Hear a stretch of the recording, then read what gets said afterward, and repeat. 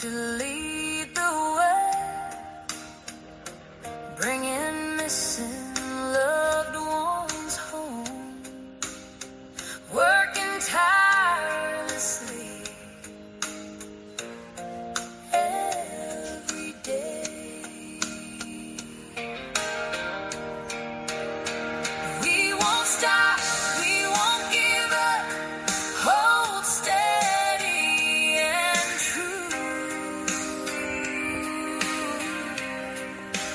finding answers, we won't back down. This is our word to you.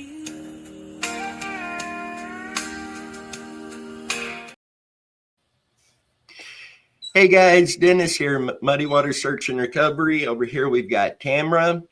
Hello. And we have other members of our team who will be bouncing in and out through the day. This is going to be a long day, I believe. We're doing our 12-hour fundraiser live feed today, hoping to help raise funds to cover the expenses that comes with going out and doing the searches, as well as getting more equipment and gear and trying something new here. So starting out with tonight, if you want to make a donation, there are 3 different ways to go about it. Number one, being obviously the super chat here on YouTube. Number 2 will be our GoFundMe. And number 3, on our website, we've got multiple things that you can make a donation on. It could be specific gear, equipment, or it could just be the general fund, which helps cover fuel and the expense of doing the searches. The links are all over in the video description during this live. So make sure to check that out. But today we're going to talk about several missing persons cases. These are cases that we are working on. Some of these we've already done searches for. Many of these we have searches lined up to do this year for as well. We're going to talk about our operations, what we do, how we do it, what we use. We have special guests coming on with us today. 2 that I know for sure. Tamra will be doing a dowsing episode here in a little while. And those are always, I love it when you do those. Those are so, it's different still, but it's really cool, really interesting. Yeah, I brought my dowsing rods and pendulum and everything. So whatever you want to do, I can even teach you how to do it. So. And Mac Randall Jr. says he'll be here for a few, then he'll have to go. Mac, it's always good to see you. Joanne Conger commented the other day on here that she has an event that she has to go to, but she's going to try to jump in and out as well. These are 2 people who have been with us almost from the very beginning and just really great people. I've got kind of like a calendar thing in front of me to keep track. If I don't have notes, I get lost so easy. I've literally got notes taped up on my light stands, on my table, everything today. Yeah, no, I work the same way. I have to write it down or it's gone.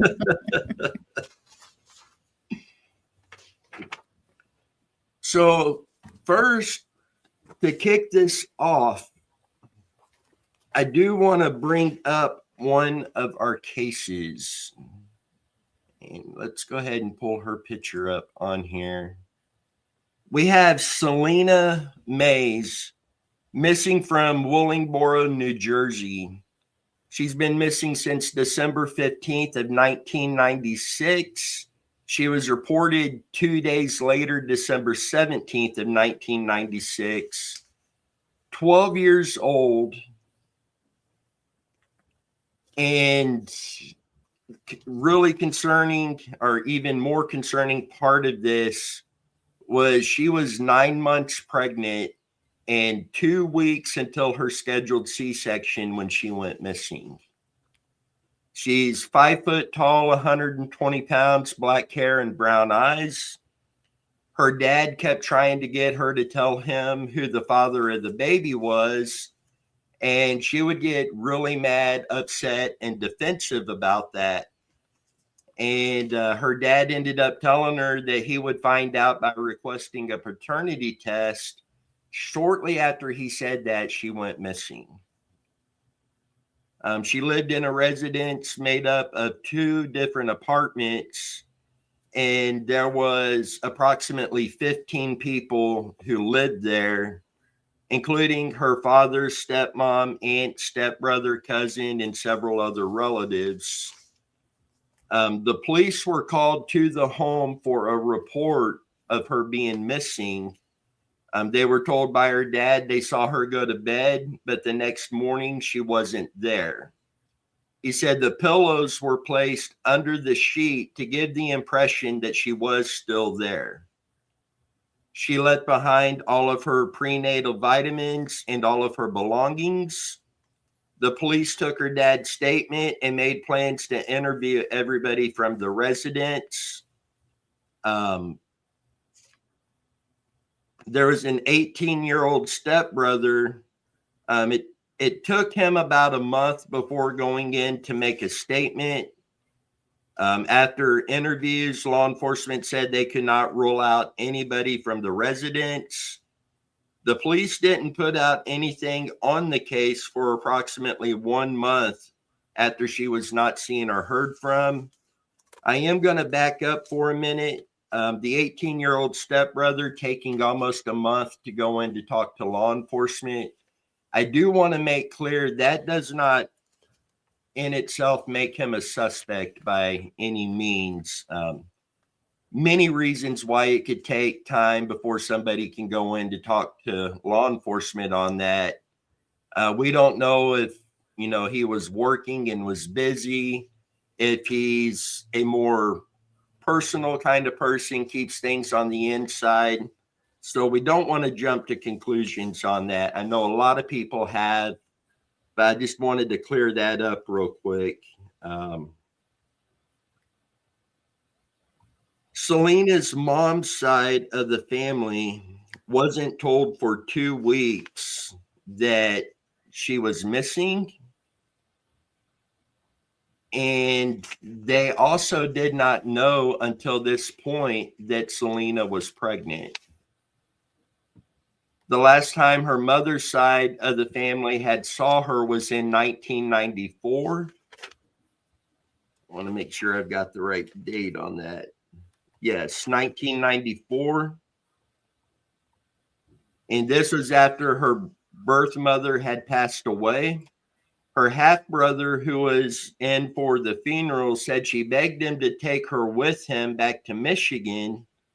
He wanted to, but a lawyer told him that she would have to wait until after the custody battle. So he waited, not knowing that it would be the last time that he saw her. There's been several theories out there on this case. The church that they all went to, and I want to say her aunt may have been the pastor. Don't hold me to that. Her dad worked at the church and her aunt owned the church. That's what it is. A year after she went missing, a scandal rocked the church. Her 23-year-old cousin would be arrested for assaulting 2 girls ages of 13 and 16. Selena's dad did pass away in 2019. Her OBGYN had reported the last time that they saw Selena, which was December 12th, they said she didn't look worried, and the doctor said Selena was happy to be having a baby. And at 12 years old, that's really concerning. We do have information. I am still trying to confirm on her case, but to date, she still has not been seen or heard from. I know some of this makes it seem, especially the dad seeing the pillows underneath the sheet, like she was still there, makes it seem like she had run away. But to not take any of her stuff with her, kind of, it doesn't eliminate that possibility, but it does raise other questions. And just that whole situation is just very concerning.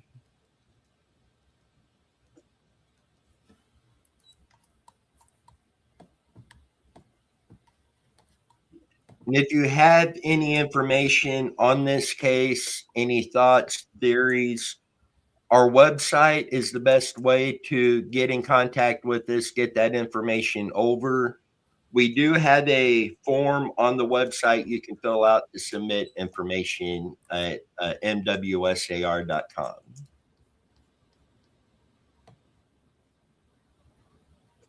So, what would be kind of any thoughts you have on that case?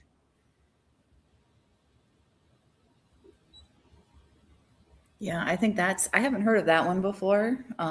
Yeah, I think the most disturbing part or the most hard to wrap your head around, is that she was pregnant at such a young age, and then she had kept, the father a secret.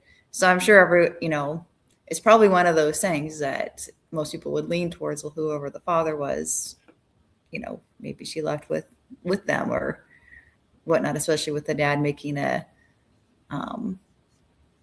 statement like that. But since she was so young, wouldn't any paternity test then lead to charges? So it'd be statutory rape. So You would think so, especially if the person was an adult.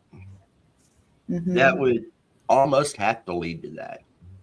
Yeah, I did see something online. I just checked a little bit, and they said that she may have said that the person was like 16, but I feel like definitely the person was older. It wasn't someone her own age, which makes sense in general. But I do feel like it was someone older. Not sure beyond that, but the police have had no leads, nothing. I know it was a long time ago, so they've been very hush hush with anything that's come into them. Being such a sensitive case, yeah. They don't put a whole lot out. And with this potentially leading to multiple charges against somebody, they're not going to jeopardize losing that with their case by releasing information that could jeopardize that. Yeah, but it's a third. I can't believe it's been 30 years, but it's been, it's a 30-year-old case. It's like I'm sure it's one of, on their backlog of cold cases at this point. And that was back before we had phones like we do now, the cameras and that. It's possible she left with this person, and I have seen cases where they just go off and live their life and they're completely happy. Although there's a higher chance of it being something a little more nefarious. But I mean, at this point, we don't know. And I can't believe that you wouldn't. I understand, but I would think that talking to enough people, they would have figured out who the father was at some point. Right. Because I don't know, maybe it was a little different back then too. But I know where my daughter was at all times. So it's like, maybe I don't know 100%, but with modern phones, I have the Life 360, so I know where she's at all the time anyway. So, but yeah, I don't know. Like I said, it was a different time back then, and I think kids don't go. My impression, at least friends that I have, the kids don't go out as much. I mean, that might be different based on your families and when you're things like that. But most of my daughter and my friends' kids, they don't go out like all the time to just places we don't, parents don't know about or who they're with. So at least That seems to be more common than it used to be. It does. And I know with my two kids, they're like almost never out of our sight. Yeah. Maybe we're overprotective, but some of the cases that we have worked on kind of makes you that way. Well, yeah, I was the same way with my daughter, and it's like, and even now, it's like having that License 360 is just like it's just a comfort. I mean, you still don't know what's going on, but I know we're like, okay, she went to school and she went back home. Okay, that's great. She went to Target, she went back home. I know where she's at. I know what she's doing for the most part. I trust her to make good choices. But I think it's some of it, like when we were growing up, there were a lot of kids that went missing. We still ran out, we played all day outside, but then like we had, a case of a kid that was killed nearby. I remember when it happened. I don't remember how old I was. It was that, I forget his name, John Jubert, something like that. And it wasn't far from our house actually. And so we actually just like, we weren't allowed to go outside, and so I remember that, and so we have stories like that I think, and you see these stories, about things happening, and it is a little bit of a different world we live in too. But so, yeah, I was the same way. I'd always know where she was at and, just keep a good eye on her. And I think it's because we heard those stories, or we heard friends of friends stories of such and such happened, or this accident happened. And yeah, there's a reason why all these safety stuff are out there now, because all the generations before didn't wear it, and there was, things happened, and it's just better to be safe than, wear that helmet and you're all fine then in case something major would happen. So we'd get home from school and get our homework done, have a snack, then we would be outside running the neighborhood with our friends till the street lights come on, and you head home at that point. Yeah. We were outside. We were more out in the country, but yeah, we'd play outside until it was dinner time. And if it was summertime, as soon as dinner was over, we were right back outside. So right.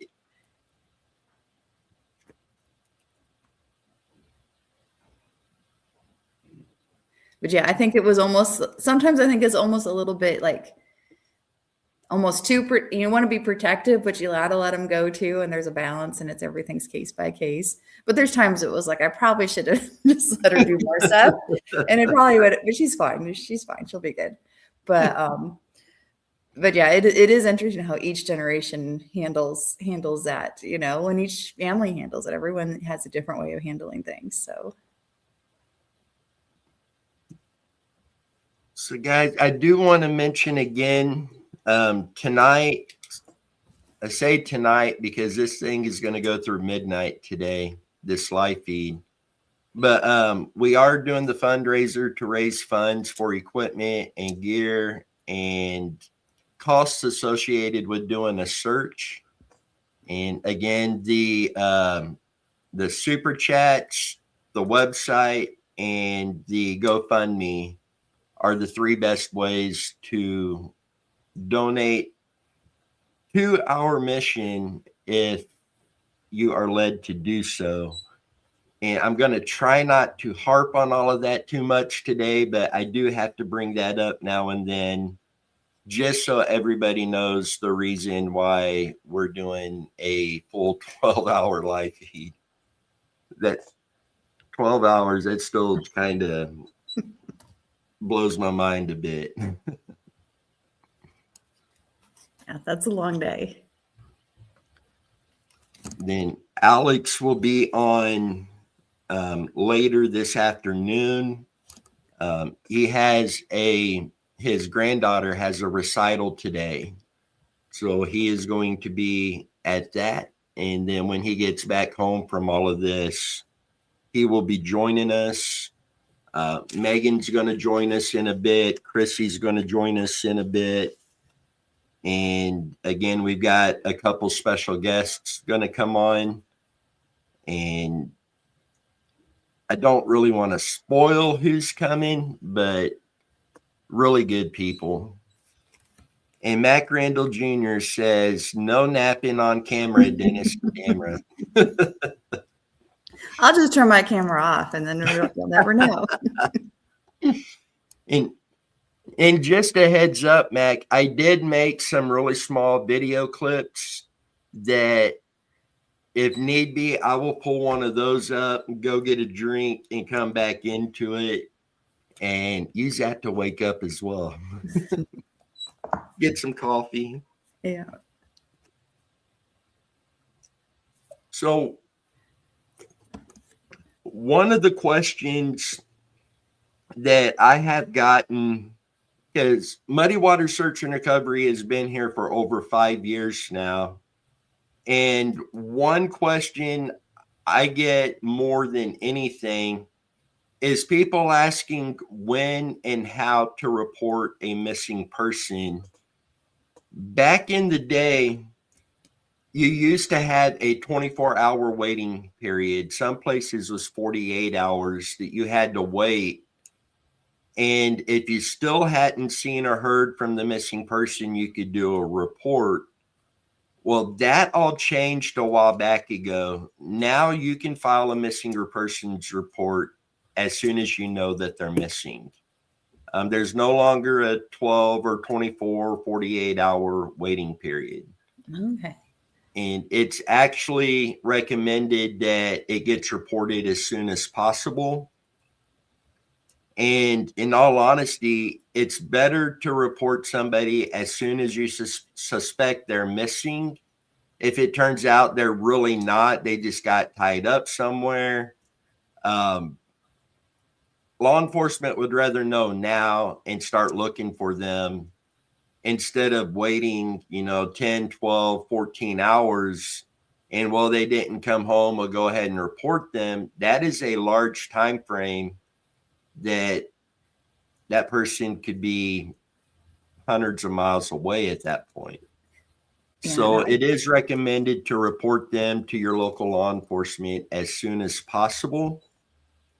And you can go to the police station to do this. You can call them and they will send an officer to you to do the report. So you no longer have to wait to do this. Then I have had people contact us first and say, hey, my son, my dad, my mom, husband, wife, they haven't made it home yet and they're 6 hours late and we need help. And I ask them, well, have you notified law enforcement? Well, no, we wanted to notify you guys. And this would be in a complete different state. So the number one thing you should do is notify law enforcement, make them aware, do the missing persons report. Because to be honest, we won't even work on the case if there's no police report. We do that because there has been instances, not with us, so to speak, though somebody did try, but there have been in the past where people would contact a team like ours and say, hey, my girlfriend's missing. I can't find her. Can you help? And they're expecting you to find where she is and let them know, because it turns out they had broken up and they were looking for revenge. So we will not work on a case unless a missing persons report has been filed with law enforcement. So that is always the very first step anybody should take when reporting a missing person. Contact them. And if you need help still, then reach out to teams like ours and we'll be more than happy to do everything we can to help. Yeah, I didn't realize it didn't have that 24-hour waiting period or whatever it used to be. I didn't realize that you could just report right away. Now, I've had some people reach out, and when I ask them that, they're like, no, I tried, but they said I got to wait 24 hours. So I'll turn around and call law enforcement there and be like, hey, and they're like, no, there's no waiting period. They need to report them right now. And I said, well, they said they tried and was told this. Turns out they never called law enforcement. Yeah. So. Yeah, I've seen cases where, because I know they say like that first 48 hours when someone goes missing is the most critical. You can, track where they are easier, it's a higher chance of finding them. But I've seen cases, especially like with adults, it's like, with kids, it's a little easier, like if a child is missing, pretty quickly, and people respond very quickly. But adults, especially if you're living on your own or you're living in a different state, you don't want to it's a balance because you don't want to be like, well, I don't want to report them missing and, they just went out to eat and forgot their phone, so you don't want to overreact because you feel like that'd be too much. But I think there was a case that I saw recently where, they kind of knew something was wrong because the person was always in contact with their family every day without stop, and their phone, they had access to their phone because they shared plans. And the phone activity just stopped. There was no activity starting at 3 a.m., the morning when the next day they couldn't get a hold of them. And then they started saying, well, maybe this, maybe this, well, maybe they did this, maybe their phone broke, maybe this. But it's and I think they waited because they were out of town. So they waited till they got back. And then it's well, maybe this happened. They start talking to all their friends and trying to figure. And then a week later, they were okay, we really can't find them, but it's that whole week has just been gone. And, everyone does the best they can. But it's just it's a balance because it's also when you report someone missing, your life becomes more public than you might like, and you don't want to be someone who's oh, I can't find them for 5 minutes and you report, you want to balance it. So I can see both sides of it. But yeah, I can see now knowing that you don't have to wait that 24 hours and they go, police will help start looking for them. If they find them, that's great. That's a win. So yeah, I think it's more of just kind of letting the public, everyone know it's okay. I've had a couple of instances where I couldn't find my daughter, and one of them was, very short time, but when they're young, it's instant panic. The other one, she was a little bit older, and when she was with one of my friend's older kids, but it was a very public place and lots of people everywhere. So there was a little bit of a panic there, but in the end, everything was fine. But I was moments away from saying, oh my gosh, I've lost my child. But there was so much embarrassment with that too. It's what kind of a mother I am. I lost my child, because they were playing. It's oh, we're going to go here. It's okay, that's fine. And I look up and they're gone, and then it's well, where are they? I was oh, I'm sure they're right here. They're not right there. They're not right there. And so we ended up finding them, but it was about 10 minutes of panic and, so that I understand both sides of it. But yeah, everyone just wants to help. So we had a situation with Cheyenne, and this is when she was going to public school here in town. I had come home from work, and normally her bus would get here about the same time I got home. And the bus came and she didn't get off the school bus. So instantly panic starts to set in, but it's she missed the bus at school. Let's go to the school. So we go to the school. She's not there either. So we're telling the principal in the office what's going on. And so they immediately notified Leavenworth law enforcement, and they got her description. They were immediately driving the streets looking for her. Oh, wow. The school starts pulling up their cameras, and we watch her leave the school with some of her friends, bypass the buses and walk off. Oh no. Turns out her friends had asked her to walk home with them and then walk home, and she did, not realizing how far away the school was. Oh no. So we're still at the school and going through all of this. And after I seen that, I'm not going to just sit in the school. I'm going to go look for Cheyenne. So I'm driving the neighborhood. I'm passing police cars that are already out looking for her. Oh, wow. And so I decided to come by the house first, make sure she ain't home before going back to the school. I barely walk in the door, make sure she's not here. As I'm coming back across, she walked in the door. And man, just the panic that sets in for that bit of time. I mean, it was about, I would say 30, 45 minutes, but it was unreal. Yeah, and it is. we're very thankful that our situation ended positively, because many families, unfortunately, don't have a positive conclusion to Yeah. those types of incidents. Yeah, I think it literally just takes a moment, and most of the time it's going to be fine. But if, in that situation, if there is someone there, that's the fear, it's like, I understand what you did, and it's probably, 99% of the time you're going to be just fine, but it's that 1% that is just so scary. No, I remember, it reminds me of when I was in kindergarten, I was very loud and outspoken and outgoing. And I actually remember this. And I remember I was supposed to get online for the school bus, and I decided I didn't want to. So I was waiting in line for the school bus, and I kind of stepped back a little bit, and the lines left, and no one, because and we had like kindergarten through 12th grade. And so people were coming and going, all that. So, and I wasn't scared or anything. I was just like, well, I need to get home. So I was like, I didn't want to take a school bus. So I waited till I saw some high school students go by, and I picked a gal that looked like my best friend. And I asked her if she could give me a ride home. And, I remember she had long, dark, curly hair, and she said yes.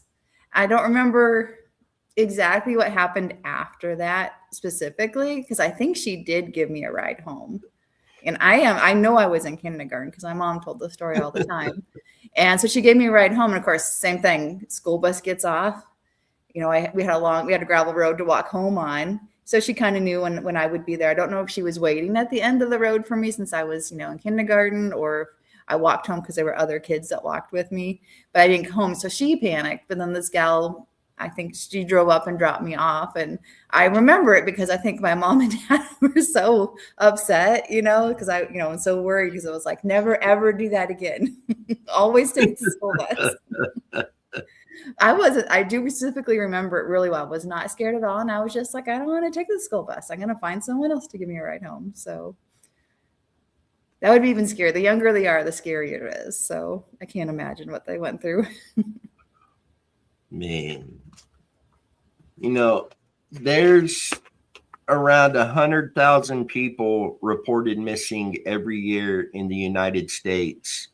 And as you're saying there, 99% is going to be okay. The majority of those are found usually within hours. Mm-hmm. Some of them may take a few days, but the higher percentage of that number are found fairly quick. It's the other percentage that's concerning. Mm-hmm. Yeah.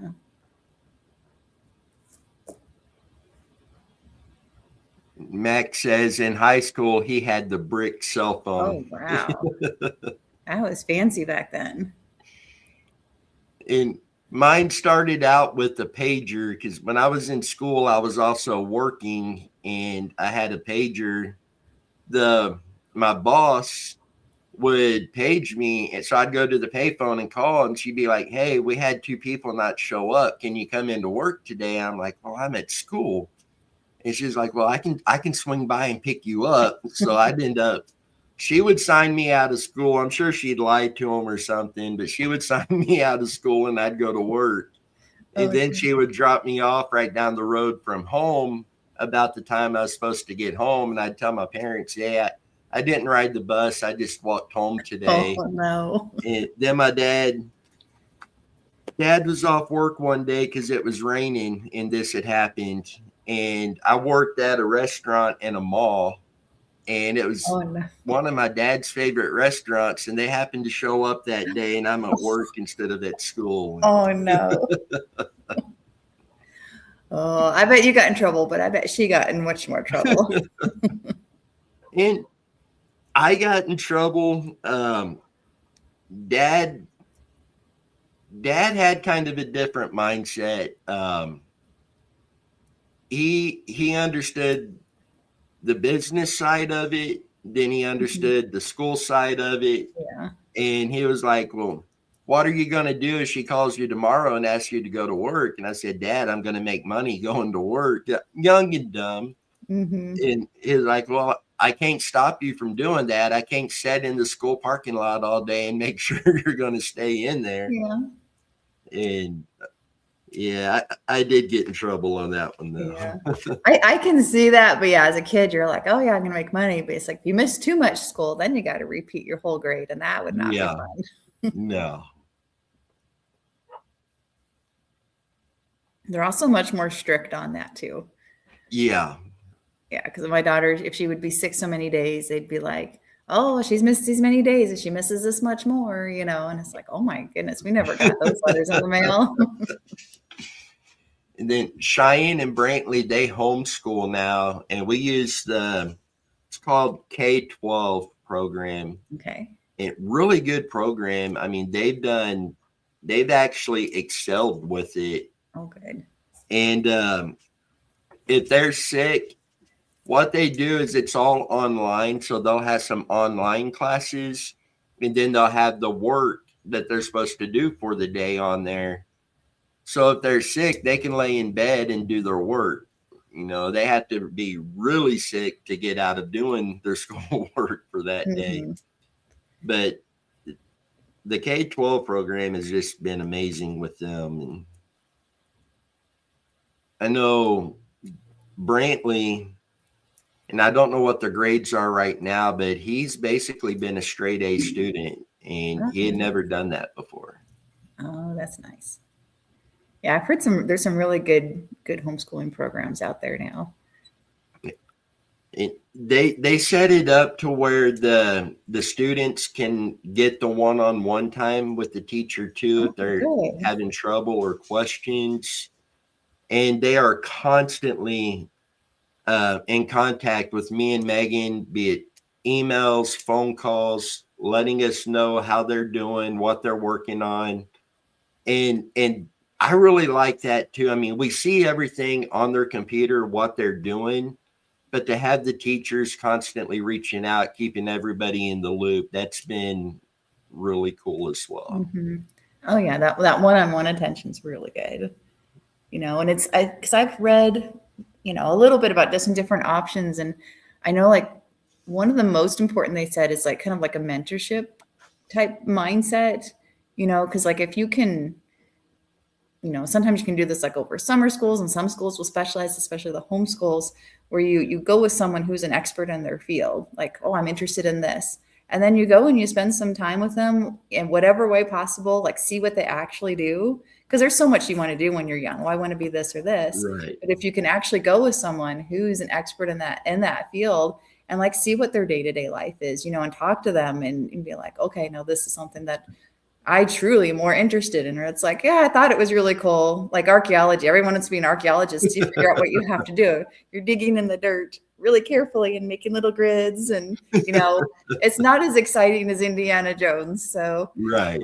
So sometimes you're like, okay, because I thought I wanted to be a field researcher until I did field research. And so I worked in a lab for a while, did some field research, and it was like, this is really boring. It's really, no, the results are really interesting and some of it's really fun. But the fact, you know, I worked with one professor that he was just basically researching evolutionary trade-off between winged and wingless crickets. And because basically the theory is if you have wings, you would lay less eggs because you could fly away to get away from predators. But if you didn't have wings, you would lay more eggs because you couldn't fly away to get away with predators. So it's kind of like a trade-off. So he was researching that. He'd spent 20 years on it and still didn't have, I mean, he had papers and whatnot written and he worked through the university and everything, but he didn't have anything like, I guess maybe that's kind of our American mindset, like really groundbreaking. You know, he had really good data. But it was like, and he even offered me like a PhD through him. And it's like, I don't think I want to do this the rest of my life. It was like, this is interesting, but it's also kind of boring. So it's like, I have patience. I have a lot of patience for a lot of things, but it was like, crickets isn't one of them. That would be a tough one. Yeah. So, I mean, it was also so specialized, you know, it would be like, the job options be very limited. So like when we were looking at, you know, potentially going on to grad school, which I didn't do, but it was like, if you limit yourself too much, you know, then you're that's the only type of job you can get, especially when you're at doctorate level in that. And it's like, I don't want to spend the rest of my life teaching classes, trying to get grants, and then working all the time on my project. And that's it. You know, it's like, because the grants were also really stressful. If you lost your grant, you lost your research. So Man, yeah, so it was interesting. it's amazing how much goes into doing that type of research when it comes to having to get the grants. And Oh yeah. Yeah. It was always, yeah, he would, when he was going through grant time, he would always, if it got really stressful or he had enough writing the grant proposals, he would come in and clean the lab. Max says he doesn't have the patience to research for 20 years. Well, it was interesting research. I mean, it was interesting to go through that process, but I'm more interested in the data and the results, I guess. But yeah, it's a lot of work to go through that. And, you know, and I think he did have some good results, and he knew it was going to take some time, and he had to make adjustments as he went along too, because the crickets decided, well, they had all the food in the world to eat. So they ate all kinds of food and they all laid the same amount of eggs. So he had to change the diets. So learned a lot about crickets. Oh, man. I know if you put them on a hook, they're pretty good fish bait. They are very good fish bait. They're really good food for lizards, you know. Depends on the cricket though, because you have some crickets that have a harder shell, and some then when they bite, some of them can be really mean. When they bite, they can't break our skin, but it hurts. It pinches. Yeah.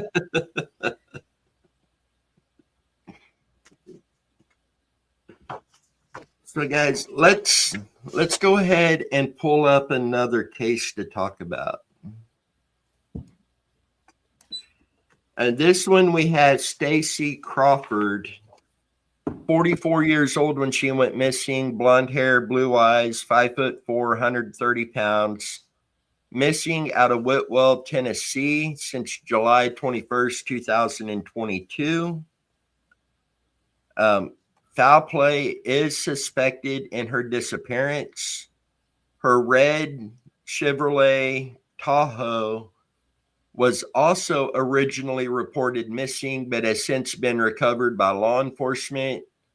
Detectives arrested Ronnie McFalls, a 49-year-old out of Guild, Tennessee, charging him with the theft of Stacy's vehicle and tampering with evidence. He allegedly had the vehicle and sold it. According to law enforcement, he's a person of interest, but not a suspect at this time. Law enforcement had also been looking for another individual to conduct a follow-up interview, and this person later turned herself in on an unrelated warrant and ended up in jail. And so far to date, Stacy Crawford has not been seen or heard from. Any information you have, please contact the Marion County Sheriff's Office at 423-942-2525. And again, if you want to get information over to us, please do that on our website. And there is a form there that you can submit information into our team. There's also a form there that you could submit a missing persons case you would like for us to work on. But again, Stacy Crawford missing out of Whitwell, Tennessee since July 21st of 2022. And this one,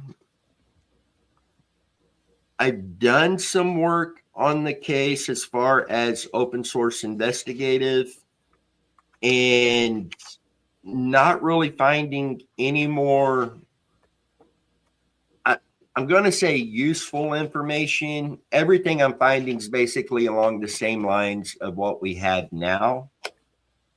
I do have a couple locations that I do think need to be searched, and brings us back to like the fundraiser, helping to raise funds to do this stuff can help get us out to other states like that to do these searches. And this is one of them. We do have search locations we would like to get on, and hopefully be able to help bring her home.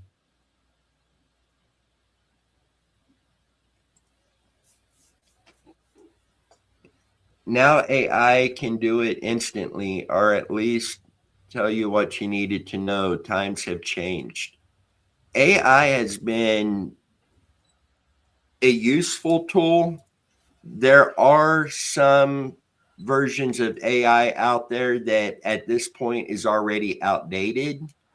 Um, but there's others that it's like, what do you need people for? AI can do it. I mean, it, It's just it, another tool. Yeah. It's not, yeah.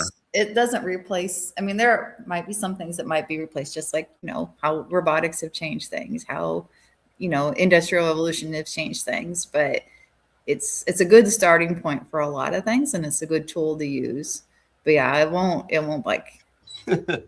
like Wally, where all we do is nothing and the machines do everything.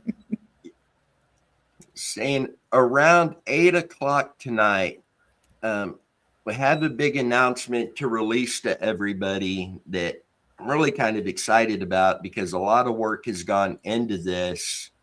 And I did actually use AI to help me with a lot of this. And some of it went very smooth and was incredible and made it easy. And then some of it wasn't like currently updated to the last few months of policy changes in different locations and stuff. So some of this, we went hours running around in a circle trying to figure it out. But at the end of it, AI was really, really helpful with what I was doing. And that'll make more sense around 8 o'clock tonight with that announcement. But AI is kind of fun to use.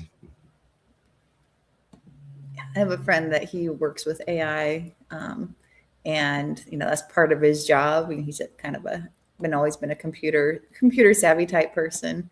But yeah, he talks about like all the stuff that it can do, and it's just another thing to make your life easier. So, And that's almost always a good thing. yeah, it is a double-edged sword. I can see where it can be kind of good and bad, like any new technology. So, I remember, and I don't remember when microwaves came out, but you can go back and see all the stories where when microwaves come out, everybody panicked. This is going to be the end of civilization. And yet, I don't think most of us can get by without a microwave today. yeah. Yeah, I've seen they have I haven't seen them around as much, but they have like the newer like convection ovens and things like that they say may replace microwaves. I think they're working on it. I don't think it's quite hit mainstream yet, but those are supposed to be good. And they're supposed to be small like microwaves and just work the same way. It just uses a different heat source of some kind.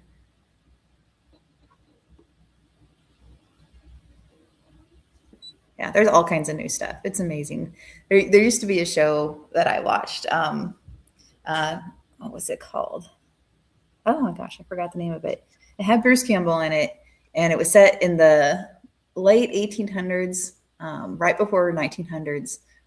Briscoe County Jr. is what it was called. So it was kind of a Western, but it mixed technology with it too, because it was all about, he said it was always about the coming thing. So there was at a point in time in the US, like electricity was just starting to be used, all these new inventions were coming out. So I always kind of like seeing it that way. It's like, it's always the coming thing. There's all kinds of new stuff. Oh, really? I didn't know it came out in 1914. Jeez. Brantley, did you look that up? That's cool. If it is, that's neat. I always thought it probably took a while to get to be mainstream, but.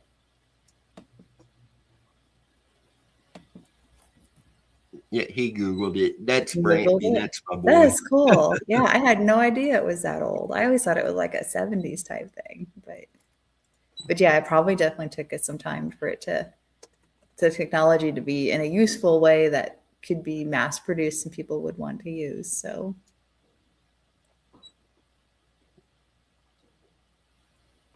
if they came out in 1914, yeah, I wasn't around then.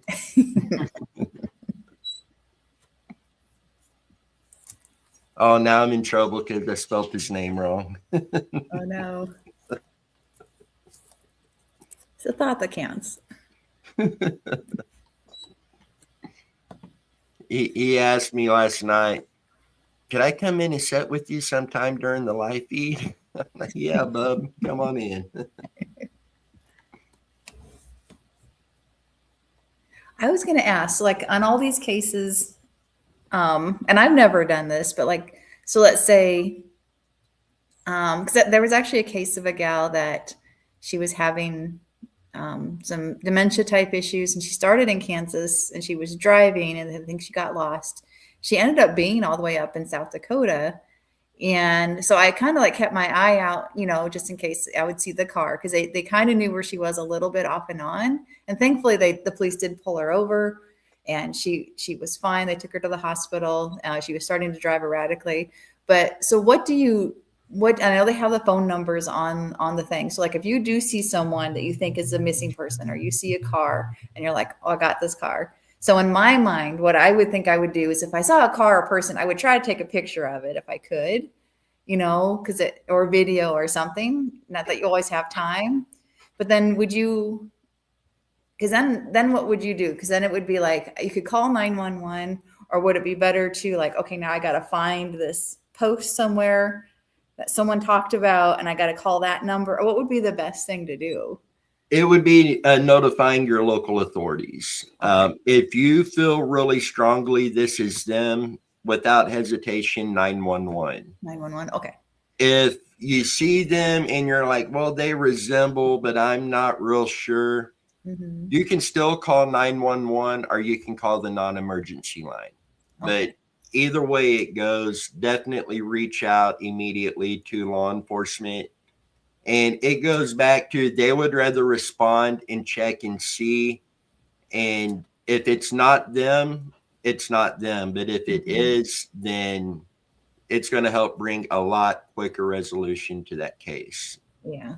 And they would rather show up and it not be them than not show up and it was. Okay. Okay. Yeah, I was kind of curious about that. Like I said, I've never had to do that before, but there's been a couple cases that were closer to home, and it's like, well, if I do see that, I would be like, okay, I got to dig and try to find this thing, but then you're losing valuable time, you know? So yeah, 911, I feel like, well, it's not an emergency, so I don't want to bother them. So, but if you're saying that's the right thing to do, then that's good to know. Yeah, and this is a question that I have actually talked to law enforcement on. And because I'm lining up kind of a how-to video on what to look for, how to report it, who to call. And that's something that they have told me is, you know, law enforcement get a bad name, usually for stuff that is uncalled for. Somebody gets a speeding ticket, they like to go on social media and blame law enforcement for the reason they got a speeding ticket, when if you weren't breaking the law, you wouldn't have got a speeding ticket. Yeah. So a lot of people kind of hesitate on that, but the fact is, the majority of law enforcement would rather you call them immediately so they can respond and get this checked out, than to risk that being the missing person and they never responded. Yeah. Most law enforcement officers I've talked to, they want these cases solved as much as anybody. And without a doubt, 100% contact law enforcement. As Max says, I have our local county non-emergency number programmed on my phone. And that is something I would recommend for everybody. That's a good point. Yeah.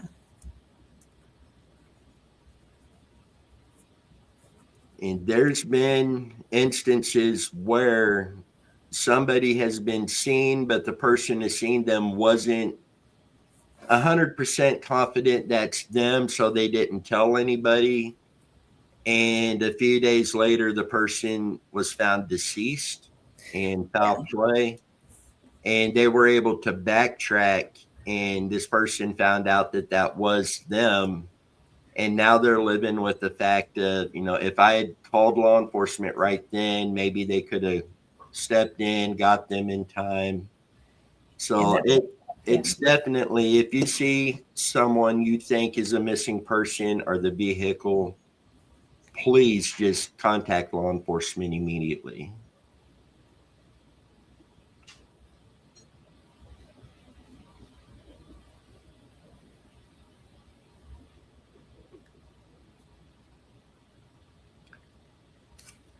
I am not familiar with the Randonautica map or app. I haven't heard of that either. I'll make a note of that. I have to look into that.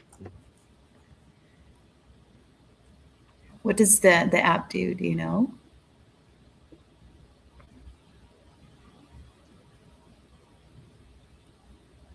Nautica sounds like random water, random voting. I'll have to look into that too. That sounds interesting.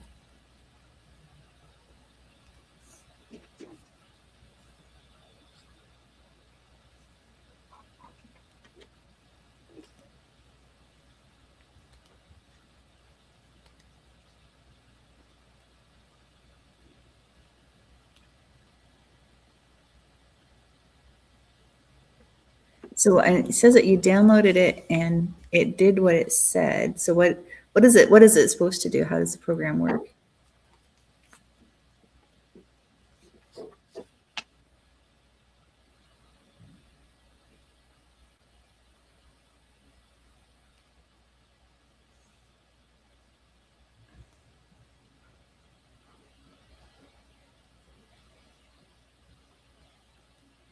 Okay, I think I found some information on it too. Location-based adventure app. Uses a quantum random number generator to provide coordinates, encouraging users to explore their local areas and break daily routines. Actually, geocaching, things like that. My daughter actually had one where it's supposed to be like to find unusual places, neat places, kind of out of the way. I don't know what she used. Maybe she used this, but this was a while ago. And so we went and found a really beautiful place, but unfortunately it was private property. Didn't really know at first. So like we're driving, it's like, I think this is someone's driveway. And it's like, it is. It's absolutely beautiful, but we're turning around and leaving. I don't think they want us walk to here. This is their driveway.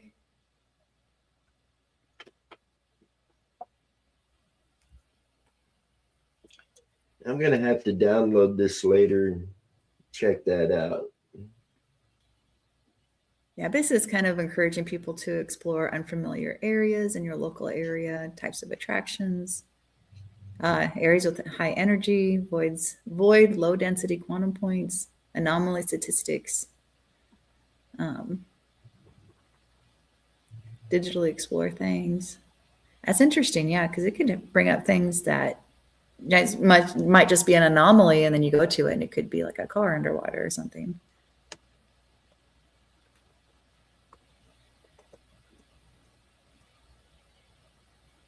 Yeah, I have to look into it.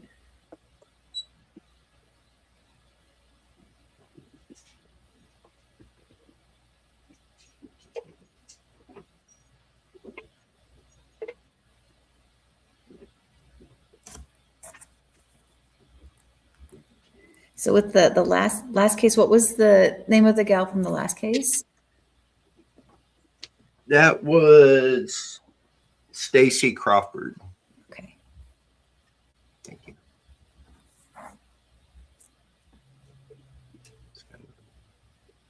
And that one's, are they treating it like a missing person case or a homicide? Right now, to my knowledge, still a missing persons case, but foul play is suspected. Okay. A lot of energy with that one. That one's interesting.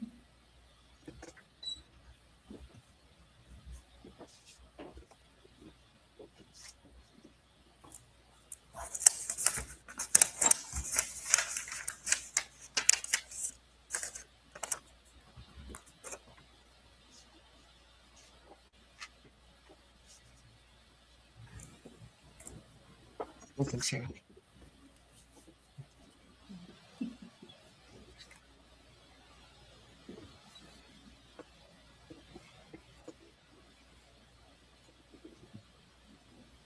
Hey, Mac, you have fun. Have a good day out there. Yeah, have a nice time. Hopefully it's nice where you're at. We're still nice, but it's a little chilly for me. It's still nice. But we're gonna be like 70 tomorrow, which is good.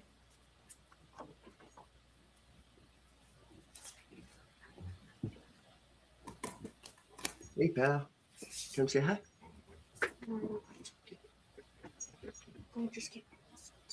Hmm?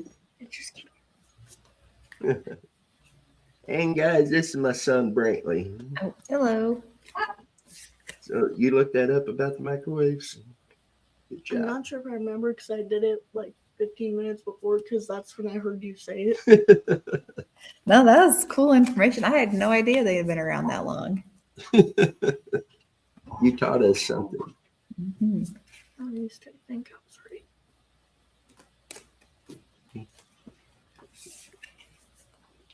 Well, you got anything to say?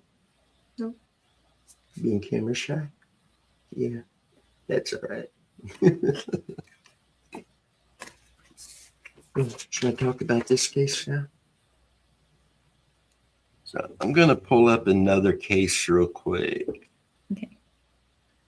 This one is Alexander Kruick, missing from Milwaukee, Wisconsin since July 20th of 2020. 35 years old when he went missing, 6 foot tall, 175 pounds, black hair and brown eyes. He does reportedly have mental health issues, and his delusions have increased over time. He was last seen wearing a black hooded sweatshirt, a red flannel, jeans, and white shoes at the McDonald's on North 25th Street and West Wisconsin Avenue. The last phone call from him was on August 6th of 2020. His last known residence was on the block 19000 West and Finn Place. He had moved from Chicago, Illinois, and had been working as a welder. He had told his friends that he wanted to travel to Texas and then to Mexico to meet a woman that he had met online. He did not have enough money to travel, and he only travels on foot, bus, or getting rides from others. There is nothing that confirms that he did follow through with plans to go meet the woman. He kept in touch with his family on a regular basis and would not voluntarily not make contact with his loved ones or be gone this long. The family suspects foul play in his disappearance. If you have any information regarding his disappearance or know of his whereabouts, please contact the Milwaukee, Wisconsin police at 414-935-7405. Or again, you can go to our website, send that information over. We can get that to where it needs to go. But Alexander Kruick, missing from Milwaukee, Wisconsin since July 20th of 2020.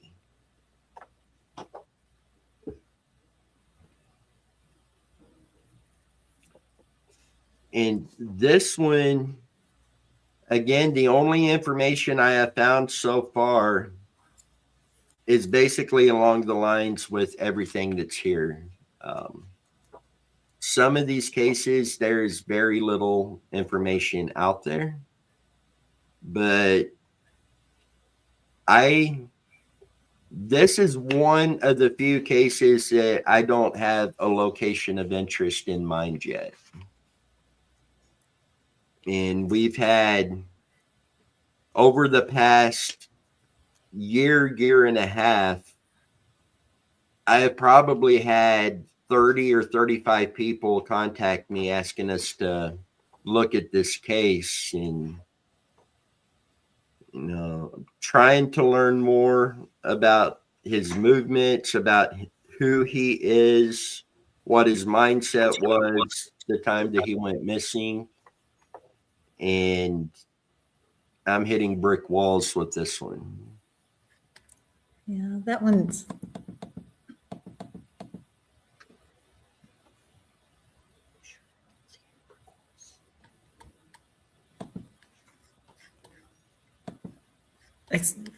I kind of, I don't know if you want me to say anything, but I kind of just see him. He used to talk to himself. Like I said, I know he said he had some psychological. I see him like talking to himself. Yeah, I don't know. That's the only thing I get from that right now.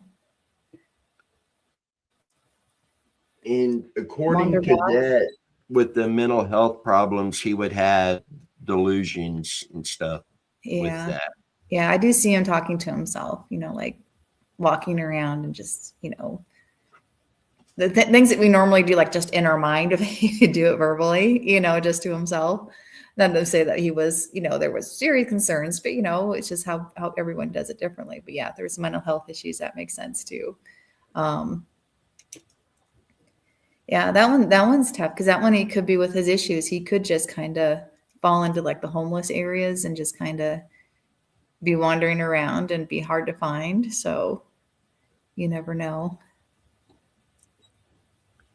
Saying we have had some cases where an individual with mental health issues turns up in like a homeless camp.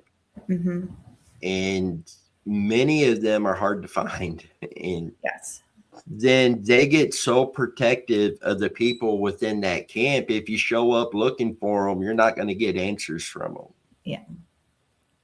Yeah, it's because as I've been working on this, the number one thing I hear from other people that, do this, especially intuitively, is like, sometimes people don't want to be found, and sometimes you're not supposed to find them, things like that. So, and that's when it's a little tougher. Did he have a house or a place that he was living at before? He did. Not missing? Or at least his last known residence. Okay. That was on the 19,000 West and Finn Place. Okay. It's like an apartment or? That I can find out. Okay. Yeah, but he had a place to call home at least.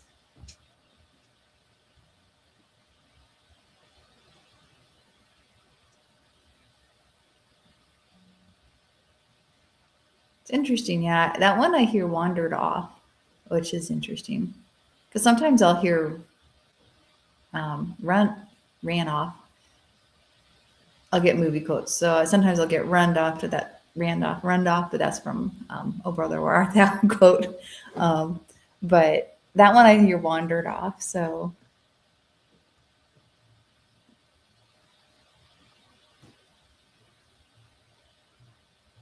but it's hard to know like how long that would have lasted. I don't feel anything else otherwise. So the other case, that Stacey Crawford, there's something with the head, a lot of head energy with that one. I don't know if that one's interesting, but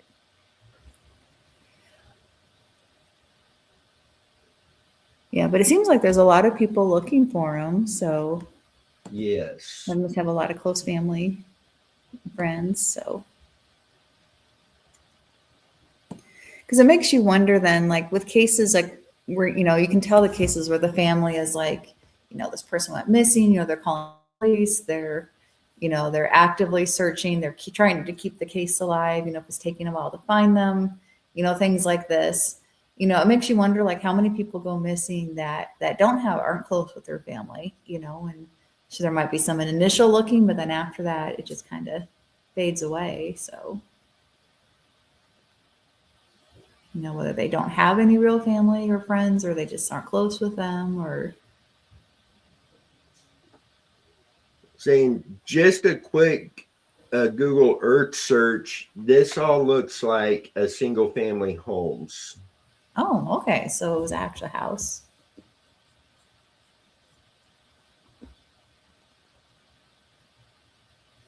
Yeah, this looks just like a big neighborhood of Okay. single family homes. Okay.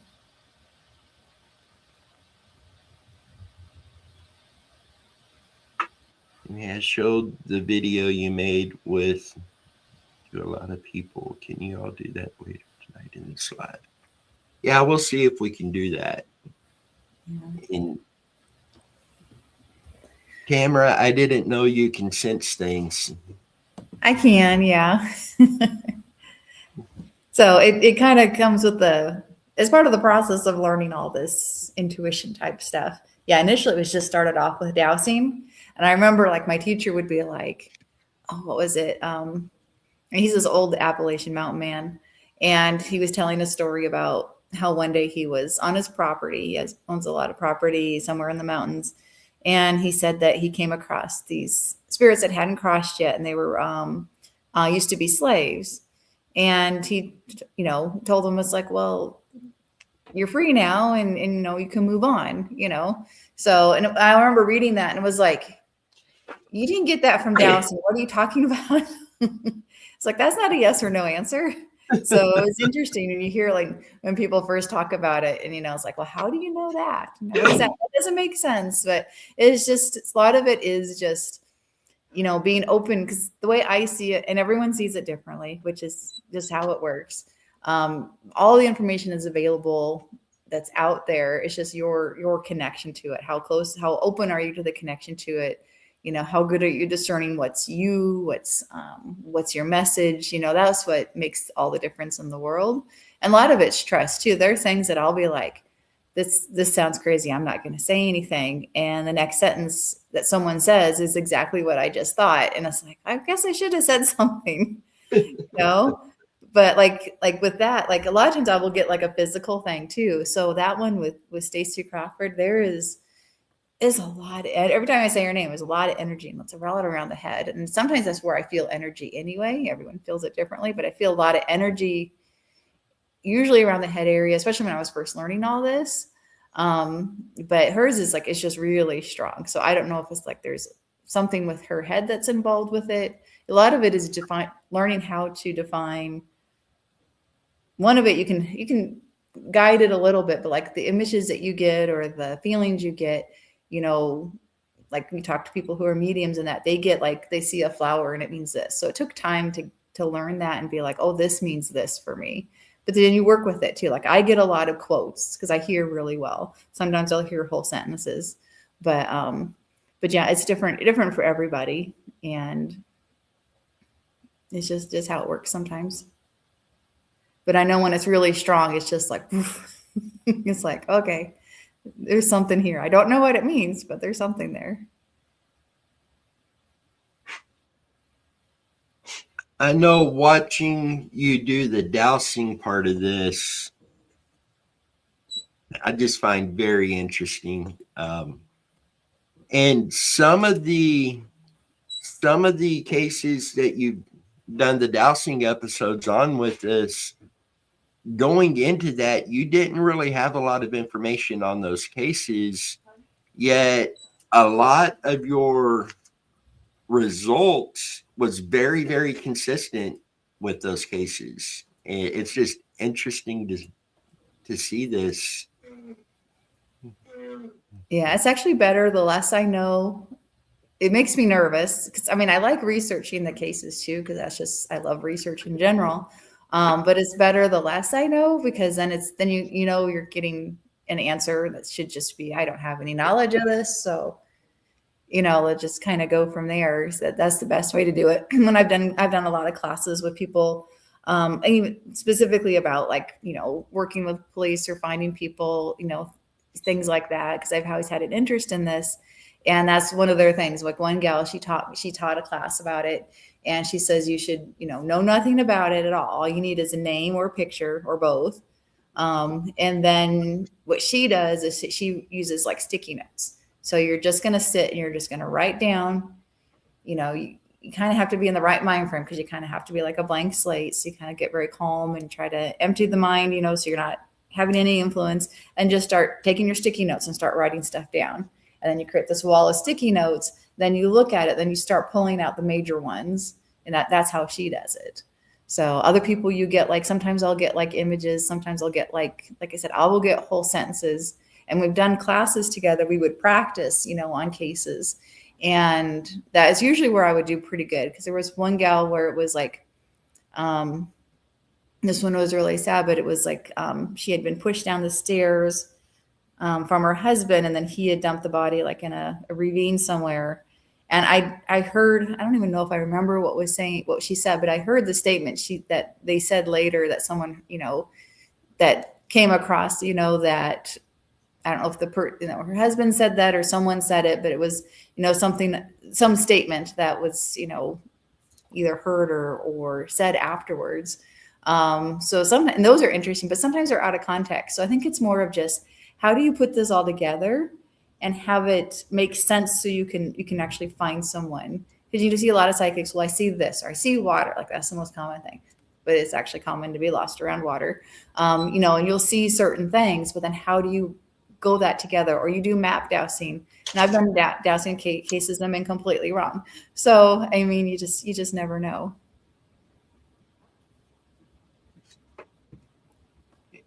Real quick, Mark, how you doing? Good to see you again, and thank you very much, Mark.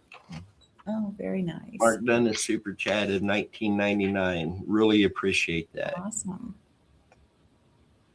Well, Mark, I had mentioned to Dennis earlier, but if people want to donate, I'd be willing to do like a reading or a dowsing session or something for you, whether you want it on a case or something for you, just as a thank you. So if you're interested, let us know, and I will ask any question you want. We'll see if I can come up with an answer. And Mark is another guy that has been a part of Muddy Waters for years. I mean, he's from early on. I've talked with him, just really good guy, and especially on the Randy Leach case. And there's a theory he had on Randy Leach that he and I discussed a few times, that Mark, I am still working on getting on a couple of those locations. And it does, I don't want to say directly related to Randy. I don't think it could rule out, but other people that have been missing, those locations I'm lining up to get searched this year. So we do have a lot going on with that side of the stuff too. We definitely will be in contact and try to keep you up to date when those searches come up, and let you know any findings and if we're able to clear the areas and what takes place there.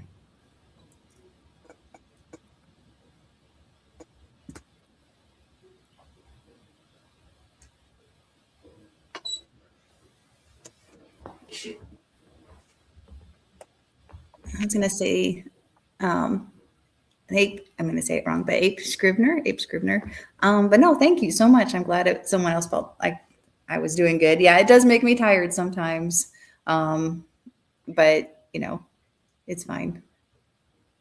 Sometimes it energizes me, and sometimes it makes me tired. So I remember one episode you were doing dowsing, and after it was over an hour straight, you went, and you looked so tired. Yeah, sometimes it's just the physical, like holding them. It's like, okay, I can't hold them up anymore. But it can make you tired. We actually did I did a class with a local intuitive here, and she did a kind of like a practice session with everybody, and it was like free, but it was just kind of helping us, as part of her class. And it was like, I don't know, it was like 1 to 3 or something. And it was so busy. It was just back to back people. I mean, it was just one right after the other. And I remember when I got home, I was so exhausted. It was like 7 o'clock and I went to bed and I slept all night. I was so tired. And I just sat, I wasn't even dowsing at that point. I was just doing the normal readings and yeah, I was just exhausted.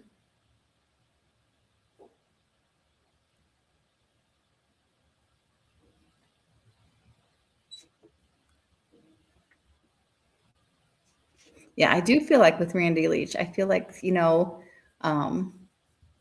hopefully it's getting closer to be able to find him. So,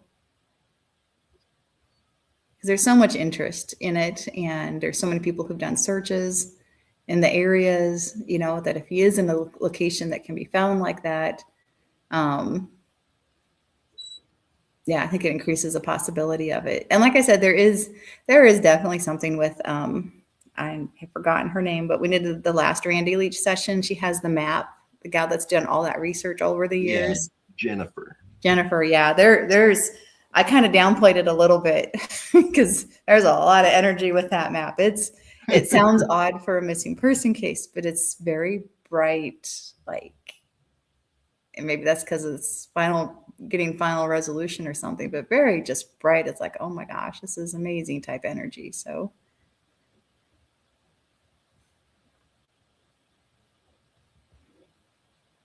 And that was the first time I'd ever seen it done before. What's the background on that?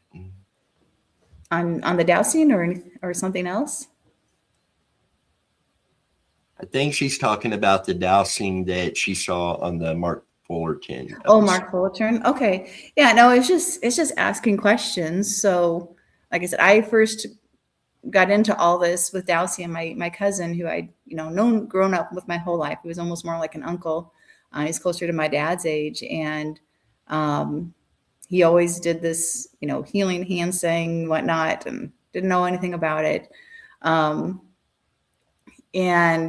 I actually was having acid reflux, and I work in the pharmaceutical industry, and I know there's no long-term research on drugs. So I was like, I don't want to be taking this the rest of my life. So I went and talked to him, and just kind of one thing led to the other, and got to feeling better, and started learning dowsing from him.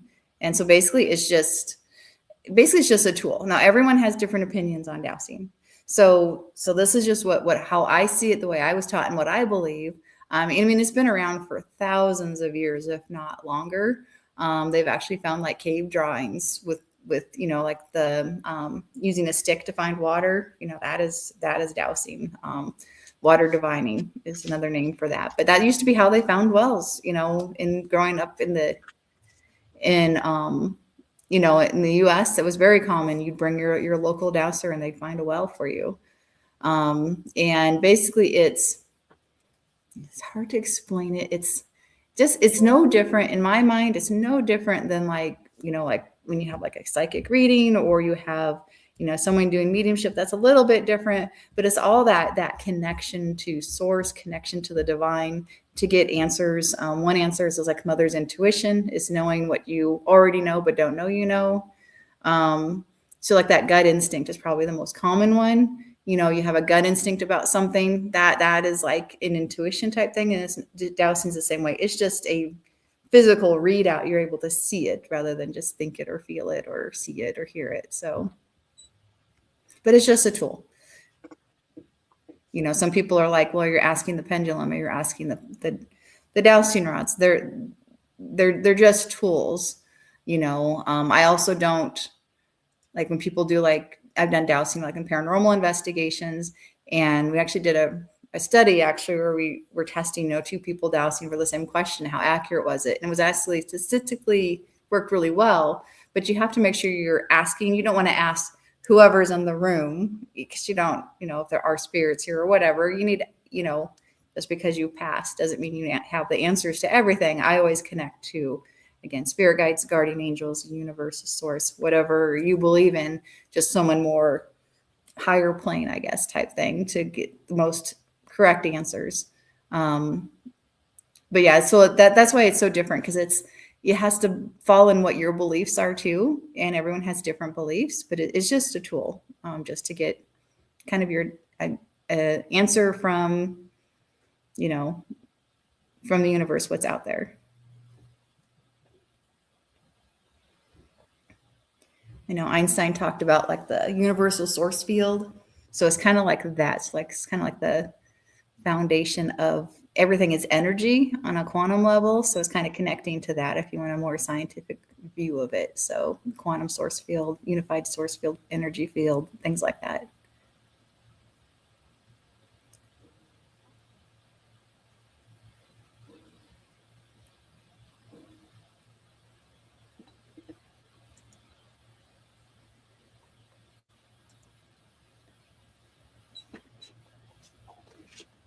And again, we want to say thank you to Mark for the donation. And I looked on the GoFundMe, and thank you, Tamara. You're welcome. I tried to do it anonymously. It didn't work. And guys, if anybody else wants to donate, we have the super chats like what Mark did, and then the GoFundMe, and then over on our website are 2 other options, and the links are in the video description. But thank you very much, both of you. And Mark, if you want to ask a question or something, just let me know. So, and anyone else, this is kind of what I would like to do, but it's up to you guys. If you want to donate, I will, do a dowsing session for you for a case. I have my oracle cards, which I like using too. I can do a pendulum reading, whatever you want, just anything to help with the fundraising.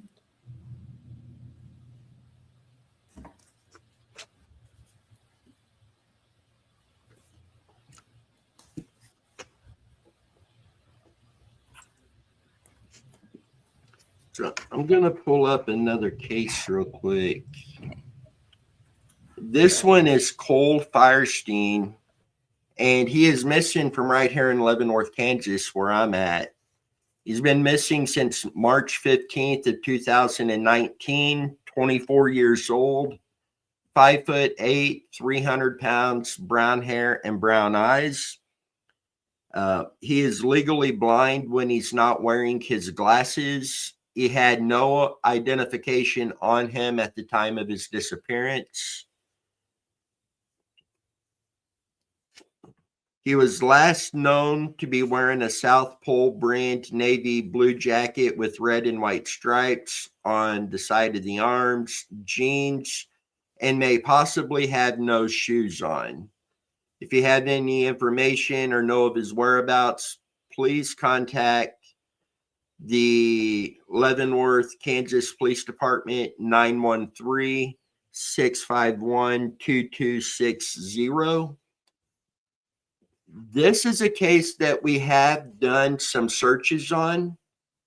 We do have a property that I am working to finish up clearing. I really don't think he's going to be on this property, but just the vicinity of the property, it needed to be searched. And we have had information come in on this case. Every bit of information we have gotten, law enforcement does have. And the person who gave us that information, we talked to about law enforcement. They were on board. They have spoken with law enforcement. I don't want to go into details on information because this is an active investigation with law enforcement. But Cole Firestein, missing Leavenworth, Kansas, March 15th of 2019. We do have, other than the one location to finish up, I do have multiple locations we're going to be getting on very soon, getting those searched with the hopes of bringing Cole Firestein home. I have spoken with some family of Cole's. I've spoken with, it was one of his best friends who does not live in the area. And, Cole is a young man who is loved by so many, and we want to do everything we can to help bring him home. So if you have any information, again, as always, our website is in the video description. There's files to send information that you want to share on a case. There's a form to submit a new case for us to look at. All of that over on the website. The website did go through some changes, and here on the background, to be on this side, you see DMCB Media. That is on the website too. I will tell you, our 8 o'clock announcement does have to do with that. Just to kind of point you at that announcement and where that is going. Let's see here.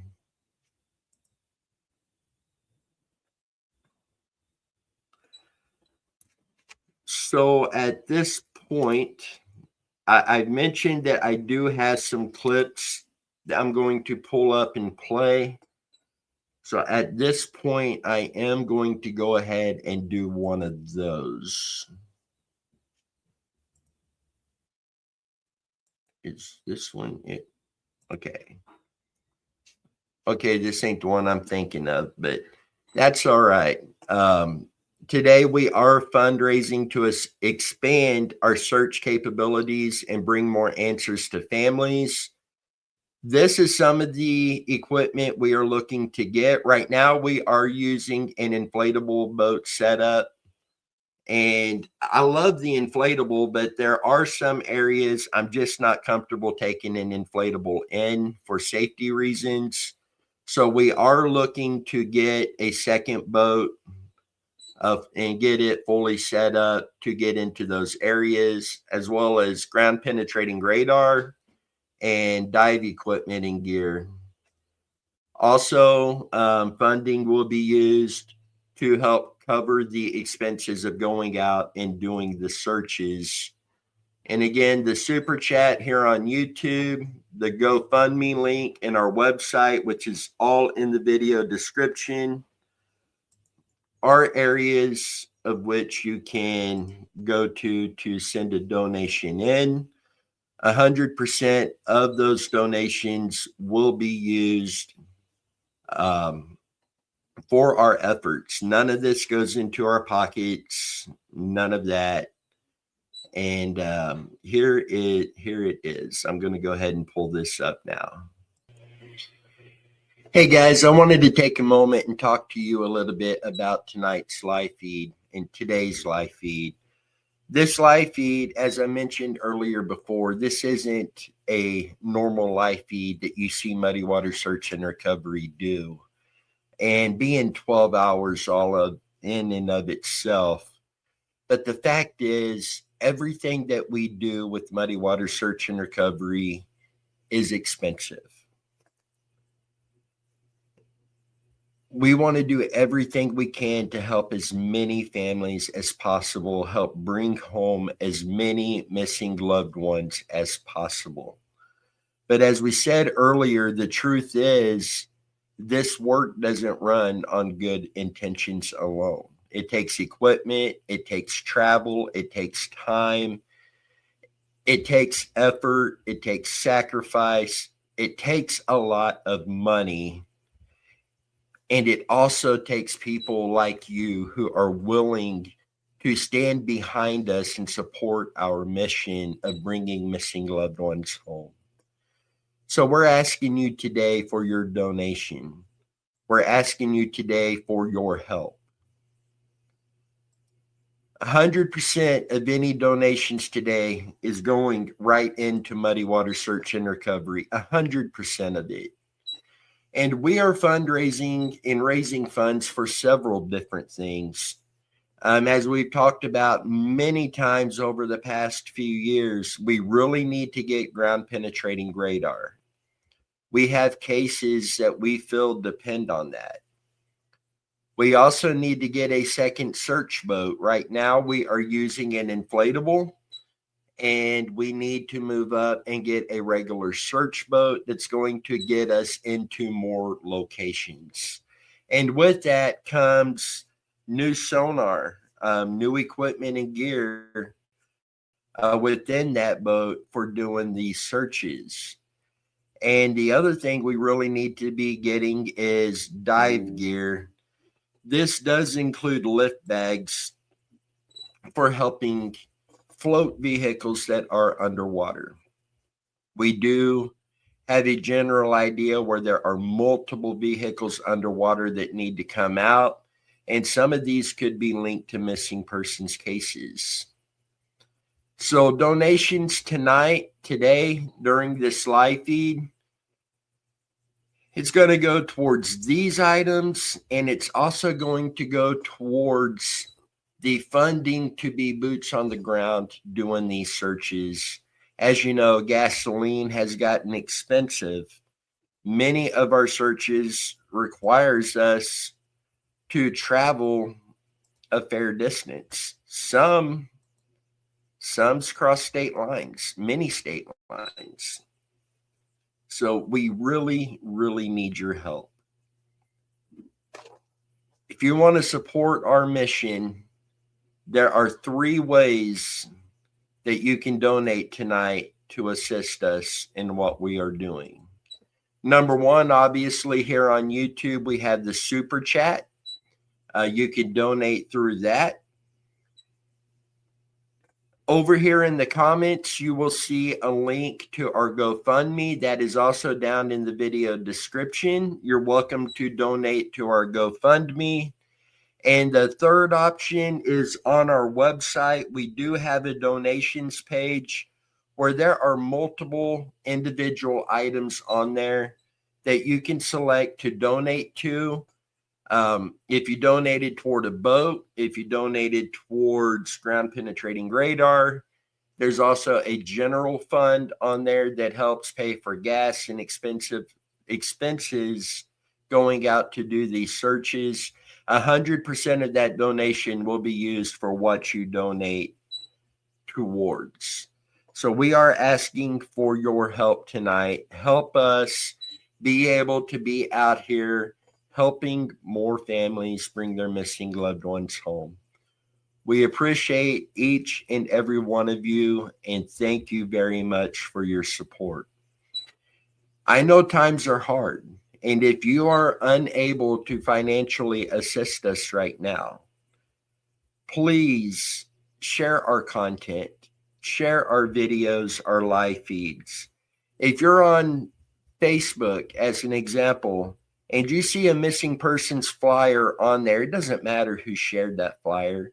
Please share it. Get these out to as many people as possible. Something we have learned in doing this for so long now is that is one of the biggest things you can do to help, is share the flyers across social media. That in itself has helped bring home countless missing loved ones.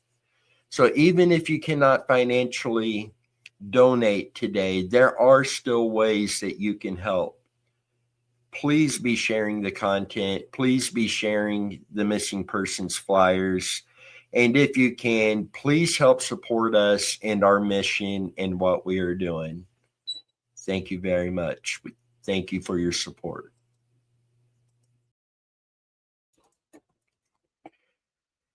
So guys, that clip was fairly long, and that clip was made about 12:30 last night. So I do apologize for that. But I've been asked this multiple times, and I know we've explained it a lot in some of our live feeds, but I've been asked how, Muddy Waters came to be and what we do.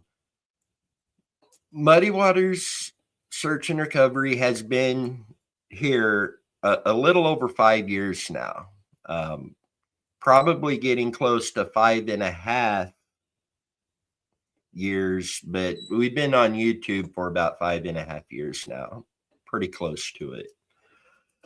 And what had taken place is, before Muddy Waters Search and Recovery, I had a company called Muddy Waters Hunting and Fishing Adventures. I made fishing lures and hunting gear and all of that stuff. and had formed this YouTube channel with the intention of sharing hunting and fishing adventures. And one night, laying in bed, I was on YouTube scrolling random videos, and I seen a video come on that showed a boat and a couple guys, and it was Adventures with Purpose. So I'm thinking, if there's a boat in water, they may be fishing, something like that. So I watched it. Turns out they were working on the Randy Leach case. And I live in Leavenworth, Kansas. We're about 45 minutes from Linwood, Kansas, where Randy is missing. And I have heard about the case at this point, but nothing in depth. I just knew there was a missing guy out of Linwood. And so I watched their episode, and it stuck with me. I ran in and got my wife, Megan, and told her, you got to see this. So we sat there and we watched it again. And the Randy Leach case just wouldn't let me go. I knew I had to do something to help. Long story short,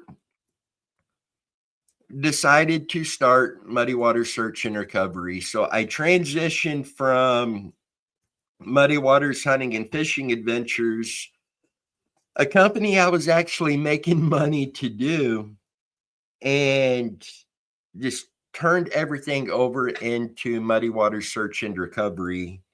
And Randy Leach's case is what got us started. And to date, I believe that's the case we have done the most searches on, both water and ground-based, and probably the case that we have the most searches lined up to do. And so it started due to the Randy Leach case and being inspired by Adventures with Purpose and what they were doing. So that was our beginning. And to start off with, it was me and my wife, Megan. She wasn't my wife then, we were engaged, but it was Megan and I. A little bit later, Megan's sister, Chrissy, ended up joining our team, and we started having other cases coming into us and started doing some searches on those too. And then we had a search coming up for Billy and Mary Black, who are missing out of Atchison. That is a case we will be covering again here in just a bit. And at this point, Alex had started reaching out to me in regards to the Randy Leach case. And it turns out that, Alex and Tammy and their family was friends with some of my family. Alex may have known my dad back in the day. And we just formed an immediate connection. So when we were going to do the search for Billy and Mary Black, we invited Alex and Tammy to come along, and with the goal of inviting them to join the Muddy Waters team. And we did the search, which we'll go over here in a little while. And we invited them on the team. They accepted and have just been a tremendous help all the way around with everything that we're doing. And then we start getting close to the search we did for Crystal Kipper. And Alex has a good friend named Chris, and then, of course, Jeff. And both of these individuals ended up on our team as well. Whoa, my background is going crazy right now. Let me get this fixed real quick.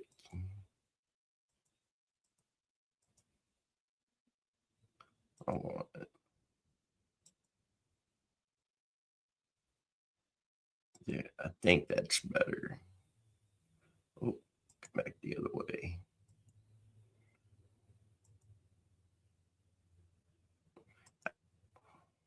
There. Well, maybe. We'll see how that goes. But Jeff and Chris end up coming on our team. Chris joined us on the search for Crystal Kipper. Unfortunately, with work schedules and everything, Chris had to step away. But leading up to this point, Dan joined our team. And you may know Dan, especially if you're on TikTok, with Missing in USA. And in fact, when we were doing the Crystal Kipper search, Dan is down in Tennessee, or Oklahoma. I'm sorry. Dan is in Oklahoma. We had him on the phone while we're doing this search. He's on his computer doing research for us, and just it was an incredible search. And then Missing in USA started growing rapidly. Dan started, he was focused on the Amber Alerts over on TikTok with Missing in USA, and it just expanded. And they were able to help bring home many children on these Amber Alerts and just done incredible. So Dan does that full time over on TikTok. And then Tamra ended up joining our team and has just been incredible again. Very, very blessed to have the team members that we have. Every one of them, their goal is to help find missing loved ones, helping the families find answers. And that's how our team grew to where we are. I will say we are looking to add more people when it comes to our open source investigative and research side. Anybody who is interested in being a part of that, please go to our website. There is a link there that you can fill out that will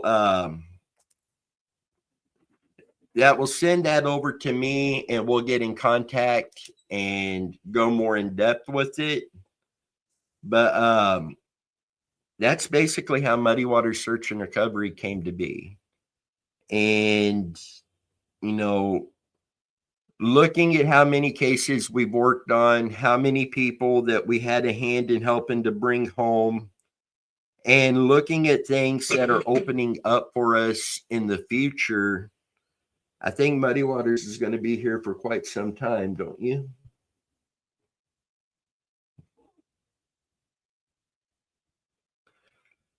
And don't worry, you guys will eventually find him. I have a good feeling you will find Randy this year. I hope Randy is found this year. I really do. His, 38 years that, I believe it's 38 years that he's been missing, deserves to be found. His family deserves to have answers. Hopefully this is the year that he is found and brought home.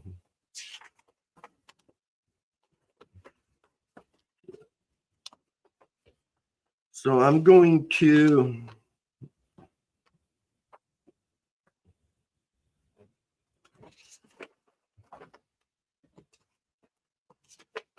bring up another case.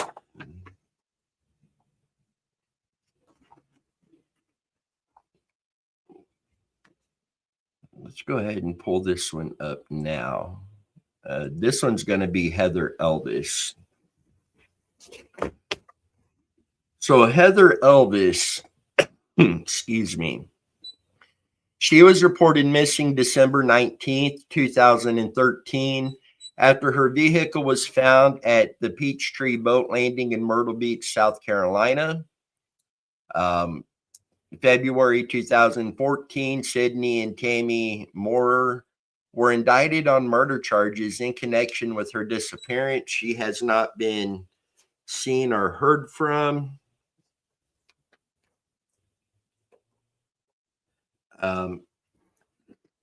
Heather was allegedly having an affair with a married man. People she worked with would often allegedly make fun of her and call her names. This is stuff that was reported. This man's wife confronted Heather on the phone, belittling her, making it seem like she was, to put it nicely, just a continuous one-night stand. Heather's manager from work said Heather was genuinely scared of this man's wife and was also heartbroken when she and the married man broke up. Now, I do want to caution, I know it's hard not to judge certain things. And with this case, we just look at it as this is a missing person that deserves to be found and brought home. On December 9th of 2013, the county police responded to a report of a suspicious vehicle that had gone hours parked unintended at the Peachtree boat landing. The vehicle was a green Dodge Intrepid that belonged to Heather Elvis, and Heather was nowhere to be found. Her purse, her wallet, and her phone was not in the vehicle. Originally, it was just categorized as a missing persons case. The car showed no signs of a struggle. There was no blood or broken glass. But while searching through her phone records, they did find an unusual number of calls to a payphone starting around 1:35 a.m. the morning of December 18th, just hours before her vehicle was found at the boat ramp. Now, this is a case we do have a little bit more information. Unfortunately, it's not stuff that could actually be shared publicly at this point. But Heather Elvis, missing from Myrtle Beach, South Carolina since December 19th of 2013. Now, another team, I want to say it was Adventures with Purpose, actually. I believe they have done some searches for her. We do have some locations of interest that we do want to get searched. Again, this is South Carolina. We are based out of Leavenworth, Kansas. So another reason a fundraiser like this is helpful to help get the funding to be able to go that far to do a search like this. And just another unfortunate situation.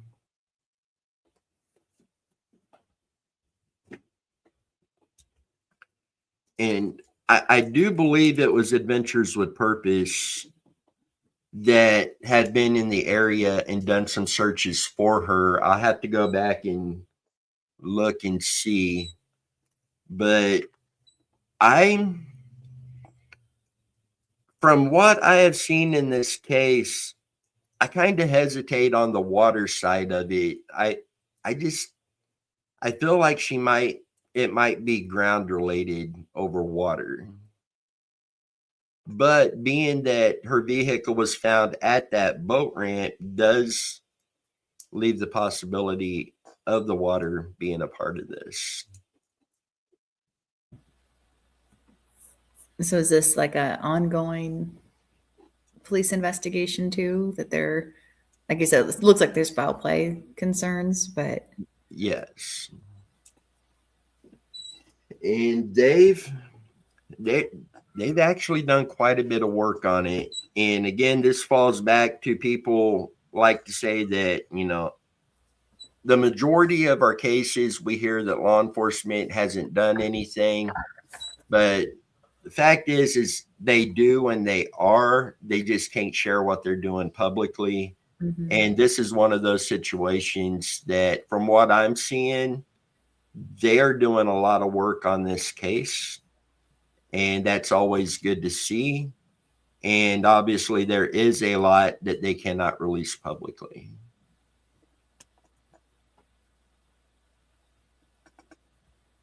And if we do go to this area, even though I lean more towards this being ground related, if we do go to this area, we will be set up to do both water and ground searches because we do want to make sure we cover all of our bases with that.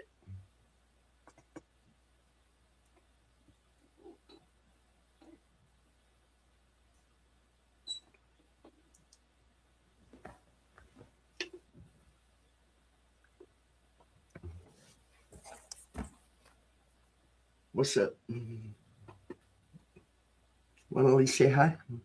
Hi. Cheyenne actually said she might come over and sit for a bit in a little while. You want to look onto the store? Yeah, I don't think she'll come sit though.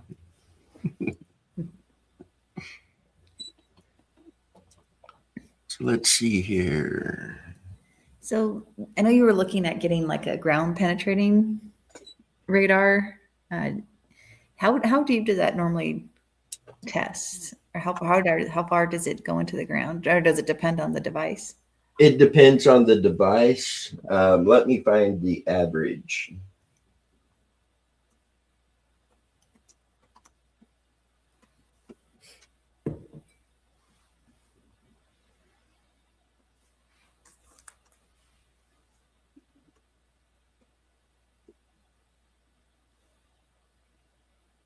On average, you're looking at about 10 meters, which is 32 feet. Okay. But you've got some that you're only going to get maybe 3 or 4 feet deep, and you've got your big ones that will go 100 feet Oh my deep. gosh. So it kind of fluctuates there. Wow. But on average, it's showing 32 feet and 9 inches on average. Okay. And LiDAR doesn't go that deep, right? That's Right. okay.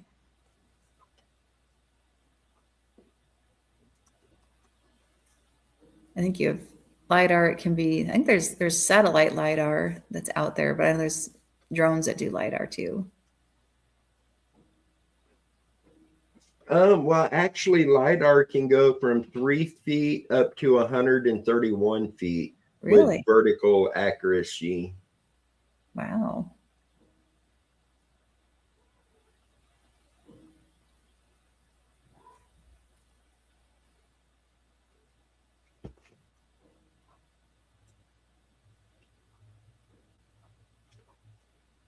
And with LiDAR cannot penetrate solid materials such as concrete, brick, or metal. Okay.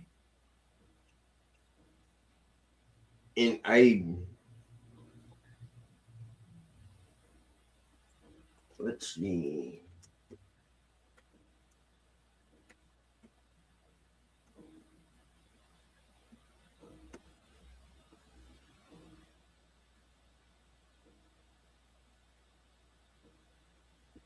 And GPR can penetrate most materials, including concrete. So in some areas, GPR is better for what we're doing. In some areas, LiDAR would probably be better. But overall, for what we're doing, GPR would probably be the best route to go. And if in the future we're able to incorporate LiDAR, it would just make it that much stronger. Yeah. Interesting. Yeah, I didn't realize I went that far into the ground. That's really interesting. On either one.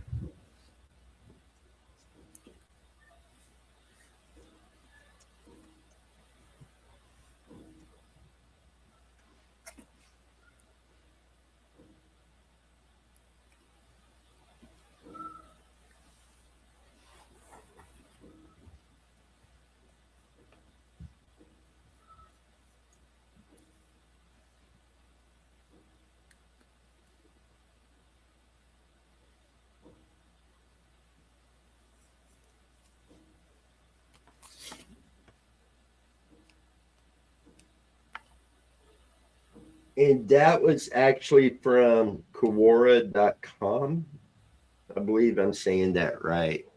So that was the source for that, for the numbers. I've been told I need to get in a better habit of sharing sources where information like that comes from. So it's like, yeah, I better pull that up.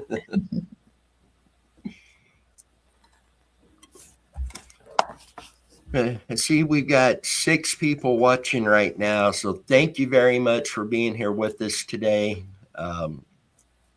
I know, again, team members are going to be popping in and out through the day.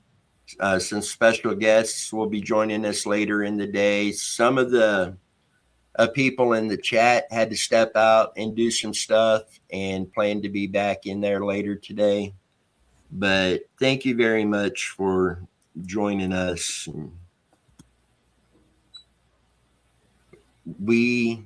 This live is going to go till midnight. And I get a feeling, our Sunday night live feeds, as an example that we do, it seems when we get down to our last 15 to 20 minutes, the momentum really picks up and we keep going. I'm getting a feeling that might happen tonight. And so if it goes beyond midnight, I'm okay with staying up later. We'll play that by ear, but it is going to go for sure until midnight. It's the first time I've ever attempted something like this, but it's at this point something I felt was worth a try. Doing a long fundraiser like this to help bring in funds for equipment and gear, the expenses associated with doing a search, and just financially getting the help to get out there to do more, as 100% of anything that is donated will be going right into Muddy Waters Search and Recovery. And we'll see how this goes. Let's see, I just had it on here.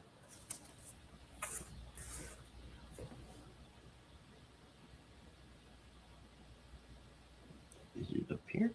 There it is. And here's the 3 different ways that you can donate. We have the super chat here on YouTube. If you look through the comments, you will see that Mark left a donation on here. Then we have the GoFundMe link in the website over in our video description.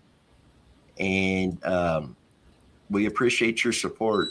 And it's going to help us be able to help more families find their missing loved ones.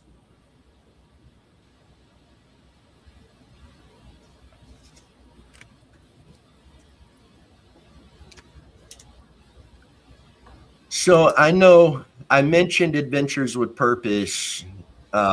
Very obvious. We're not the only team out there doing this. There are multiple teams out there. Couple of them we are in regular contact with, like Kansas Missing and Unsolved and Pulse Search and Rescue, just to name a couple. But just a big thanks and shout out to all of the other teams out there who are looking for missing loved ones, all of the advocates across all the social media platforms that are pushing these cases out to the public, getting attention on these cases. Because let's be honest, when law enforcement start running out of leads to follow, the cases will eventually sit there till they go cold. So it is on the public to ensure these cases are getting out there publicly and that they do not go cold, and that these missing loved ones are not forgotten about.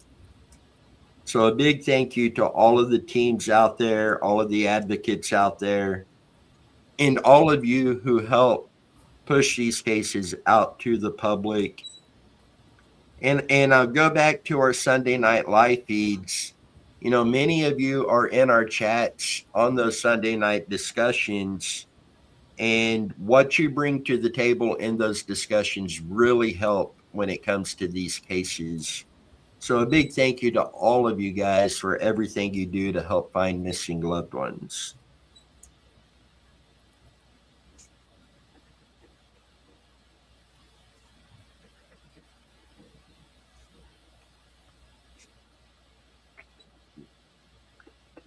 Now, we did have a missing person here in Leavenworth. This would be Derek Collins. And this gentleman was last seen basically right across the street from where I work here in Leavenworth. And behind my place of employment, the property is nothing but woods. And it was one of three locations of interest that I initially had in the case. So I did get permission from work to search the property to ensure he wasn't there, which Central Bag Company here in Leavenworth, Kansas, was very accommodating with that. So we were able to search that property and clear it. But the next property we wanted to search, I was told that law enforcement and search teams had already thoroughly searched it and it was cleared. So we put it on a back burner and started focusing on another piece of property. And it turns out almost exactly a year later, somebody was on that location of interest and happened to stumble across some human remains. And it did turn out to be Derek Collins. One thing I learned the hard way through this situation, it doesn't matter if, law enforcement has searched the location. It doesn't matter if another team has searched it. It doesn't matter if Muddy Water Search and Recovery has searched that location. If you feel that location is still of interest, we will not hesitate to go in and research your property now.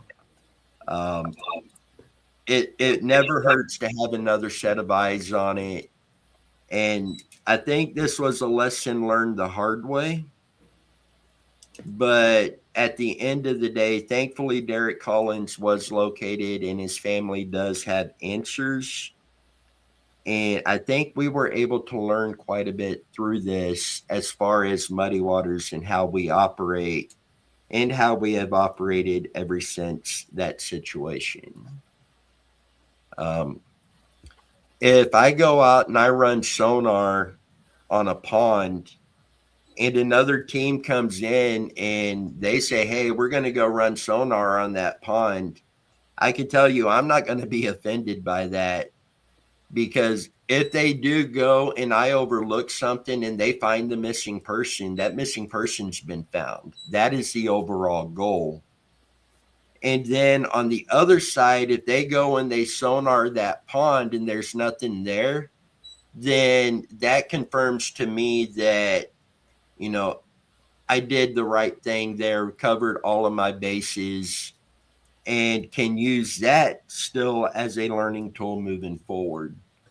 So that's something that for the last year or so has been part of our policy. If another team, law enforcement, anybody has already been there, but we still feel that location could hold the answers, we're still going to get boots on the ground and do the searches there. We're not disrespecting anybody by doing that. We're just wanting to know for sure and confirm. And, if you have two teams go through and is able to clear a location, it does help it set a little easier that that property is cleared.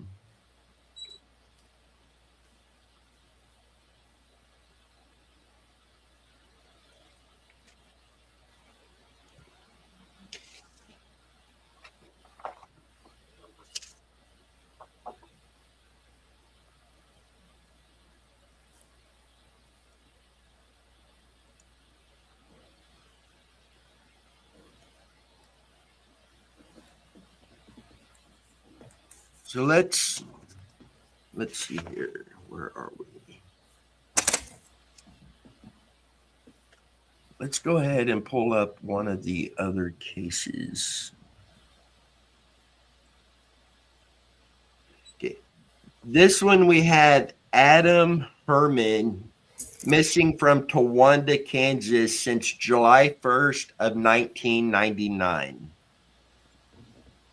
He was 11 years old when he went missing. and 4'4", 67 pounds, blonde hair, and blue eyes. He was last seen in Towanda, Kansas, sometime during the late spring or summer of 1999.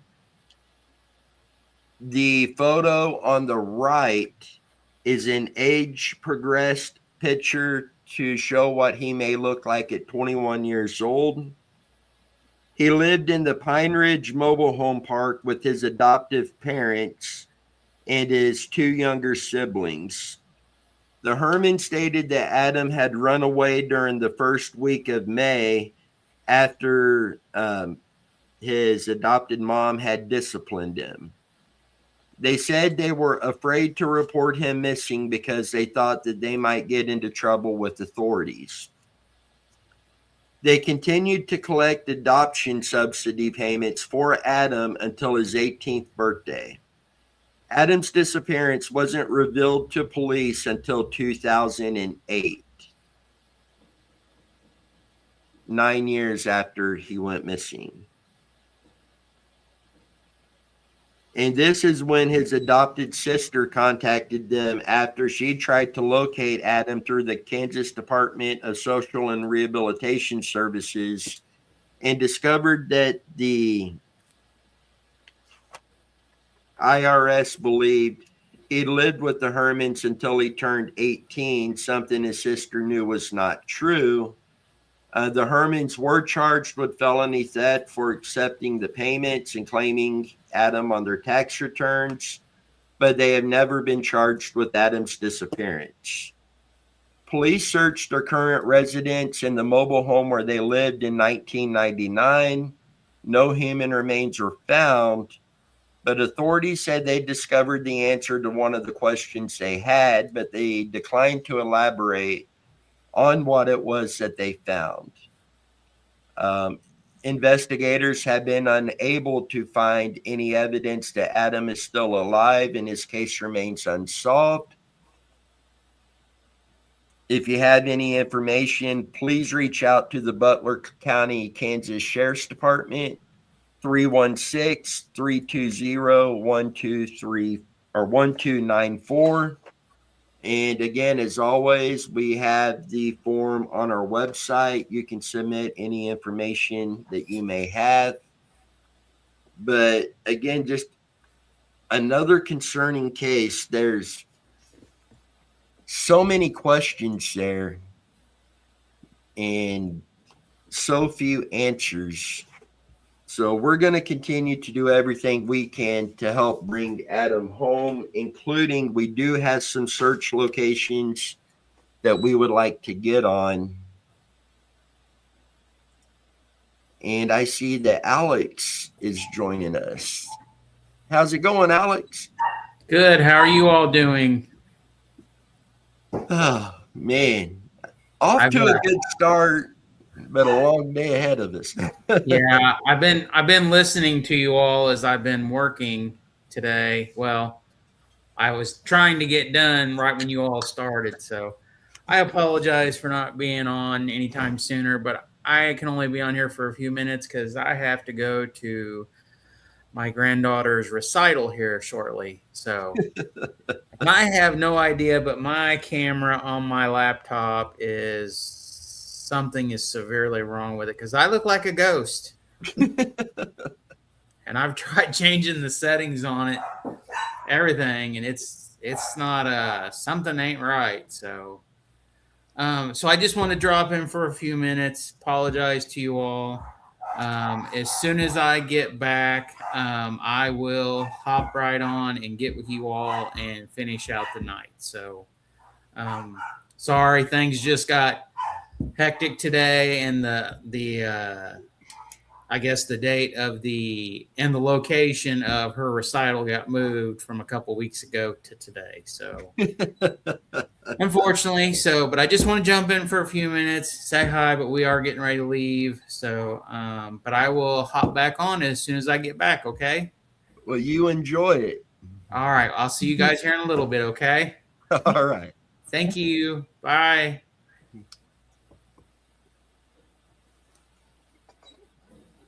Oh man, Alex, he it just it blows my mind meeting Alex because other than him being in the comments and then start reaching out to me, I didn't know him before. And then once we got to talking, realizing that they're good friends with one of my cousins on my mom's side. And then when I heard about his construction background, and I started telling him I used to lay brick and my dad and the family. And turns out that, he's met my dad years ago out on the job sites. And that blew my mind. And I don't know. It's just, we had that, you meet friends or you meet people, you become friends, then you meet people that you become like family. And it was instantaneous with Alex and Tammy. They're just those types of people. And same with you. And we have Jeff. And I mean, we just got good people around us. Very, very fortunate for that.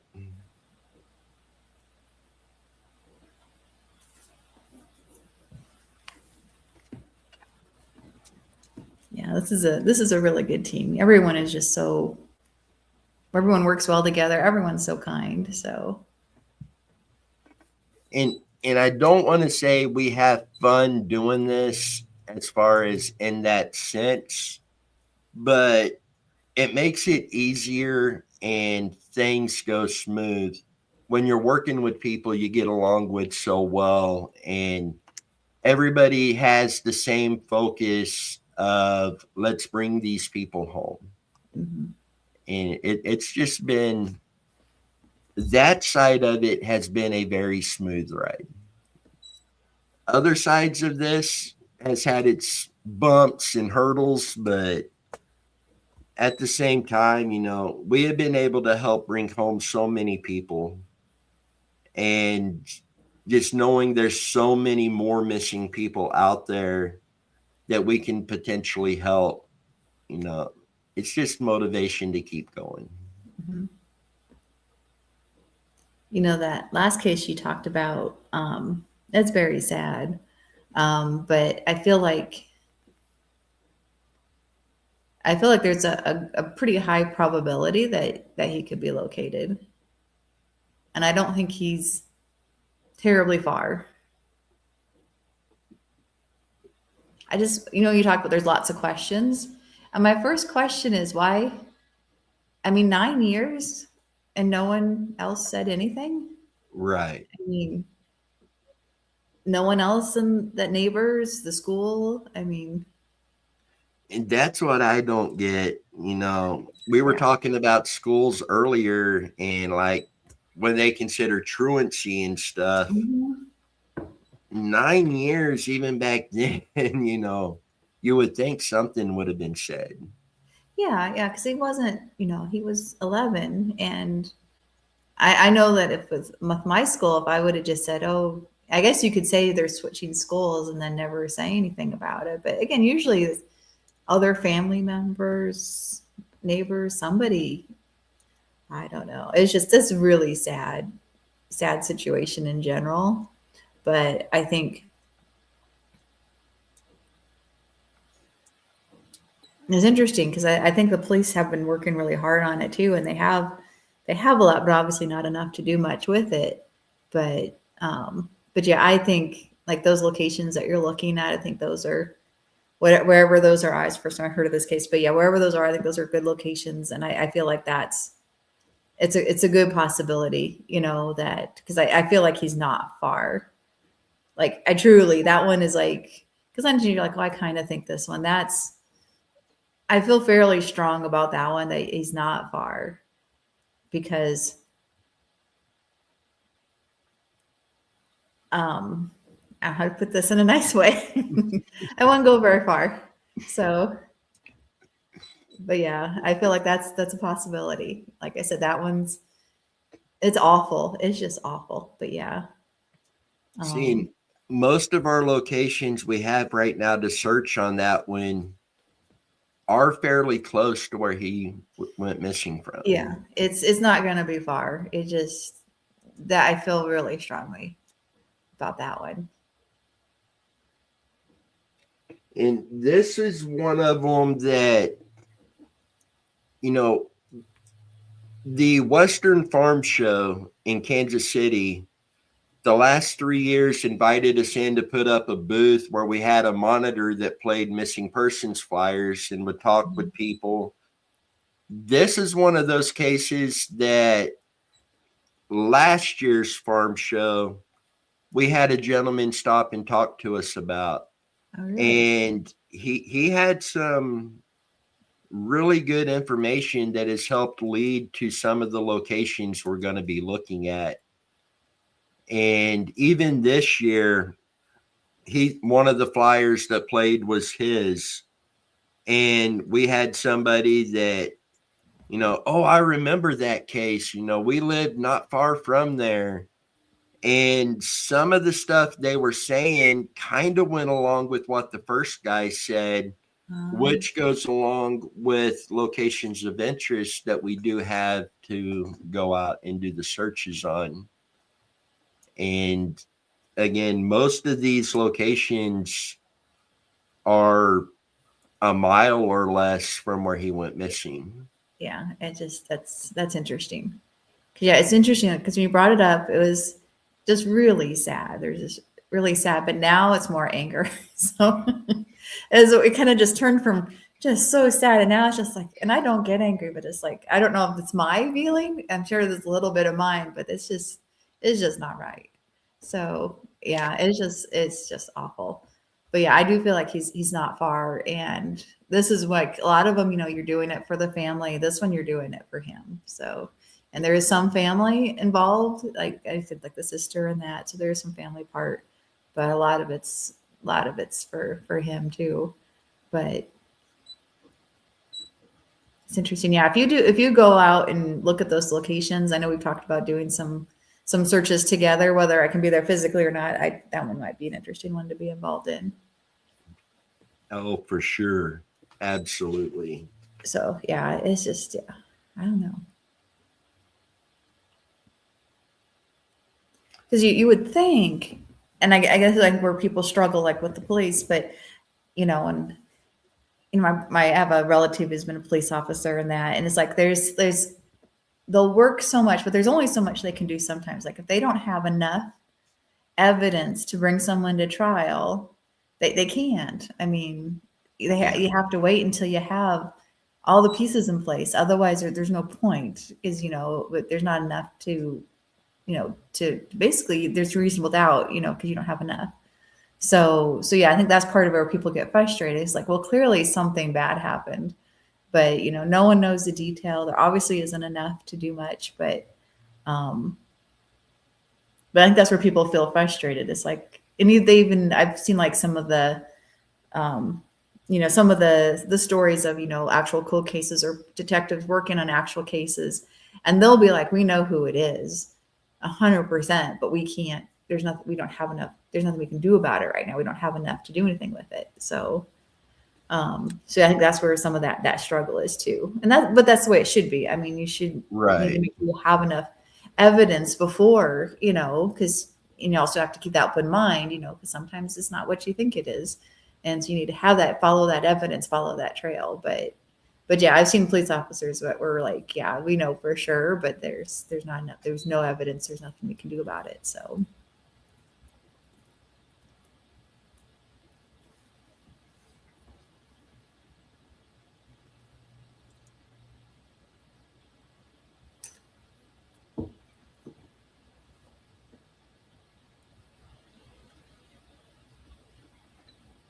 So at this point, I'm going to play a clip real quick. It's just over a minute long. Megan had asked me to play this, so I'm going to pull that up real quick.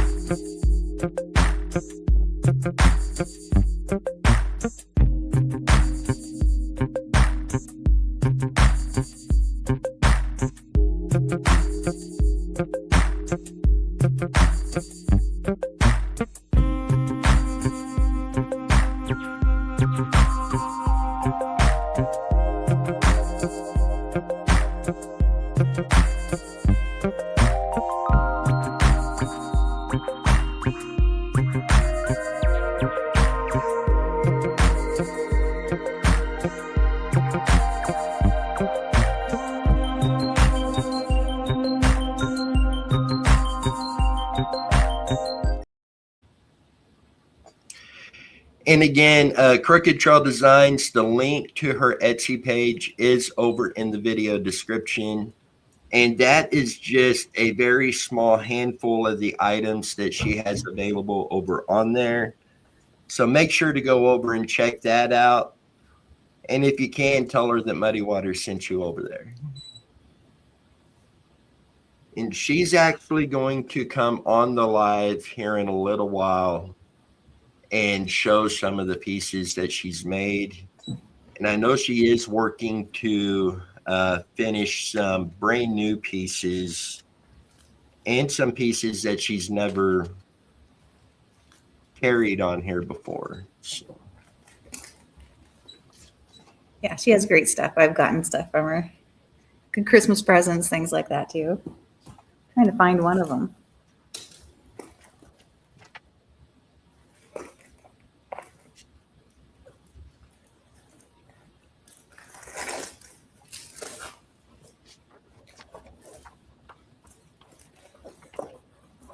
Yeah, I know. I get a kick out of watching her because if she's putting something together and one little thing is off, she will take the whole thing apart and start over with.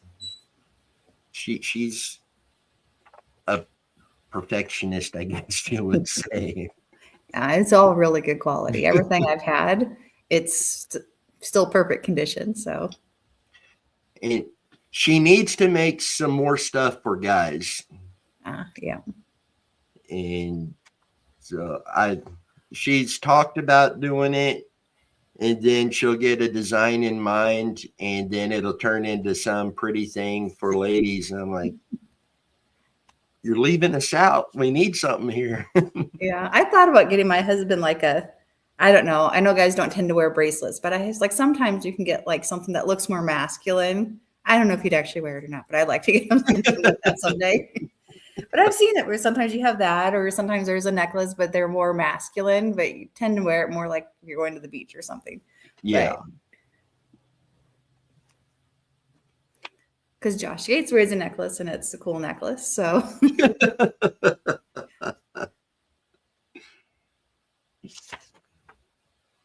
So I'm going to pull another case real quick. This one has been really interesting as well.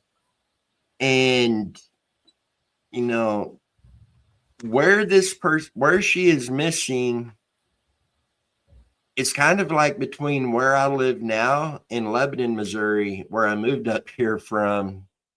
So not too far from here. But this is Echo Lloyd. She's been missing since May 10th of 2020 from Warsaw, Missouri. 47 years old when she went missing, 5'4", 100 to 110 pounds. Medical condition, she does take several prescription medications for unspecified reasons. She did take her medicine with her, or her medicine was with her when she went missing, but she hasn't refilled her prescription since she went missing. She has brown hair, brown eyes, and was last seen in Warsaw, Missouri, May 10th, 2020 on Mother's Day. Her adult daughter stopped by the house to visit, and she didn't seem to be home. The door was locked and the car was not in the driveway. Her daughter left flowers and a note asking her mom to call her and a Mother's Day card on the back porch and left. On May 11th, after Lloyd's daughter was unable to contact her by phone, she went to her house, and although Echo's car was back in the driveway and locked, she didn't appear to be home. Her daughter went to the neighbors who said he hadn't seen Echo Lloyd.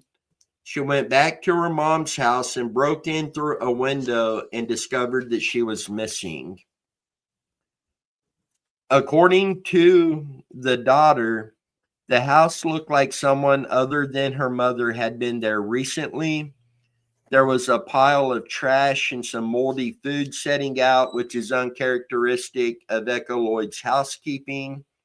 Her vehicle, purse, wallet, cash, cigarettes, lighter, and most other belongings were left behind, but her keys, her handgun, her cell phone, and her medications disappeared with her. The daughter did find a Walmart receipt in the house dated for May 10th with her mother's signature, but Echo Lloyd has not been seen or heard from again.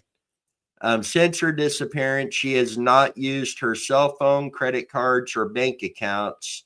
Her family fears she may have met with foul play, as it would be uncharacteristic of her to leave her family without any identification or money, and her case remains unsolved.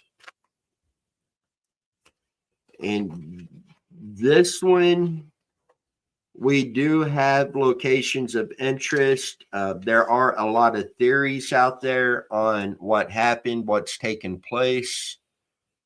But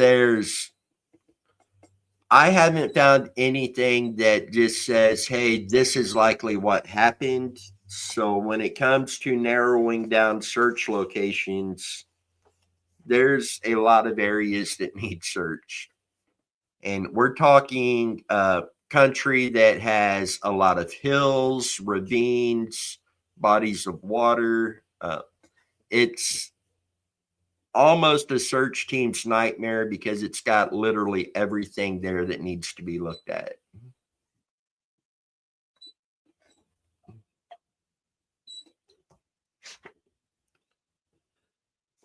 And hopefully she can be found soon.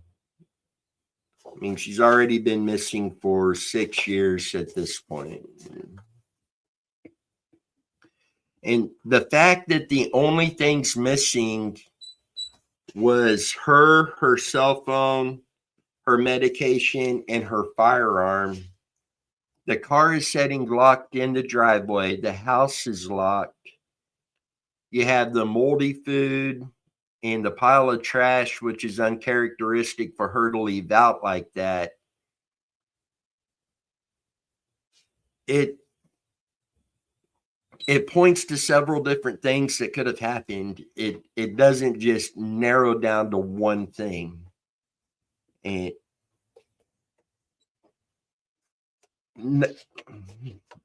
I don't think nothing about this is going to be easy, or she would already have been found. But I feel like she can be found.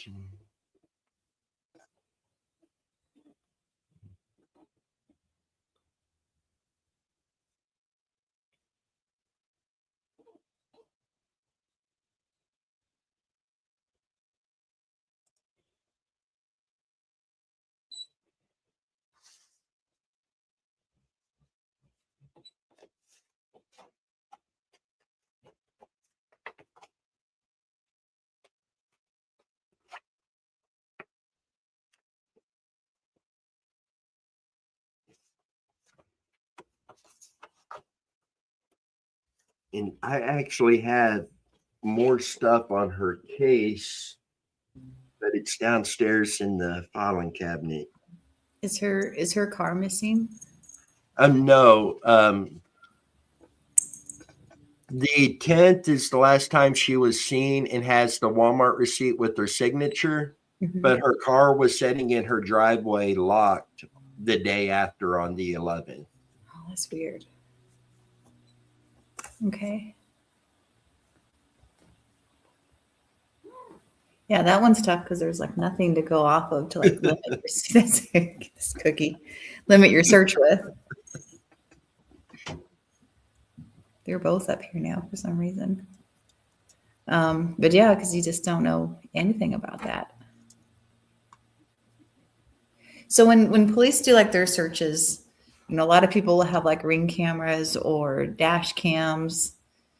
But people have to come forward with those, right? I mean, they can probably go door to door asking, but like Someone driving with They, a dash cam would just be happenstance, and they might not even know what they're looking at. So there is, I've heard a lot of different things about that, and I haven't got it confirmed. I've heard that law enforcement could actually pull that footage, depend on where it's stored, okay. and sometimes without a warrant. Oh, And okay. then I've had others say, "Oh no, they can't do that." So that is something I need to confirm. Because I know, like with the Chance Engelbert case, I know they had pulled like local businesses cameras, but they went to them and asked Right. and pulled him up and was able to track his movements that way. And then there was the Ring camera, you know, because and I've heard other things, you know, police saying, you know, if you see anything on your Ring camera, let us know. But then sometimes you could see something and not even know what you're looking at too. Yeah. So, but like if you have like your Ring and you keep it stored, it is stored on the Ring website. So you would think like, and again, this is where you get into the privacy thing. So you don't want to overstep. Then that you know that can go down some bad paths. But it's like with a warrant or something, could you or would it even be a good idea to like, I'm going to pull up all the Ring records in this area, like you said, if you have a dash cam, is the GPS good enough to say all these 5 cars on this day had dash cams? Can I go to that website or multiple websites for the different brands and pull that data? I don't know, because again, there is a privacy thing you have to be concerned about too. So it's a balance. You don't want to get to too much of a privacy issue, but if people do it willingly, that's great. But yeah, is it something you can just go in and pull, and can you legally go in and do that? I don't know. I don't know what the answer is to that, or if it's something that should be done. And I was also told that the police, and I don't know if this is true, but I did hear it locally, because they talked about having like the outdoor, I'm losing it, the outdoor cameras, the game cameras. They would have lots of those all over like the country roads. And it's like, oh yeah, we'll be able to find it if it's that. But I've never heard that being used to help with like a missing person case. Whether they don't say it publicly because they don't want people to know, or maybe it's only in certain areas. I don't know. Because I know a lot of people have them personally, for game, for hunting, or just for wildlife watching. But the police or the sheriffs or, county have it like on a regular basis somewhere, but it's only used in situations that it's needed. But then again, you have to worry about privacy issues then too. So I don't know what the answer is, but they would be tools to help, but it's a slippery slope. Right. That's always frustrating, because there's stuff like that can be done that would 100% help. But then there's that fear of somebody using that for different reasons. And if only we lived in a perfect world. Yeah.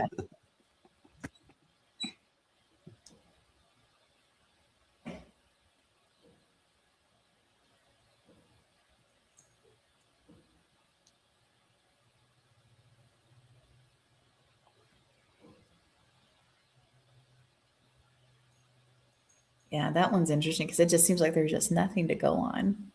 You just have, the daughter's story, but that's it. Just nothing else.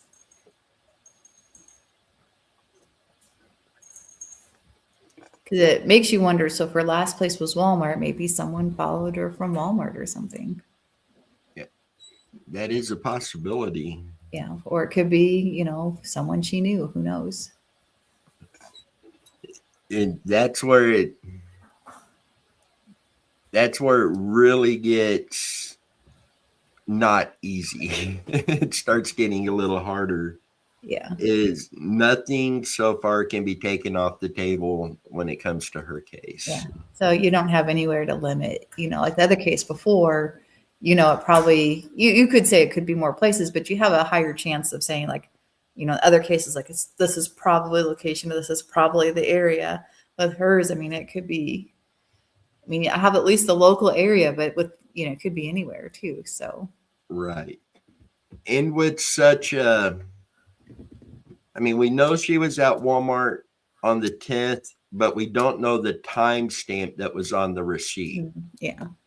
So it would be interesting to know what time she was at Walmart. Mhm. It was early in the day. That is a lot more time that's gone by that nobody knew she was missing.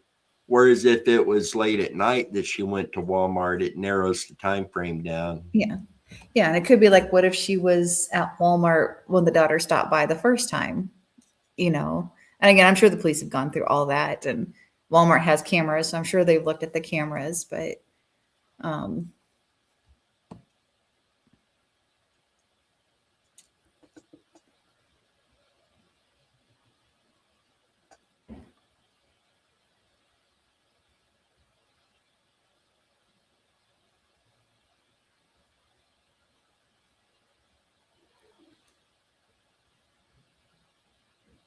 yeah, Mother's Day is interesting though, out of all days. Yeah.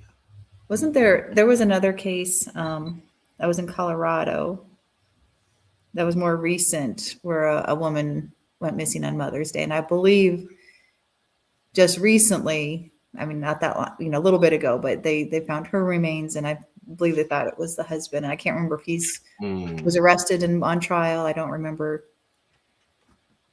I can't remember her name either, but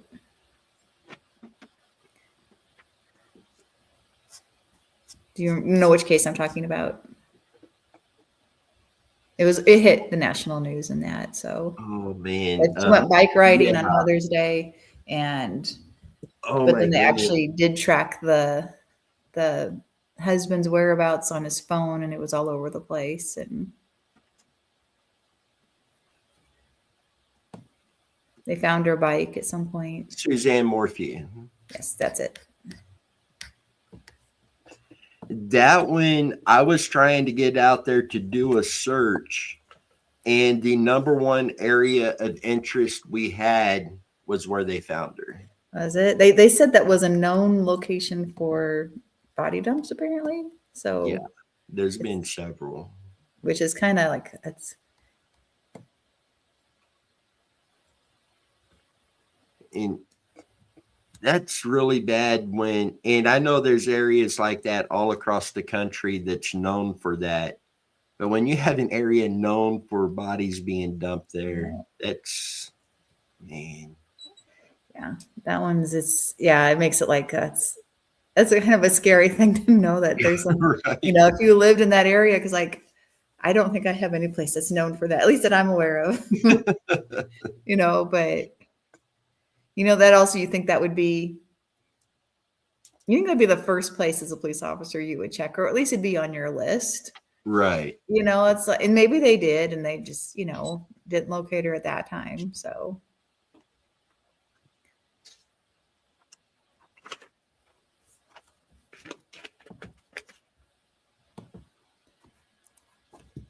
Well, this case here kind of comes up to your state.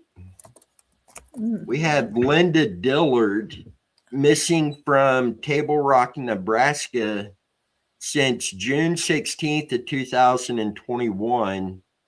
55 years old, 5 foot tall, 130 pounds, brown hair, possibly dyed blonde, blue eyes, and possibly a white and purple wig.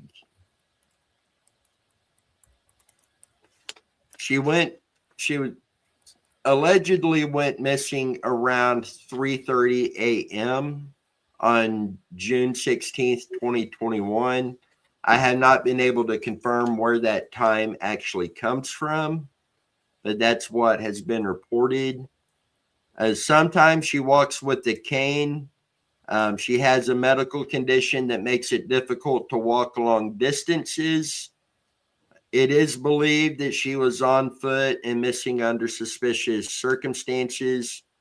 She does have ties to Hiawatha, Kansas, and believed to be wearing a white tank top, jean shorts, and brown sand boots.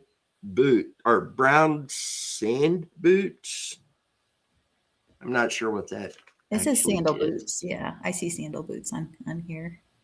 And as part of the investigation, Nebraska State Police recovered those clothes and have since learned she is wearing a different outfit, now believed to be wearing a black t-shirt and black boxer brief shorts and brown sandals.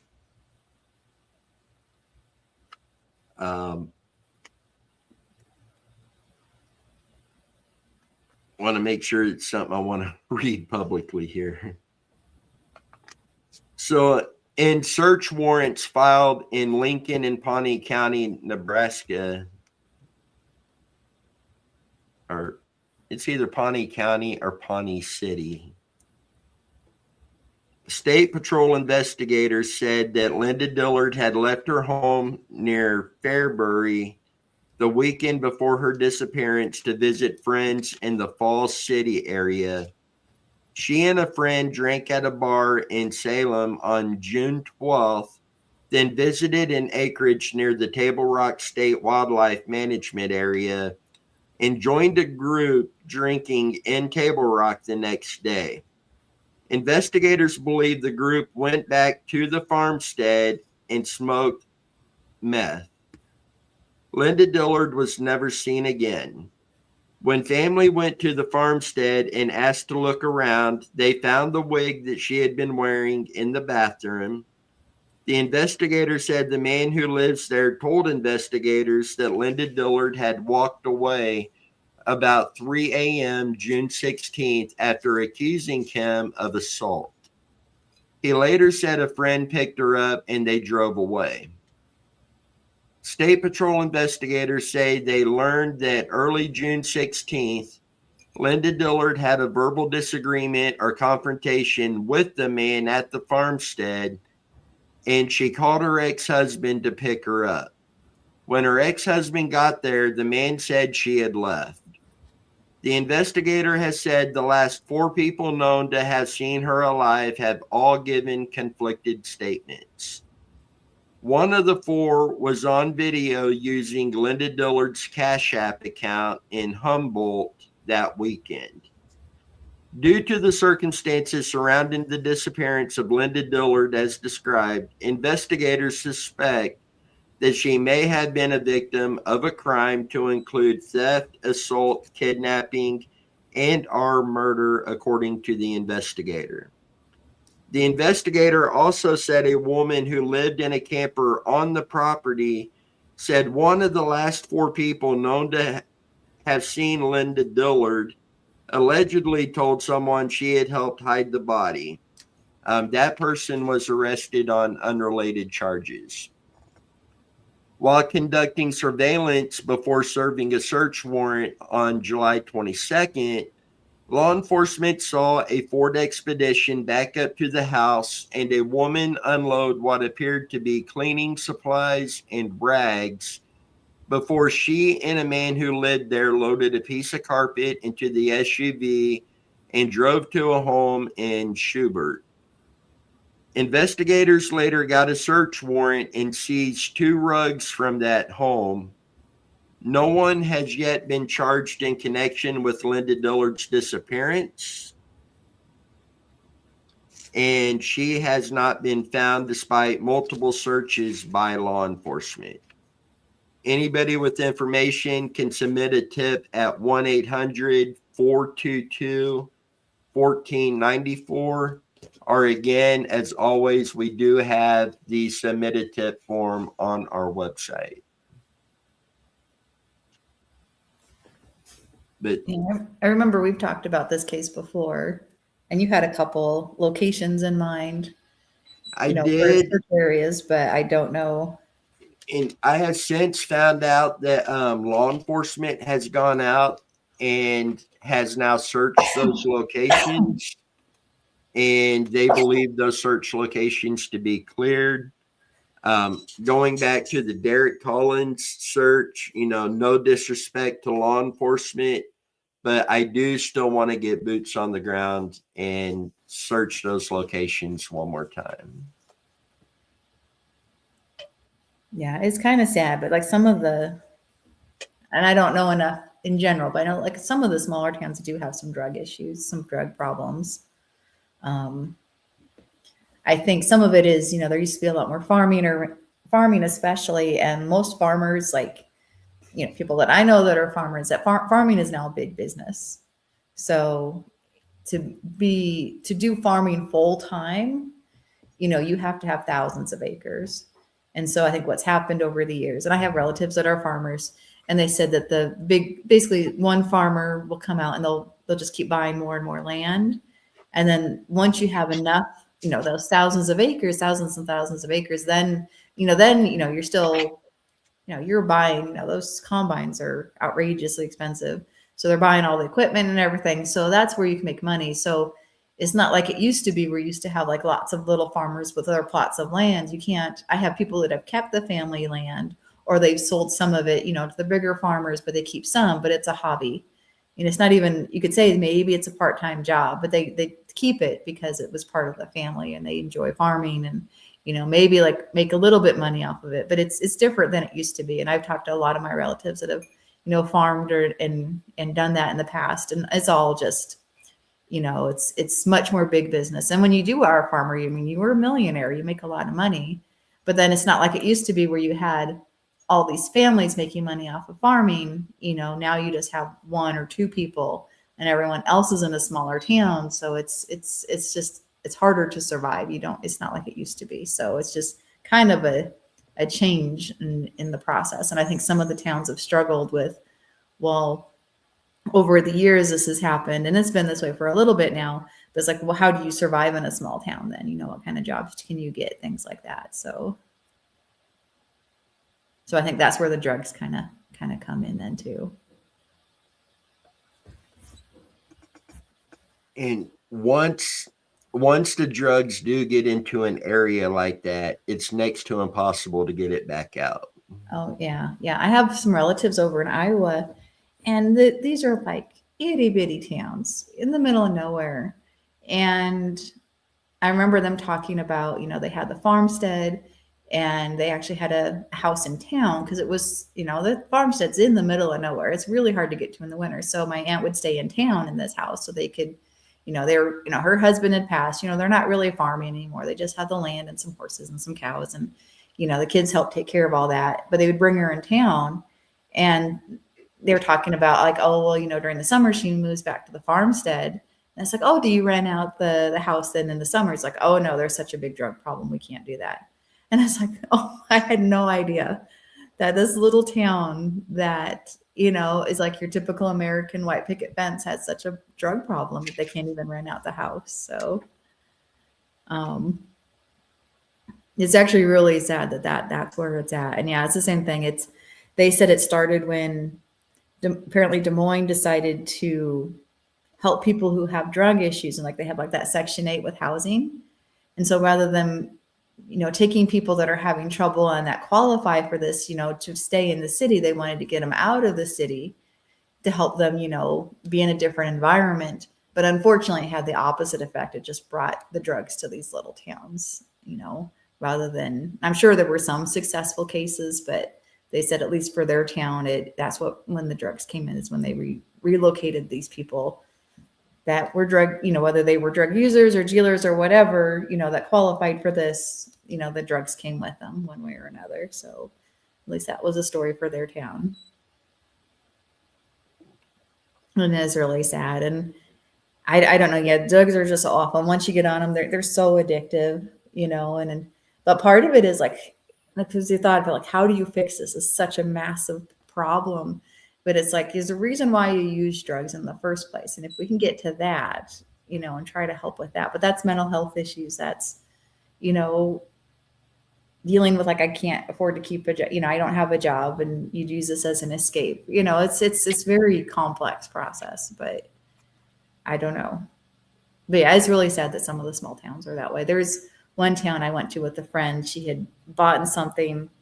She wanted to buy something online, you know, I don't know, it was Craigslist or whatever. She went to this little town and we were driving through it, and parts of it were just beautiful, and parts of it, like there was a school that the school is no longer functional. I mean, and there was just, I mean, it looked like, I don't know, like a homeless shelter, you know, a homeless area, because there was just stuff everywhere and people everywhere. And I was like, I'm actually a little concerned. Where are we going to pick this up? You know, it ended up being one of the nicer houses. But yeah, it was a weird mix of just poverty and then, you know, middle class. So seeing Lebanon, Missouri, where I moved up here from, that's been 17 and a half years ago now. But it's a smaller town, quiet and everything. But there was so many drugs down there that was just, it was crazy how much that was happening there. yeah, I don't know what the answer is for that, but I feel like with her case, there's obviously they even admitted to using drugs, but it wouldn't be, it would be one of those, maybe it's one of those little towns that have issues with it. And yeah, I feel like that she could be found too, and I don't think she's also very far, but Say but you have to be careful there. That's, it's like, and I think I said that before, and I'm getting that again. This one you got to be a little careful with. It's a little scary. So, um,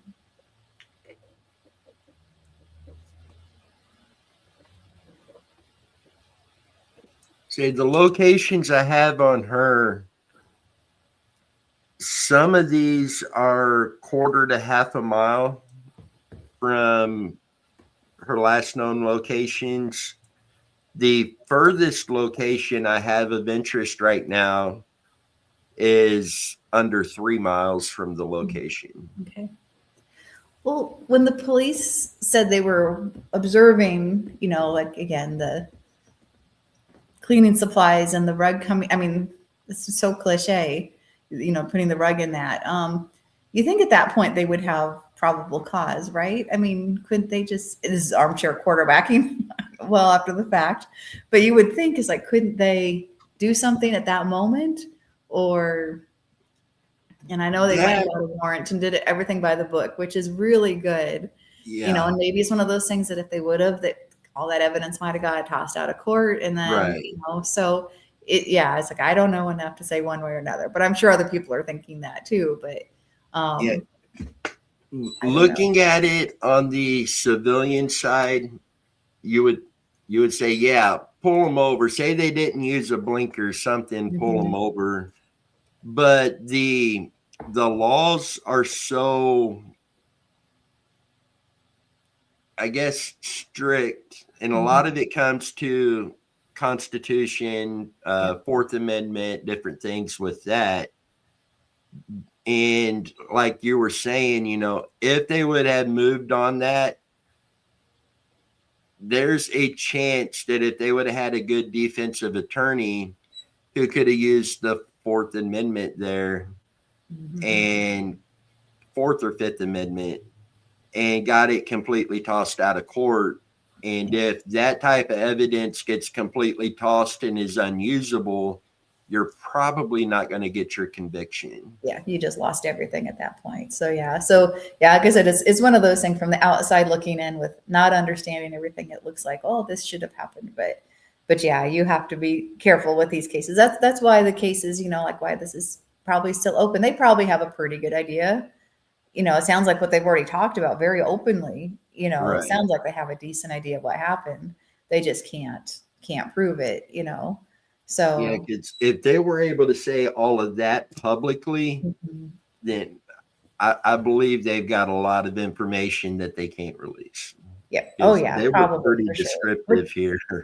Yeah, which is amazing that they still can't do anything about it. But like I said, our goal is more just finding the person. You know, it's solving the case is a completely different goal. It's more just providing, you know, some closure or resolution to the family. So.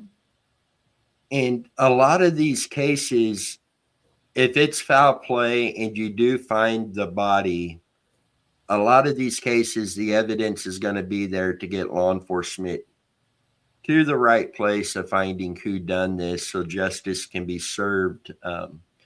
I know our goal is just finding the missing person. When it comes to guilt, all of that, that's law enforcement's job.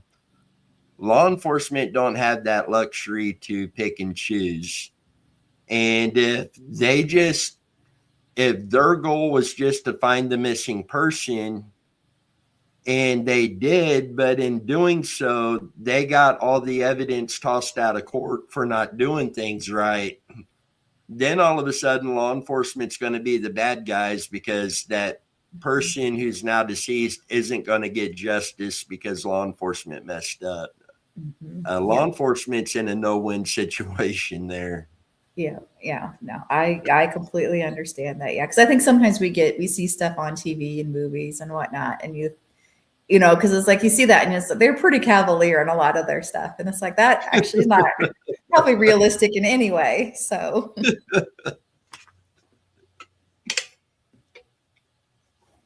Saying, I have a cousin, and I don't know when their elections are, but I have a cousin that's running for sheriff in Pulaski County, Arkansas. And, you know, known this guy, I mean, we ain't been in contact really in the last 15, 20 years. But he and I were always pretty close, and just knowing him, who he is, if he gets that position, I feel he's going to do an outstanding job with it and for that county. But it also worries me just the public image of law enforcement, what law enforcement deal with on a daily basis. It always worries me when it's family that's law enforcement, because I do have several family members in law enforcement. And if you are in Pulaski County, Arkansas, I do stand behind my cousin, James Wheeler, JD Wheeler. He would be as close to a perfect sheriff that you can get, in my opinion. And that's just based on who he is as a person and his nature as a caring individual. But I almost want to say don't vote for him and get him out of law enforcement just so he doesn't go through what they go through every day. Yeah, it's tough. Yeah, it's a double-edged sword for sure.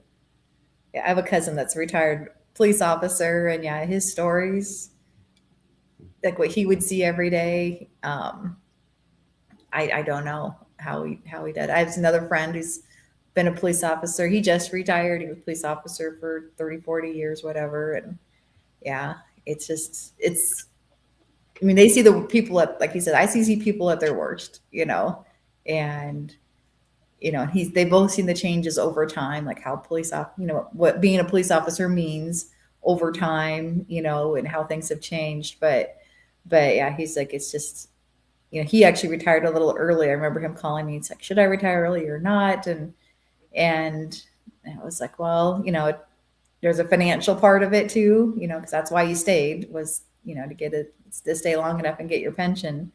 But it's like, well, you know, is it worth it, you know, to stay that long? Or are you just done, you know, because he's working in a big city, and it's like, he used to be one of the cops that would, you know, chase on foot. It was always optional in certain parts of town. And he would, you know, it's like, I was young and stupid, you know, it's like, it sounds cool, you know, and the reality is really dangerous. So yeah, like I said, you see people at their worst, but he's also a very good, what he learned, you know, he's definitely with a protector type personality, but he also is really good at like, he did a lot of domestic calls, and he's really good at like seeing both sides of it and being able to talk to you and being very much the kind of the arbiter. He's, you know, when we would talk, even you could tell he's just really good at that. He learned that from being, you know, dealing with all those cases like that. But yeah, it was tough. You know, some of his stories are just, sometimes I wish he wouldn't tell me some of them. Right.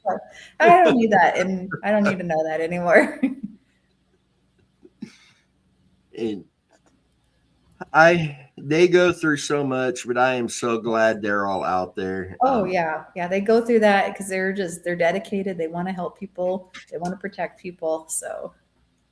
And like every other profession out there, yes, law enforcement's going to have bad apples in there, but that's not the majority of them. Yeah, that's his experience too. Most of the people are there for the right reasons. Yeah, you do have a few, and and it's just it's in any industry. You have good people and bad people, and usually it's the way I believe for the most part. Most people are good people, but you do have a few people. Some people make some bad choices sometimes, and sometimes you just have bad people. So Yeah.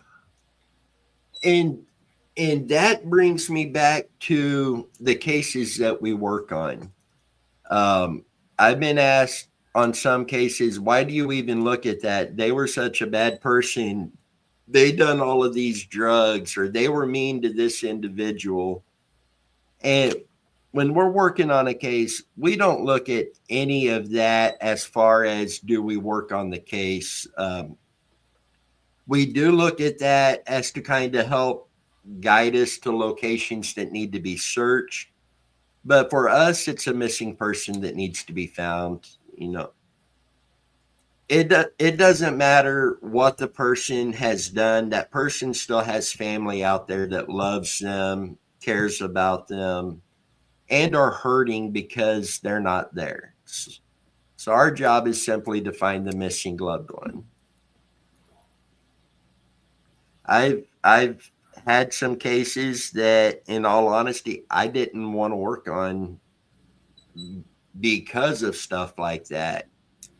But I had to sit down and look at it and see this as, this is a missing person. The rest of that stuff, that's for law enforcement, or that's for this agency.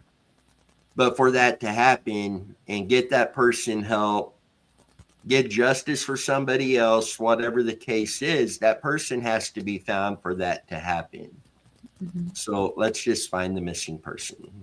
Yeah, because everyone's on their own path. You don't know their story. I mean, I've seen people, like we've had a couple people on, you can tell how much the family's hurting, and they know that person wasn't perfect by any means, but they're still hurting, and that person, like, let's say it's just drug use or whatever. I mean, there's a reason why they're doing drugs. It's not like they're a bad person. We have a very stigma against it in the US, but it's like there's a reason why they're doing it. There's a lot of mental health issues, and they're not that the drug, sometimes people use drugs for that. Sometimes they're the legal drugs. Sometimes they're the illegal drugs, it's a lot of it's kind of our culture and society, and you don't know what that person is going through, but their family's still hurting, and like I said, they're a human being. They're still, no matter what, someone that deserves, at least for them and their family to find some level of closure. So just to have that, because I couldn't even imagine. You see families that have dealt with this and how hard it is, and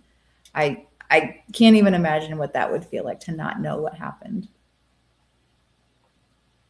or not have some level of closure that just helps you get through it, get past it, Yeah.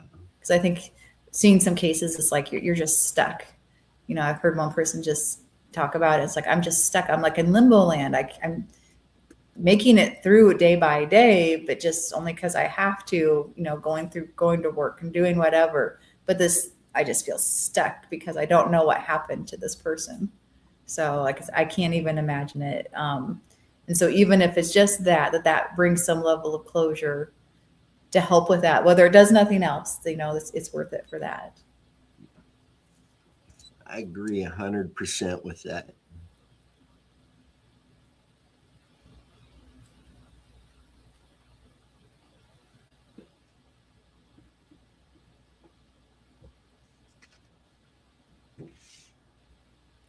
And so let's say we're on, like, if you have a case, and let's say you get a ground penetrating radar device, will you go through like training to learn how to use that, or do they provide training on that? Most of the companies provide training on that. Oh, okay. And ground penetrating radar, the one we're looking at, it looks like your standard push mower, like you're going to mow the lawn. And it has basically like a tablet attached to it that you're seeing images from underground, but the images aren't like what you see on it's not detailed like what you see on sonar if you're running sonar in the water. Okay. Basically, it looks like a mess on the screen. Okay. Because ground penetrating radar is reading the different densities and what's under it, and then forming somewhat of an image of an object that it's picking that density up from. So if you're in soil and there's a rock under there, when you go over, that rock has a different density, so it's going to use that to give you kind of an outline of the rock, but you're not going to see an actual rock on your screen. You're just going to see kind of a shape of a different density. And from that, you use that information to narrow down if this is something you need to basically report to law enforcement and exhume to see what this is. Or is this a rock or a branch or a piece of garbage or something like that? And at that point, you're trying to look at the measurements of that object to help determine what that is. There are some systems that can read that density, not perfect, but give you a really good idea what the density is. And then you can look to see what that density matches, and that density type, what that matches. But it's not something we could just take out of the box and go do and know what we're doing. Alex has mentioned before, he lives out in the county. He has cattle. Unfortunately, over the years, he has had some cattle that died, and they buried them out there on the property. And so one of the things we would do with our training is going there and going over those spots and picking out the differences with all of the training and learning that we get from the company we get the machine from. Okay. So the company will have some training for us. Okay. But then there's a lot of stuff that we will continue to do on a regular basis to keep that training up to date and current. Okay. Yeah. So I wasn't sure if you could, like, how easy it was to differentiate between like a rock or a void or, like all that. Cause I think that's a lot of it. You see people use it. And especially with that, it's hard to, even with them showing it on TV and pointing out everything, it's hard to see what it is. And there's some things that could even be overlooked pretty easy with that, because on your screen, everything's kind of blending together. And some of those, it's almost a color code where the density will be just a slightly different shade than the rest of the screen. Mm-hmm. Then a thicker density is going to have a different shade. Some of those shades are really hard to pick across from your regular screen on there. Okay. So that comes down to kind of experience and it does. The training and everything. Okay. And when it comes to those types of searches, I firmly believe cadaver dogs is the number one way to go. But the majority of your cadaver dog teams out there have to be invited in by law enforcement. Okay. And a lot of those teams are volunteers, but law enforcement still hesitate out of fear that this is still going to come out of their budgets, which is usually really limited. Mm-hmm. So ground penetrating radar is just a step under cadaver dogs for this. And Crystal Kipper, and we'll get to that case here in a little while. I mentioned the search we done for her. Without a doubt, that property needs either a cadaver dog or ground penetrating radar. You mentioned the dumping grounds. We feel this area could potentially have up to 21 victims on this property.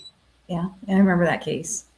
And it just something something about being on that property, and maybe it was just the mindset of we're here to look for somebody who's likely deceased.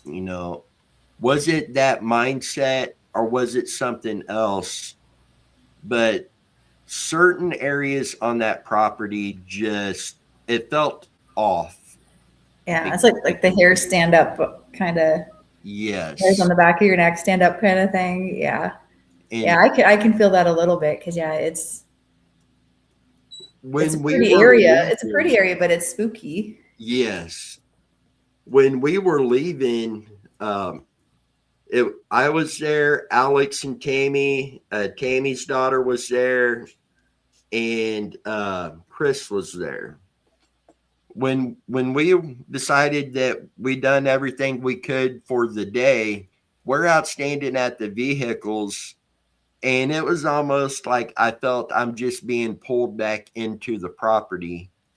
And I ended up walking away and going over in there, and I just started talking and saying, we're not giving up. We're leaving for the day. We're not going to give up. We're going to continue until we find you.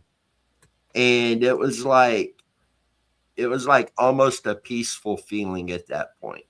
And I just felt it was okay to go ahead and leave. Yeah.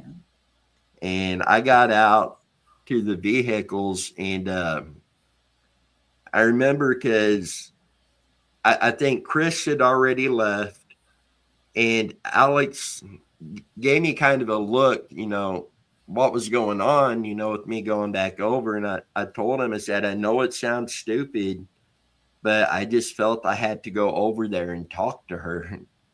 And he was like, no, I didn't. He said, that's not stupid. He said, I felt kind of weird in there myself. And so it was, this is a location that, ground penetrating radar, cadaver dog, anything for under the soil has to be used there. Are you guys going to do or going to do kind of more like a grid type search? We did walk a grid search. We did find in this particular area, and they are farming part of it. The rest of it is woods. It's not an area you're going to expect to find a lot of clothing or anything like that. We were finding clothing in the field that the plows had churned up from underground, and none of the clothing matched none of them matched Crystal Kipper. The other cases that we think could be tied in, it didn't match any of those either. And it just being clothing, there wasn't a lot we can do with that. Yeah. But did you keep the clothing or leave it where it was? We ended up putting it in basically a bag, and Alex has that. Okay, I was gonna say that's probably good, because that way, in case it would ever come up, because you kind of know the location where it was at. It's already been disturbed. It could just be clothing that someone threw out, or right, crossing the wind. Who knows? But it doesn't hurt to have that. There is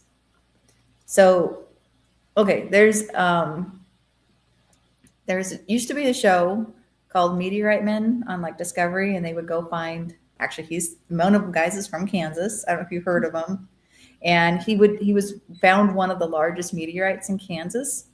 It was underground, and what he did is he developed his own system metal detector. So it's a homemade metal detector, but it's huge. It's he uses PVC, and I don't know all the details. He talks about it, and he created this huge medical detector that is 5 foot by 5 foot, for example, or 6 foot by 6 foot. And then he would take a 4-wheeler and just drag it behind, and it would the bigger it is, the deeper it goes. That's how he was able to find this very large meteorite, because it was able to go deeper into the ground. and I forget exactly how deep it goes, but I bought their book because I thought that was really cool to go looking for meteorites, because it's like, that means if they're in Kansas, they could be in Nebraska, So because there's stories of people like farmers that have this doorstop, had it for in the family for generations, and it turns out to be this gigantic meteorite. They just used it as a doorstop because they found it in their field one day. So that might be something too, that if you feel like, because you're talking about ground penetrating radar, would there be any value, or is there any value for like a large metal detector that could maybe go deeper and maybe test more in a more sensitive way? So instead of, doing it like this, it'd be easier to do a grid pattern, kind of like you would do it for with a ground penetrating radar, or maybe a little bit of both, if you get both. And his was very homemade. Like I said, it was PVC pipe and metal. I don't think it's that hard to make. But he might be a contact that maybe he can show you how to make that, because I don't think it costs much to make, and especially since, you're using it to help with missing people, he might be more than willing to help out. Andy's in Kansas. I didn't even think about that until I was telling you. But yeah, I will find his contact information here just in a second. And that might be an option too, that if he can, do you think there would be value to a metal detector? I know there's some cases where like Chance Engelbert had his big metal belt, Right. but I don't, if people have their phones, would it go off? Maybe it would work with rings. I don't know. Yeah, with jewelry, we have some cases where they have like the like screws and rods that's been true. implanted and stuff. So that would definitely be useful in many cases. Okay. Yeah, I will. I know I have his book somewhere. I haven't looked at it for a little bit. I think I have it in my office. I'll go look, because that would be interesting, because it would be larger and it would go deeper, and it'd be faster too to do a large swath, because he would go, basically they go to like different farm fields. You can watch it. I'm sure it's somewhere on YouTube, or maybe on Discovery, but he would do like a large farm field. You don't want to be sitting there with a little thing like that. So, and again, he wanted to go deeper, because if you're looking for meteorites and the farmers haven't found it yet, it's probably going to be deeper underground. So, and I don't remember, I'll have to look and see how deep it goes, but yeah, I'll look that up here in a second. But that might be, and again, that's cheap. From my impression, it's cheap to make, but it's knowing the technical skills of how to make it, and then knowing the tones and whatnot, because it's a homemade device, so it's different. Oh man, how sensitive it would be might be the other thing too, because he was using it to find large metal objects. So, but I saw him use it on the show a bunch of times, and it was, again, other than maybe going around the trees and that. So if there's a lot of trees, then it might be a little bit more cumbersome, a lot of underbrush, but it's an option. So we have somebody else fixing to join us. Chrissy is the third person to be a part of the Muddy Waters team. She has been nothing but trouble ever since. Hello. Yeah. So I'm going to take this time to step out for a minute and let you jump in. Okay. And then if you need to, there's that. Okay.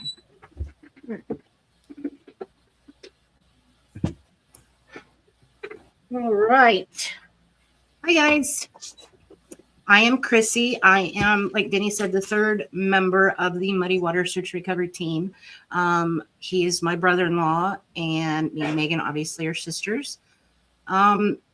Not quite sure what to talk about exactly, but the first thing I do want to talk about is why I got involved in this. I know we've talked about it many times, but the main case that got me interested in this whole thing was Randy Leach. It had been 30 some odd years when I first found out about it. And I've lived in Leavenworth my entire life and had heard bits and pieces about it, but didn't know the whole story until I joined this. And I found rather, it's almost a heartbreaking story. Randy was 18 at the time, and graduation party and so on and so forth, and just disappeared. There's so many theories and whatnot that are amazing. We still have our own theories. We still come up with theories of our own. So hopefully someday we can find Mr. Randy. But that's the main reason I got involved in this. And it's been fun. It's not fun, but it's, how do I want to say, like,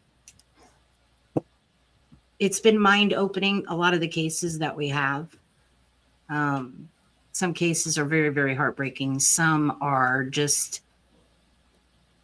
amazingly, it just makes your jaw drop from a lot of the stories and whatnot that's involved with them. So, but that is the main reason that I joined. I haven't been on lately, but behind the scenes kind of thing, if you want to say that. But yeah, that's pretty much the main reason I joined, and we're still going strong. We've done this for about 5 years. So 4 or 5 years. So yeah, it's been a ride, let me tell you. But so how are you, Tamara? I'm doing okay? good. I know it's been a while since we chatted, so I know. Behind the scenes and whatnot. So yeah, I know you guys have been busy too. So yeah. So how is everybody out there? Got 4. Ooh, let's see. Do we have any else? Some of the cases that we've, like, Denny has talked about before, like Billy and Mary Black, and stuff like that. We're patiently waiting to get back out to the field and start searching hot and heavy again. But yeah. So how many searches have you done? I have been on 2. We've because usually I'm either working or not here. We're still doing, I mean, we've done the Randy Leach. The other ones we've done, I can't think of it off the top of my head, but we've gone to rivers and lakes and stuff. We've taken the metal,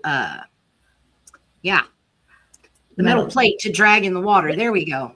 Oh, yeah, magnet, like the magnet thing? Magnet fishing. Thank you. Yeah. We've done that. We've come up with some interesting things in there.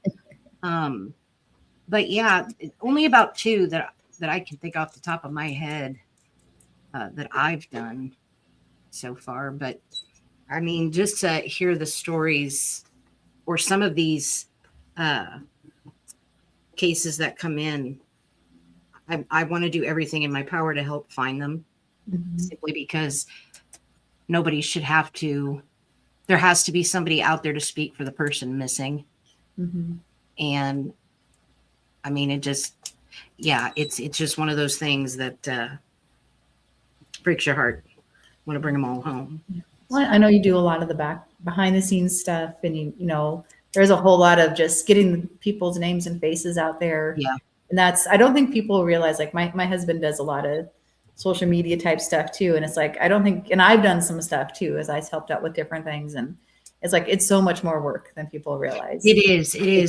You get I mean, there's been some cases I've gotten that I will get on the internet and just do my own research, because I'm like, no, there's got to be more than this. There's got to be more related to this person. And the more you dig, the more you find out, and the more you just want to keep going, you know, whether it be local or any other state or so on and so forth. So, I mean, we have some that expand from, I think we have one case that's from the 1930s up till now. So those are the cases that I look forward to, simply because I love history. I want to see where they came from, what was involved, so on and so forth. So the older cases, the older people, I'm very intrigued about. So, but yeah. So.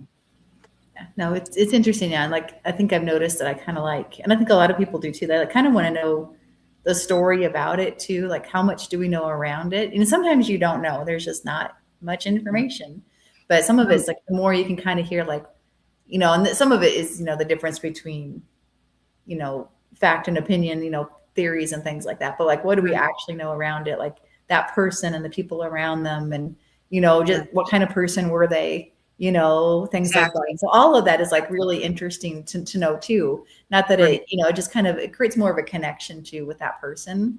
For, for us, and then also for like the people also kind of creates that connection. So you're like, it makes you more interested. It's like, oh, well, maybe if I see something or I happen to talk to someone, I think all of us together, everyone can also help find, friends, neighbors and strangers. That's the best part, because when we do, when we bring up a new case or maybe an older case, we can get to talking about it on a live. And sometimes these comments just blow up with, oh my goodness, I've heard about that case. And, excuse me, have you done this? Have you done that, to try to, figure more stuff out? I love to see the audience's comments on what to try, what to look for, etc. So when I get a case and I do my homework on it, I just love to see what the audience has to say, because believe it or not, guys, that does help. It puts the word out. You may throw in something I missed. I love it. Absolutely. And everyone comes from it from a different way, and just different ideas. Right. And then you, like you said, you get the story of someone, and then you're like, okay, I have to figure this out. I mean, just the story you get from them. I have to figure this out. I have to see where they are, kind of thing. So, but yeah, the cases, when you take on a case, be prepared to, it could be a roller coaster of emotions as well. Yeah, so. It is. Yeah. I one of the first cases that got me interested was the Chance Engelbert case, because it's, it's in Nebraska and that. And I think I found out about it about a year, 9 months or something after he went missing. Right. And oh my gosh, there's so many different opinions on that and what happened.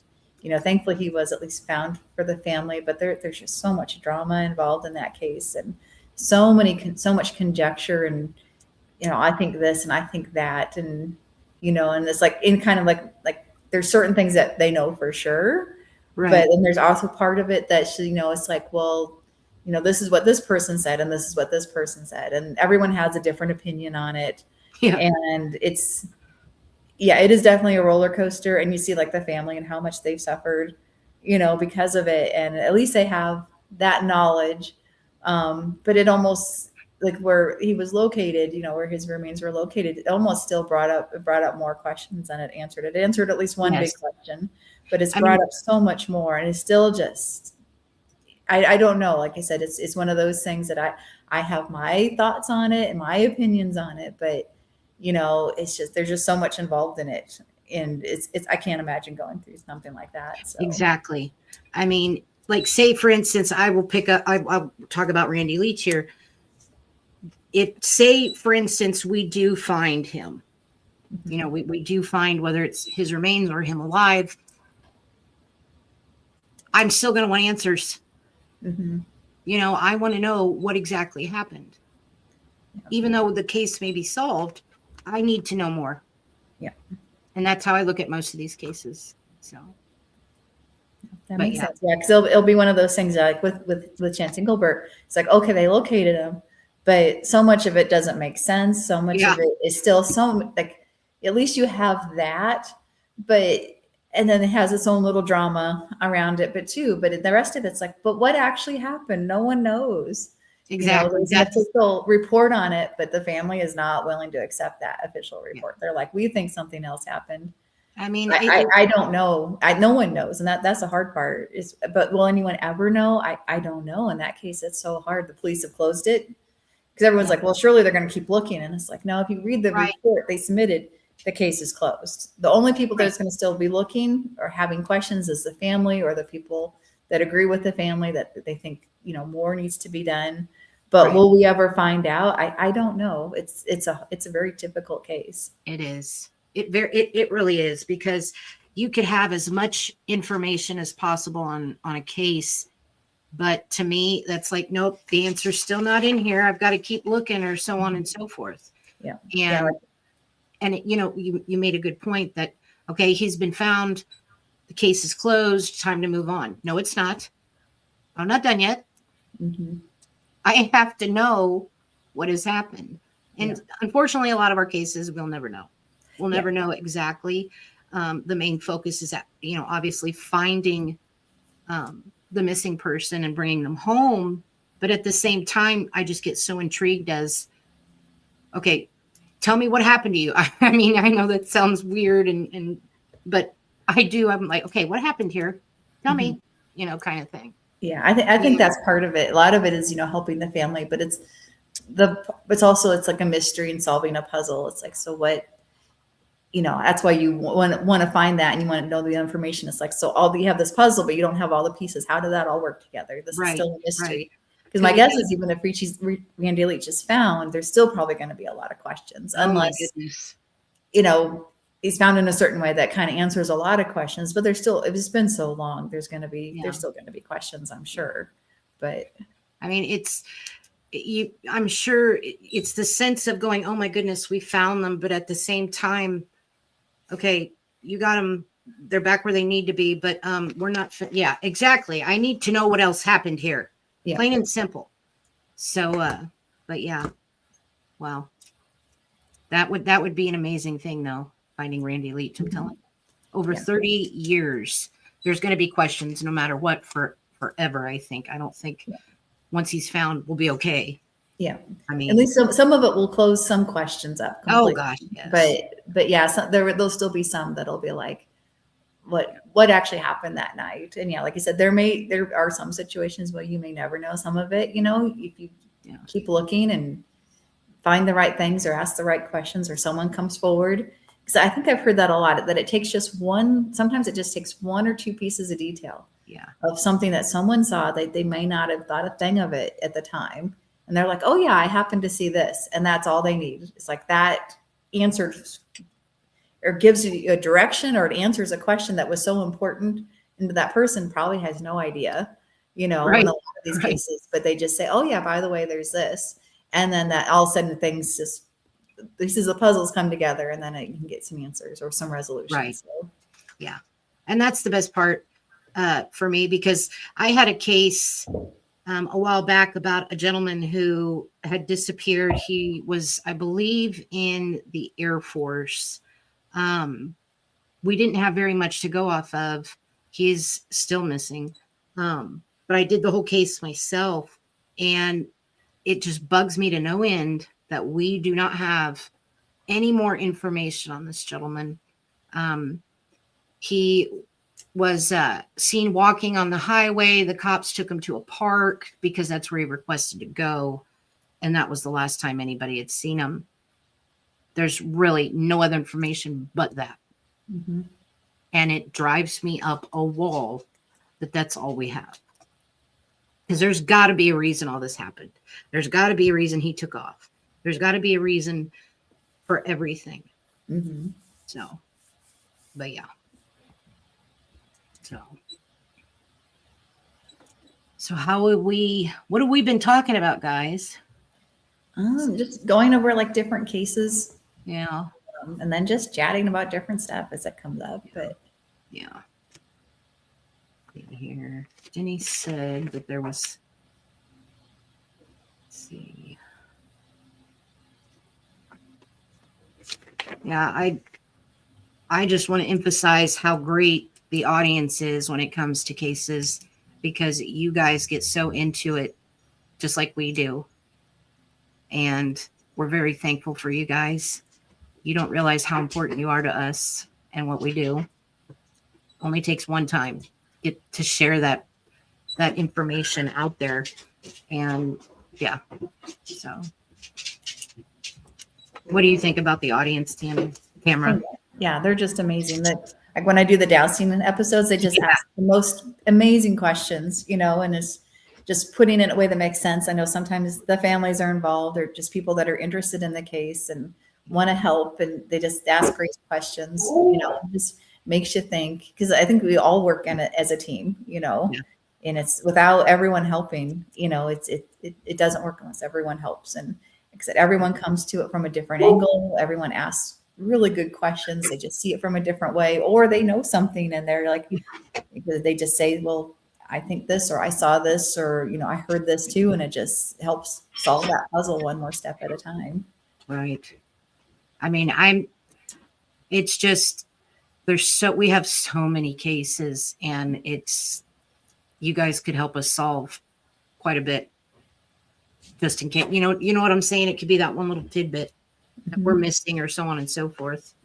And you guys jump in and you tell us things we may miss, or so on and so forth. So yeah, I think like that Mark Fullerton case that we did recently, that was really interesting too. Just all the information that came out, that, some of it was known. I think some of it was new information, and it just helped kind of see the picture a little better. So yeah. I mean, doing this kind of stuff, I never in a million years thought I'd do something like this, but once I got into it, I couldn't stop. I mean, it takes, the stories are heartbreaking as to what has happened to some of the people, but once you start reading, it just amazes you. Like, okay, that's important. That's important. Okay, well, why was he here? Why would, that kind of stuff. You can't put it down once you get started. Yep.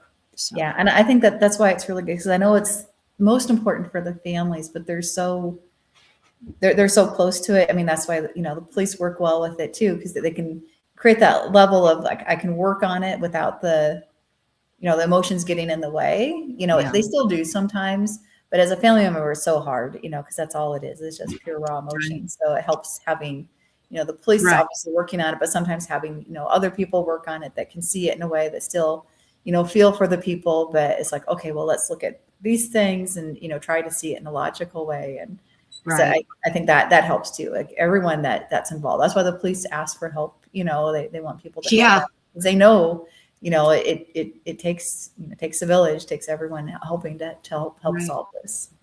Right. Exactly. But yeah, and then the other thing I was going to mention is your dowsing. I think it's amazing what you do. Thank you. And for your spirit guides and so on and so forth. You don't realize how big of, how would I want to say, how big of a piece of this that is. You make it, I mean, I get into those things though, because I can ask a question or hear a question, and then you do your rods and it's an answer. And I'm like, oh, I didn't think about that. Or, oh my goodness, I didn't realize that. It's just amazing what you do, Tamara. Okay. No, well, thank you. I appreciate that. So yeah, I tend to be, I'm more analytical minded. So my biggest fear, and I know this is not from all my training, I know it's not supposed to matter, but I'm so worried about being wrong. It's like, but it's okay if you're wrong. Like I said, I've taken so many classes and trained too. And it's just like, it's okay. You're going to be wrong sometimes, and that's fine. It happens. We're human beings, so mistakes happen, things like that. But so that's my biggest worry. And I think that's what probably what's kept me back a little bit too. But it's like, same thing. I just want to help. I think just wanted to help people in general, in most things. I think, because like when I got involved with dowsing in the first place, it's, you use it to help yourself. But, my main goal is, I can use this to help people with, there's dowsing is the way I was taught. It's not just getting answers. It's a way of, doing energy work, doing things to help people, yourself and your family, at least that. But yeah, helping other people has always been important. I always say, just want to help, but it's like, well, how do you help? So I had an interest in, actually, when I got started, trying to think, because I was thinking, you talked about when you got started. And I think as far as like helping missing people, I was working and I used to travel for work. And actually I was down in Missouri, and the people that working there, I had a really good relationship with them. And someone asked me, it's like, well, have you heard the story of stair steps, in a forest, or there would just be this staircase in the middle of the forest? And I was like, no, I actually have never heard of that. And so we started talking about it. Then I started looking into it. So I found a YouTube video that talked about the staircase in the forest, but it was Art Bell talking about this. And then they were talking to David Pilates, and then he started talking about the missing 411. And it was like those stories were just so interesting. So I got his books and started reading and, you know, watched his videos and that. And so that's kind of what got started me in missing people. And it's like, well, this, you know, how did this happen? You know, how can people go missing and no one can find them? This doesn't make sense. Right. And, you know, and it was just intriguing. So I just got interested in general and just helping people. And that's when I started taking more and more classes about, you know, how do you help in those situations, you know?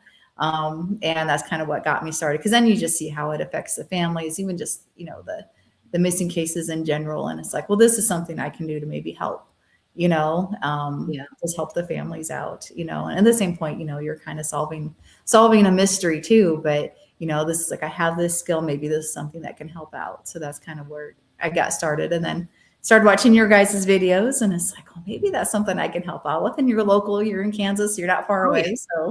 So maybe that's something that'll work. And thankfully so far it has. Like I said, I think what you do is amazing, and you bring just a little bit extra. I mean, you may have something that I missed or what Denny might have missed, and we love you. Okay. Well, thank you. You guys are amazing. You do an amazing job. So, well, and you guys are you're so good at what you do, and you're so dedicated. Like, you know, you talk about, you know, how, like, again, I don't think anyone realizes how much they work behind the scenes, like, right.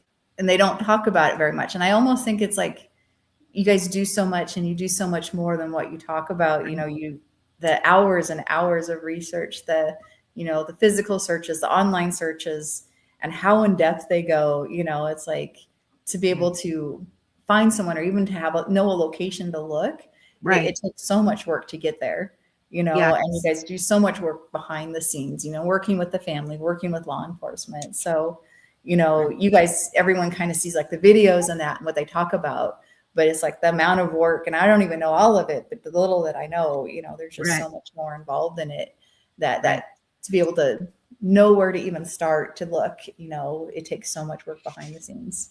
I mean, it is difficult for us to figure out where to start, but we just jump in and just try our best, and eventually we can catch on pretty quick to certain things and follow that lead, and before you know it, we've got so much information, and away we go.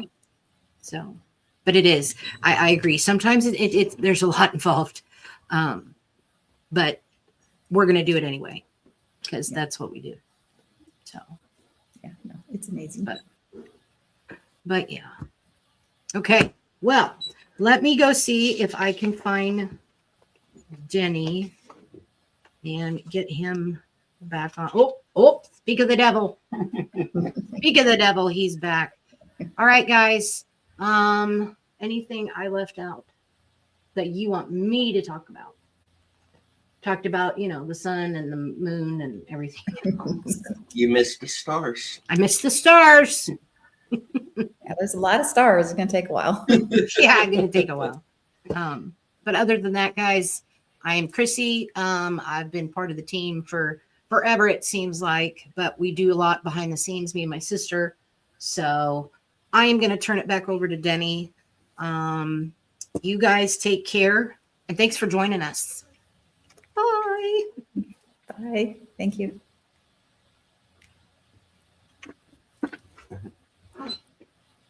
No, if Mac was on here, he'd say I went and took a nap. Or pizza rolls. I don't even know where the pizza rolls there we go. Can't go wrong with pizza rolls. No.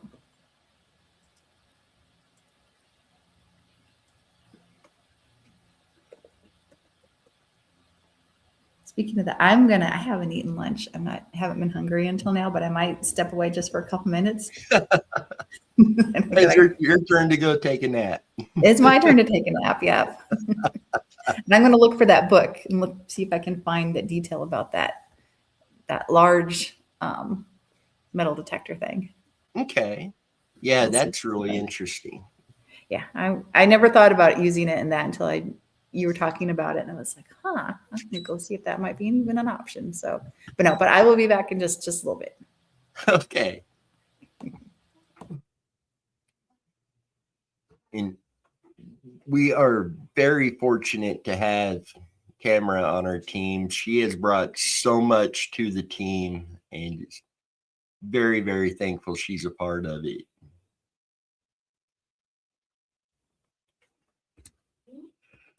So I'm going to go ahead and pull up another one of the cases we are working on. And this particular case, we have done several searches for, and we have searches lined up that are coming up very soon. And some of these are water searches, but surprisingly, we do have a ground search for this couple. And I'm talking about Billy and Mary Black. They've been missing from Atchison, Kansas since September 11th of 2009.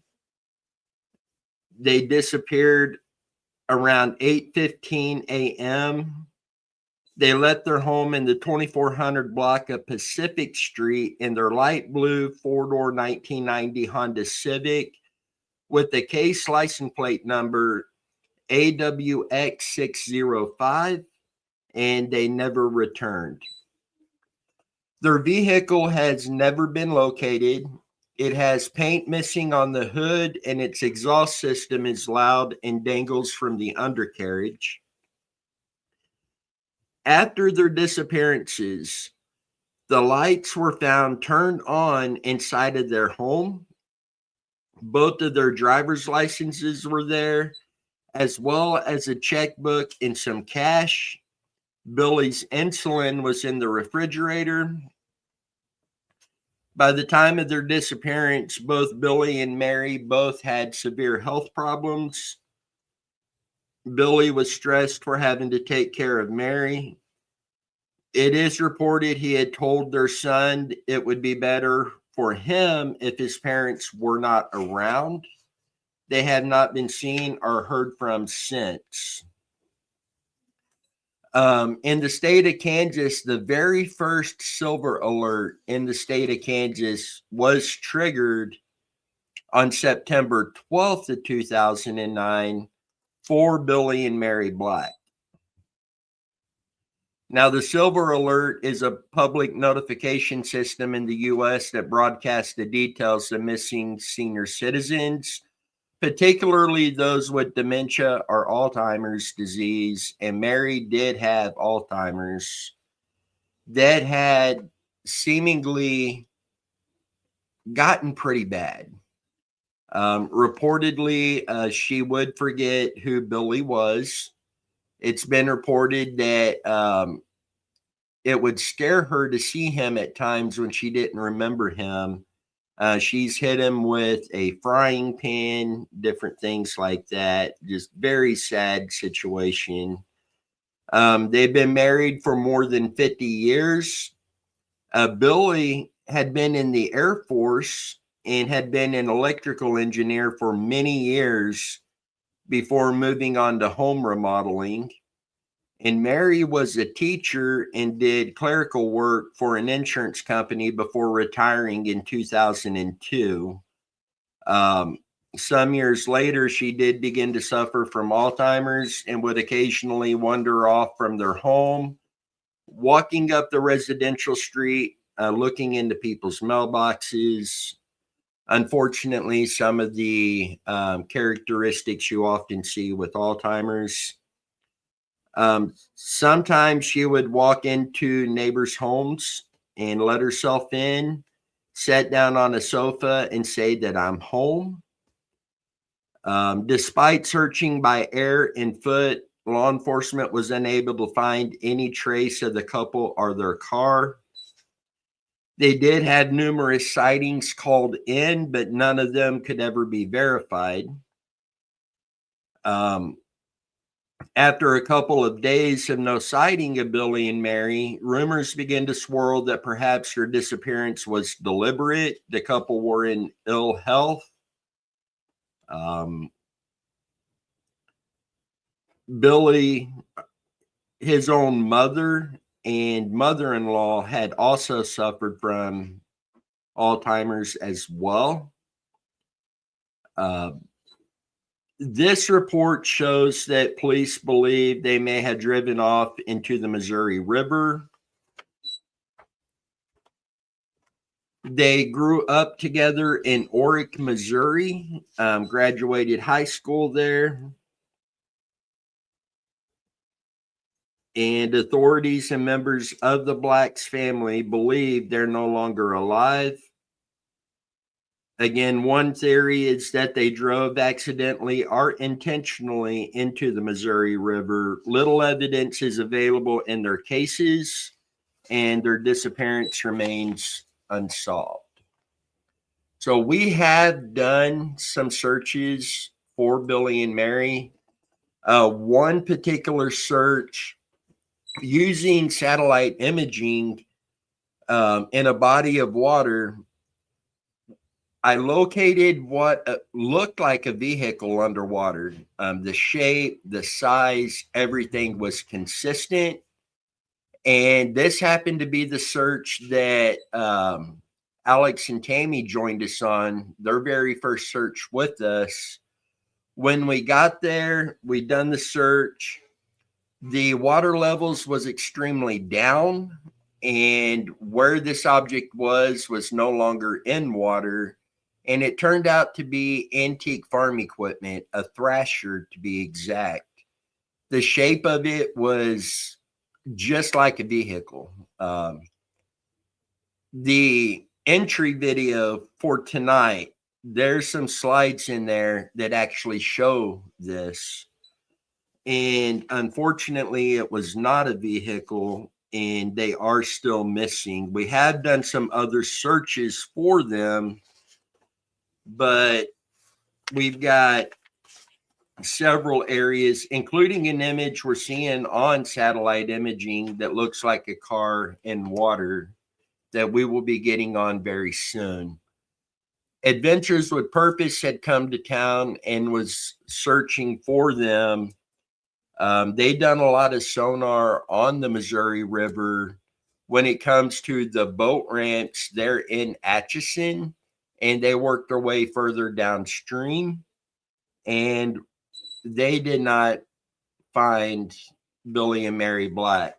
And, you know, Jared with AWP, regardless of a lot of thoughts, a lot of drama stuff that has surrounded some of that, you're going to be hard pressed to find somebody who reads sonar better than Jared does.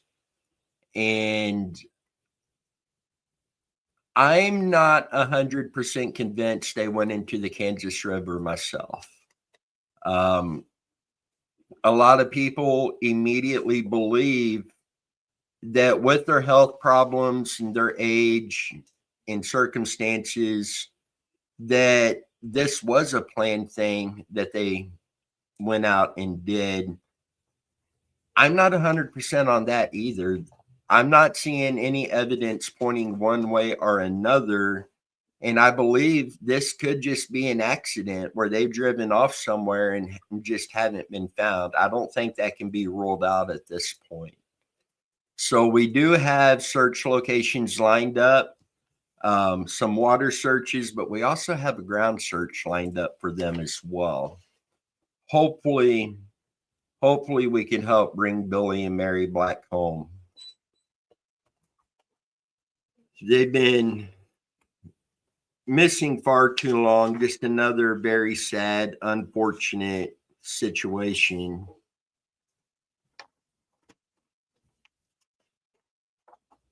And we've got multiple locations lined up to search.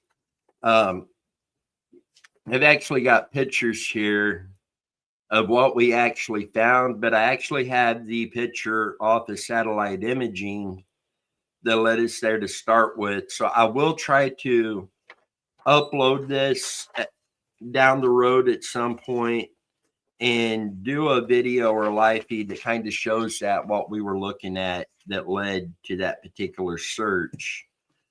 Some of the searches we're going to be doing for them, we are going to be able to film and bring you guys along on those searches.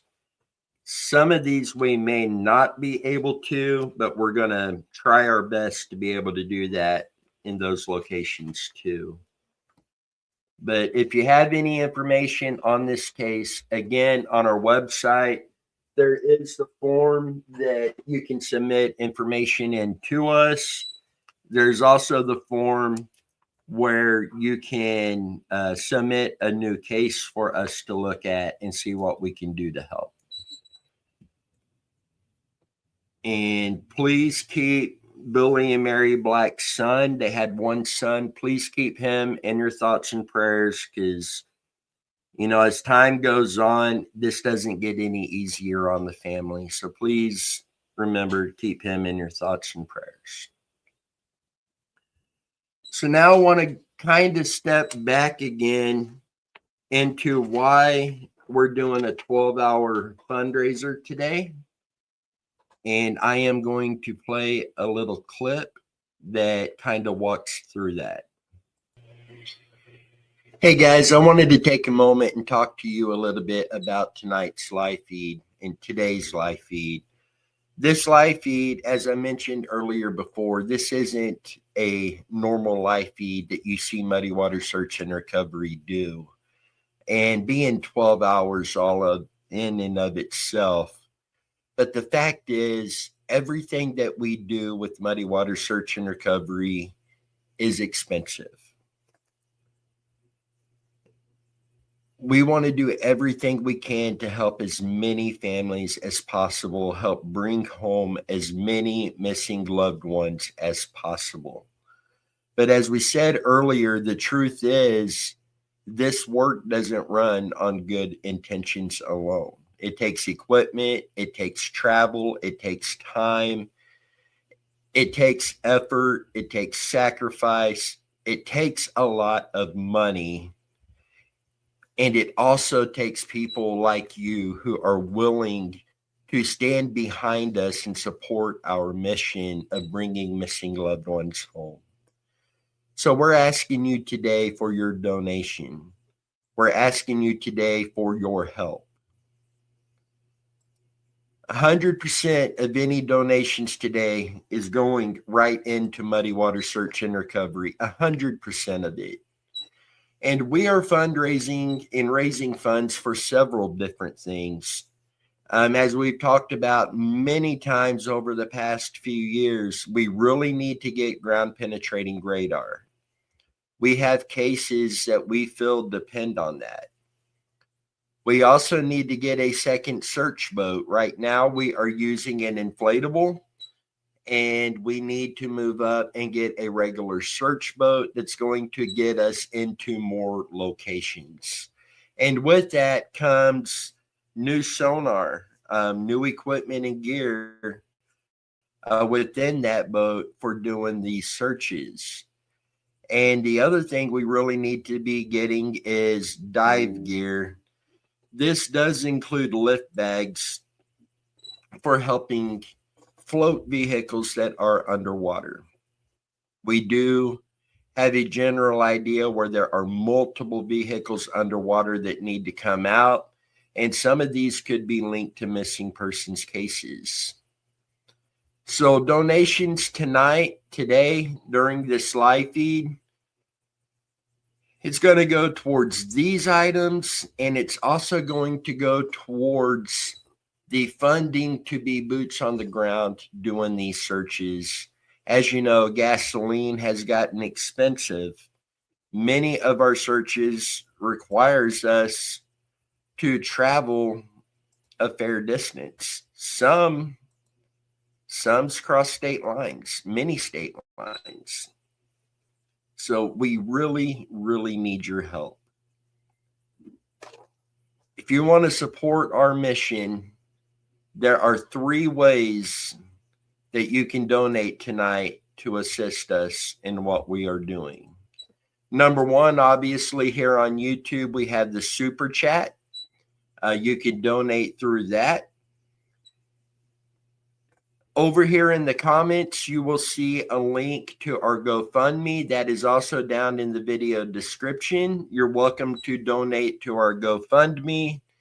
And the third option is on our website. We do have a donations page where there are multiple individual items on there that you can select to donate to.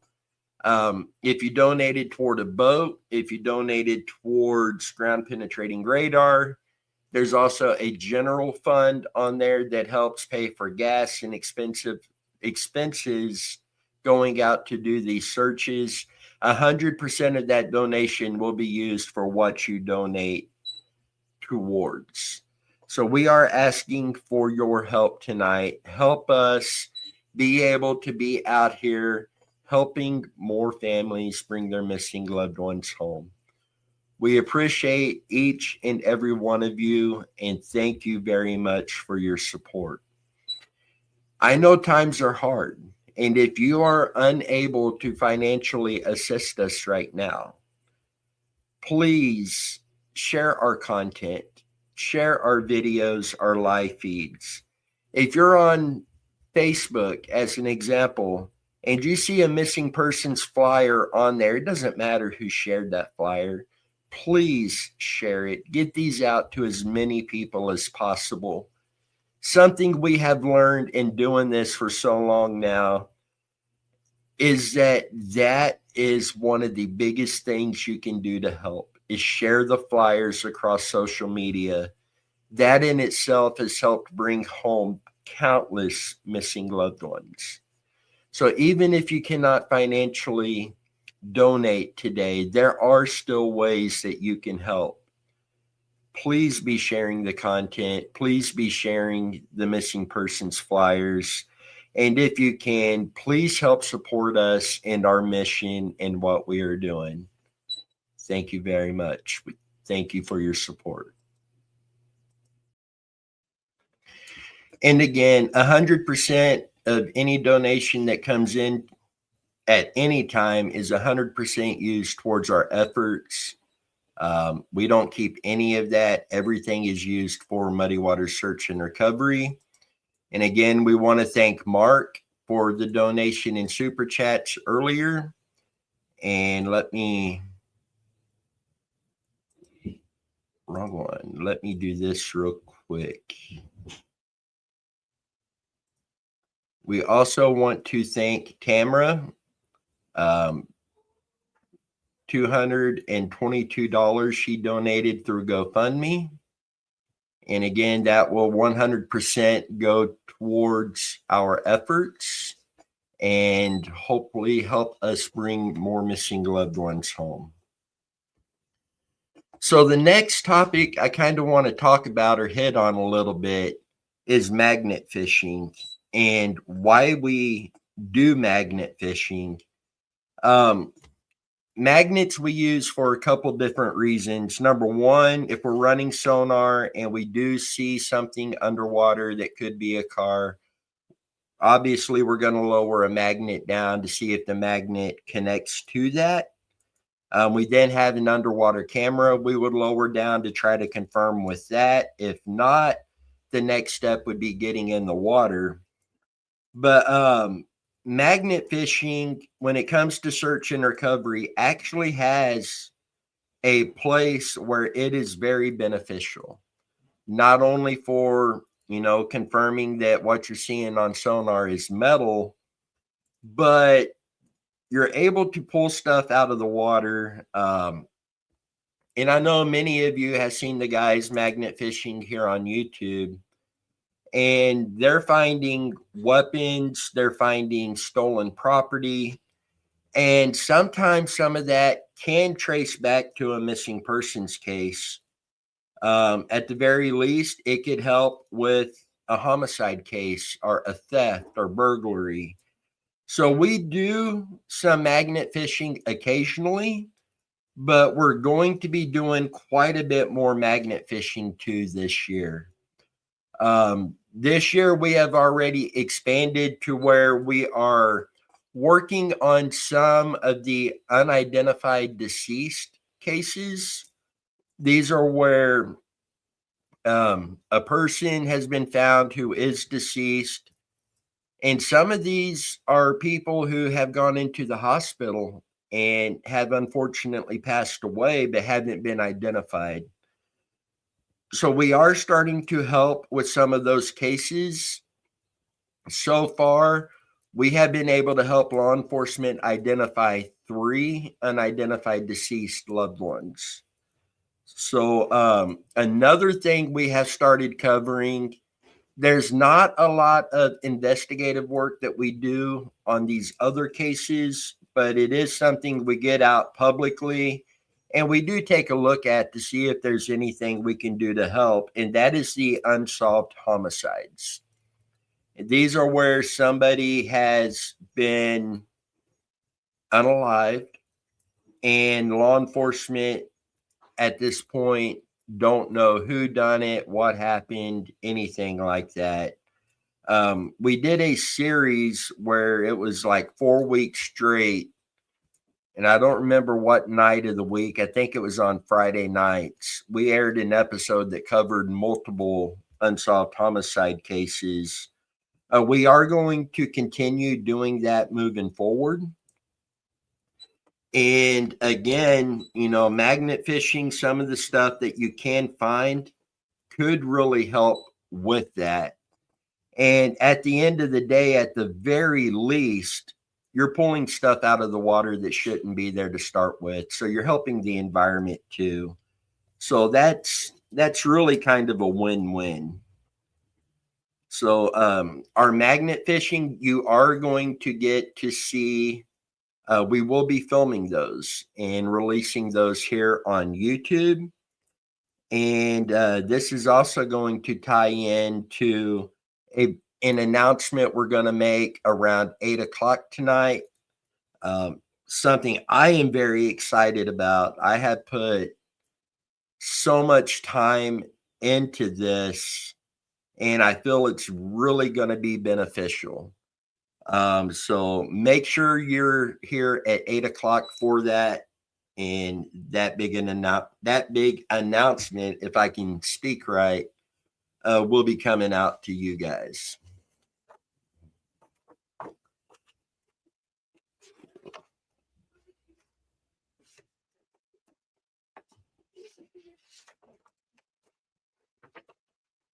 So I am fixing to pull up another case.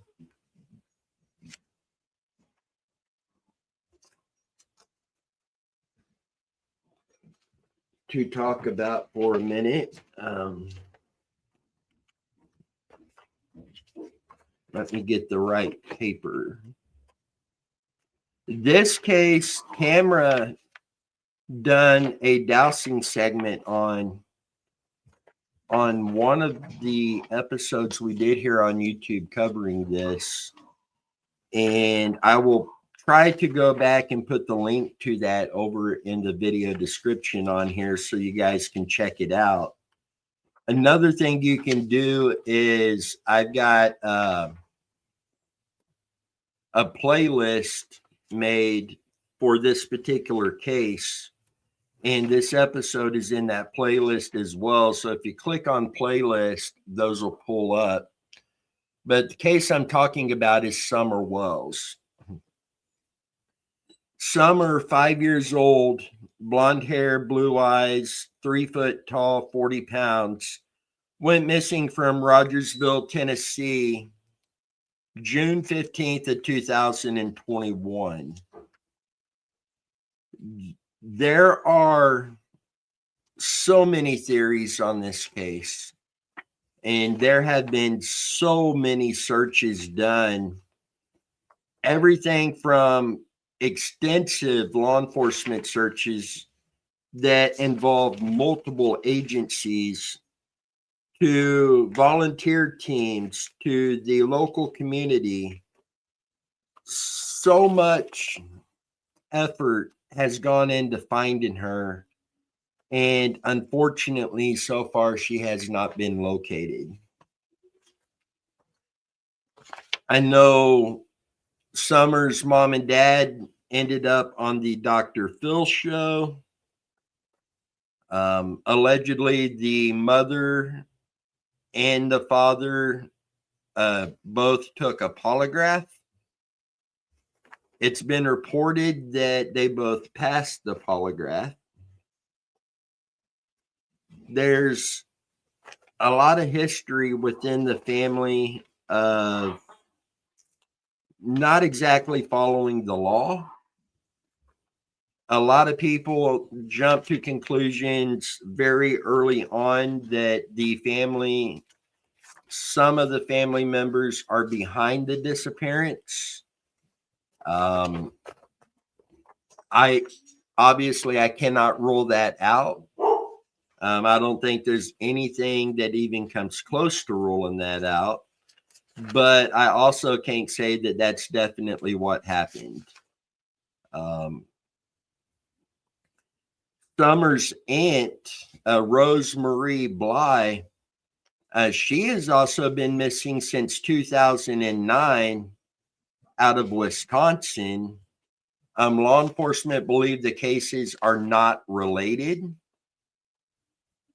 Law enforcement's done numerous interviews. They've looked at multiple surveillance videos, photos, other potential digital evidence. Asked if the feeling, and this was early on in the case, they were asked if the feeling was Summer was alive. They said they hoped so, but honestly, we just don't know. There were over 100 agencies from several states that have been involved in this case, and unfortunately, she has not been found. I know there's been speculation that she had wandered off and gotten lost or gotten injured and is just in a location that she has not been found yet. I know multiple different types of search dogs have been used. Reportedly, one dog team picked her scent up coming out of the back door, going across the yard, through the woods, down to a road that comes through behind the family home. But there's every theory that you have heard of in the Summer Wells case. You could find circumstantial evidence to back it up, but it's circumstantial. And so many searches have been done. I mean, numerous searches. Ponds have had divers in them. Everything you can think of has been done, and still no sign of Summer Wells. I will say, just knowing the extensive searches that has taken place, I do question if she is still in the area. But again, no signs that directly point any direction. And at this point, nothing can be taken off of the table. And I know we're going to continue to do everything we can to help find Summer Wells. If you have any information, please call 1-800-TBI-FIND. And again, on our website, we do have the form that you could submit information over to our case. And not only would we use that to try to help determine where she is and try to find her, we will make sure that information also gets to where it needs to go. And you can remain anonymous. We will not release your name or your information publicly without your permission. And the other way you can be anonymous even to us is we do have a P.O. box that you can send information to anonymously that you don't even have to put your name on it. And that P.O. box address is at the top of our video description. So just go in and look at that, and you can send us anything anonymously through those means, and we can use that information, get it to where it needs to go, and help use that to help determine where Summer Wells is.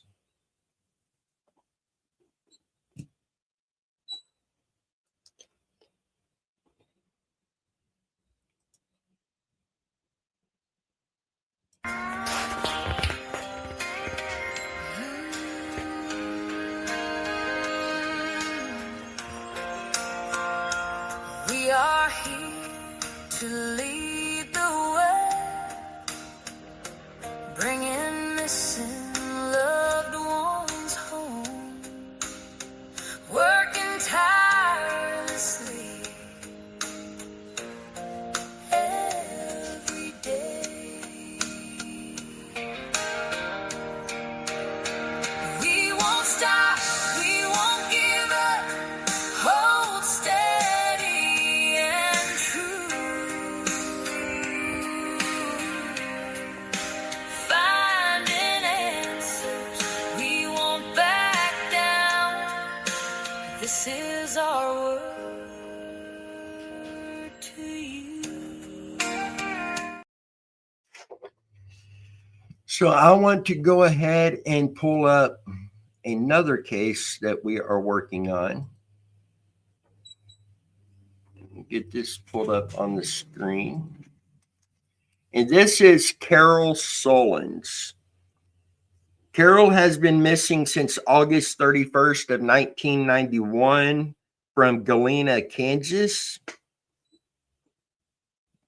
She was 18 years old when she went missing, 5'3", 100 pounds. Clothing, jewelry description. She was wearing her dance costume, which consisted of a long dress-like green shirt.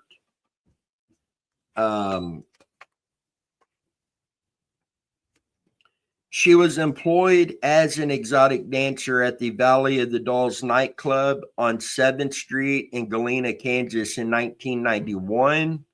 She was last seen in the nightclub parking lot during the evening hours of August 31st of the year of the day that she was on break.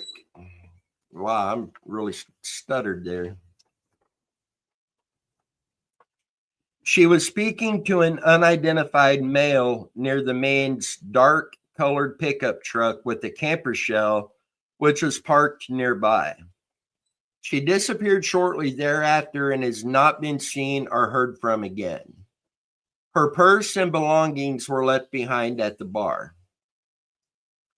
Authorities believe, and this is what's reported here, authorities believe that Carol Solons passed away of a drug overdose sometime during the night she vanished, and that her body was buried by her drug suppliers. Extensive searches in Kansas and Oklahoma have produced no clues as to her whereabouts. Donald D. Kidwell was charged in connection to Carol's case in 2001. His arrest warrant stated that he unintentionally caused her death, but that he acted recklessly. Donald E. Davis was charged with aggravated battery in Carol's case. He cooperated with authorities in regards to their case against Donald Kidwell. In 2002, Donald Kidwell pled a guilty plea with prosecutors and pled guilty to battery and obstruction of official duty. He was sentenced to 18 months in prison and fined $1,500. He told the court that he did not sexually assault Solons and did not mean to cause her death, but admitted that he was responsible. Carol's mother said that her daughter had problems with drugs and alcohol, but they maintained a good relationship together. Investigators are continuing to search for her remains, but there are many different theories about the location of her remains. This particular case, we do have a location of interest. Unfortunately, part of that location that really stands out, it's going to require special permission, and it's honestly going to be hard to get the permission needed to do that. Not impossible, but it is going to be hard.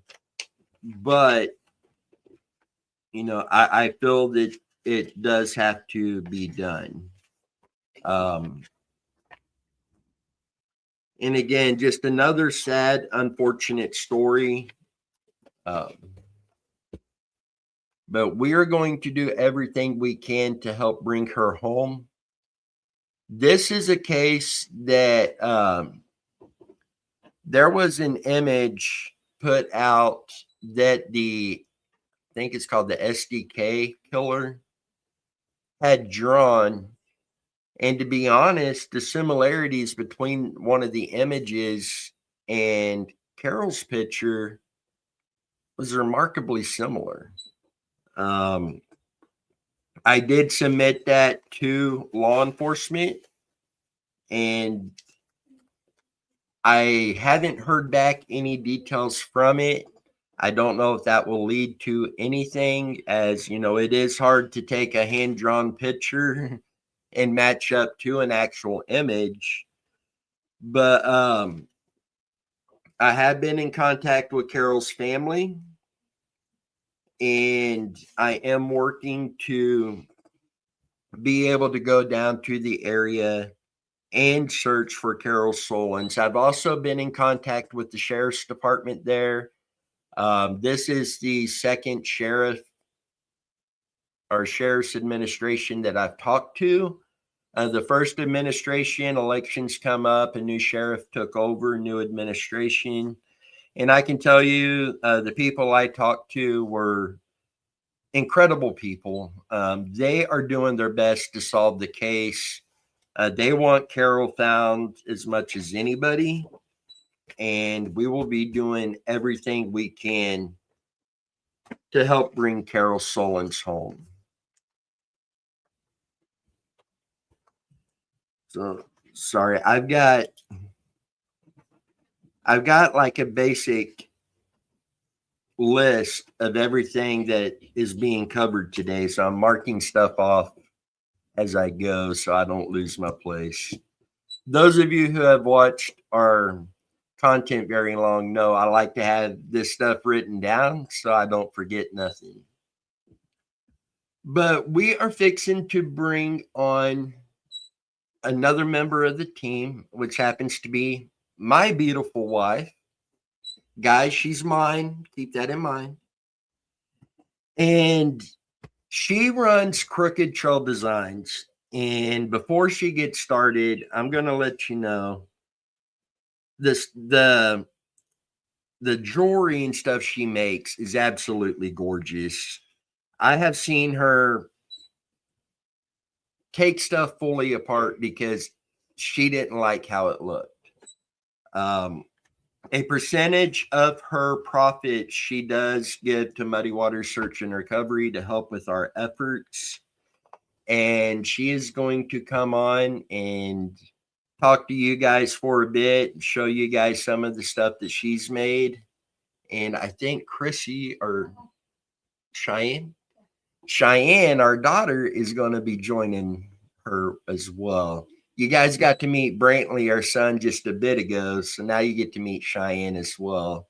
So I am going to turn this over to them. You're going to see a little 30-second countdown as we transition.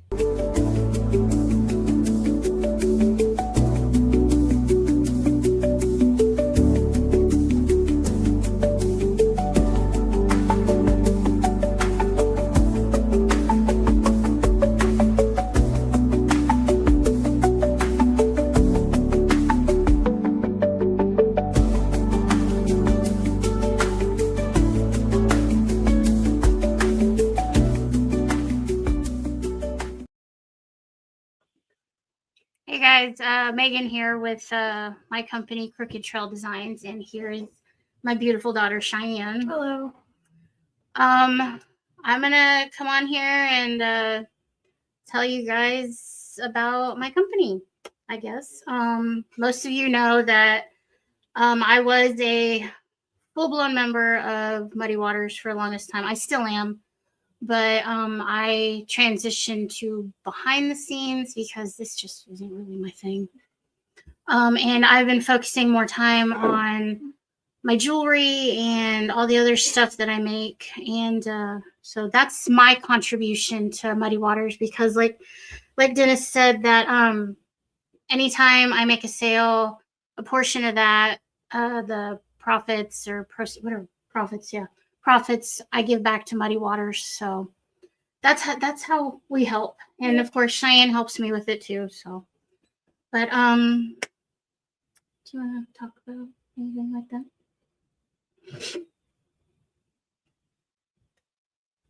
No, okay. Yeah, like I said, this is what I do, and I haven't really. This last year was pretty hard for us, so I haven't really been as creative as I normally am, but I am slowly trying to work my way back. So at the moment, I don't have anything new to show.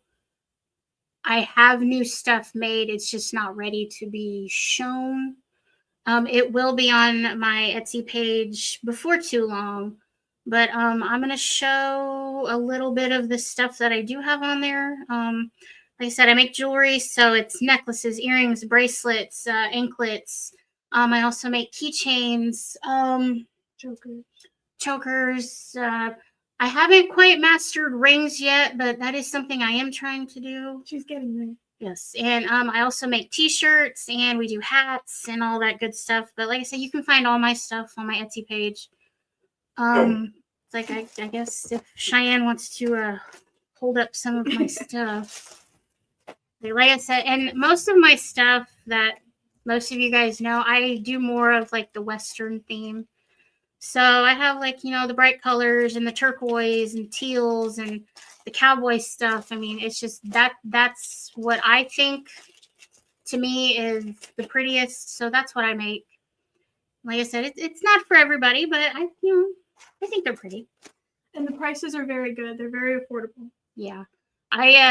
I do a lot of research on prices, so I try to base them off other people, and it's like, well, I can make that same thing for a little bit cheaper, and it still works. So, but like, I have sets, like earrings and necklaces. Oh, that really blends into the background. Blue. You can't see that. Damn green screen. Well, that's one of the.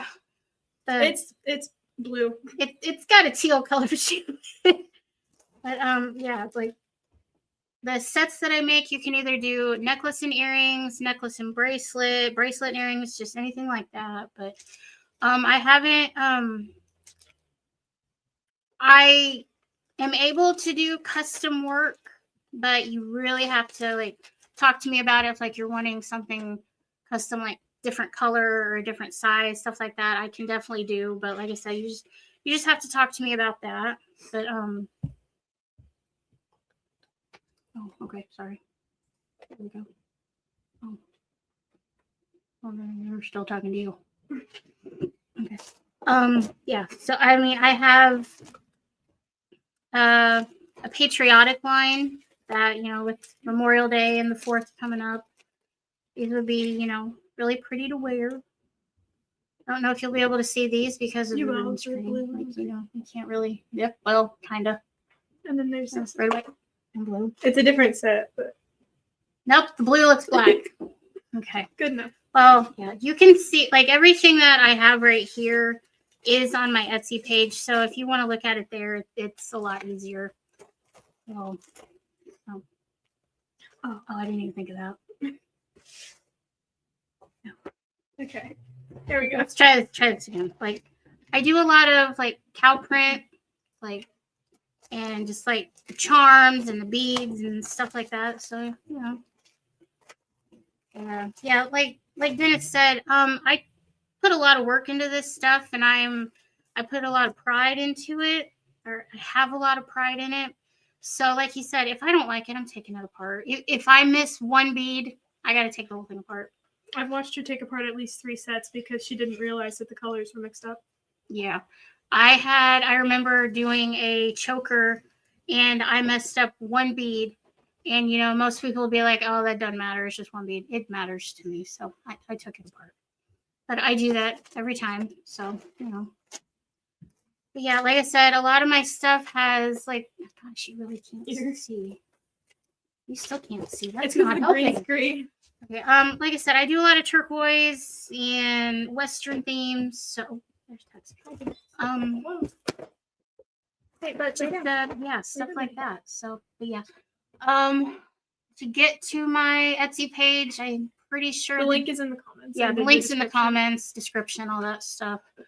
But yeah, like especially there is another good though. I run a lot of sales, quite a bit. So with Mother's Day coming up, these will be good gift ideas. But yeah, I mean, I can't really. They're not wanting to pop up on the screen. Like, It's the coloring. yeah, it's the coloring. I know you're not going to be able to see these. Nope. Well, those They're turquoise. they're teal, turquoise. So yeah. But yeah, but I've got these really pretty. They're angel wings, but they're red, white, and blue. You still can't see those. Okay. Maybe if I take them out of the bag, you'll be able to see them. They look more purple, so I don't know why they're Red, blended white. in. Nope. They're still not blended in. Okay. They're a dark blue. They have the American flag on them. So there we go. That's part of my patriotic line. And it's like I said, hi Brantley. Yes, like I have like necklaces, bracelets, like anything you can think of. And yeah, so hi Pulse. Yes, I don't know really what to say. I don't know what else to describe this. Like she's put so many hours into all of this, and it's really good quality, really good prices. That's pretty much all I can say. Yeah, I mean, it's a lot of bead work. There's a lot of stuff I'm learning to make because I haven't mastered, everything, but like just everything with the beads and the charms. It's like, yeah, I don't know. It's come a long way. Yeah. When I started this little company of mine, it was mostly I leaned more toward the fishing lures, which I still have a bunch of that stuff. But then it's like, I love making the fishing lures and the all that kind of stuff. But then it's like, I went to a store and it's like I found all these pretty charms. It's like, oh, I can make stuff with those too. And then it's like that's when I started doing the beads, and it's just like it just spiraled from there. And it's like this is what I love to do. So it's like, but yeah, like I said, this is how I contribute to Muddy Waters, like and all that stuff. So it's like I have all these pretty charms that nobody can see. Like I got sunflowers. Oh, are you guys doing shifts as well on your mission? What's new? Yes, we're doing shifts. Cameron and I were talking on here earlier about men's items. Yeah. Is there plans in the future to have more stuff for men? Yes, I do have a few things for guys right now, which I was looking the other day. I don't have them on my Etsy page. So I'm going to have to add those on there. I don't have a lot yet because, I get so distracted by the pretty charms and the bright colors that I don't think guys are going to want to wear those. So, but yes, I will have more stuff oriented. I hear you in the back. Whoops. Dad, Brandon says hi. What'd you do? Yeah, I will have more stuff on there for guys. I mean, I don't discriminate. If a guy wants to wear these pretty colors, go for it.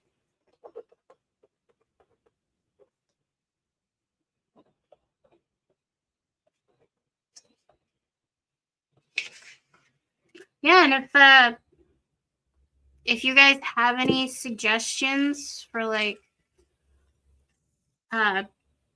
designs for guys, I mean, because my husband here, he's not a real big jewelry guy, so I don't really know what guys are interested in wearing right now. But if you guys have suggestions, that would help. And Pulse, we need to merge on supporting teams like a sister company. Yeah, we do. See if all the teams got along and everything would be great. See, in Pulse, they're good people. And we'll get into that in a bit. But do keychains. I do make keychains right now, but like I said, they're more oriented towards females. But I do have I didn't bring any up with me. Like I do have, they're down in a cardboard box. I have a bunch of different designs with shot shells, and I do a lot of stuff with shell casings and stuff like that. So I do have some of those, and I do have the fishing lures and all that stuff that I have keychains of. Yeah, I don't know if you'll be able to see that. Well, I found stuff that you can probably kind of see a little bit better. That's an ankle bracelet I made. It's got, they look like little rocks, but they're yellow stones, and those come in a different variety of colors. And most of the stuff I make, you can choose from different colors, because I go crazy when I buy beads and stuff. Like these are all the same bracelet, but just different colors. Like they're all the same, just different. They're all the same and different, yeah. Like the show Yellowstone.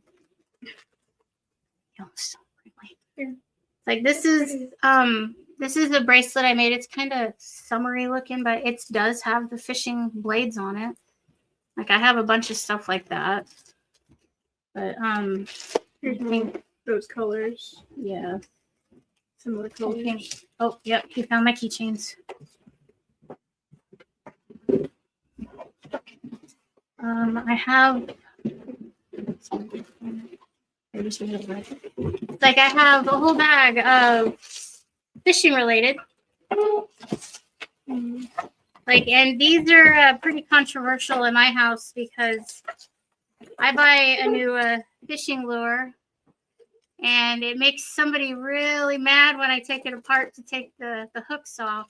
Hey, these are good fishing lures. I know, that's why I buy them. It's like I got all these keychains. Yeah, I think the first time I made one of these keychains, I got the stink eye so bad because I took the hook off of them, and it's like, what are you doing? But, you know, I can't tell something with a hook. They'll hurt. And then I have the little bobbers and all that stuff. And they're all tangled together. And then, like I said, I make stuff with the... Oh, you can't see the blue one. Nope, can't see the blue. Can't see these either. They're American flags. American flags and just regular shot shells that I've picked up over the years and stuff like that. But like I said, I will definitely find ways to make it more male oriented. Work in progress. Yes, it is a work in progress. And I don't have, like I said, I also make t-shirts and stuff. I only have one design on my Etsy. I only have one design right now on my Etsy page, and it's for the Muddy Water shirts. I haven't gotten too many of those, like the stuff that I've made just for my shop that's not Muddy Waters related. I don't have too much of that on there at the moment. When I have, I don't know, when I have like more options or so to have like different patterns and designs, I'll get those on there too. But I am the one that makes the Muddy Waters merch, like the older stuff that we have that has our older logo and stuff like that. I do make all that. And when anybody buys those shirts off my shop, all of the profits of those go right back to Muddy Waters. To whereas my stuff, like my jewelry stuff, it's just a percentage. But anything that's Muddy Water related goes right back to Muddy Waters because, like we've said 100 times, this is not cheap. It's hard work, and it's like that's one of our biggest hindrances of not being able to go out and get a search done right away like we want to, because it is very expensive. And it's something you have to plan out. It's not just like we can go right now kind of thing. We can't do a spur of the moment thing. Yeah. But yeah. So I'm that's what I do, and don't worry, you do the best work for money. Thanks, Bob. Yeah, so that's what I do. That's why you guys don't see me on here very often, because I do behind the scenes and I'm busy with this. And I know I've said it before, but this last year was pretty hard. So it's not been easy cranking out new stuff like I normally do. But yeah, but like I said, I'm trying to get back in the groove of things, get it all done. It's like, yeah. I just looked over and saw this pretty bracelet I made. Turquoise. Oh crap! I think I'm gonna see it. They're little like hearts. They're turquoise. Oh, they look silver on here. They look like little hearts. They're silver beads with turquoise hearts. There we go. Like, see, It's really pretty. They're so pretty. Yeah, like I said, all this stuff that I am showing right now is on my Etsy page. That's a Christmas present.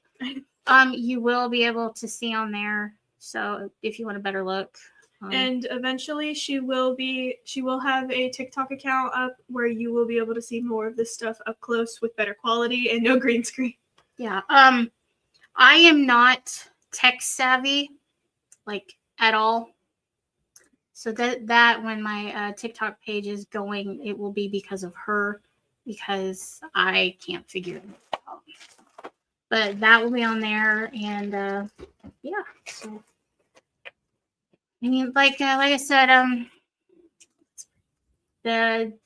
my it's in the description. Her link is my in the link description. link. See, I can't even talk about tech The link stuff. to her Etsy shop. Yeah, my shop. Her Etsy shop is in the description. Yeah. Like so yeah.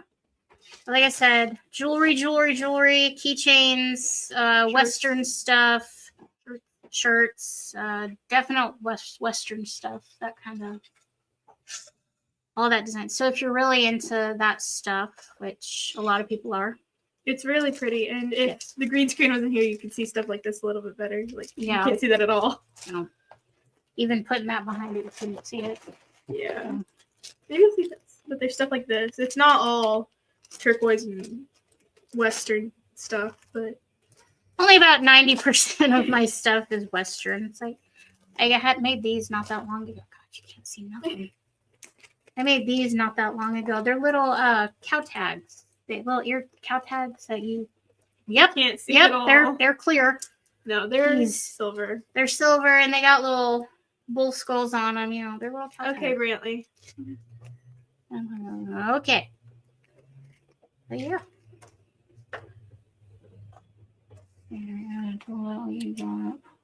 Like on the line? Okay. You'll be here with us, bub? I'll be on screen. Okay, Brantley will join us later. Okay.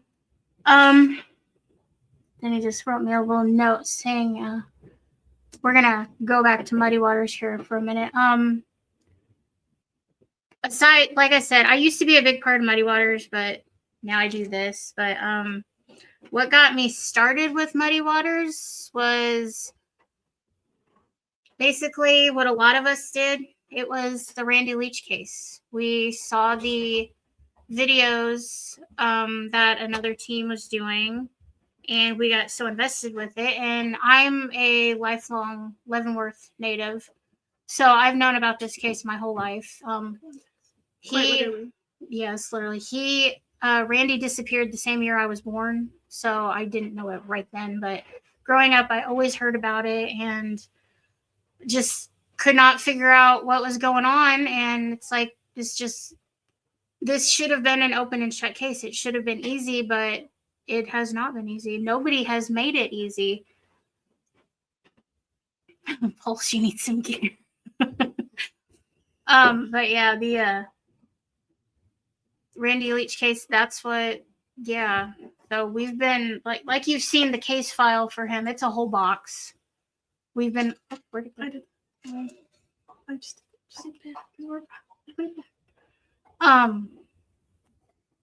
yeah, it was like we got a whole box that we've been working on for years and years and years, and it's one of those things that we're all on this team is obsessed with trying to figure out. So hopefully it will be figured out soon, because 38 years is a long time. It's ridiculous. But yeah, so that's what got me involved. What got you involved? Me and Dad. Mm-hmm.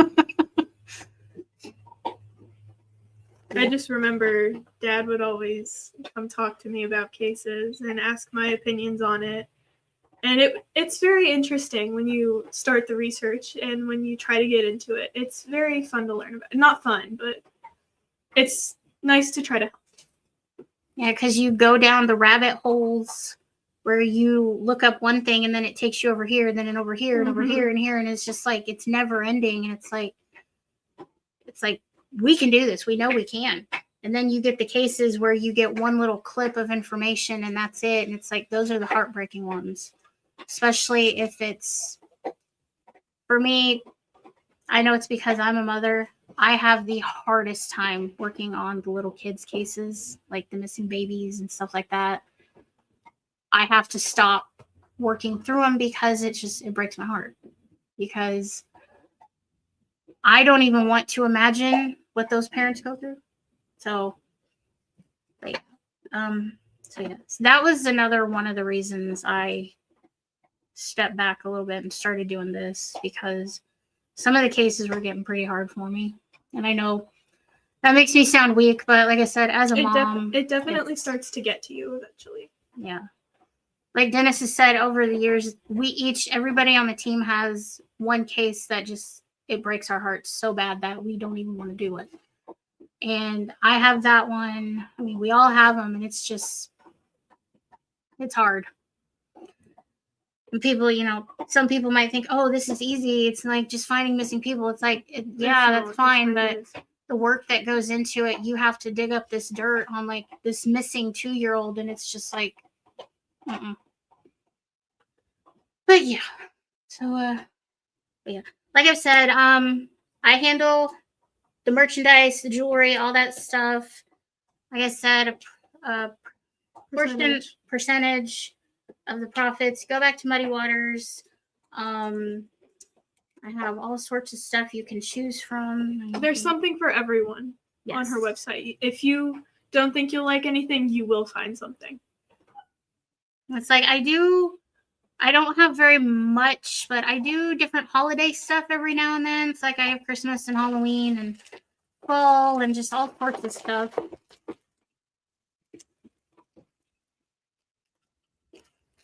Oh, yeah.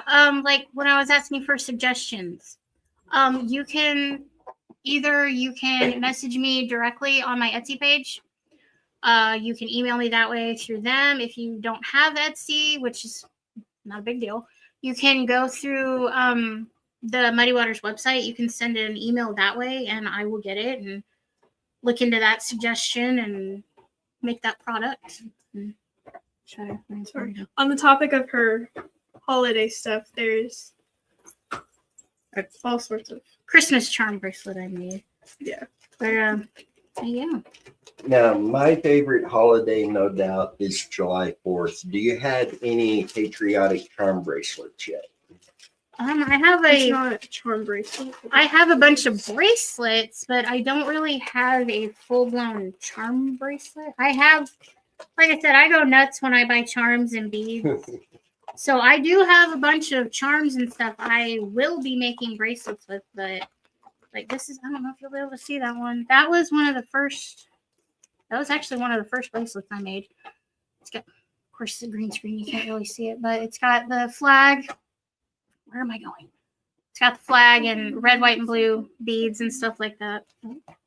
Oh, you're reading? Oh. And no active searches at the moment. Just sharing flyers on the missing until. You want to read it?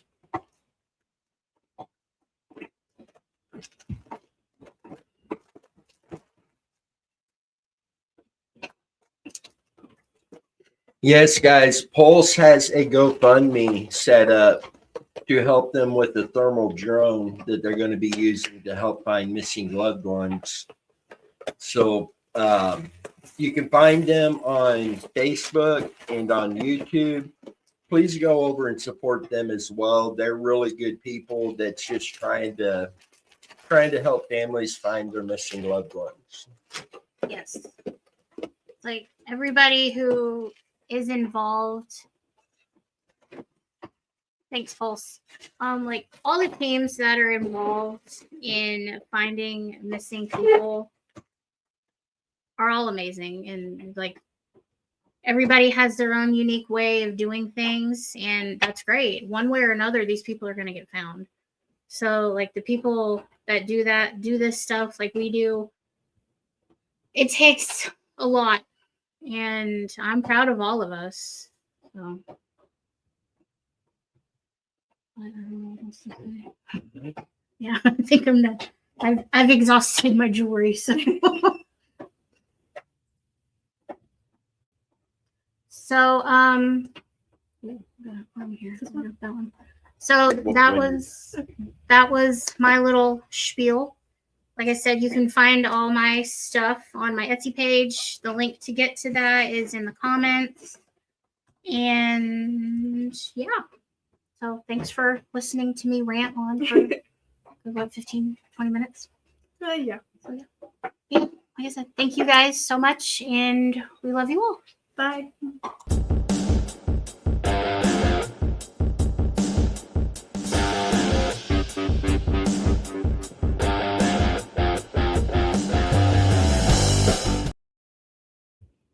Hey guys, I am back. So let me pull up the comments real quick.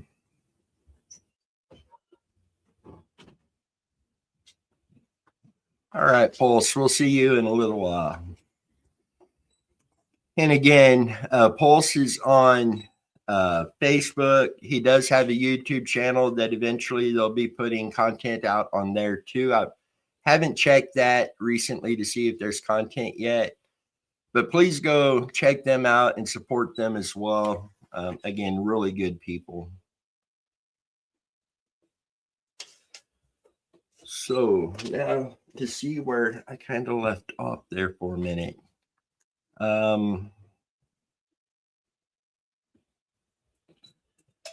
Got my notes here. I want to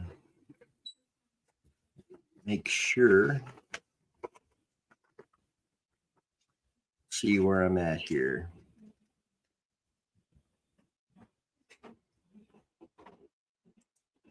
So I'm going to bring up another case. Let me make sure I'm pulling up the right one here. There we go. This case we have done an extensive search on and have a lot more work to do on this particular location. And we have done a lot of work with this case. There we go. Make sure I got the right paper. Let me pull her up on the screen. We're talking about Crystal Kipper. And I mentioned this earlier when we were talking about gear and ground penetrating radar. Crystal Kipper was 19 years old when she went missing. 18 years old, I'm sorry. We get two different ages in regards to her case, but she was 18 years old when she went missing. She went missing February 24th, 1997 from Kansas City, Platte County, Missouri. She was actually up near Platte City, Missouri when she went missing. She was 5'5", 125 pounds, brown straight hair, brown eyes, wearing a dark olive green shirt with short sleeves and a high neck, blue jeans, and a denim car coat. She was also wearing a diamond cluster ring and a gold band. I do have on here that they do have her DNA on file. She was last seen heading home from St. Joseph, Missouri about 2:20 a.m., heading to Kansas City, February 24th, 1997. Her 1989 maroon Ford Probe LX was found on the side of the road, locked, out of gas, with the flashers on. She has not been seen or heard from since. On April 24th of 1999, the man who is suspected of Crystal's demise he unalived himself in his jail cell. He left no note. He had told authorities he had accidentally hit Kipper with his vehicle as she stood on the shoulder, and he buried her. Police believe that he unalived her and disposed of her body. Police discovered Crystal Kipper's ID cards, a paycheck stub, jewelry, her car keys, a mock turtleneck, and a pair of Lucky You brand jeans in Williams' apartment. They also found a missing persons flyer of Crystal Kipper in addition to computer files. She has never been located, though areas in Platte City and near where her car was found was searched extensively. If you have any information concerning this case, please contact the Platte County Sheriff's Department, 816-858-3452. Now, again, this is a case that we have put a lot of work in and extensive search, and we'll be going back to with ground penetrating radar, our fingers crossed, a cadaver dog team. Based off of information that has come in, this location, we really feel we're going to find answers there. Hopefully be able to bring her home. I know law enforcement do know of this location, both Platte County and Kansas City. When Dan was still a big part of Muddy Waters Search and Recovery, when we done this search, Dan helped do a lot of extensive work on this as well. And we were able to find several other cases that could be linked to Crystal Kipper's case. We were able to confirm that possibility. There's a lot that we found that I literally cannot say here on YouTube without YouTube flagging it, taking it all down. Some heartbreaking information. For starters, law enforcement did not go to Williams' apartment specifically to look for Crystal Kipper. There was a lady who was kidnapped and basically tied up and held in that apartment, who literally chewed through the ropes to get free. And she notified law enforcement. When they responded for this call, that is when they found Crystal Kipper's belongings in the apartment. There's a lot of details that we just really cannot say on here because, again, YouTube will flag it down. There's sick details, there's scary details, you name it, and it's there. Is there the potential that there were others involved? Especially if this turns out there are other cases involved, I think there is a very real possibility, and a real possibility that some of them may be alive and local. So that is also another reason we do not share a ton of information publicly on this particular case and even some of our other cases. But we are going to continue doing everything we can to help bring Crystal Kipper home. Just another very sad, unfortunate situation. And hopefully we are able to help bring her home soon.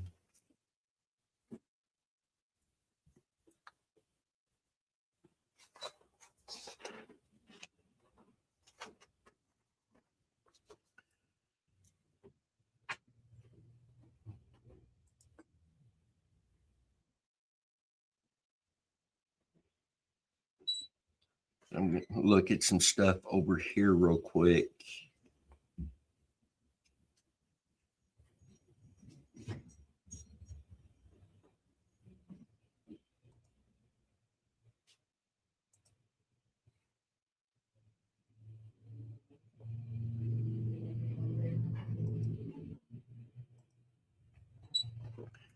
So again, I want to say thank you to Mark and thank you to Tamara for your donations today. And those will be used 100% for our efforts in bringing missing loved ones home. Again, if you do want to donate, you can use the super chats here on YouTube, like what Mark did earlier. And we also have the GoFundMe that the link is in the video description, as well as our website that's got multiple places on there that you can donate to. This includes a very specific items like ground penetrating radar. We are here. Whoa. That wasn't supposed to play right then. Let me get this taken down. There we go. So there's ground penetrating radar on there. There's a second search boat. There is a thermal drone. There's many different individual items on there. Then there is a general donation that goes towards the cost of going out to do a search. So there's 3 different ways there that people can donate to today. And now I kind of want to go back in as to what it is that Muddy Waters does, who we are. And that is part of that clip that I just pulled up. I pre-recorded these last night. So I'm going to go ahead and play that. And it kind of explains who we are, what we do, that sort of stuff.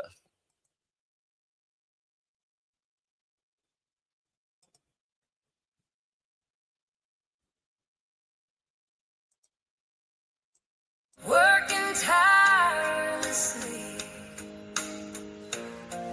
every day. We won't stop, we won't give up. Hold steady and true. Finding answers, we won't back down.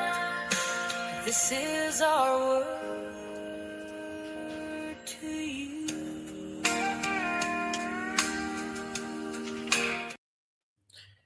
I get asked many times, what is Muddy Waters Search and Recovery? What does Muddy Waters Search and Recovery do? Well, first, let me introduce myself. My name is Dennis. I am the founder of Muddy Waters Search and Recovery. We have been here for over 5 years now, doing everything we can to help bring missing loved ones home. So first off, when a new case comes into us, it comes to us through different means. It could be a family member of a missing loved one reaching out, a friend of the missing loved one. It could be one of you guys reaching out, and it's a case that you saw that's holding with you, and you reach out and ask us to help on the case. Some of these are cases that's happened to us. We seen that case and just couldn't set it down, and we're doing everything that we can to help. And there are times that law enforcement do call as well. So there are multiple ways a case actually comes into us. And I'm going to pause here for a minute. If you do have a missing persons case you would like for us to work on, if you have information you would like to share on a case, please go to our website at mwsar.com, as we do have fillable forms over on there. And I got to adjust this for a minute because I see it's starting to do some crazy stuff in the background here. Okay, let's go with that. So that's how we get our cases in. And the first thing that I do is I try to get at least the missing persons flyer out on social media as fast as possible, start getting eyes on those cases, and then I start digging into that case. We try to provide updates as the case progresses with all of you. And then moving forward, we're going to do something a tiny bit different. We are going to be assigning what we call open source investigators to particular cases. So if this is a new case that come in today, I'm going to get this case out to you guys as soon as possible. And then I'm going to start looking into this case, at which point we may assign one of our open source investigators that particular case. That person will then start digging into that case, learning everything that they can, making contacts with whoever they can, and begin using that information to determine what locations need to be searched in regards to that particular case. We then use that information to start lining up our search efforts. We do both water and ground-based searches, and we'll be deploying drones. Anything we can do to help bring missing loved ones home. So all of the open source investigation simply does that. Gives us the information we need to know where we need to be to search for these missing loved ones. Boots on the ground, we go out, we do the searches. We do not investigate a case trying to prove guilt. For us, all that matters is bringing the missing loved one home, protecting the integrity of the case, protecting law enforcement's investigation of the case. Because if we do go out and we do find a missing person, deceased, we do not want to jeopardize any evidence that may be there and jeopardize law enforcement's case of pursuing justice for that individual. So we are very mindful for all of that. I know many of you reach out with information and thoughts and theories and stuff you found on cases. Please don't stop doing that. You guys have been a very tremendous help when it comes to what we're doing. And again, tonight we're asking for your help again. Please donate to one of the links that has been shared throughout this live. Even if it's just a couple dollars, every little bit helps. We need your support. We want your support. We appreciate your support. Help us continue doing this. Help us to continue helping missing loved ones find answers and bring their missing loved ones home. If you ever have any questions about how we operate, please go to our website. Reach out to us off of there. I'll be more than happy to answer any questions that I can. Remember, mwsar.com. And let's get right back into the live.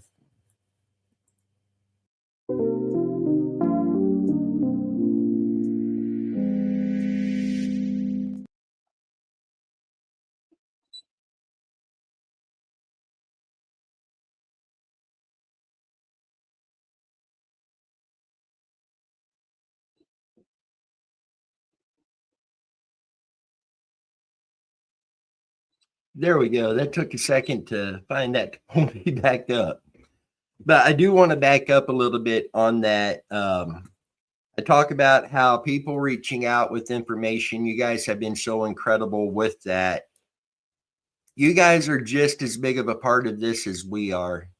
It's not always about whose boots on the ground. It's who is coming forward, working on these cases, sharing information. And it's oftentimes the tiniest bit of detail that is usually the most important piece that actually pieces things together and leads to bringing a missing person home. And you guys are just as big a part of that as what we are. And we appreciate each and every one of you. And you guys are a big reason why we are here and able to do this. So I'm going to go ahead and pull up another case now.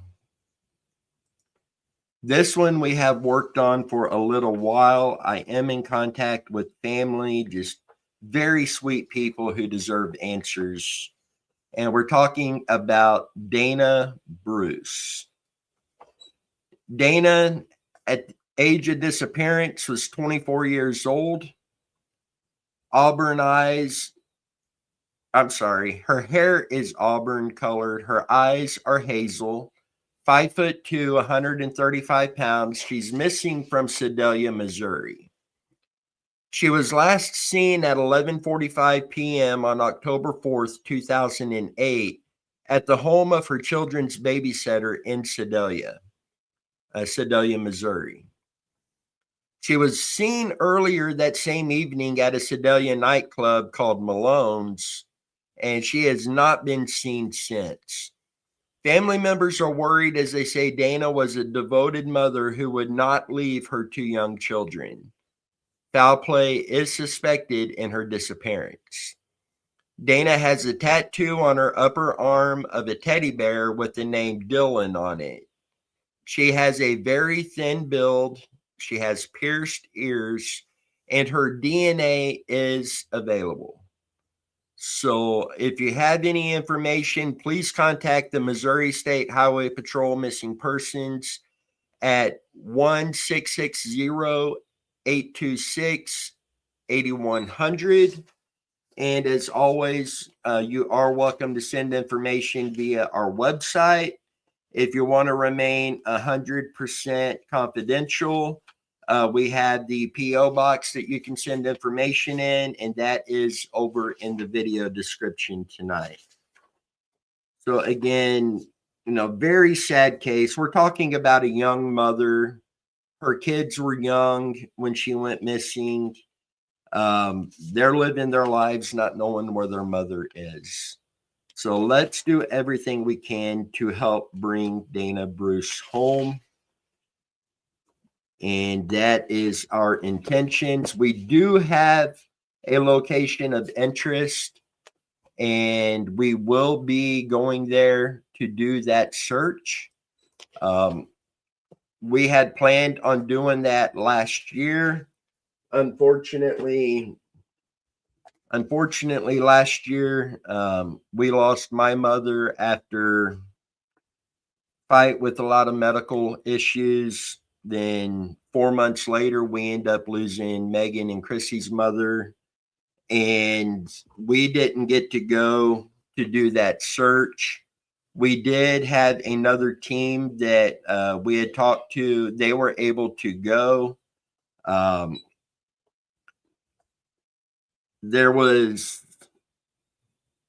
nothing was found, but the location does need a deeper look, and we do plan on going back and searching that location again. And then we have other locations of interest in her case to search as well. So we will be doing that before too long. So I want to take a minute and kind of discuss the difference between what is classified, what is considered a cold case versus an active case. An active case, obviously, as it says, is a case that, law enforcement have leads that they are following up on. They're doing searches, they're doing interviews, they're investigating. A cold case happens when law enforcement have exhausted all of their leads. They don't have anything new to work with. And at that point, that case has to get set aside so they can focus on cases that they do have a little bit more information to work on.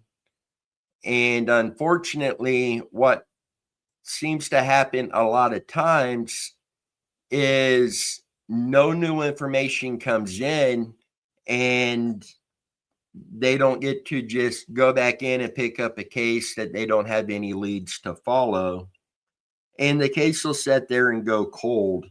And that's why it is so vital that when we see a missing persons flyer on social media, that we share that flyer, keep these cases in the spotlight, do everything we can to help keep these cases from going cold in the first place.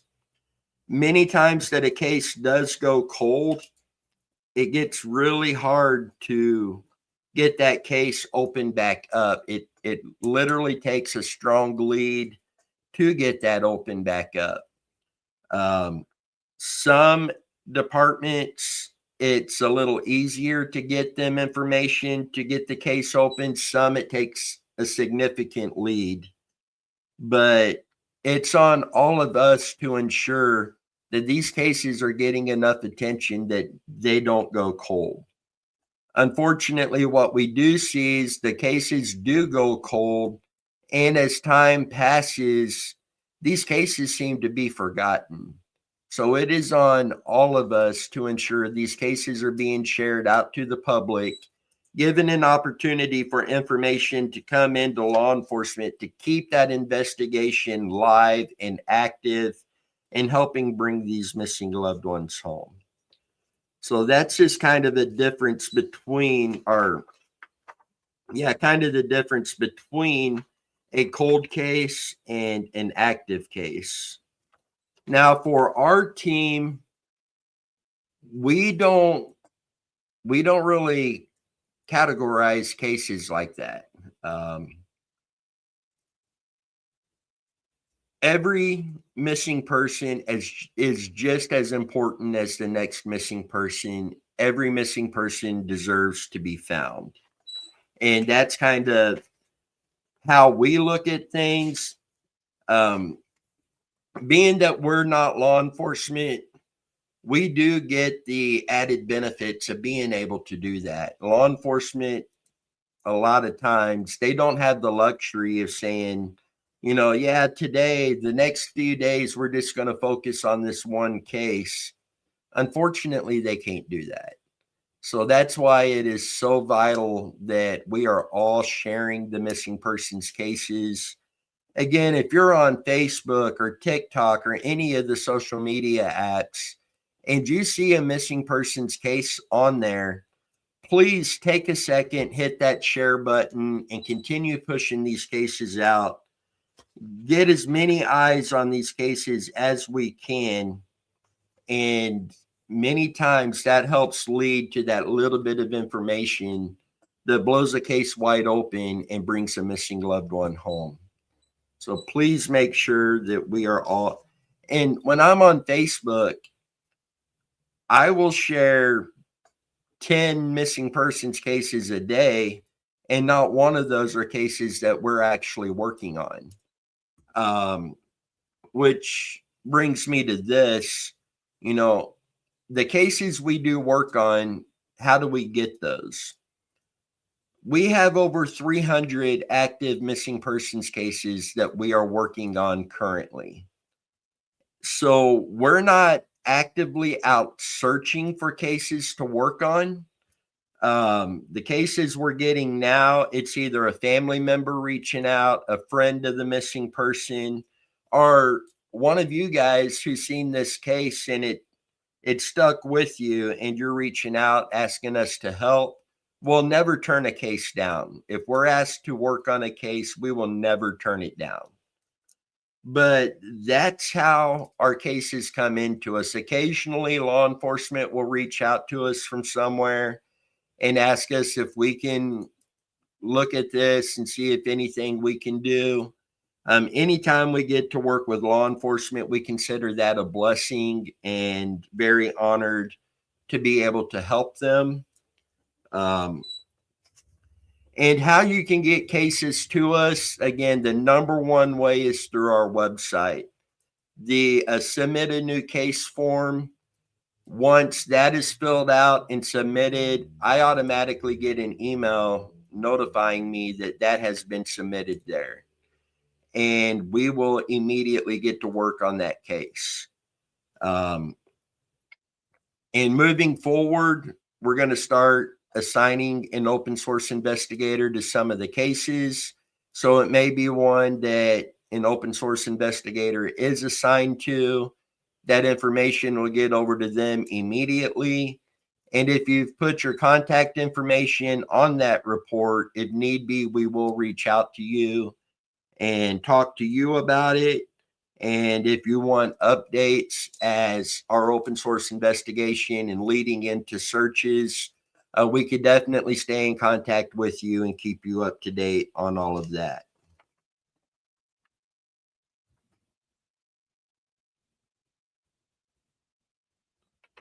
So I'm going to look at my notes here again.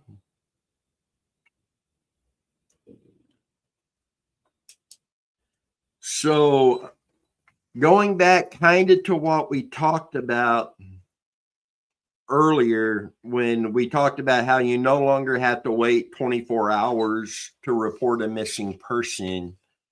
Reporting a missing person, you could either go to the police department or you can call the police department and they will send an officer to you to fill out the missing persons report. Again, if you have a missing loved one or a missing person that you need to report, please notify law enforcement first. I know many teams are like ours. We will not work on a case that does not have missing persons report filed through law enforcement. So please notify law enforcement first. And if you feel the need, then please reach out to us or any of the other teams that you trust and ask for their assistance too. We'll be more than happy to help. Pulse Search and Rescue will be more than happy to help. Kansas Missing and Unsolved would be more than happy to share their flyers on their live feeds covering missing persons cases. You know, you do have a lot of options, and, you know, everybody would do everything that they can to help you. So when it comes to submitting a missing persons report, please, again, notify law enforcement, get the report done with them, and then you can reach out to other teams.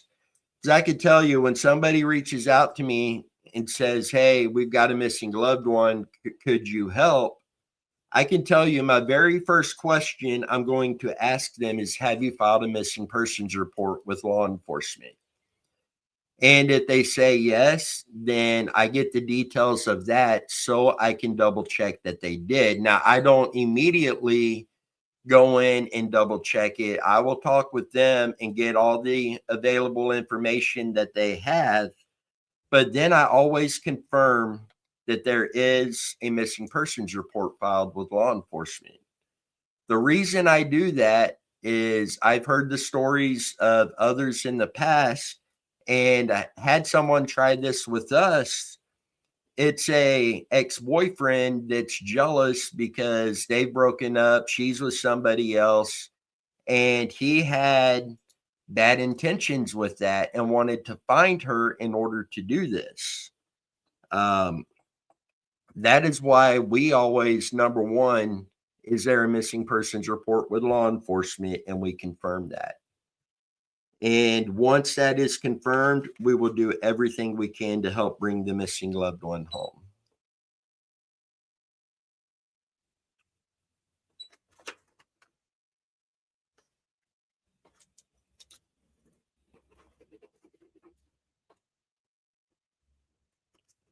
And again, for those wondering why I keep looking down, I have my notes here of everything that I want to talk about through this live feed. So as I discuss one of these, I'm marking them out just to make it easier.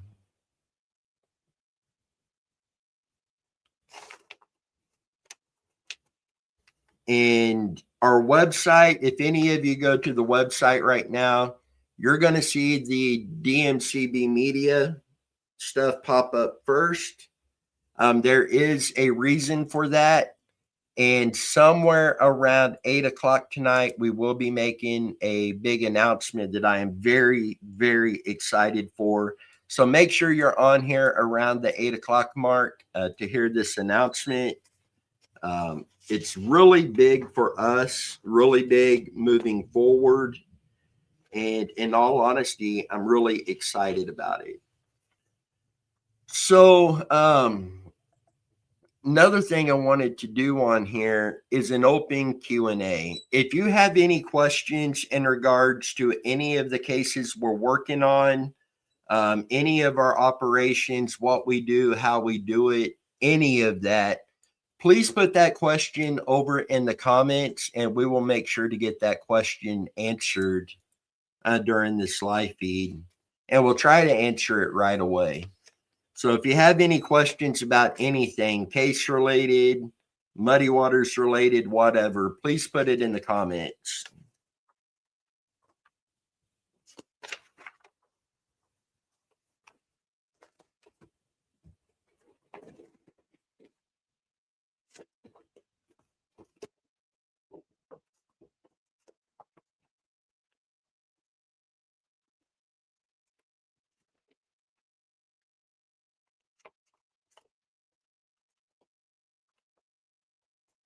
That's it.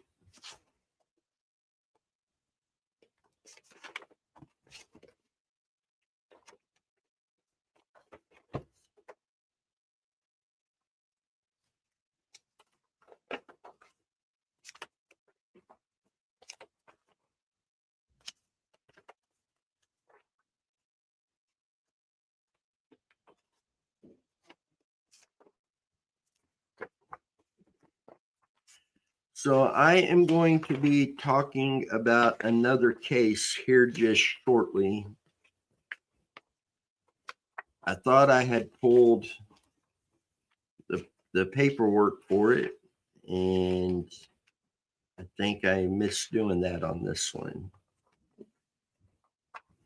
I think it's going to be that one.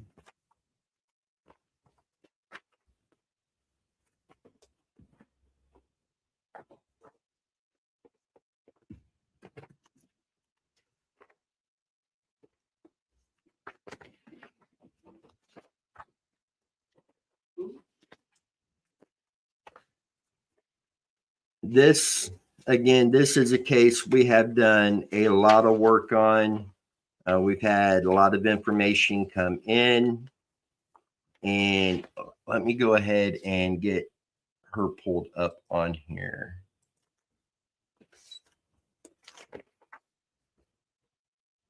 Talking about Melissa Trumpy. Her ex, Ben, has joined us on multiple live feeds discussing the case. Tamara has done a dowsing episode on her case. And we do have locations of interest to search for Melissa. Melissa is missing. It is said she is missing from Shannon, Illinois. 36 years old when she went missing. Date last seen was October 26th of 2021. Last known location was Shannon, Illinois. Now, she did not actually live in Illinois. She was visiting a boyfriend there. 5'10", 163 pounds, blonde hair and blue eyes. She was last known to be traveling from Wisconsin to Shannon, Illinois. Now, to clear that up, she was actually in Shannon, Illinois. She wasn't traveling to at the point of her disappearance. She was in a silver Toyota Tundra truck. The truck was found in Illinois soon after her disappearance with her belongings still inside. And if you haven't seen the episodes where her ex Benny joins us on the lives, we do have her case on a playlist. So when you pull up our YouTube channel, when you see playlist, click that and you can scroll down to her case, and all of our episodes on her case is on there. But you definitely want to go back and watch the episodes that he has joined us. And then the dowsing episode that Tamara did, this is one of those cases that Tamara was very, very limited in her knowledge on any of the information going into the dowsing episode. And the dowsing episode, I can tell you, was just spot on to what we had uncovered at that point and what we have uncovered afterwards. We do have a lot of information that we absolutely cannot put out publicly. Some of that Benny does allude to in those episodes, but we do have locations of interest we feel really strong about. And again, this is another one of those cases that will require travel. And that's where your support really, really helps us out to be able to get out to do these types of searches that's not just right here local. I mean, sad situation. That she had children. The children live with Ben. And he is absolutely heartbroken over this, and basically helping lead the charge to find answers in the Melissa Trumpy missing persons case. So if you have any information, again, please come over to the website and fill out the form on that. If you want to be 100% anonymous, we do have a P.O. box address in the video description. You don't even have to put your name on there. Just send the information in, and that could possibly help bring Melissa Trumpy home. So let's do everything we can to help bring Melissa home.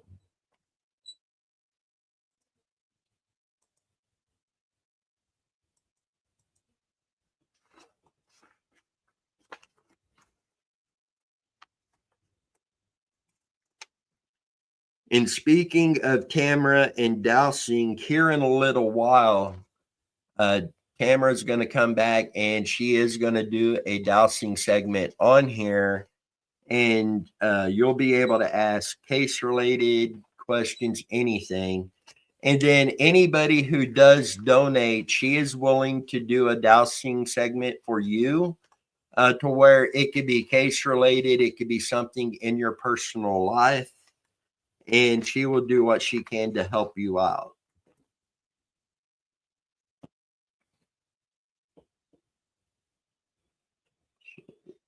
Let's see here. So I am going to play another very short clip real quick while I get some of this stuff organized. We are here to lead the way, bringing missing loved ones home, working tirelessly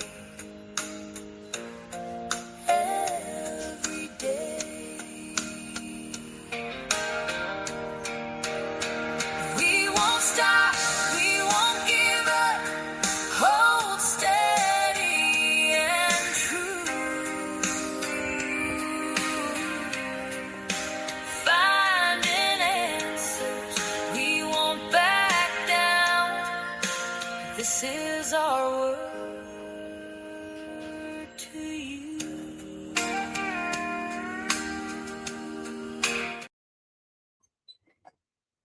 So Muddy Water Search and Recovery does have a team member that you guys have not seen on a live feed, haven't got to meet on here yet.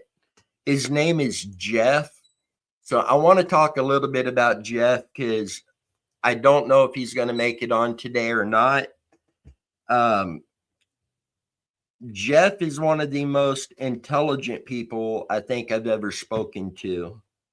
And with his work schedule and stuff going on, he is so busy, and yet he still finds the time to, come in and help us when it comes to our investigations into missing persons cases.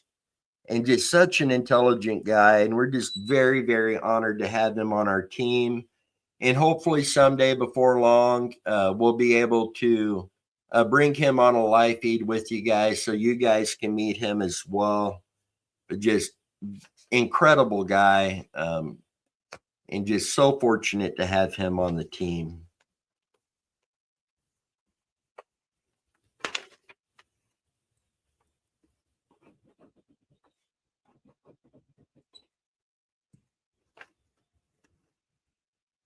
So there is a case that we have worked on and continue to work on that isn't your typical missing persons case. Let me pull this up. Is this one it? It is not. Got to backtrack to where it was. Did I pass it?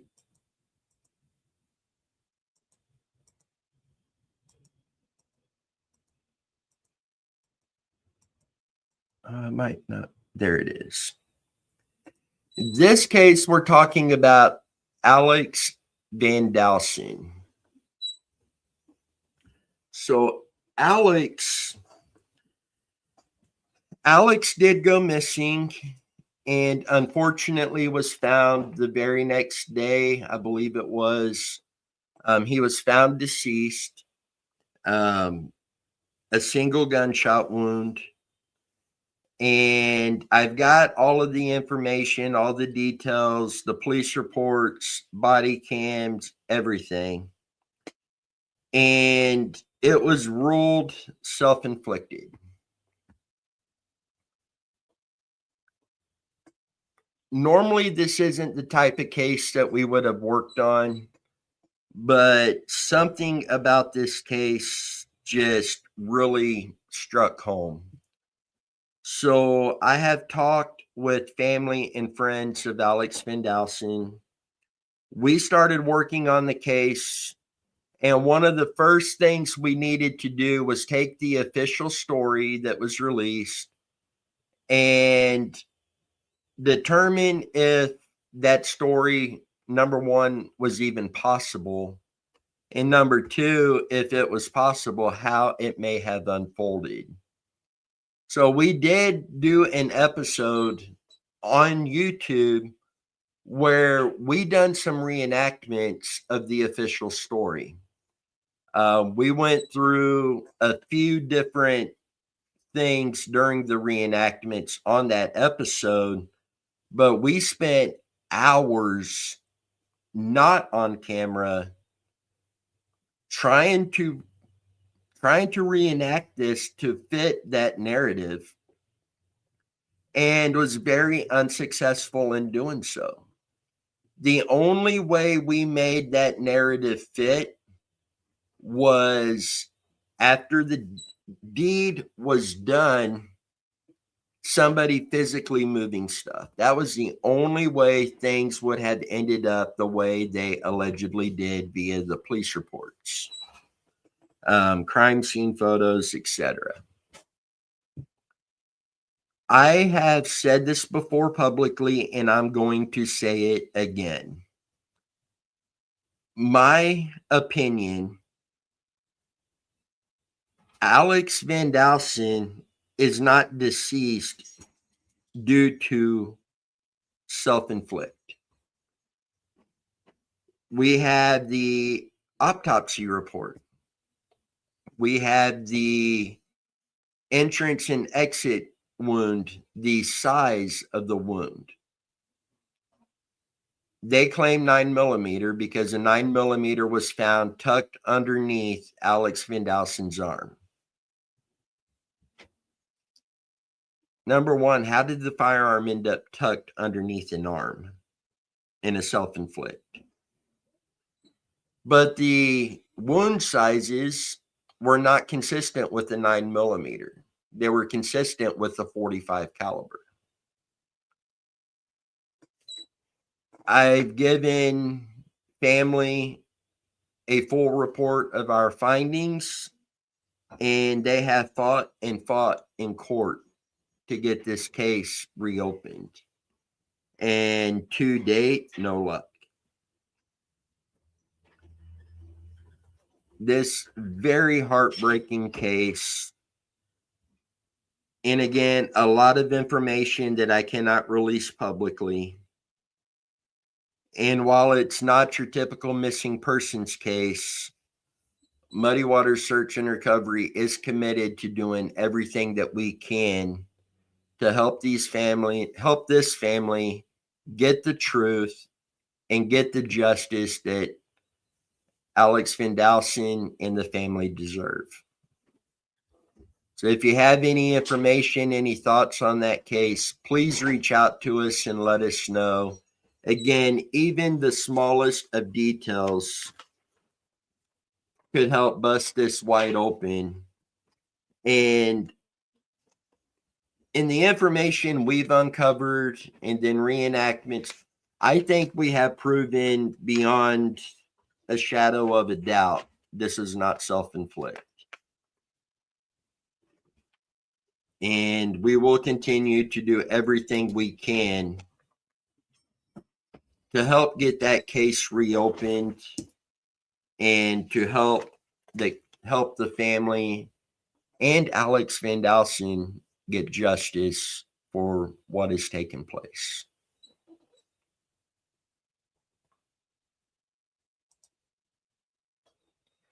And again, if you have any information on any of our cases, if you have a case you would like to submit to us, please go over to our website, fill out the forms. And again, I get notified immediately once those have been submitted, and we will get right to work on those. Another form on the website, we are looking to expand the open source investigation and research side of Muddy Waters Search and Recovery. We are a volunteer team. If that is something you're interested in, on the website, there is an app over there, application.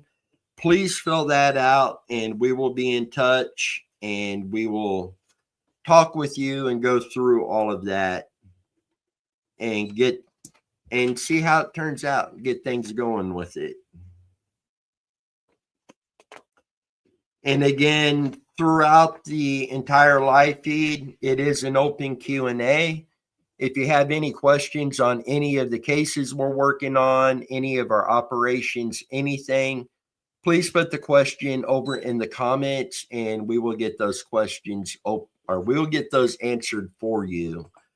I'm looking at the time. It is 5:52 p.m. We are closing in on 6 hours and being halfway through today's live feed. Now, we are going to talk about the Randy Leach case, but we're going to do that here in a little bit when Alex is able to jump on with us, and hopefully Tamara will be on for that as well. And we will jump into that case. Okay, question number one. What's your number one asked question? That's a tough one. Number one asked question.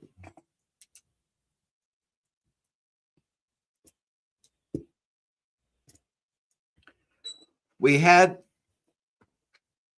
so are you talking about somebody who reaches out with a case? Are you talking about in general? Because there's a different one for each one of those. And I guess I could just kind of go into both of those. When it's somebody who reaches out asking us to work on a case, the number one question we are asked is, how much do we charge? And we do not charge to help a family find their missing loved one. But that, statistic-wise, is the number one question asked, especially when it's a family member or a close friend of the missing person, is, how much do you charge? How much are you going to charge us to help? And that answer is always, we're a volunteer team. We're not going to charge you for that. When it comes into the case itself, the first half of the conversation, I don't really get asked a lot of questions. One thing I've noticed, and this isn't just family, this is across the board. When somebody reaches out and asks us to work on a case, They normally start with what they feel has happened in that case. If they feel that foul play is involved, if they feel that the person ran away, if they feel that they had an accident, the first half of the conversation is they're explaining to me what they believe has happened and taken place. And as they do that, I'm getting information that I'm needing. So I go ahead and start filling out our case report based on that. Once they have finished explaining that, I will start asking questions. And generally, at that point, if they do ask questions, a lot of times it's, do I believe there's a cover up? Do I believe there's corruption involved? The majority of our cases, at least one person will state they believe corruption. And I'll be straight up honest with you. I do not believe that that is what's happening in all of these cases. We do have some that, yes, I am pretty confident that to be true. But when it comes to the cases, the number one question is, what are you going to charge? And Paul says, I hate when families hide critical details trying to protect their family member's image, but a key factor. That does happen a lot, unfortunately. And,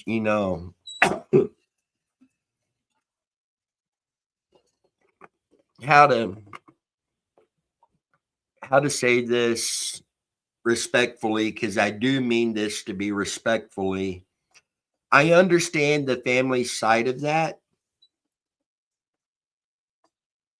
but at the same time, and kind of what I think you are hinting at here, you have a loved one that's missing. You don't know where they are or what happened to them. At this point, image really shouldn't be a concern. What should be the concern is finding that person, hoping that they're alive and safe, and bringing them home. But as you're saying here, unfortunately, many times this is what we actually see. And when relevant information is held out, we don't get all of the details we need to really help us narrow down a location, because the information we get could be, they're within 5 miles of their home somewhere, and that's what we're focused on looking at. But withheld information may show that they may have went to the next state over, and we're not going to know that because that information was withheld. So that is a big hinder in finding the missing loved ones as well. And I have found, and I get it, a lot of these families, when they reach out to us or they reach out to Pulse Search and Rescue, these family members do not know us. So they are trusting strangers to come in to help. So I can fully understand being hesitant when it comes to giving information to somebody you don't know like that. And I really respect that aspect of it. And most of the time, once you start earning their trust, they do open up and will share the rest of that information. One thing along these lines that I've had happen multiple times is the family member will want their loved one found, but they begin telling you lies, and it hinders the whole thing. You end up out in left field, chasing a squirrel out over here when the answer's over that direction. And I don't feel that most of the time that it's deliberate to confuse you, to cause problems, and to not get answers. But I honestly don't know why that would happen.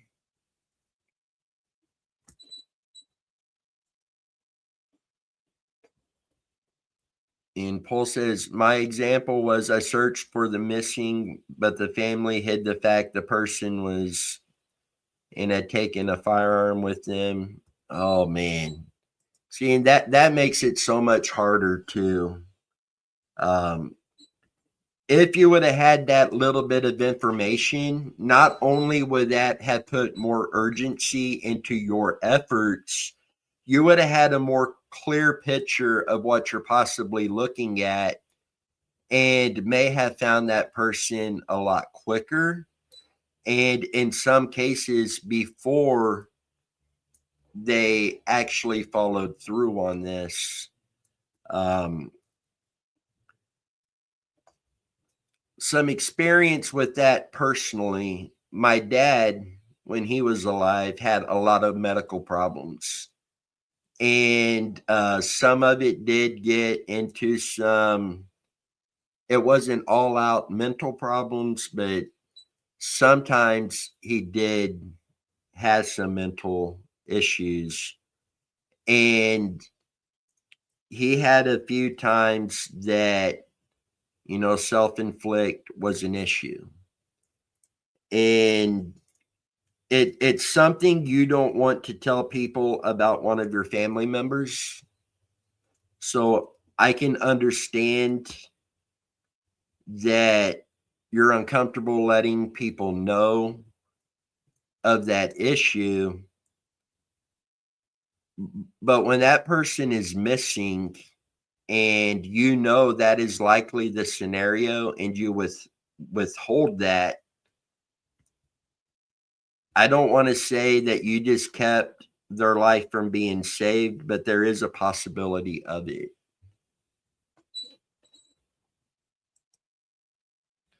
Another one, I had searched for another individual and that person was willing to take another's life. The family did not warn us of this matter. So now we have to carry during active searches.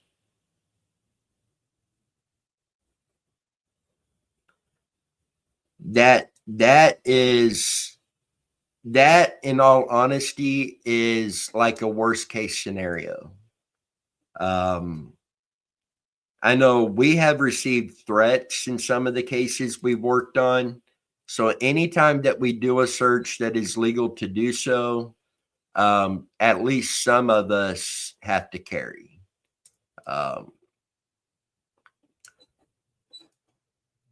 And the fact that you guys weren't told this, even and here's the thing, I'm going to speak on Muddy Waters Search and Recovery, and I've talked to you multiple times now, and I believe you guys are the same way. If a family member was to tell us, hey, look, here's the situation, we want this to remain confidential, please don't release this to anybody, but here's the situation, we are going to honor that request to keep that information confidential. I feel you guys are the same way with that. And, I've never really given this a lot of thought until now with this conversation. I think that is something that we should really express to the families of missing loved ones that we are trying to help, that look, anything someone tells us, we automatically keep confidential. The only time that is shared publicly is if we have that particular person's information to do so. And again, I feel you guys are the same way with that, because there's got to be some way that we can approach a family, and not necessarily that we have their trust, but be trusted enough that we're giving this information up front and it not turn into a situation like this or worse, because that is a situation that could turn much worse very, very quick.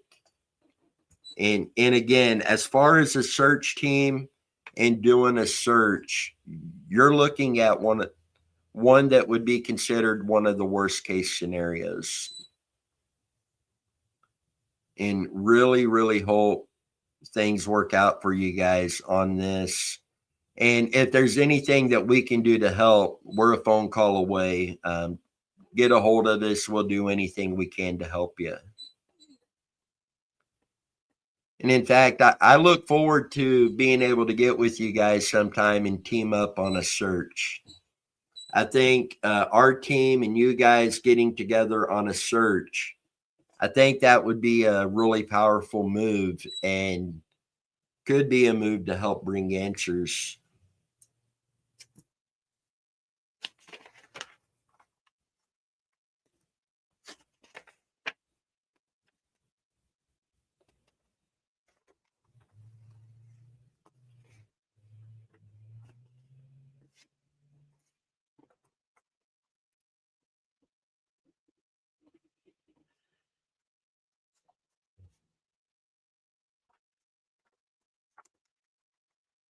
And we have passed the 6-hour mark at this point. 5 hours and 54 minutes left. You know, this has gone a little better than what I was afraid that it would. Normally our live feeds on Sunday nights are about an hour and a half to 2 hours, give or take. So I was a little concerned with doing this one, but so far I feel it's gone really well. And being that it's a fundraiser, again, want to say thank you to Tamara for her donation on GoFundMe. Thank you to Mark for your donation over here in the super chats.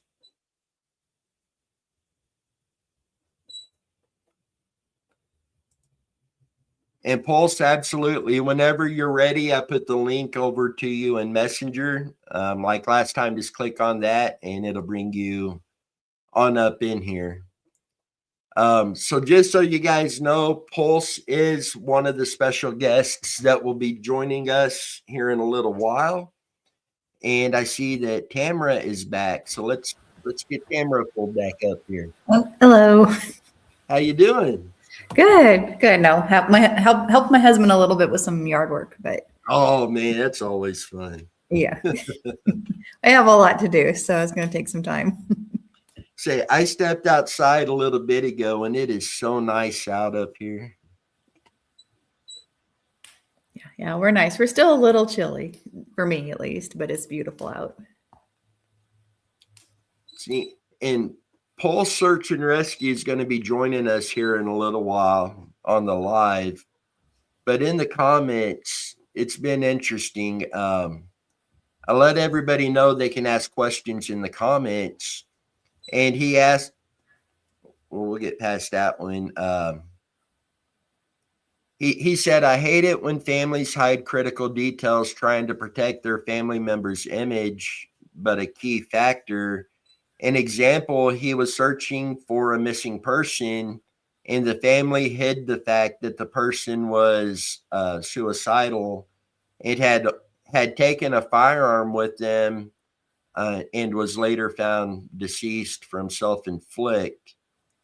And he had another one, he searched for an individual and he later found out that person was willing to take another person's life and the family didn't warn them of that. So now they're having to carry when they do the searches. What are kind of your thoughts on this? I think some of it goes down to like protecting the family image. It's protecting your image, your reputation, things like that. Because yeah, I mean that's something that if that was the case, they should tell you. There's some cultural things too, that it's like, well, maybe you won't help us if we say that they're suicidal and they took a gun with them, because I mean, it's even if that's still a danger, no matter what, because you don't know what they're going to do. The other one's a little worse even. But yeah, I think that's, you kind of have to do what's right for you. But I can see it's fear based a little bit, where it's, again, they won't help us if they know this, or or it's like, well, we should tell them, but then it could, like you said, it could get out where some people see suicide, with religious connotations with it as well. So, sometimes when that happens, they don't tell anyone what actually happened because they don't want anyone to know. But yeah, they should be upcoming. And like, and you said too, like, it's probably a good question to ask and just say, this will be fully confidential. This is just between us. So that would help. But I mean, I think it's probably when you're dealing, you're dealing with, like you said, when they call you in, you're strangers. When you're dealing with them, they're strangers to you too. So it's good to do the basic protections for yourself too, because you don't know what you're walking into either. But yeah, like I said, the same thing. It's like, I think most people, good people, but yeah, there are some people, again, make bad choices, or they're just, made a lot of bad choices, and then continue to do so. But yeah, so it's good to do what you need to do to protect yourself too.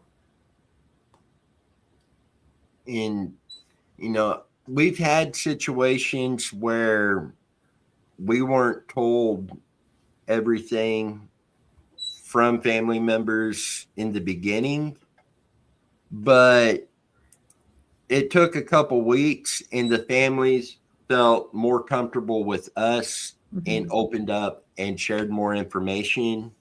Yeah. Now, I will say we did have a case that the person's relative contacted me and just blatantly told me she didn't want this person found. Oh. And it turns out that, and the person was found, and we had a hand in helping bring this person home, unfortunately deceased. But it turns out that the person that was involved in the whole situation was a drug dealer who was supplying this family member free drugs to not say anything. And that one, I gotta watch my temper still on that one, because that one was crazy. That's a little more criminal involvement, but you're also, that one's hard because you can see both sides of it. That just is just wrong, but that person is so addicted. That's all they know. That's their, they'll do anything for it, including that. It just shows how awful drugs are. And Pulse, that's a good idea. And in fact, our new case report, we have places on there that asks about the mental health of the person that's missing, what their demeanor, attitude was leading up to this, if there's been any history of potential self-inflict. We have all of that on our case forms that we do ask generally in the first conversation with whoever reaches out to us. So definitely something that you want to ask. Now, asking doesn't mean you're always going to get an honest answer, but you're doing everything you can to know the truth going into what you're doing.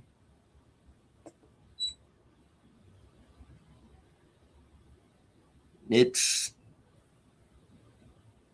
this is one of the strangest things, looking for missing people, that generally, if, I don't even know how to say this proper.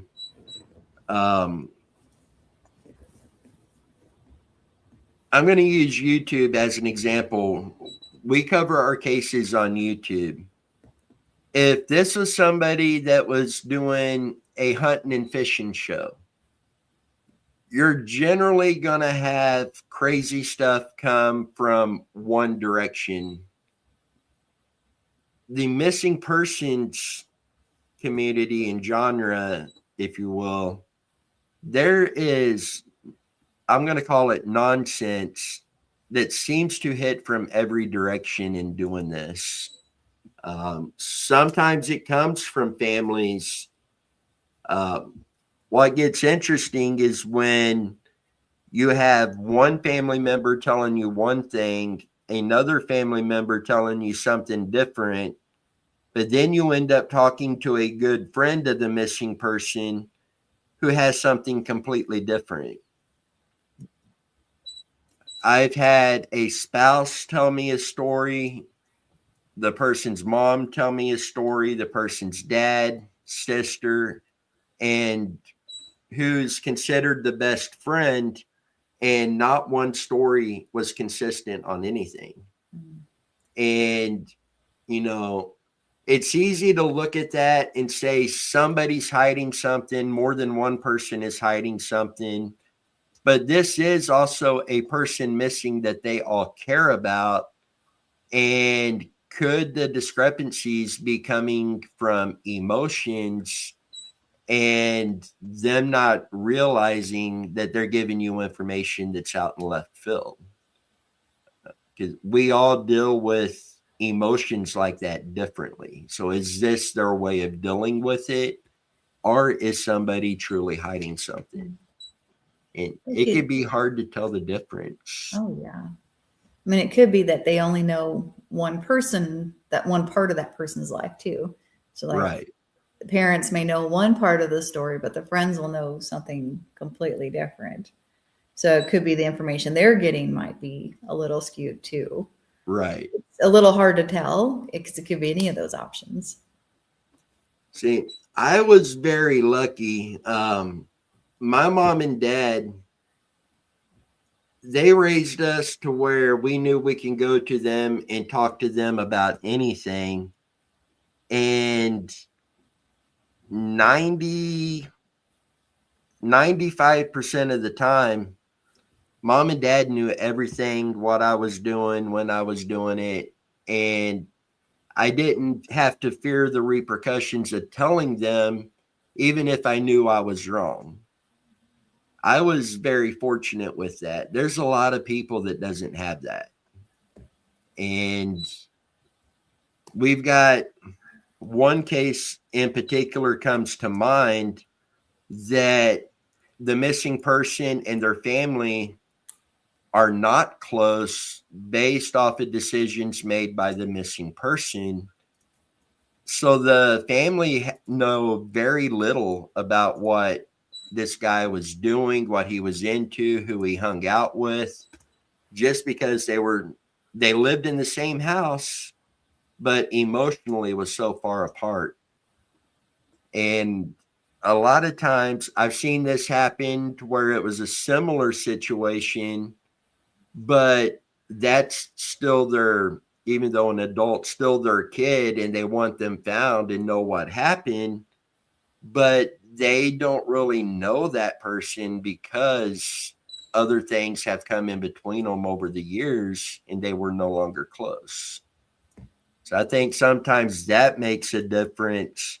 And we're hearing what the family believes to be true, but it turns out to not be. And granted, that's not a regular occurrence, but that does happen every once in a while.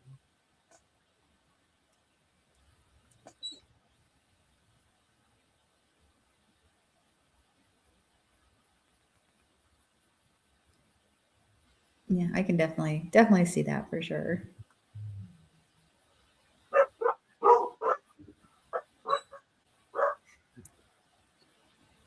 That's the dog saying hi.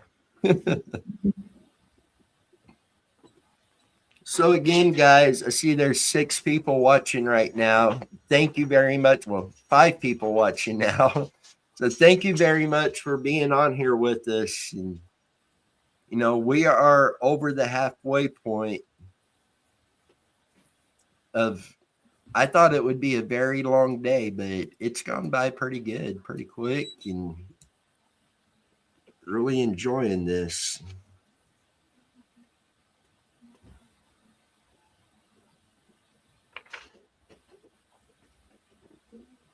I thought I had more cases pulled out.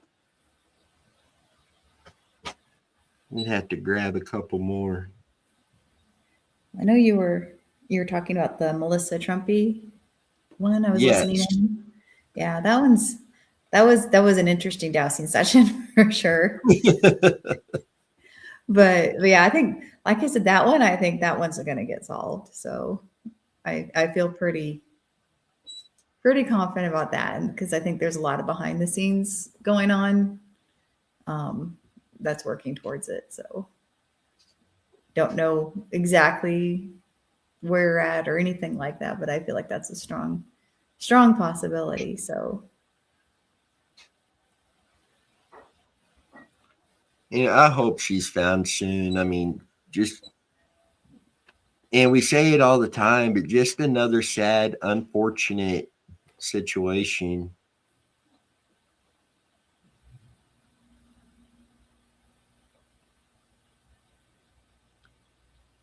And Alex messaged a little while ago. He thought it was one recital, and it looks like they had two of them. oh no.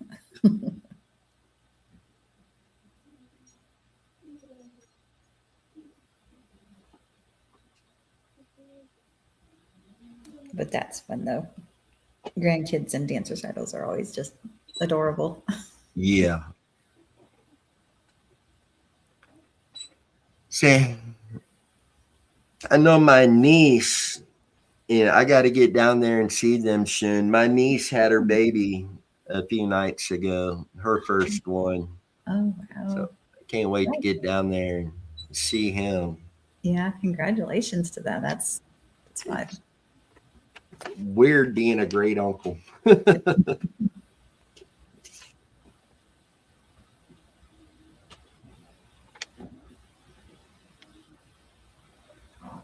So I'm going to grab a couple more of these cases real quick. Okay.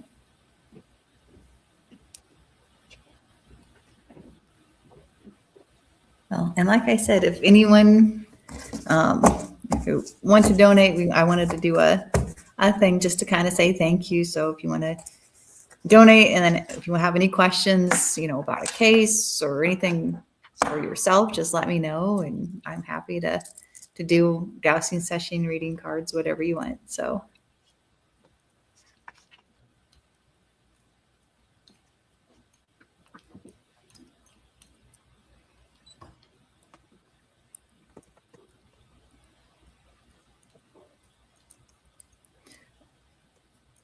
What would you say? You might be working right now, but we can do this later too.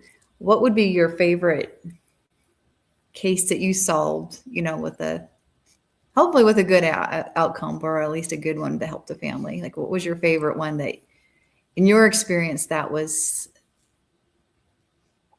everything worked really well, or whatever it is that was like one that's very memorable to you that was solved?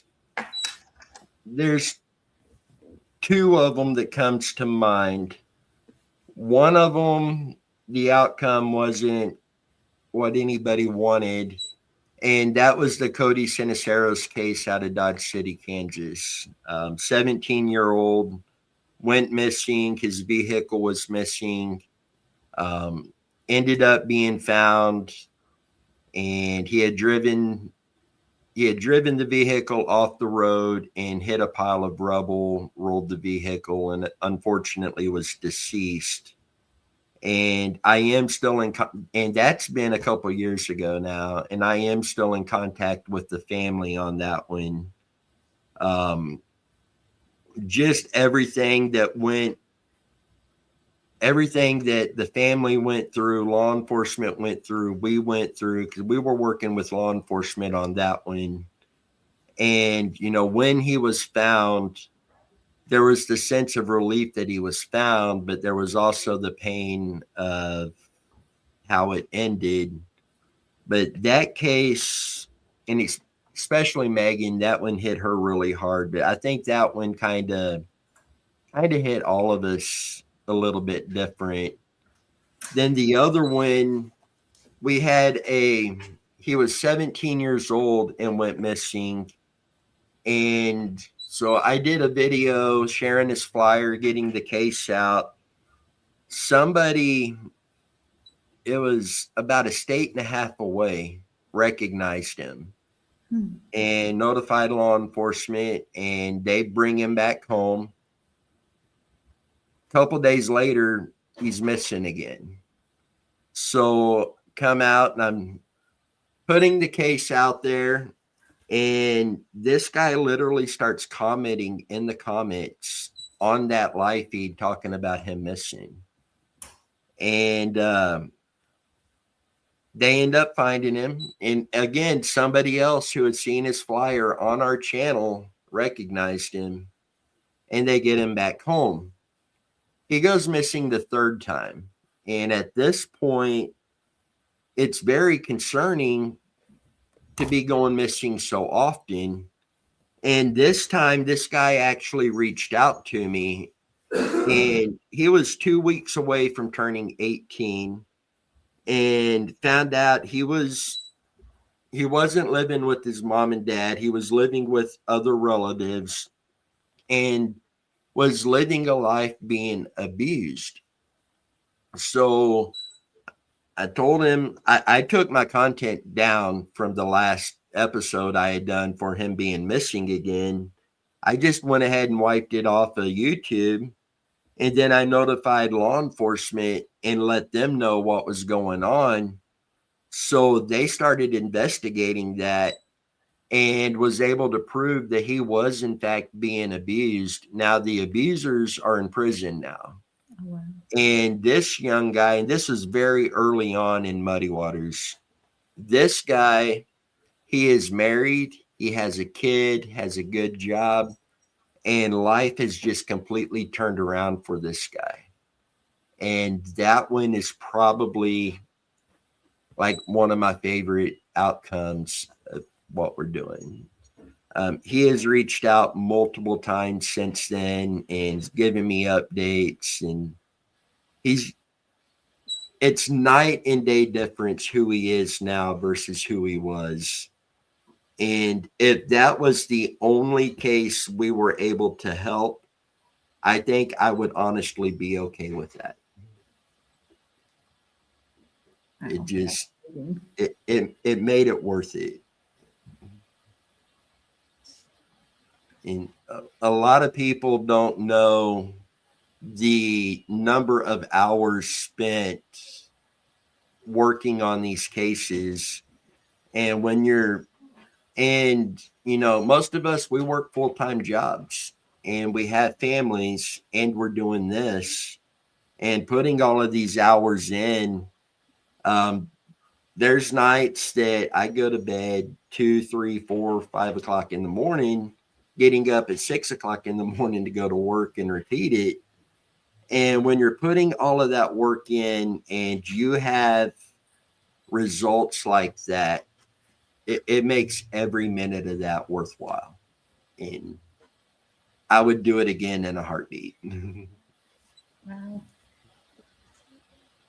I don't think I could do that. I'm a night owl too, but I don't think I could do that. But no, that's amazing. Yeah, and that's just so nice to have that one where it turned out really good, and you guys were able to help, and yeah, he's living a great life now. It's wonderful. So nice.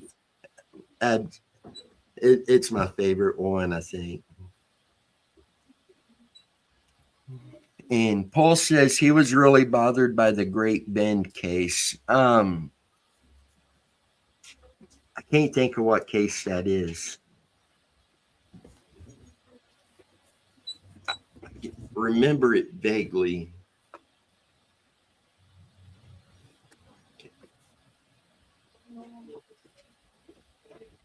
Hey, Megan. But we were going to bring you back on again. She's taking the kids to the park. Oh, nice.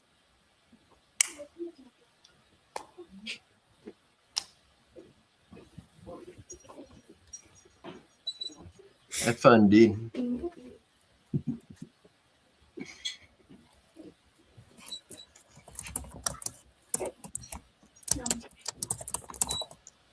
He's my little mini me.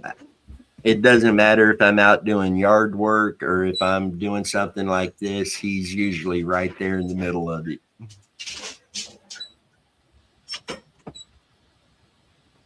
It's going to get really quiet here for a while.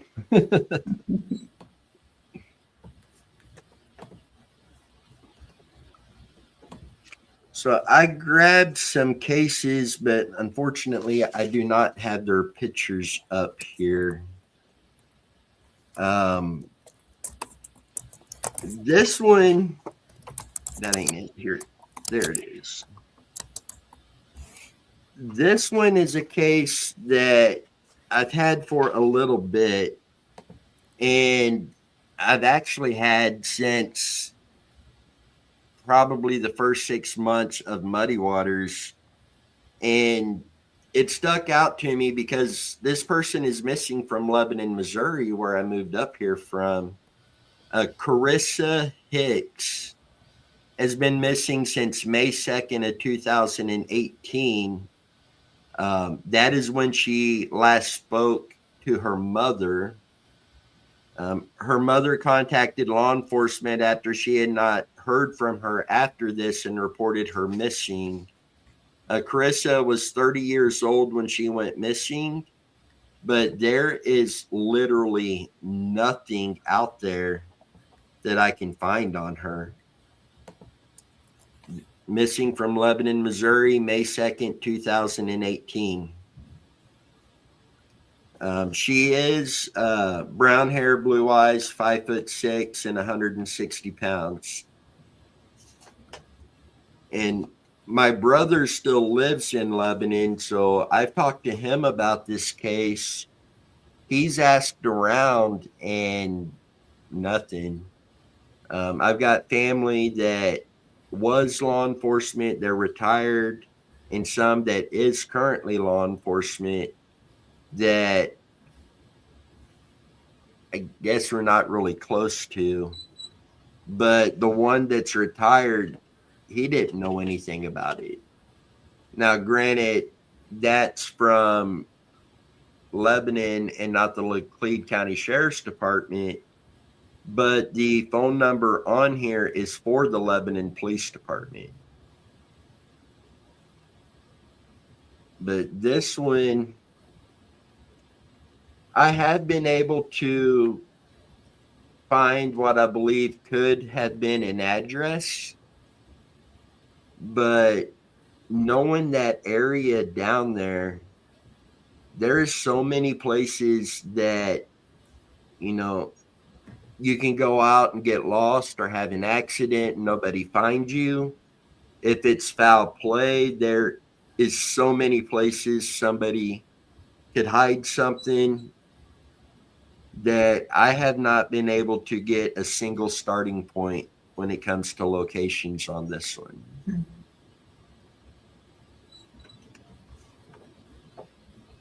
And what's crazy, when I lived down there, I done concrete work for a company called Hicks Construction, and turns out they're not related.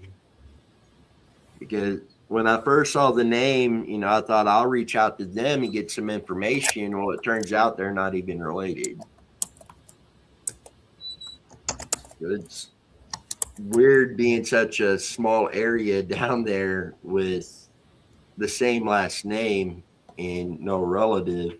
And I even done some background looks and was able to confirm they weren't related. So it's like, still trying to, I don't even know where to go on that case.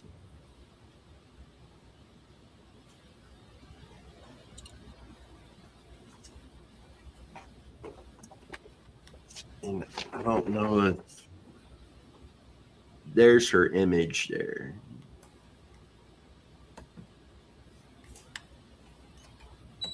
Was she married or had kids or anything like that? I feel like the answer is no, but I don't believe so, but I haven't found anything that would confirm that. yeah, that one, there's some sadness with that one. I think that might be coming from her. So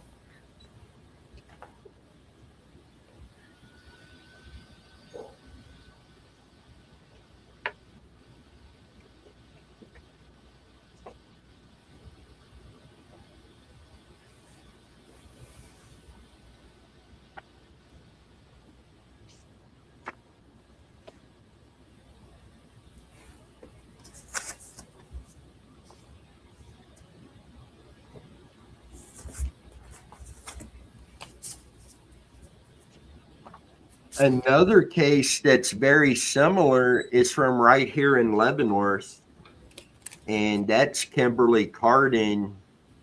She's been missing since July 17th of 2004. 42 years old, 5'6", 110 pounds, blonde hair, hazel eyes. And all I have is she was last seen in Leavenworth, Kansas, July 17th of 2004, and not seen or heard from again. Now there is I guess she's a reporter, Annette Lawless. She's on Facebook. At one point, she was with Cake News, but she covers a lot of stuff, including missing persons cases. And she actually done a story on Kimberly Cardin not long ago, and she didn't have any other information either. But I commented on there thanking her for sharing that case because nobody seems to know about it. Well, I did receive a comment from somebody that's said that she is Kimberly's daughter. So she said she would like to talk to me about the case. So I commented back with my contact information, but so far I haven't heard back from her. But because Cole Firestein is missing here in Leavenworth too. And so far, the search locations for one has actually been a search location for both of them, based just off the location and proximity. Now, Cole's, we do have a location that has information pointing directly to it, and law enforcement is aware of that and working on that too. But Kimberly's case,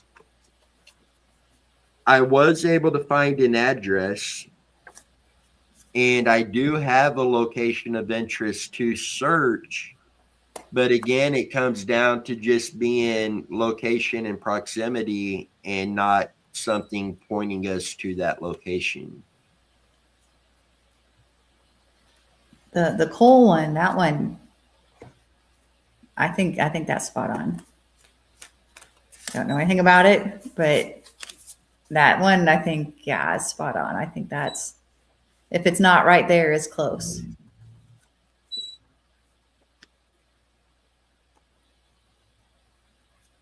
See, I've been working on Cole's for quite some time. Cole's best friend for years had reached out to Kansas Missing and Unsolved and asked them to cover Cole's case. Well, Ricky from Kansas Missing and Unsolved not only covered it, but told him he needed to get in contact with us. So that's what brought and turns out we already had the case. Somebody else had already sent it over to us. But when the friend reached out to us, we started talking to him about it.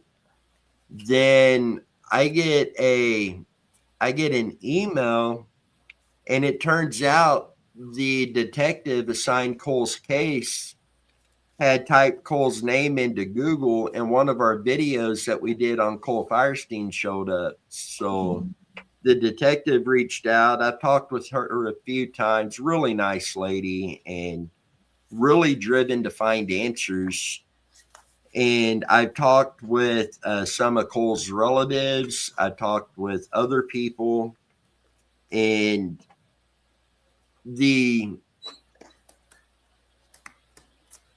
I got to be careful what I say here, but there's been some developments, and hopefully these developments help bring Cole home.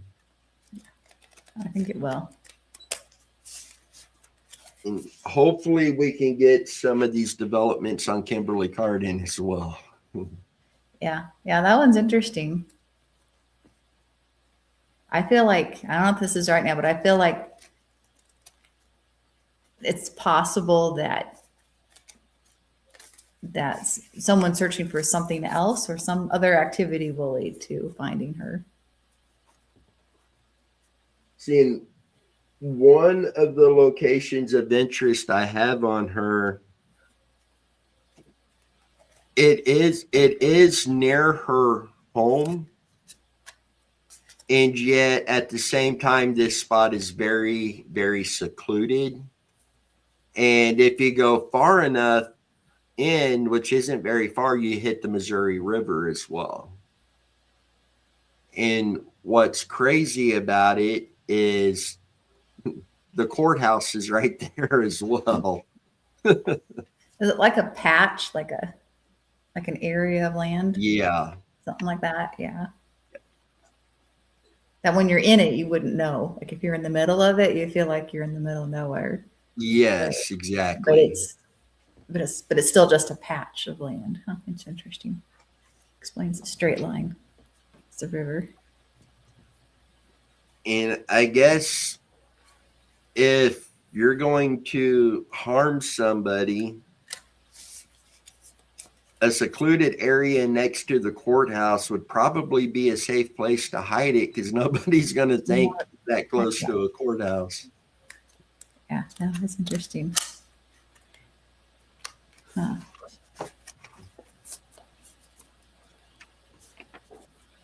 She was vibrant, she is a very vibrant person. So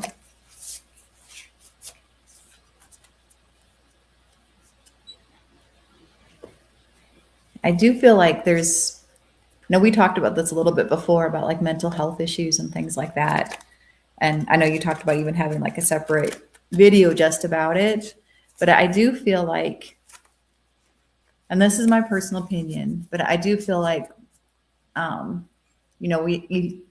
it seems like we're having more mental health issues. I think some of it is just people are talking about it more. It's not hidden as much. But I think that's a big part of it too. People are willing to talk about it more. People are recognizing, oh, well, they're not just crazy, or, they're starting to realize that there's something else going on too that led to this person being this way or behavior. But I also feel like, personally, that there's a lot of things with our diet, our culture, things like that actually is, in my opinion, increasing, mental health issues as well. But the nice thing is, if you are willing to look, it takes a lot of work, because I think the current, like medical community and systems, I think they're trying, but I think we still don't understand it very well. So I think there's a lot of room for improvement on that. But if you're willing to kind of look into alternative things, I think there's a lot of options. But Right. It's the same thing. You have to be careful with that, because everyone's at a different stage, and some people are very fragile. But there are ways to get relief. It's really interesting, in that situation or any of our health situations, what we tolerate. A lot of it's like what we tolerate is like, oh, I feel this way. Oh, yeah, it's fine. It's like, well, you didn't feel that way 3 years ago. 3 years ago, you would have been like upset. Now you're just, this is me. Now you're just accepting this. So yeah, it's interesting what we tolerate and what we accept as normal. So. And it seems that people are more comfortable to talk about a lot of different things today than what they was 5, 10, 15 years ago. Oh yeah, for sure. People are much more willing to talk about it. There's still stigma with it, but it's a lot less than it used to be. So people are understanding that there's a medical thing going on. It's not just a choice. So of, feeling this way or acting out this way. Sometimes it is, there's something physically wrong or biochemically wrong or something that's going on.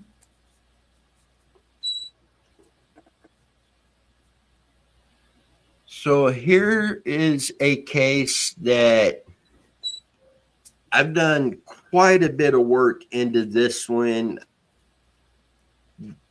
due to stuff in this case, multiple locations of interest that span a pretty long distance in between each location.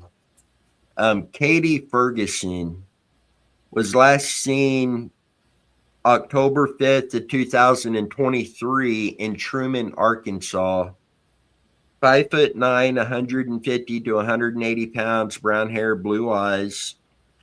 She disappeared while on a cross-country trip from Alabama to Wyoming with her estranged boyfriend and their 2 small children and a dog. She was last seen on police body camera footage October 5th, 2023 in Truman, Arkansas. Days later, on October 9th of 2023 at 5:55 p.m., the boyfriend was pulled over in Morris County, Texas by a trooper for driving on the wrong side of the road and on an improved shoulder. He was cited for a child safety seat violation. Court documents state that investigators reviewed the body camera footage from the Texas traffic stop and that Kate Ferguson was not in the vehicle, and that they noticed a taped over bullet hole in the passenger side door. On November 4th of 2023, the boyfriend in a 1999 black Dodge Durango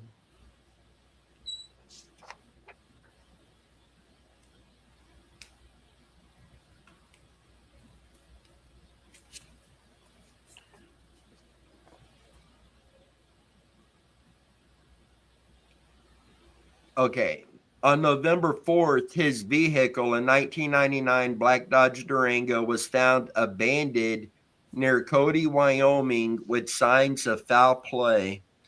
Investigators stated that the front passenger seat was missing and a Glock pistol magazine was found. The vehicle had a smell of petrified blood and had a projectile hole on the inside and the outside of the front passenger door. So they were pulled over in Arkansas, in Truman, Arkansas, and she was in the vehicle. Days later, he was pulled over in Texas. She was not in the vehicle, and they noticed a taped over bullet hole in the door of the vehicle. But then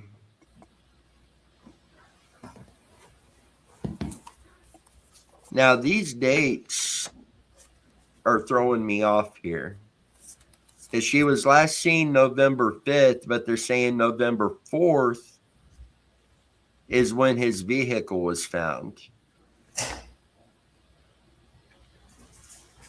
And that don't make sense there. Did he disappear too, or?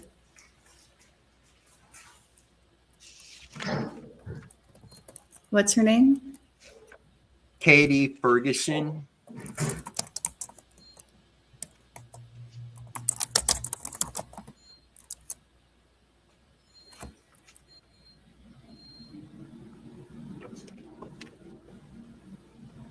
I got the rest of the information downstairs.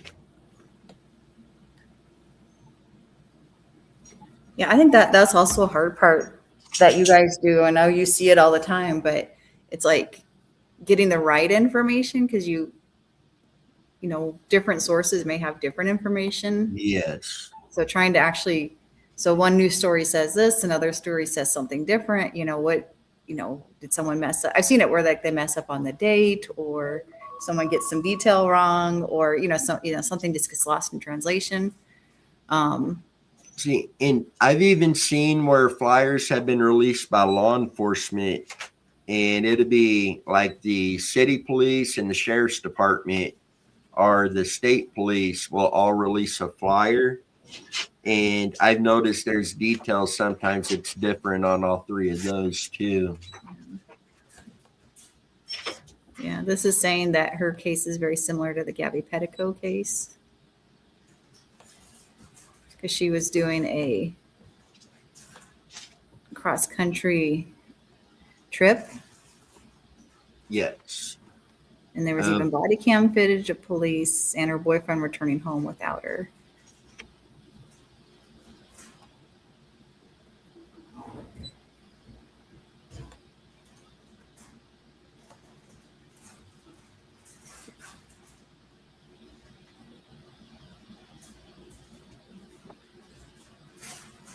This is saying that she was pregnant at the time.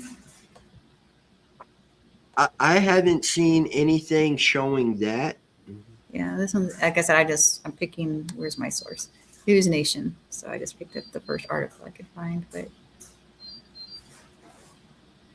escaping domestic abuse situation.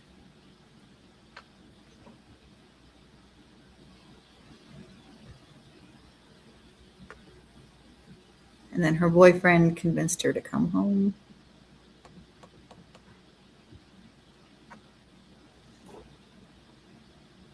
Yeah, see, this one's different. This is October 5th, 2023. An officer in Truman, Arkansas, questioned the couple after they and their 2 children apparently spent the night in a parking lot. They have body cam footage of that. Oh, okay. I misread the date up here. So October 5th is when she was in Truman, Arkansas. Yep. That's The 9th was in Texas when he got pulled over. And then November 4th is when the vehicle was found with the driver's seat or the passenger seat missing, the bullet holes, and then the smell of blood in the vehicle. Okay, that makes more sense.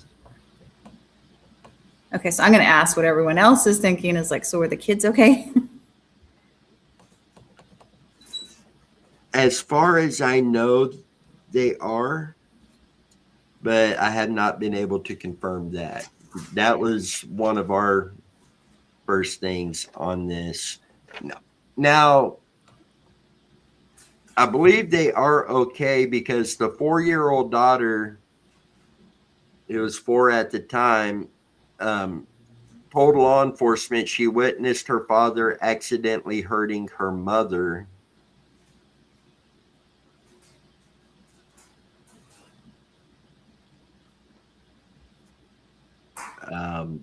The boyfriend told Katie's mom that Katie left him and the kids. He said she went on a drug run during their trip and didn't return. And also said she isn't missing, but instead wanted to lose contact with her mother. When they found the vehicle and the front passenger seat was missing, there was Clorox wipes laying all around the area.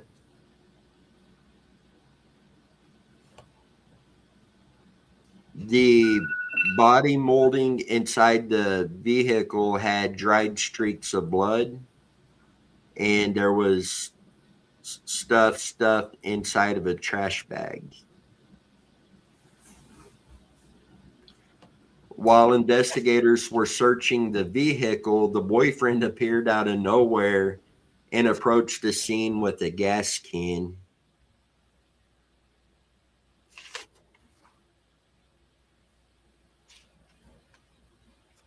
And I haven't looked at this case probably in a month and a half. So I need to update and see if there's been any charges or listed as a suspect or person of interest. In all honesty, it doesn't look good for this guy. No, yeah, the article I'm reading just gets worse.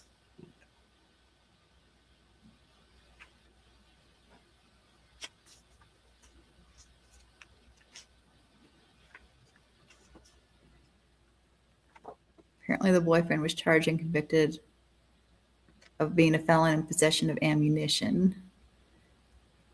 That's all it says. Yeah, because they had found the Glock magazine in the center console that had ammunition in it. Yeah.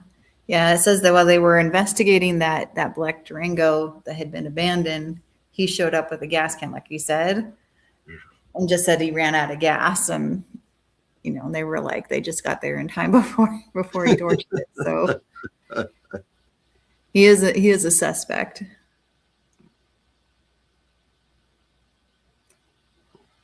Well, if he is the one who done this, maybe he will finally do the right thing and let them know where she's at. unfortunate situation. And now there's little kids without their mom, Yeah. and potentially going to lose their dad Yeah. if he is involved in this. Well, he was arrested and convicted. I don't know if he's still in jail or not, but Oh, it says man. something about visitation. She still has visitation rights. These poor kids. I know. Yeah, there's some talk about maybe the kids witnessed it, but they were very young.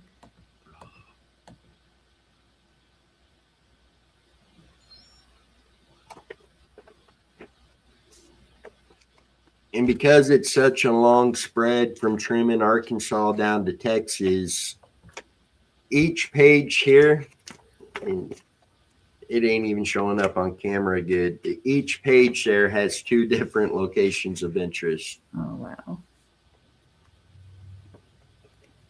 Yeah, that's awful. Yeah, it is similar to the Gabby Petticoat. I think, because I thought about it, like, why her case got so much coverage. And I think it was, she was on Instagram and TikTok and all that. So there was so many pictures and videos out there. They had so much to use, Right. It wasn't just a story where you have a couple of pictures. They had, thousands and thousands of things to use. So. Oh, wow. I was going to ask, I happened to notice this. I don't think we've ever discussed this case, but it's actually the 1-year anniversary of when they went missing today. The Lily and Jack Sullivan, they went missing from Nova Scotia, May 2nd, 2025. I just happened to cross that the other day, and then I just realized that it was 1 year ago. Oh, wow. I don't think I've heard about that one. Yeah, that one's interesting. It's actually somewhat similar to Summer Wells a little bit. It gives me a similar feel. I don't know if it's quite the same, but it's similar. They lived out in a remote area in Nova Scotia and then supposedly walked out into the woods and disappeared. But there's a lot more that they're not sure what happened for sure. The last known location that they were seeing was on video in a store. So the day before.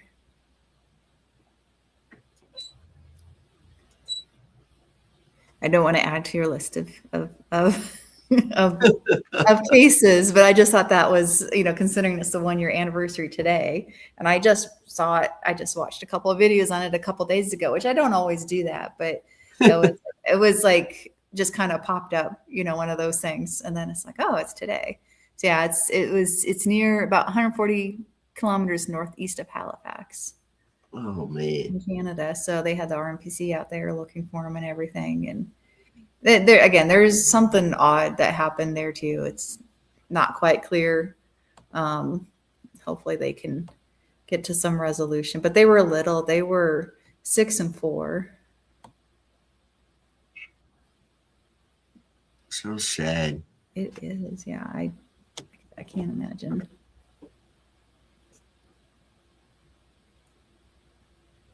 Yeah, because it's rare that like two children have been missing at the same time.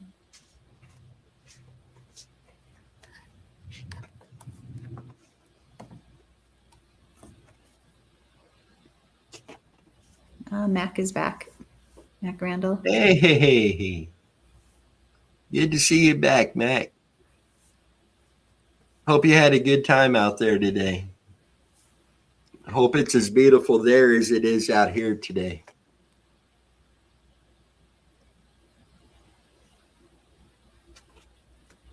Mac just come back to see if we were still on here or not. Yeah, I seen if we were taking a nap. That was earlier. You missed it.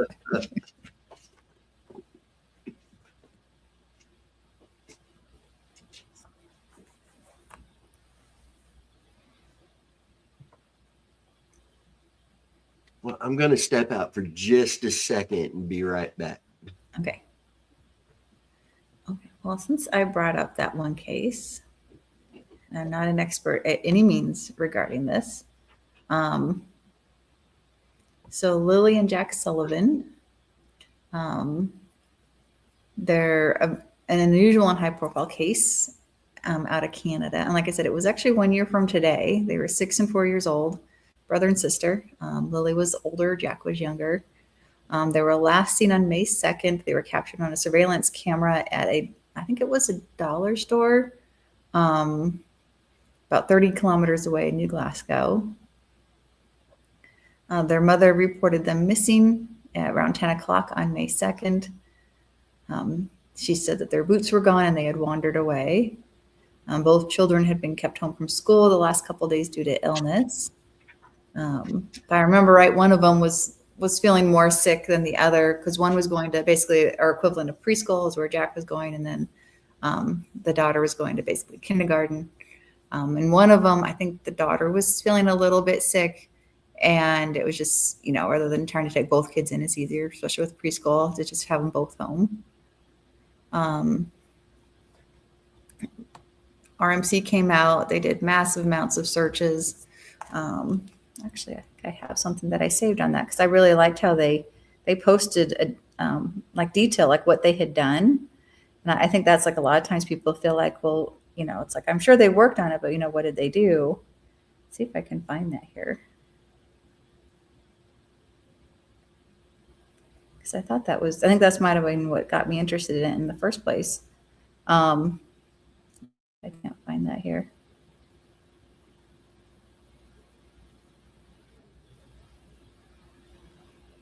Nope, that's not it. They're still the RCMP's major crime is continuing their investigation. Again, they did an initial search from May 2nd to May 7th, involved ground crews, helicopters, heat-seeking drones, police divers, and cadaver dogs. They did find part of a pink blanket and a child's footprint were discovered, but no scent trail was detected. The pink blanket was interesting because supposedly it was where the pink blanket, she had a pink blanket carried everywhere, but then she decided she didn't need it anymore. So they had thrown it away, and majority of the pink blanket, I get the impression it was kind of a bigger pink blanket. I'm not sure, but was in the trash can. But they had torn a piece off of it and were using it to stop a draft in their house. And then they decided, for whatever reason, they didn't like it. It wasn't working, whatever. Then they threw that away too. But somehow that piece ended up in a tree, but it was like about 6 foot up in the tree, so that was odd too. Very odd. And then, let's see, there's no evidence of abduction. They haven't ruled anything out about possibility. But by May 2nd, they scaled back, due to the remote location and lack of evidence. They weren't sure, like, if they were lost, if they could have survived. But so a lot of it's just involved, trying to figure out where to go from here. So, yeah, they've offered a reward up to $150,000. Yeah, it's drawn international attention to the rarity of two siblings going missing together and the long duration.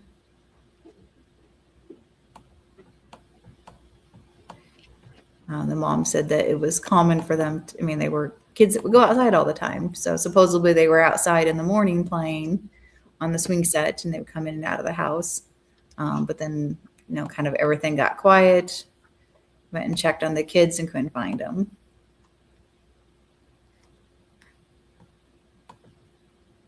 They say usually at that age, most kids, don't necessarily wander too far from home on their own, and they're definitely scared of the dark. So that's pretty common at those ages. But yeah, at this point, no one knows what happened. I think there's some different opinions on it. And I don't know if there's been anything recent developments, but I know they looked into the ex-husband, but he's been completely cleared. But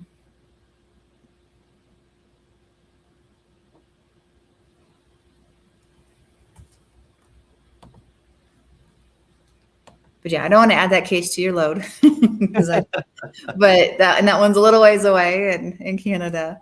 But I thought that I didn't realize how I didn't realize that had happened, and because it's pretty pretty significant type of case. Probably since it was in Canada, we didn't hear about it as much in the US, but it did get some international attention too.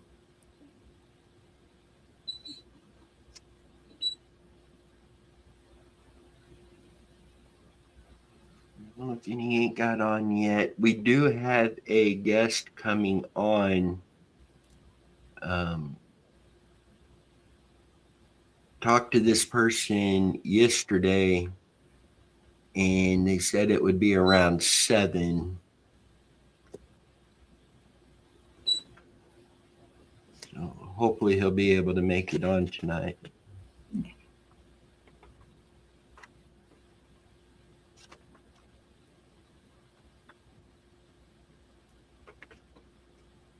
Yeah, I thought I saw a listing like the RMPC list sent out a list of like everything that they had done. And it was pretty impressive. It was kind of because it listed out all the hours. I thought I saved it, but it doesn't look like I have. But they listed like all the hours they had worked, the number of crew involved, and just kind of publicly said this is everything we did during that first week. So, it was a lot. But it was a pretty remote area, pretty rough too.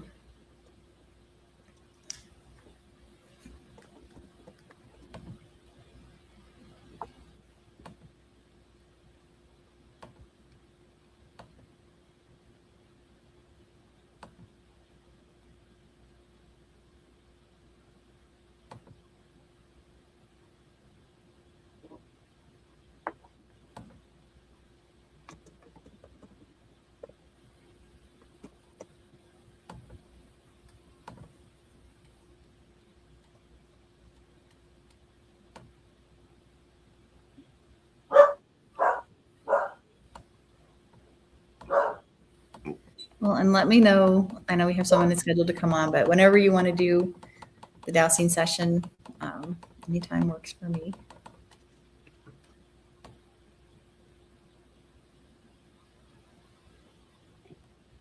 Okay, I had to double check this. I had another case here to talk about. Then when I pulled it out, it's like, I think she's been found. So I had to go on and confirm she has been found safe. Oh, good. Catherine Jones out of Colorado.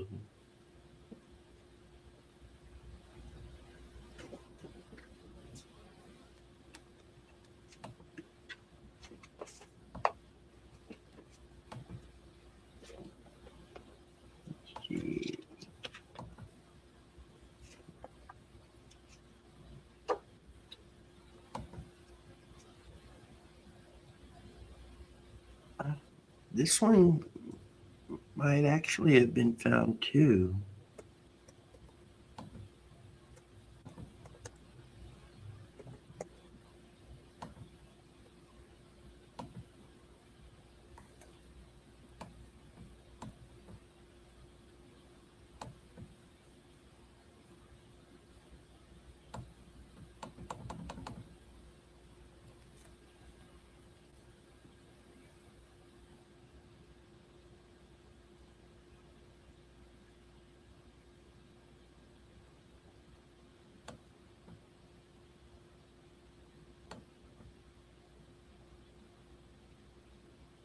Okay.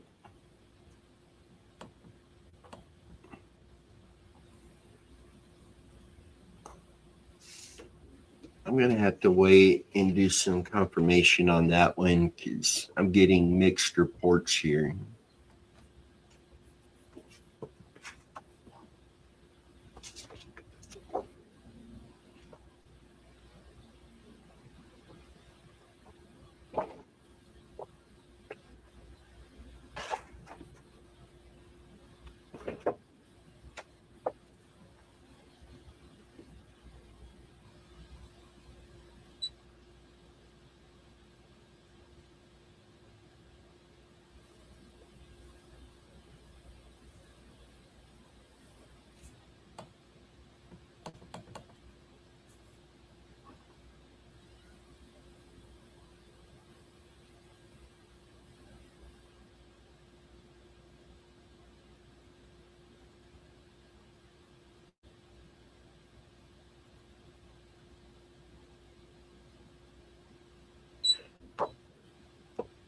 I'm thinking I may have grabbed these from the wrong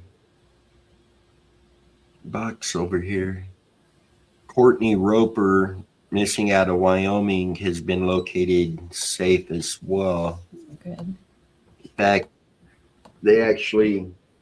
she actually called home from Colorado, and they were able to confirm that she was safe.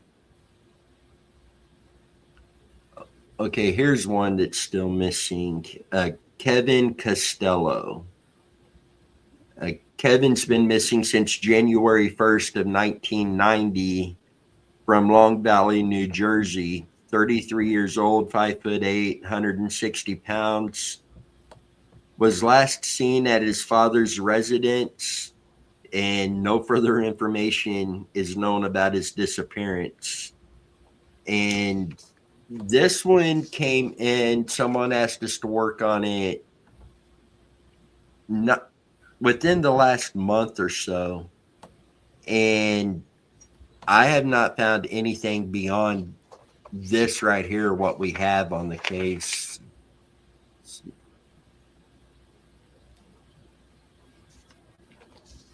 There's so many cases out there that there's no information out there on. And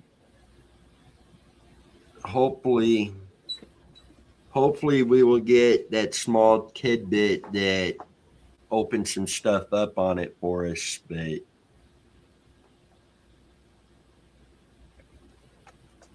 a case being that old, that's 36 years ago that he went missing. Wow. And for there to be no information publicly that could be found really makes it difficult. But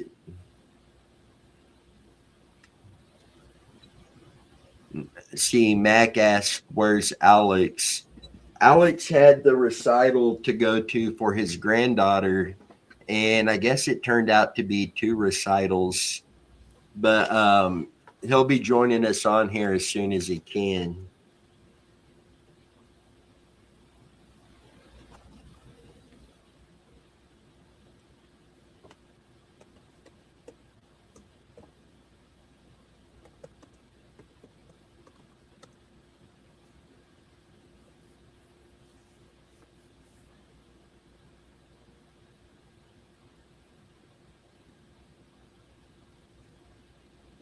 Okay, that made me a little jumpy, so I wanted to make sure this person was still missing too.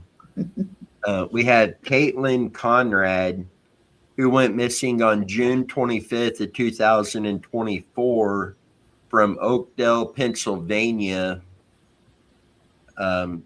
She was last seen after leaving a family member's house in Oakdale to meet a male friend. She planned to return within a few hours.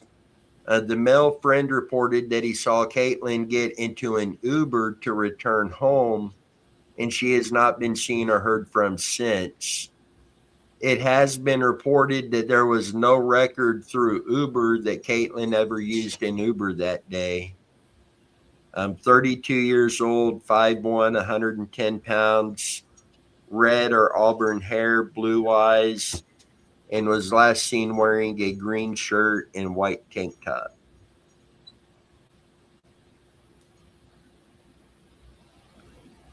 Seeing this one came in recently as well, and I haven't got to look into this one yet.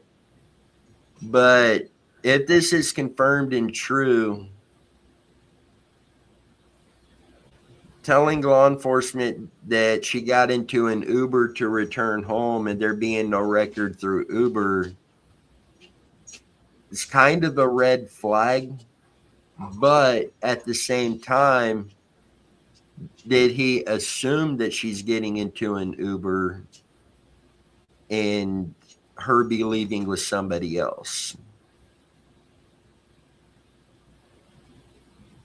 I mean, it's so easy to read a paragraph like that and take a bit of information and think that, this has got to be it. But him saying that it's an Uber, yes, he could have been hiding something, but at the same time, there's just as good of a chance as he assumed it was an Uber with her getting, and maybe she told him it was an Uber and left with somebody. So really hard to say. And at this point can go either direction.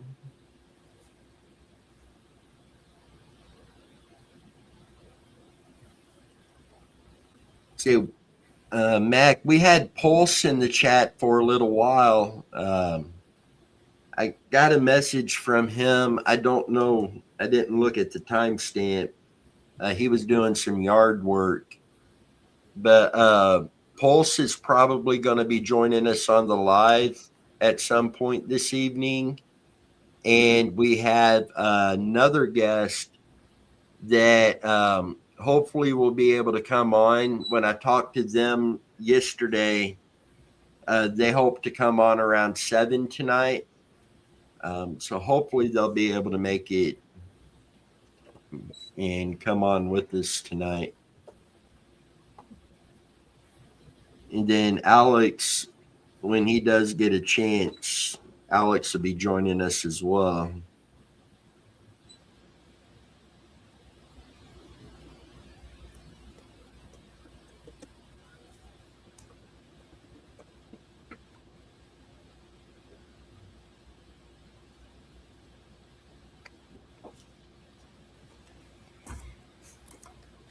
And I know another case we wanted to talk about tonight is the Randy Leach case. But with that one, I want to wait until Alex is able to be on too for that one, because we've probably done the most work on Randy's case, which I guess makes sense because that was the case that got us started. But there's a lot to kind of recap and go over on that one. And his case has been one of them that's had multiple all-nighters. And I don't know how many times Alex and I are on the phone, on speaker, on our computers, and just digging through it. And 4 or 5 o'clock in the morning, get off the phone. Megan and Tammy both ready to smack us upside back of the head or something.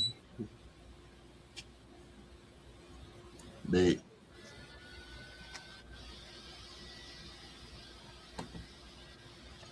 then at some point, Alex is going to be doing a video or a live feed, and he's going to be talking about some of the older cases. Some of these are cold cases. Some of them have been missing for so long that they're almost forgotten. And he's going to be discussing a lot about that as he covers those. And that is something that Alex has talked to me a lot about. Something that really bothers him is how some of these cases, they've been missing 20, 30, 40 years, and nobody ever talks about them anymore. And eventually, nobody even knows about those cases. So this is something that's really near and dear to Alex. And he asked me about him doing an episode covering that. And it's like, absolutely, because there are so many, out of all of the cases that we see and know that's out there, there is countless cases that none of us really even know about.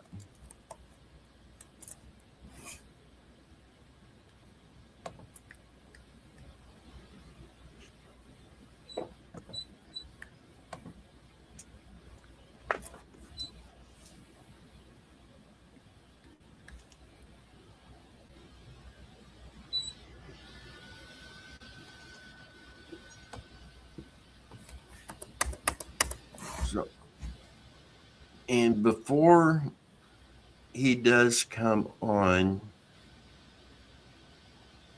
I'm going to play another clip real quick.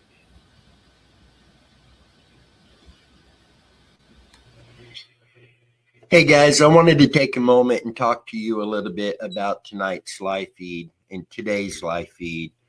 This live feed, as I mentioned earlier before, this isn't a normal live feed that you see Muddy Water Search and Recovery do. And being 12 hours all of in and of itself. But the fact is, everything that we do with Muddy Water Search and Recovery is expensive.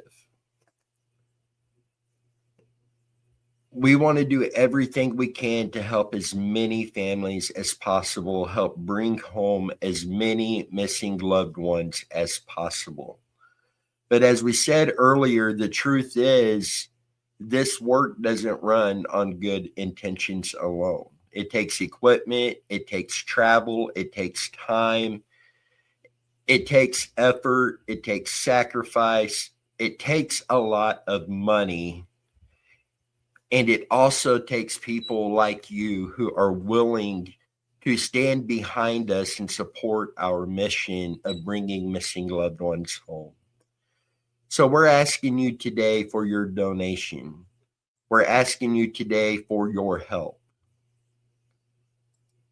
100% of any donations today is going right into Muddy Water Search and Recovery. 100% of it. And we are fundraising and raising funds for several different things. As we've talked about many times over the past few years, we really need to get ground penetrating radar. We have cases that we feel depend on that. We also need to get a second search boat. Right now, we are using an inflatable, and we need to move up and get a regular search boat that's going to get us into more locations.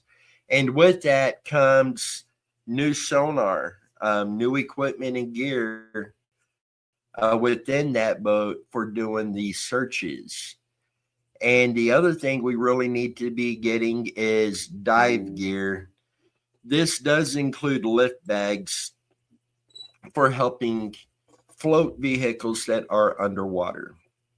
We do have a general idea where there are multiple vehicles underwater that need to come out, and some of these could be linked to missing persons cases. So donations today, during this live feed, it's going to go towards these items, and it's also going to go towards the funding to be boots on the ground doing these searches. As you know, gasoline has gotten expensive. Many of our searches requires us to travel a fair distance. Some's cross state lines, many state lines. So we really, really need your help.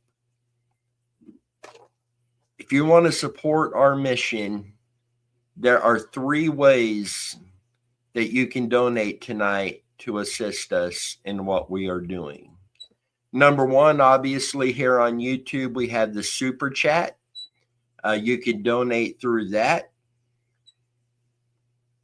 Over here in the comments, you will see a link to our GoFundMe. That is also down in the video description. You're welcome to donate to our GoFundMe.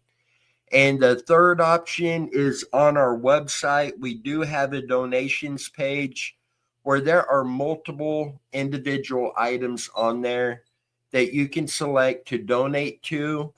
If you donated toward a boat, if you donated towards ground penetrating radar, there's also a general fund on there that helps pay for gas and expenses going out to do these searches. 100% of that donation will be used for what you donate towards. So we are asking for your help tonight. Help us be able to be out here helping more families bring their missing loved ones home. We appreciate each and every one of you, and thank you very much for your support. I know times are hard, and if you are unable to financially assist us right now, please share our content, share our videos, our live feeds. If you're on Facebook, as an example, and you see a missing persons flyer on there, it doesn't matter who shared that flyer. Please share it. Get these out to as many people as possible. Something we have learned in doing this for so long now is that is one of the biggest things you can do to help is share the flyers across social media. That in itself has helped bring home countless missing loved ones. So even if you cannot financially donate today, there are still ways that you can help. Please be sharing the content. Please be sharing the missing persons flyers. And if you can, please help support us and our mission and what we are doing. Thank you very much. Thank you for your support.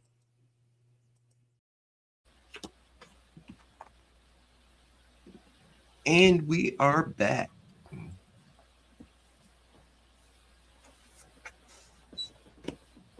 And hope everybody is doing well. Again, thank you guys for joining us on here tonight. I guess I can say tonight now. It's almost 7:30. Yeah, that's evening.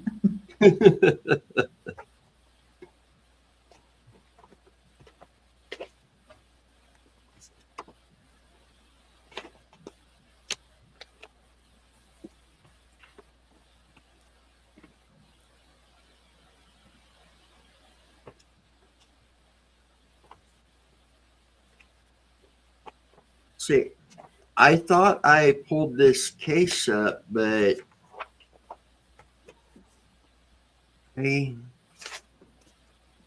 may not have. I didn't see it.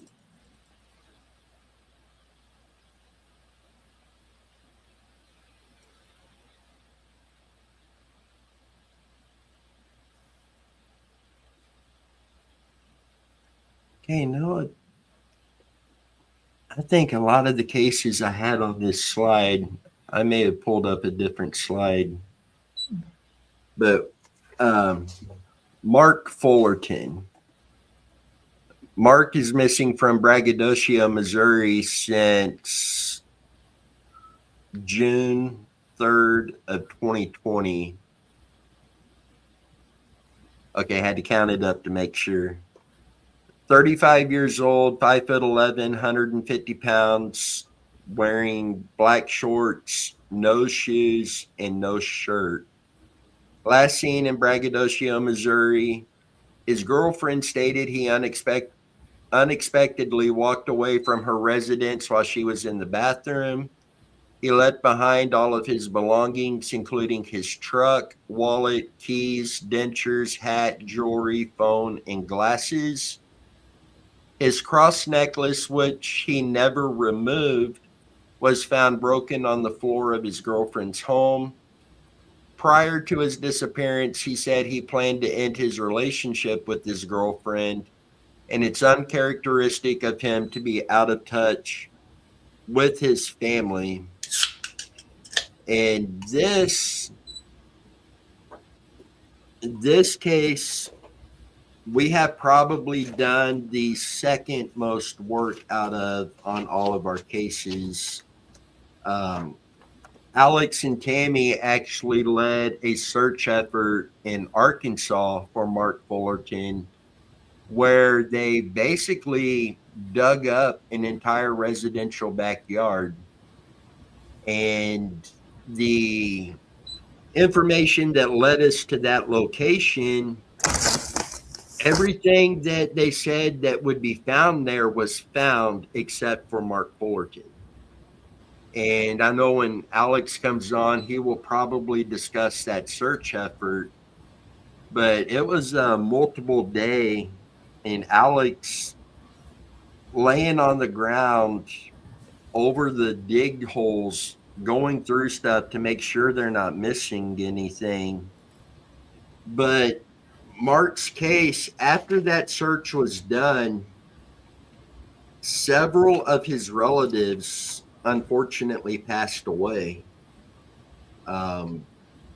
His girlfriend at the time, Ashley, she ended up passing away. Mark's Aunt Jenny, who was basically our contact for the case, she passed away. Mark's dad, I believe it was, passed away. His grandma passed away. And that was a roller coaster of a ride. In fact, Mac Randall Jr. says, I still say that the girlfriend was involved in Mark's disappearance.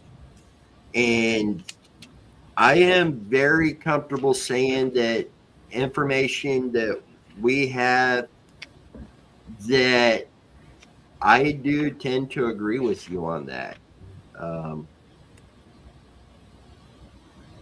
And I believe there was multiple people involved in it. Multiple, I hesitate to say multiple because that could be any number of people. I would say there is 4, maybe 5 people that I think is directly involved. There may be more, a couple more not directly, but I would say there's 4 people likely directly involved. The girlfriend told authorities that Mark likely walked to his grandpa's house, which was over a mile away, and he was barefoot when he had his truck, his keys, everything right there at the house. So why would you walk over a mile barefoot to your grandpa's when you can drive there? A lot of interesting pieces like that. And again, this is another one of those cases that we do have information that we will not take publicly. To put it this way, when Alex and Tammy went to Arkansas to do this search, it almost got canceled at the last minute. It had to be heavily considered to the point if Alex needed a bulletproof vest to go. I mean, it got very crazy very quick. So there is information that we would not take publicly due to the risks involved with that. Thankfully, they were able to go there, do that search, and come back without any drama, anything like that taking place. But so many rabbit holes in this case as well. This is a case that we've had a lot of names thrown our way that we're not finding direct links to Mark's disappearance. And then there's a lot of names that can be linked, but it doesn't necessarily mean that they are a part of this. It's basically linked by association. There's, I will say this, using Google satellite, oh my goodness, Google Earth, there we go, a satellite imaging, I was looking at a certain location and a certain date, and there is, somehow they caught this when they done the satellite imaging. There is a truck, and in the back of the truck, there is an object that is covered up with a tarp that is the size and the shape of a person. And actually found that on Google Earth using historical imaging. and it just happened to take that photograph at the time that that truck was there. And law enforcement are aware of that. Mark's Aunt Jenny, when we were working with her when she was alive, I got that information to her. She took that straight into law enforcement and got that over to them. Whether or not law enforcement moved forward with anything, I don't know. Obviously, they would not release publicly they were doing that if they were moving forward with it. But there has been a lot going on with his case. And even just recently, I'm still having people reaching out with information on it. Thank you to all of you who do that. It is very much appreciated.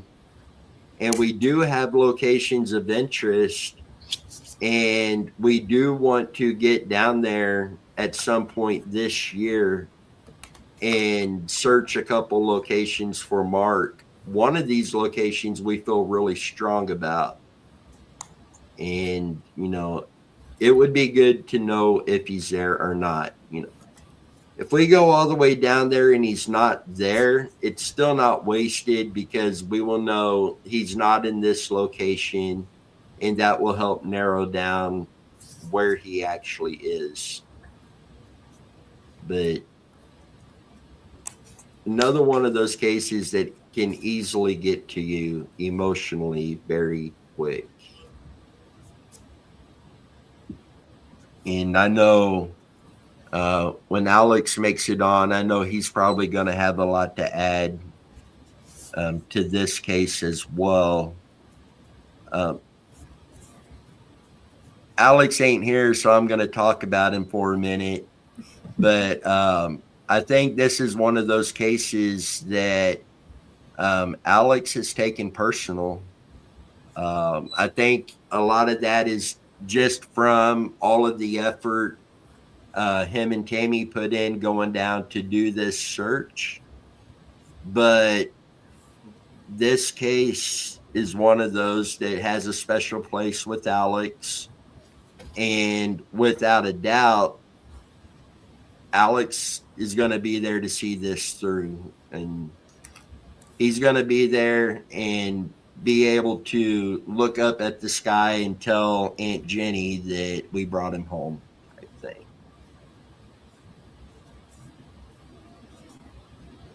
But this one's been, his case has been a very emotional ride. Yeah, I know when we've talked about it before, it looks like, you know, Alex and Tammy did a lot when they were down there. And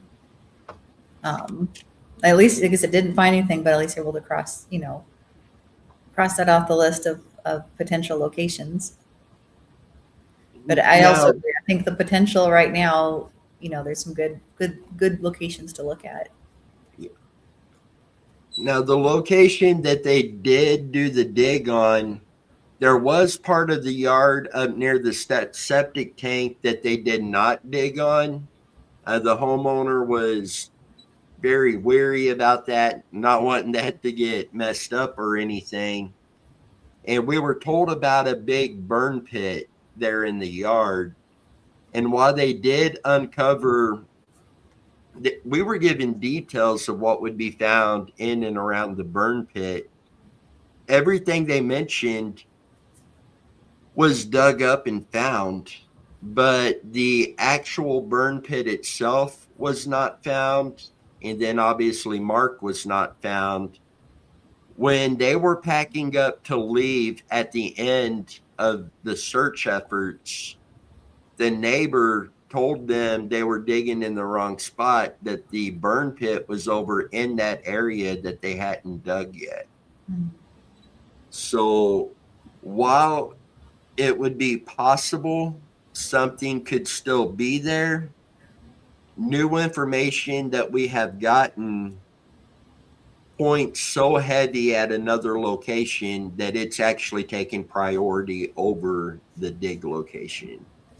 Now, is this one where, like, so if you had ground penetrating radar, you would have been able to check potentially that one spot without digging?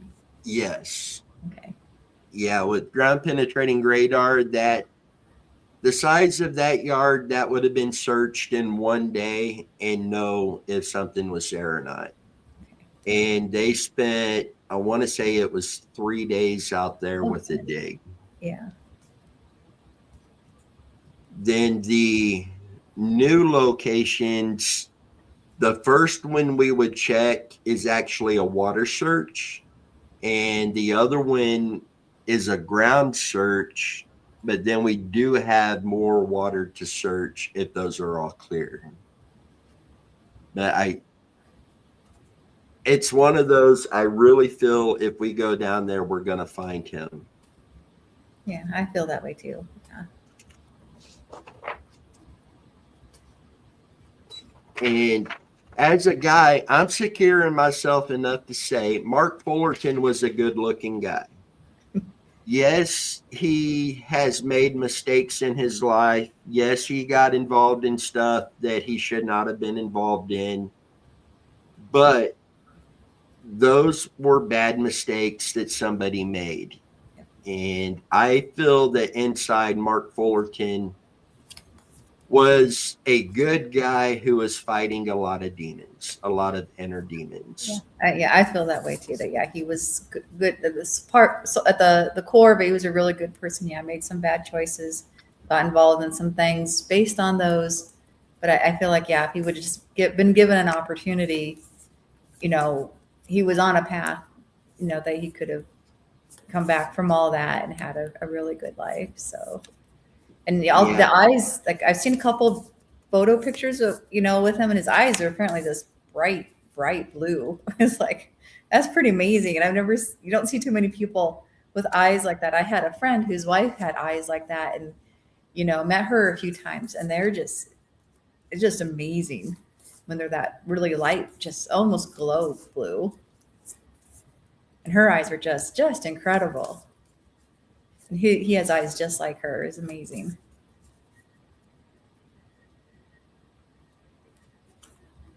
I'm going to see if I can pull a picture of him up. Yeah, it's not in all the pictures because some of them are black and white. But there was one where it showed his eyes. And like I said, looked just like a friend of mine's wife, just like her eyes. So like I said, I met her 2 or 3 times. Just brilliant blue.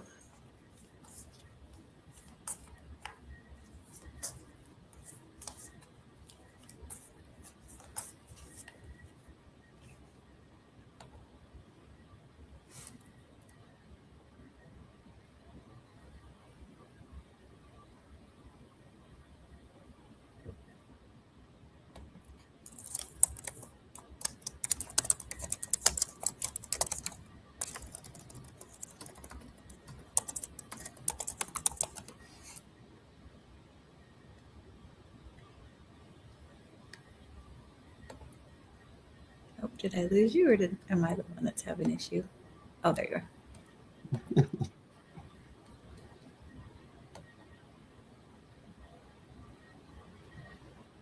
Yeah, I don't know if all the pictures were that way, but there were some that looked really bright blue. It could just be the photo. Who knows?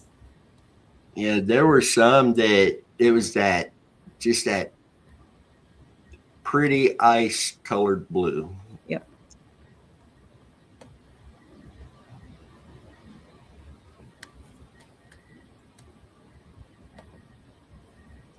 No, some people's eye color changes too. And again, photos, you never know. The lighting can change, but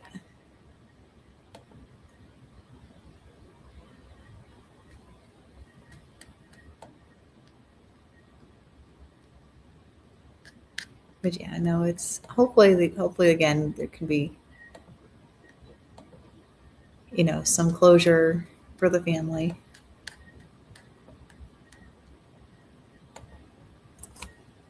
On making mistakes, Mark says, who hasn't made bad mistakes? I know I have. Yep. Yeah, I think we all have. We all do, one way or another. Yeah. He said, Dennis is just being extremely still, LOL. I was Yeah, I looking thought up about- Mark's picture to put on here, but Mac, I was really taking a nap. Got my eyes taped open. No, one of these days we're gonna have to get Mac Randall Jr. to actually join us up here on a live feed. He might get in front of the camera and like it and be on here all the time.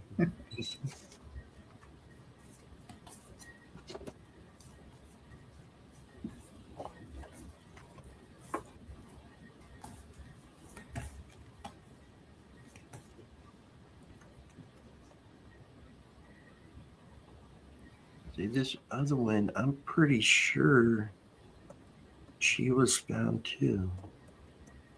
I hope I didn't mix all those cases up.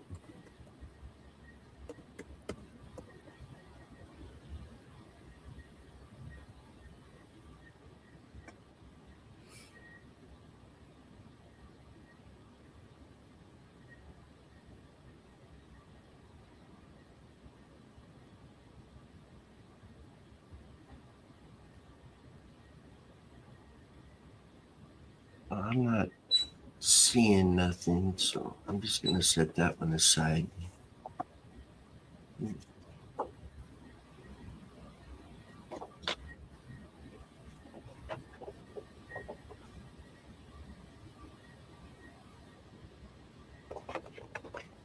Here's another one up close to you. Missing out of Omaha, Nebraska since August of 1972. Oh, wow. Marilise Clark, 14 years old, 120 pounds, 5'3", was initially considered a runaway. And, you know, we hear this a lot. To our knowledge, her case has never been thoroughly investigated by any law enforcement agency. We do hear that a lot, and it stems from law enforcement not being able to share what they're doing or the information that they have. But that's, again, literally the only information I found so far. But she has been missing since August of 1972.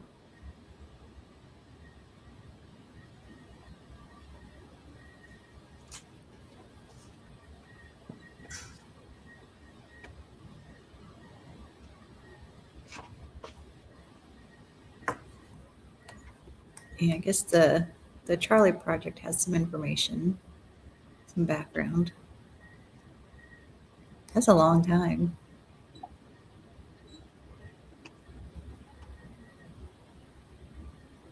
For 50 years.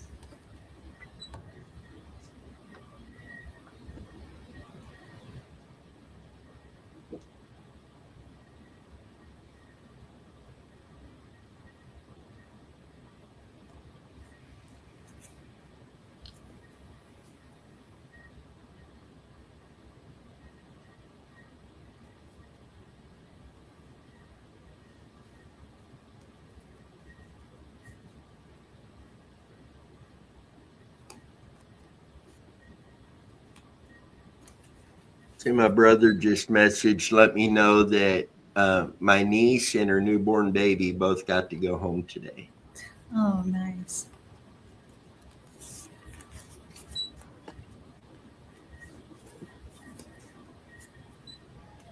You know, somebody who hasn't popped up in the chat yet today is Catfish. Yeah, I haven't seen him. And he can't use the excuse that it was late and he was tired and took medicine and went to sleep because we've been on here all day. Yeah, he had all afternoon. Maybe he was taking a nap. Yeah. Either that or out catfishing. That's true. So aren't you, this is probably not always true, but is it better to fish for catfish at night or just any time's fine? I've caught them all day long, all night long. Okay. I prefer catfishing at night though. Up here, I like going out to Stranger Creek out by Easton, Kansas. And there's an old gravel road out there. It's got a bridge that goes over the creek I like fishing from. I like going out there at night and just, man, I haven't done it since Cheyenne's been born. But before Cheyenne was born, I'd get off work Friday afternoon, Friday evening, come home. Megan and I would go and eat. And then I would pack up my fishing stuff and I'd get out there about 9-10 o'clock on Friday night and I'd fish till 4 or 5 o'clock in the morning. Oh, goodness. It was so relaxing. And I'd have nights that I'd only catch a couple catfish, and I'd have nights that I'd catch 20 or 30 catfish. Oh, geez. Yeah, we used to go fishing up in Minnesota every year. And yeah, I think we would catch them during the day too. But yeah, we catch them at night. Although my favorite part was fishing off the dock, especially when the water was like super calm in the evening. That was my favorite because it was just so pretty. It looked like glass. See, around here, catfishing, I prefer Stranger Creek, but I've taken Brantley fishing and Warnock Lake in Atchison, Kansas, probably one of the better places I fished. And every time we've been there, I've caught a 6-pound plus bass. Oh, wow.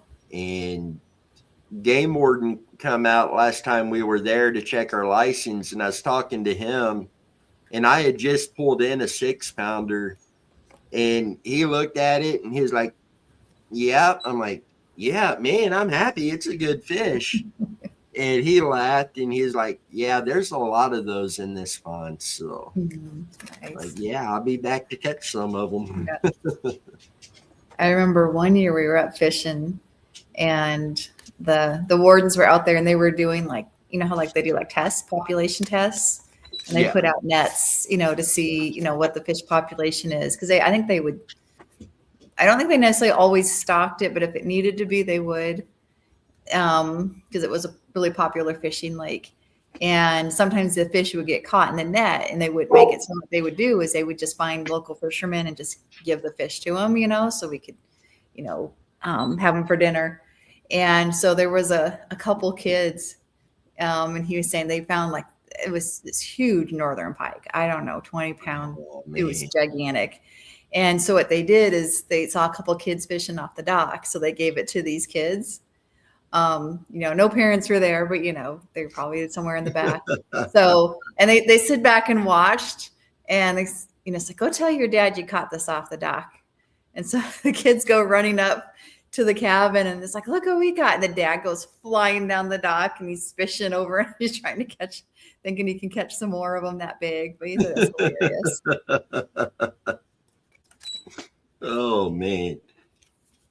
Now I've seen a guy, we used to go in a big group and go fishing and camping and stuff when we'd go. And a couple of the guys, they didn't want to go in and go to sleep out in the woods, so they stayed out fishing. Well, one of the other guys went and got in the water and swum over to where they're fishing. Oh, no. And they would grab their line and start jerking their poles. So these guys would come out of their seat, grab their pole, and wouldn't nothing be on it. Then one time it got to the point he just grabbed the line and pulled the poles completely out of the rod holders and out into the water. Oh no. These guys are jumping in the water thinking they had a big fish. I know. So the guy doing this let go and he ends up swimming back around and coming out the back. And it took a couple of years before they finally realized what happened and who done it. Oh, jeez. Do you at least let them did they find their poles? Yeah. Okay, good. Yeah, he That's kept not so a bad hold of the then. line and pulled those in with him when he come out. Then Oh, good. while they're in the water and over here throwing a fit, he just took them over and put them over by their campfire and still got away, got out of there. They never seen him. They didn't think of, oh, wow. And what was crazy is when they come back and their poles are there at the campfire, it never dawned on them that somebody put them there. Oh yeah, you They would were think so that at that point it'd frustrated be like, getting in okay, the water. they just magically appeared here.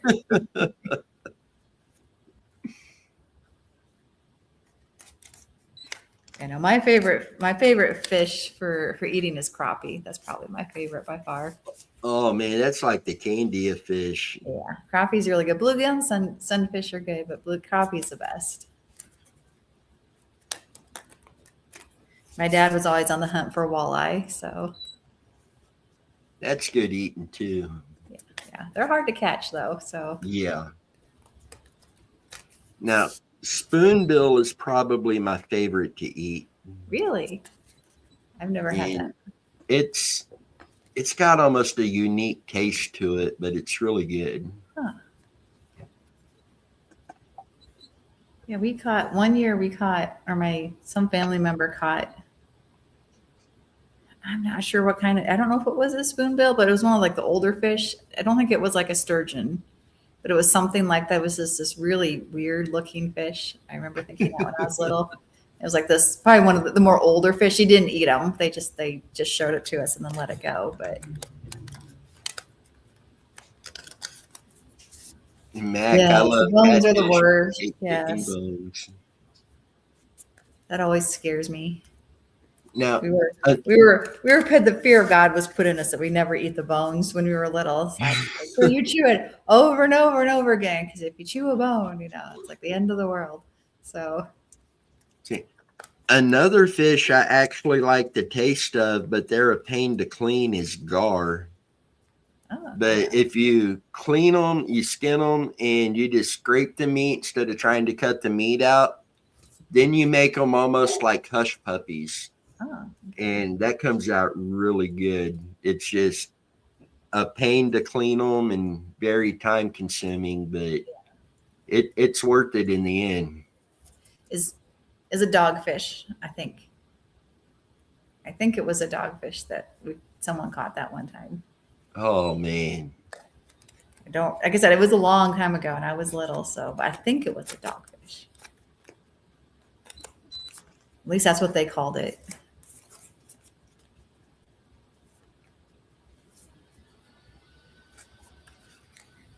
Yeah. Well, since we can't ever get Mac Randall Jr. to come up here and join us on a live feed, maybe we can get him to join us in a catfishing trip. Apparently, yeah. Go catch a lot of catfish, have a fish fry.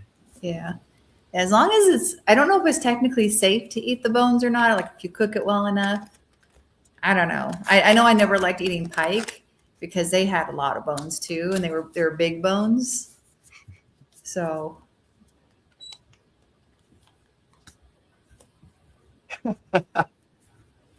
It says bring it to Georgia.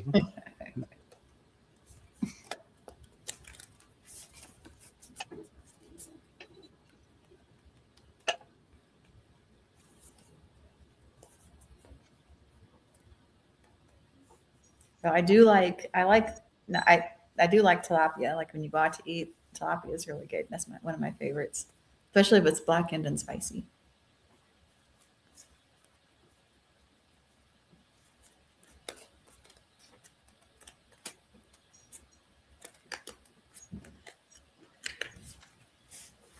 My dad had a lure. It was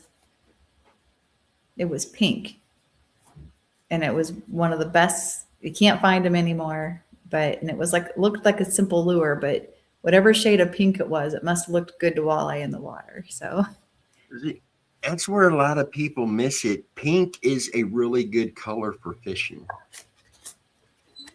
And I've got relatives that would not touch the lure because it was pink. You're not going to catch anything. And I'll put it on and just start catching crappie and bass. I'd start pulling them out left and right. Mm-hmm. Then it was, hey, I need to get me one of them. Well, I told you.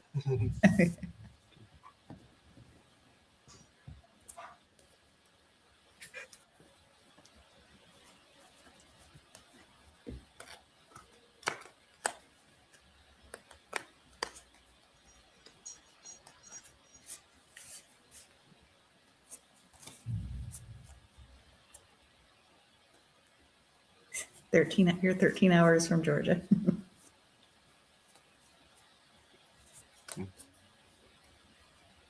Hey, for a good catfishing trip, that's worth the drive. Mhm.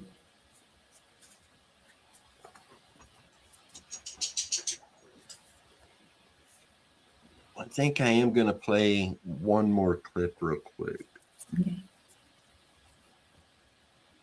We are here to lead the way, bringing missing loved ones home, working tirelessly every day. We won't stop, we won't give up, hold steady and true, finding answers, we won't back down. This is our word to you.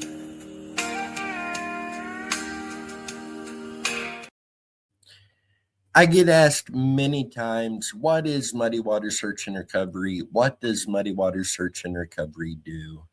Well, first, let me introduce myself. My name is Dennis. I am the founder of Muddy Water Search and Recovery. We have been here for over 5 years now, doing everything we can to help bring missing loved ones home. So first off, when a new case comes into us, it comes to us through different means. It could be a family member of a missing loved one reaching out, a friend of the missing loved one. It could be one of you guys reaching out, and it's a case that you saw that's holding with you, and you reach out and ask us to help on the case. Some of these are cases that's happened to us. We seen that case and just couldn't set it down, and we're doing everything that we can to help. And there are times that law enforcement do call as well. So there are multiple ways a case actually comes into us. And I'm going to pause here for a minute. If you do have a missing persons case you would like for us to work on, if you have information you would like to share on a case, please go to our website at mwsar.com, as we do have fillable forms over on there. And I got to adjust this for a minute because I see it's starting to do some crazy stuff in the background here. Okay, let's go with that. So that's how we get our cases in. And the first thing that I do is I try to get at least the missing persons flyer out on social media as fast as possible, start getting eyes on those cases, and then I start digging into that case. We try to provide updates as the case progresses with all of you.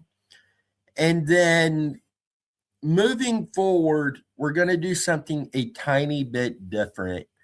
We are going to be assigning what we call open source investigators to particular cases. So if this is a new case that come in today, I'm going to get this case out to you guys as soon as possible. And then I'm going to start looking into this case, at which point we may assign one of our open source investigators that particular case.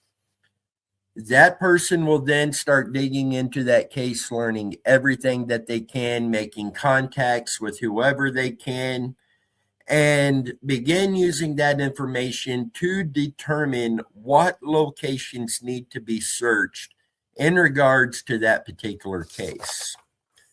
We then use that information to start lining up our search efforts. We do both water and ground-based searches, and we'll be deploying drones. Anything we can do to help bring missing loved ones home.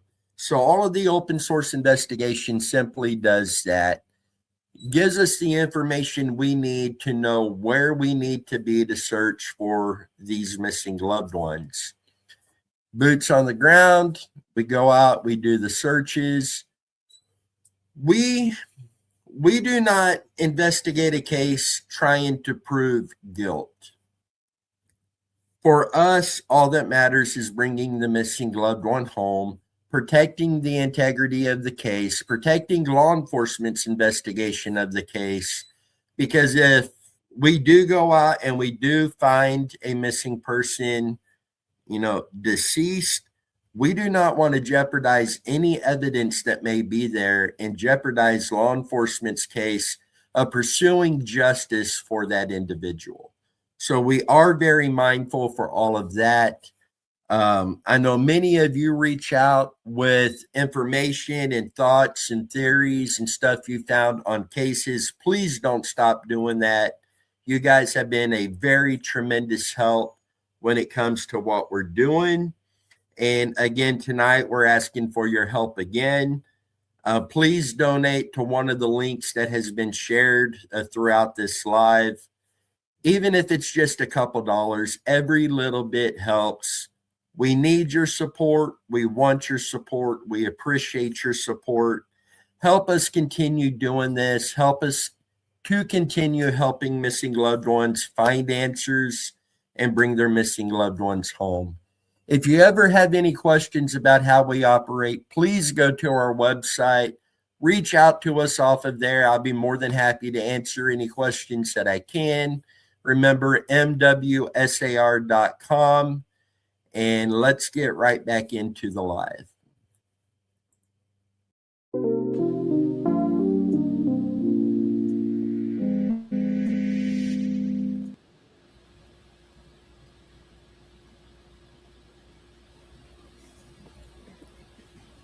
And we are back. And I keep seeing this down here, only 13 hours from Georgia. Now I'm thinking about catfishing.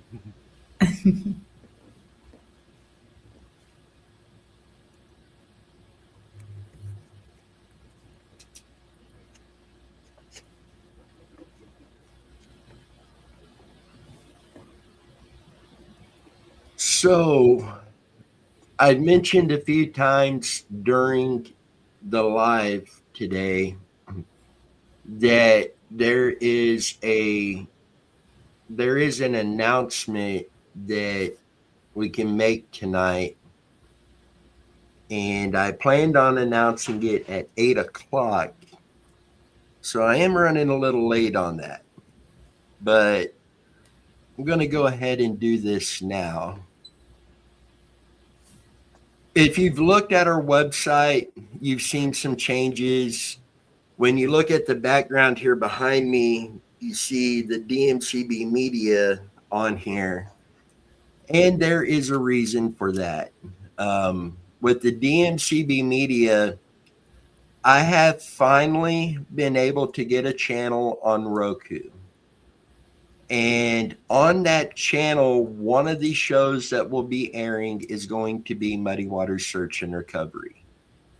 And we are roughly 3 weeks away from the first episode airing on there. And season 1 is 13 episodes, 1 new episode a week for 13 weeks. So Muddy Waters Search and Recovery will air on Roku. And there's other shows that's going to be airing on there as well. And eventually, I'm already being contacted by people wanting to air their shows on that channel. So I want to have this channel up and running, our content on there, delivering, showing that everything's good. And I'm still learning the back end of the whole system. But eventually, there will be other shows added to the channel as well. But any of you who use Roku, if you look up DMCB Media, please download that channel. And that is another home of Muddy Waters Search and Recovery. Now, to be clear, we are not walking away from YouTube, because this is where we get the interaction with all of you guys. our live open discussions, all of that. This is where we really get to talk to you guys and have these conversations and everything. But we will also be airing on Roku. So I'm going to do one more clip really quick.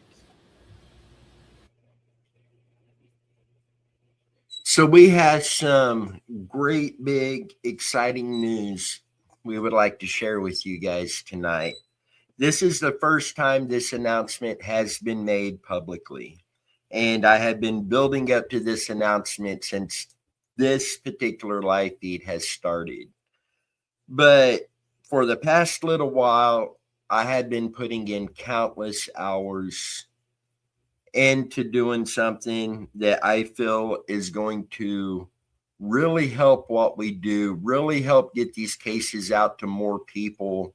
And obviously, the more people who see these cases, the greater the chance of somebody reaching out with that little piece of information that's going to bring a missing loved one home. And if you've been following our channel for very long at all, you've been seeing the name DMCB Media come up fairly often. Tonight, our team, we are going to announce why that is. DMCB Media is partnering up with Muddy Waters Search and Recovery. DMCB Media has a brand new channel on Roku. If you have a Roku device, please go on there and download DMCB Media, because Muddy Waters Search and Recovery is one of many different things that's going to be airing on that channel. We are very, very excited about that. Again, please go over on your Roku device and just type in DMCB Media and it will come up. Download that, and within the next 3 weeks, season 1 Muddy Waters Search and Recovery will begin to air. Don't miss out on that. Please let everybody know. DMCB Media is over in the video description. Make sure you check that out. And really looking forward to that. Let us know what you guys think. And so now, team, we put a lot of work in, and it's time to take it to that next level, get it out there more, up our game when it comes to searching for missing people. Now, I do want to make very clear, the Muddy Water Search and Recovery episodes that's going to air on the DMCB Media Roku channel, these are real cases. These are real missing people. These missing loved ones have families who are hurting. So this will be done with the greatest respect of the missing loved ones and their families. But the open source investigation is real. The searches are real. None of this is going to be scripted. None of this is going to be Hollywood. You're going to see things how they are. Remember, Roku channel, DMCB Media. Check it out.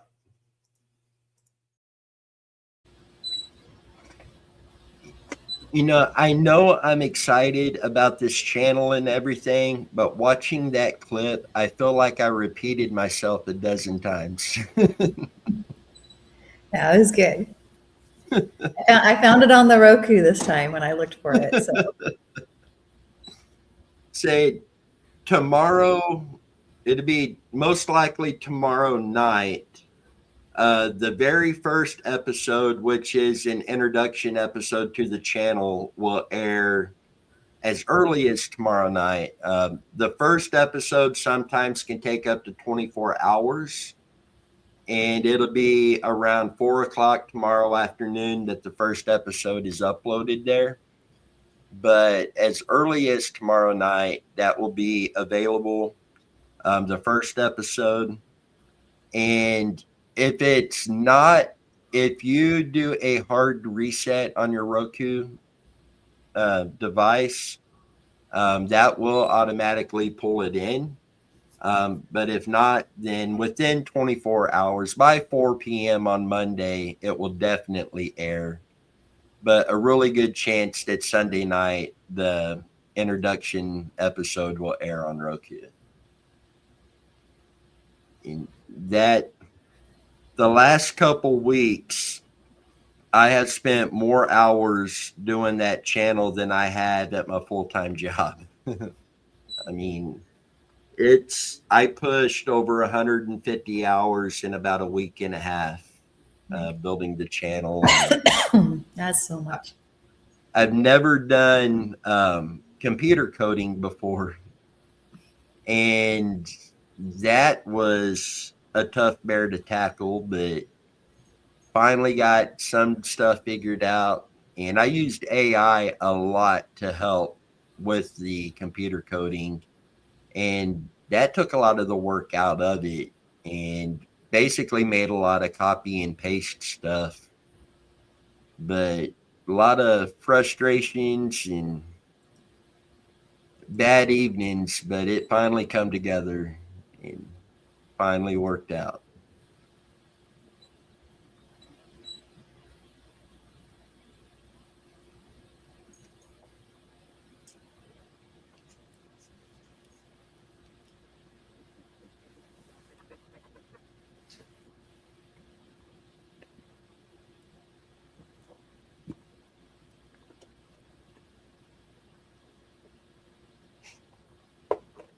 And you said there would be 13 episodes to start Yes. season. Okay. And season 1, the 13 episodes, the first 12 episodes, each episode will cover a different case, and it will go into the investigative side of each case. And then the 13th episode, the season finale, is going to be a walkthrough of the first 12 cases. Any updates will be added into that. Then we'll go straight into season 2 that will basically pick up from that. But that's when you're really going to see a lot more of the search efforts will be once we enter into season 2. Now, there may be some on season 1, but season 2, you will see a lot more of the search effort side. Yeah, no, I like that idea with the updates. There's a show I watch called Expedition Files, and it's a Josh Gage show.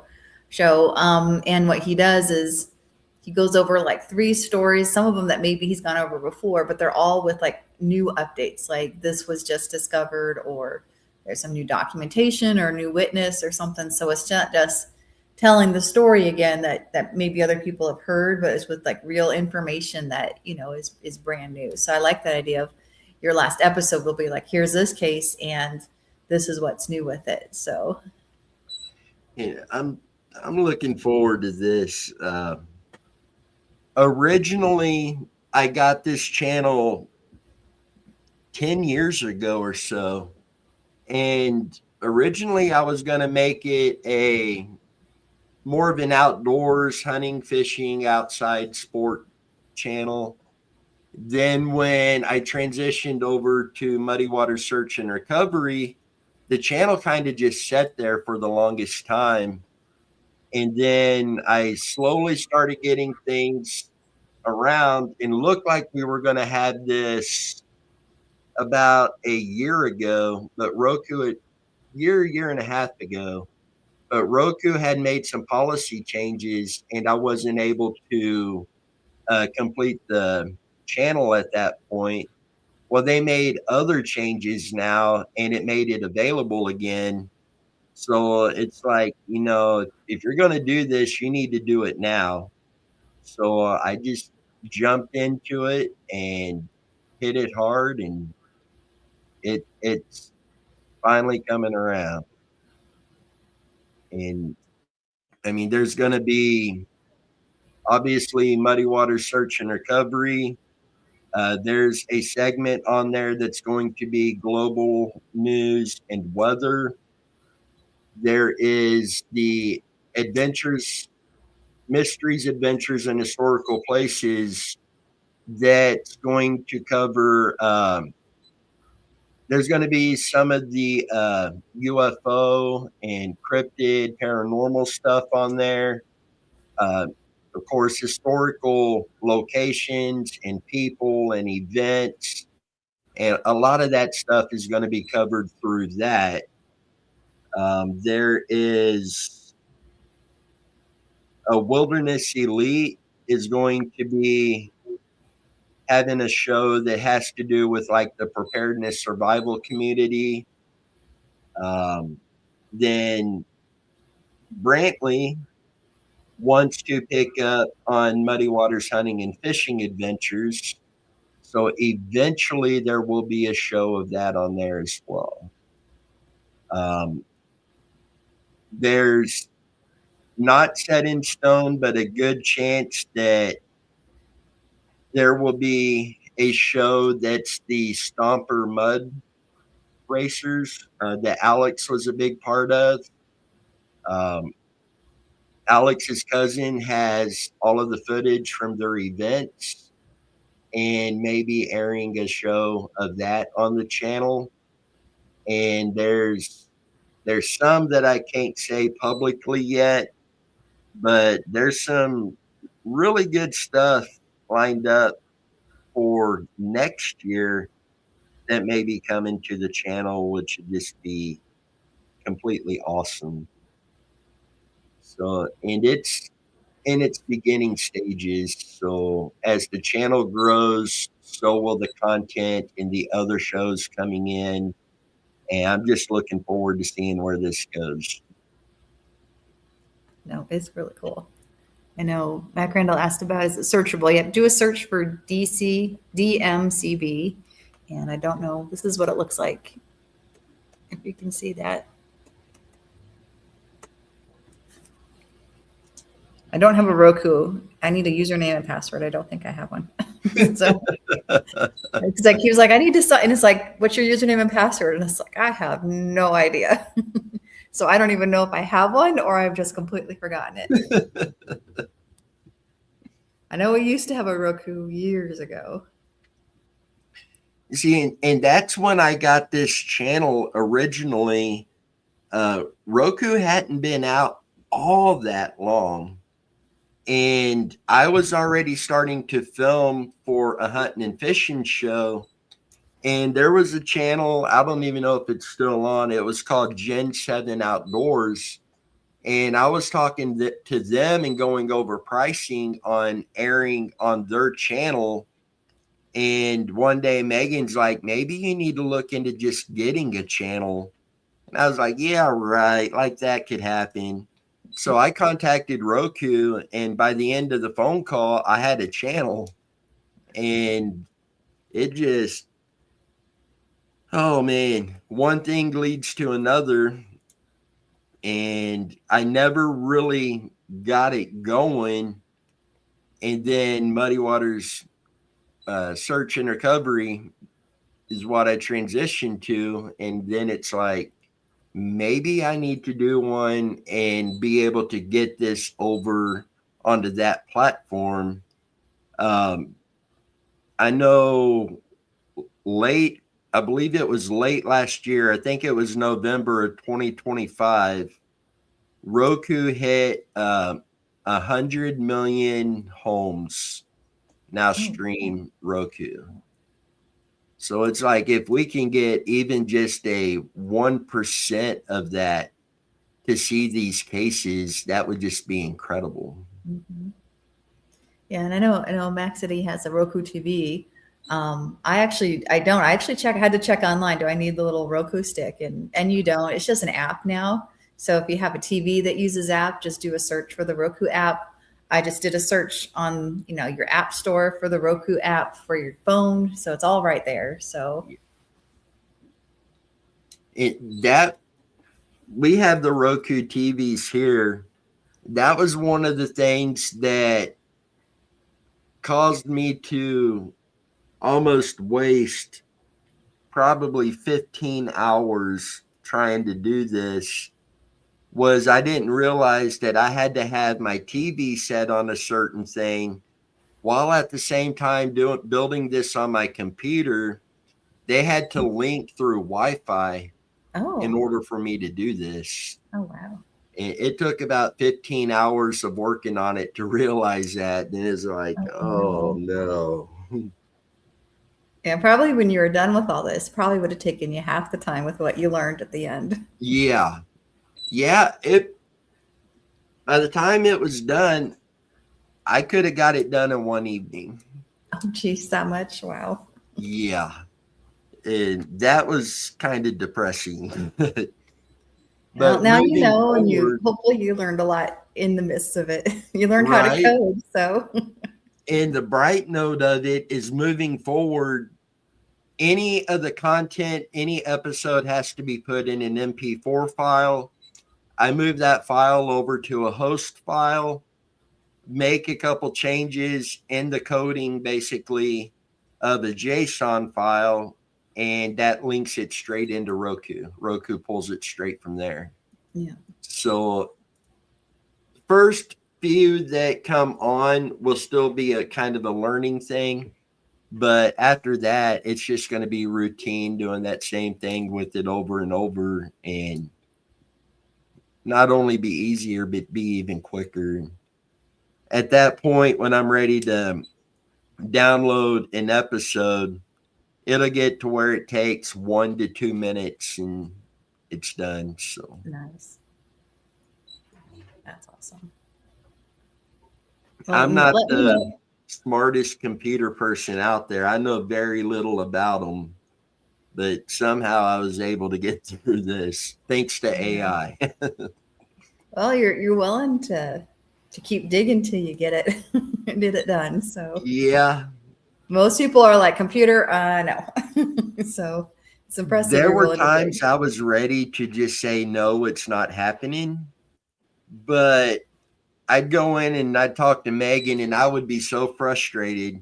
And I'd come back in and she's like, just leave it. I'm like, I can't, because I know the potential of how far getting these cases out can go over there. And we've seen just through YouTube that all it takes is for the right person to see that case and they come forward with information. So having a platform that can reach even more people really greatens the chance of getting that information that brings these people home. And it's like, it gets frustrating, but I can't just walk away from that knowing how much good it could potentially do for what we're doing. And that was the driving force to get through that. Well, when you work on your paranormal or cryptid stuff, let me know. Oh yeah. Interested to see what yeah. that looks like. I'm excited to see those. See it. We're pulling you on it. Oh, okay. That'll work. Well, and I have a lot of friends in the industry too, so can see if we can bring someone in. So, see, and I also want to talk to Randy Harrington. He's the big Bigfoot guy. oh, yeah. I talked to him not all that long ago. I actually joined him on his channel here a while back ago on a live feed. But really nice guy, really liked him. And I'm going to talk to him, have him come on and do a segment or something. I would like to go out and do an investigation with him and film it and air it on there.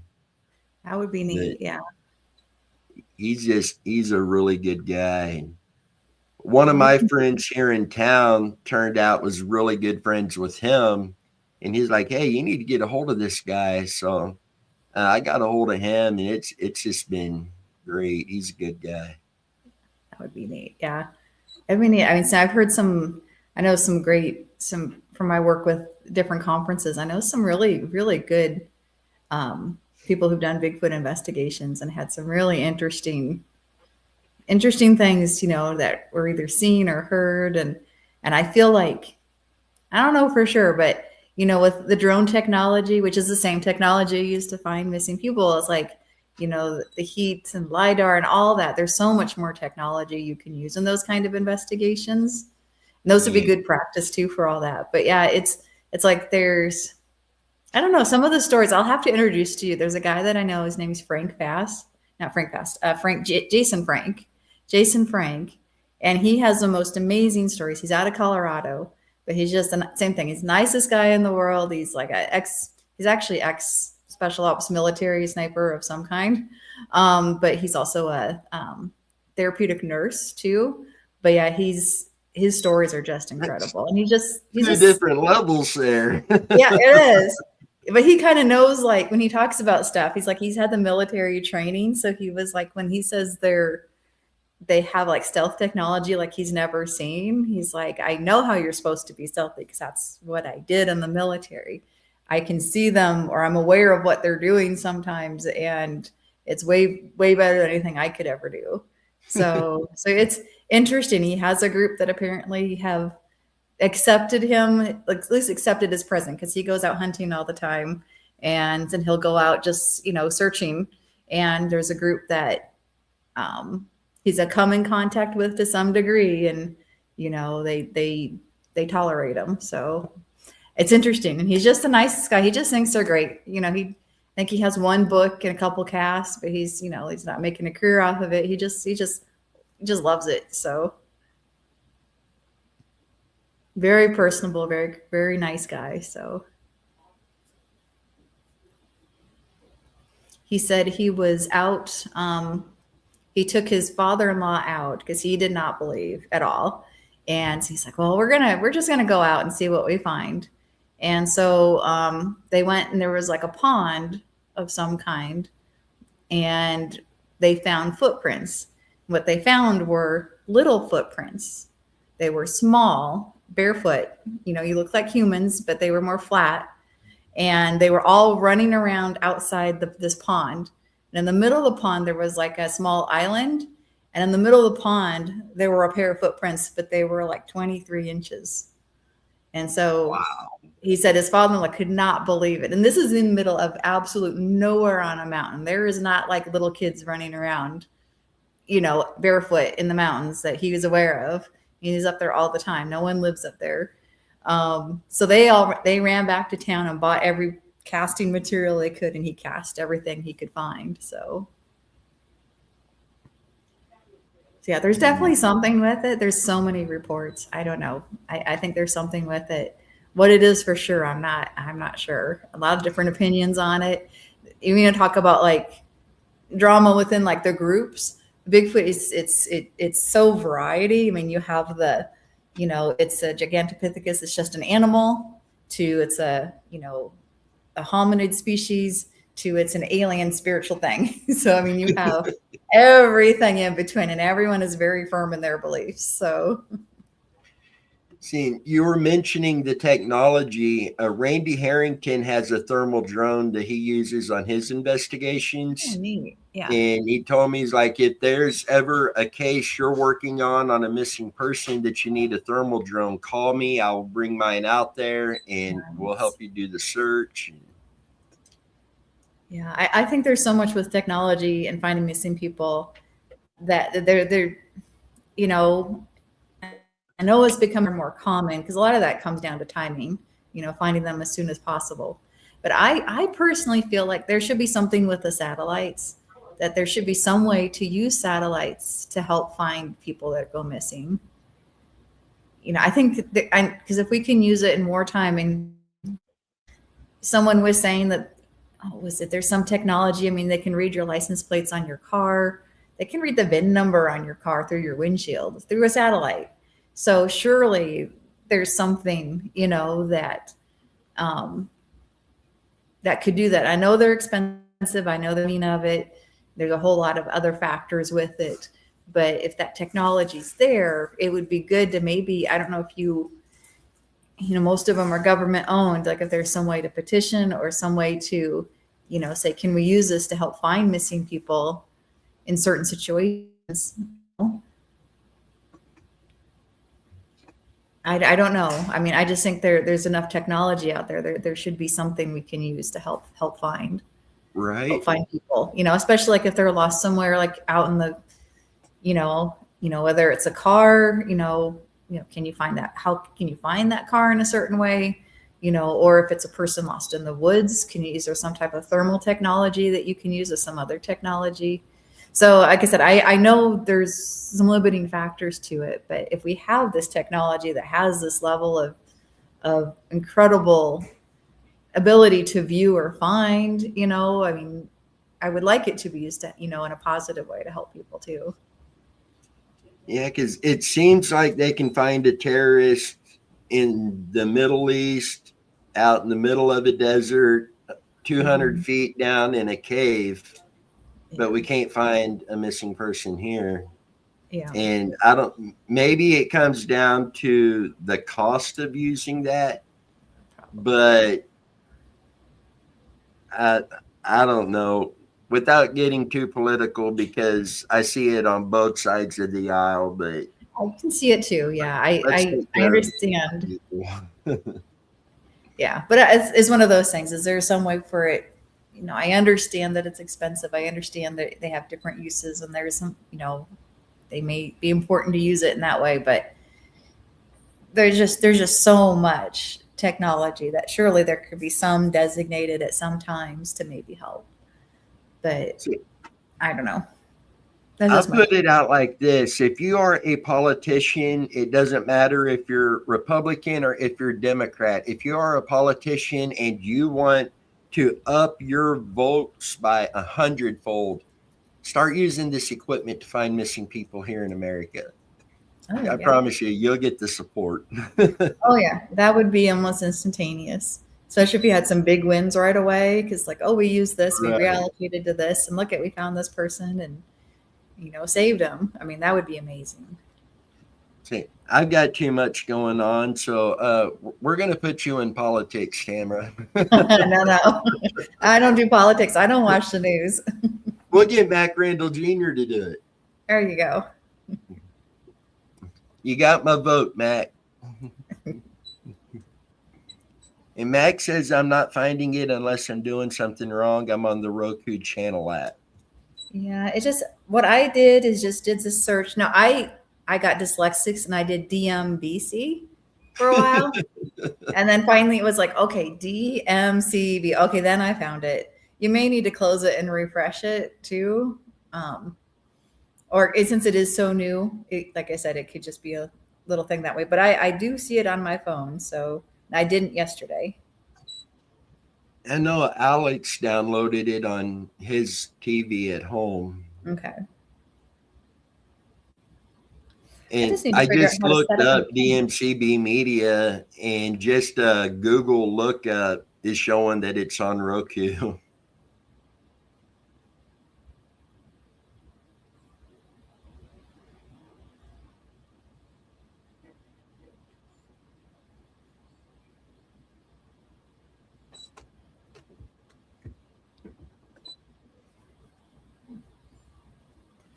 And I know I found that video of a drone that they're using for archaeological digs. And I think it might have used LiDAR, but it was one where you would program a grid pattern. So it was meant specifically to find like underground archaeological sites. And so you would say, do a grid pattern from, I don't know if it gave you like distance or a thing, but you just put it in there and then it would do like a whole grid pattern for you in this area.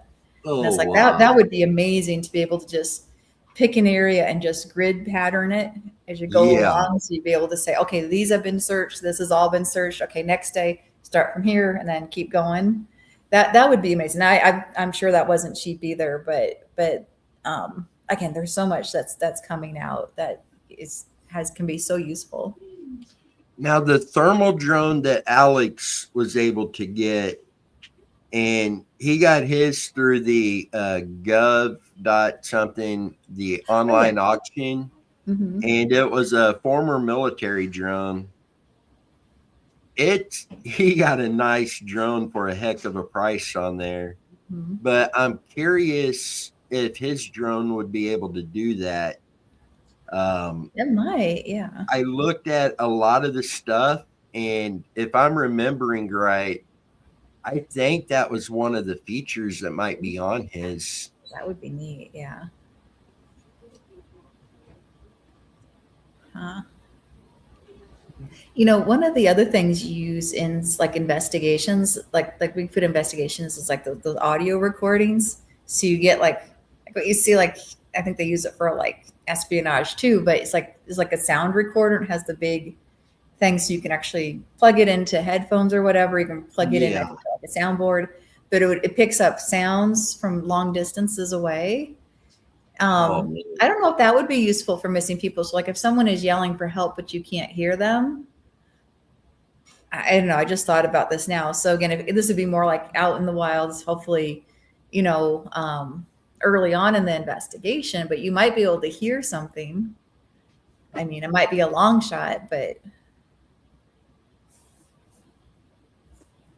Yeah, because the other night I was in here working on the channel, and Chrissy come in, and her cousin was on the phone. They were actually looking for a missing child. Someone in the area they were in, their child, I want to say 12-year-old autistic child, had gone missing. So they jumped in the search. They're going around the neighborhoods looking, and they called Chrissy. Chrissy has it on speakerphone up there by me, and I'm on Google Earth because it's not anywhere right here by us. It was out a few hours from us. So I'm on Google Earth looking at the area, trying to, show where they need to go look. We're trying to explain to them how to do all of this. And thankfully, after maybe 15, 20 minutes, the kid was found safe. oh, nice. But man, it gets stressful working on missing persons case, but when you're working on one in real time like that, it gets crazy.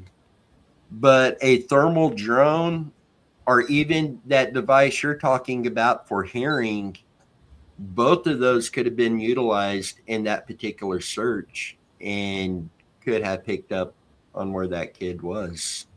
Yeah, because if there's some specific sounds, or if he's crying or yelling or something, you might be able to hear it.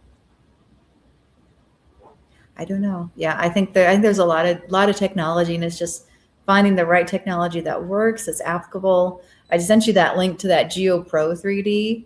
Yeah. He does investigations too. He does Bigfoot investigations too, but he's developed, and I was gonna talk to him, and I haven't. It's been a while since I've seen him in person. But it was like I wanted him to walk me through like how it actually works. But I know the website was like completely updated from last time because he's been working on it. So now I think it's finally done and passed all their testing and everything. So they're selling it now. But it sounds like you just plug it into an existing metal detector, and then it kind of turns it into a ground penetrating radar, is what it sounds like. And it's this new technology, it's this device that adapts it, and it goes off of like I said, I might need to just talk to him to see exactly how it works, but it uses some type of like, I don't know if it's like wave patterns or something, but it can look into the ground fairly deep, and it's not just metal, it finds structures and things like that too. So I don't know if it's using EMF fields or if it's using something else like in a sonar way. So again, there's new stuff out there. There's stuff that's, again, maybe been more military use or used in other reasons. We'll use like EMF readers in every investigation that exists, which is interesting. That works for all three, paranormal, everything. And it's like, well, people give off electromagnetic signals too. I don't know how much, but that might be an option. Stick that on a drone, and is that something where you can pick up? If you're in the city, it's probably not so useful. But if you're out in the wild, is it, or is there too many animals? The trees? I don't know. That'd be interesting to look into. Yeah. And Alex is Alex messaged they're on their way home. He messaged that they're listening while driving. So Alex, remember what Tamara just said there, and I'd like to get your thoughts on that as well. And Max said he found the channel, but it's asking me for username and password. Yeah, it asked me for that too, but I thought it was just to log into Roku.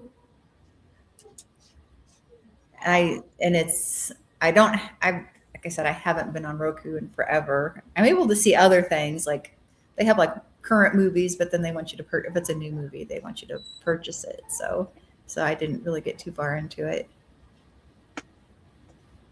So I assumed it was a username for Roku, but maybe it's just because I did forgot password, and I can put my email in, but I don't know what email it was. So, And hey, Brantley, I see that you're back on here. Go on your TV in your room on Roku and type in DMCB Media. See what pops up. Because our Rokus are built into our TVs, so his should be different than the other TV. But it might not be using the same Wi-Fi though. I don't know how all that works. I tried sending myself an email. We'll see, but it's not giving me an option to like set up an account. It just says sign in. Did you forget your password? Put in your email. And it's like, oh, I don't. Maybe I went to like the Roku channel in general and the count, and it's asking me for that on that level too. Because I did see something where, Roku doesn't charge, but they do want you to set up an account with them.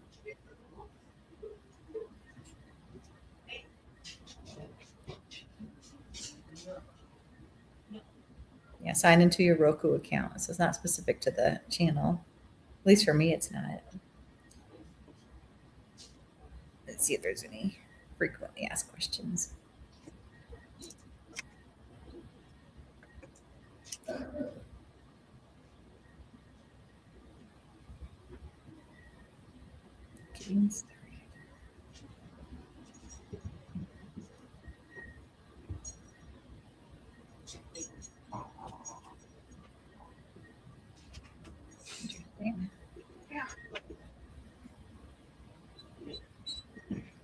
Okay, so Matt Randall Jr. tried to find DMCB Media, and he couldn't find it on the TV, so he had to download it on the app on his phone.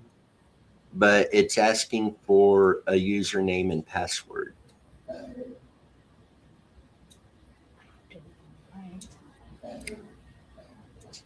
Okay, I found something that tells me how to set up a Roku account.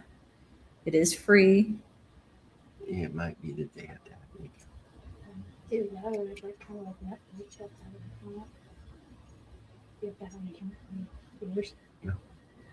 No, mine's public.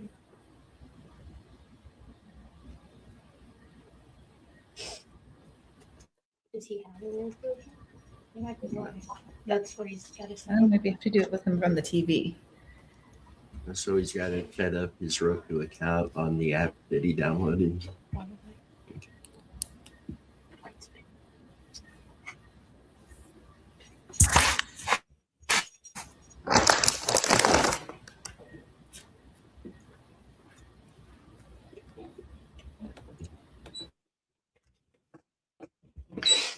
And Megan said that you'll probably have to set up a Roku account. But as Tamara was saying, Roku's free to do that.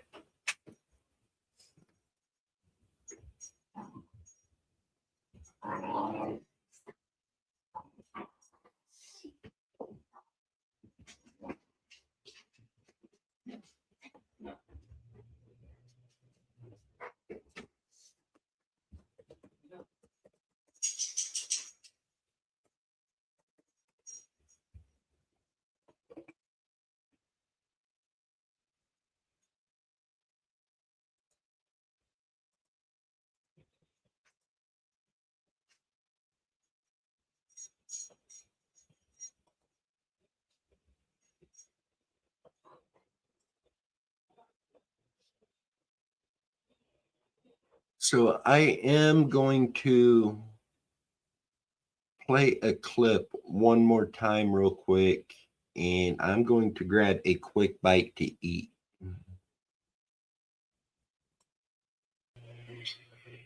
Hey guys, I wanted to take a moment and talk to you a little bit about tonight's live feed and today's live feed. This live feed, as I mentioned earlier before, this isn't a normal live feed that you see Muddy Water Search and Recovery do. And being 12 hours all of in and of itself. But the fact is, everything that we do with Muddy Water Search and Recovery is expensive.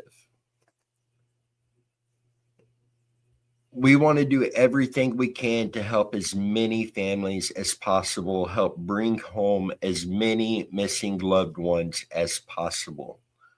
But as we said earlier, the truth is this work doesn't run on good intentions alone. It takes equipment, it takes travel, it takes time, it takes effort, it takes sacrifice, it takes a lot of money. And it also takes people like you who are willing to stand behind us and support our mission of bringing missing loved ones home. So we're asking you today for your donation. We're asking you today for your help. 100% of any donations today is going right into Muddy Water Search and Recovery. 100% of it. And we are fundraising and raising funds for several different things. As we've talked about many times over the past few years, we really need to get ground penetrating radar. We have cases that we feel depend on that. We also need to get a second search boat. Right now, we are using an inflatable, and we need to move up and get a regular search boat that's going to get us into more locations. And with that comes new sonar, new equipment and gear within that boat for doing these searches. And the other thing we really need to be getting is dive gear. This does include lift bags for helping float vehicles that are underwater.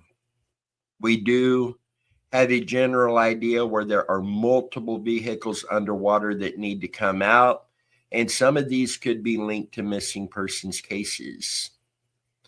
So donations today, during this live feed, it's going to go towards these items, and it's also going to go towards the funding to be boots on the ground doing these searches.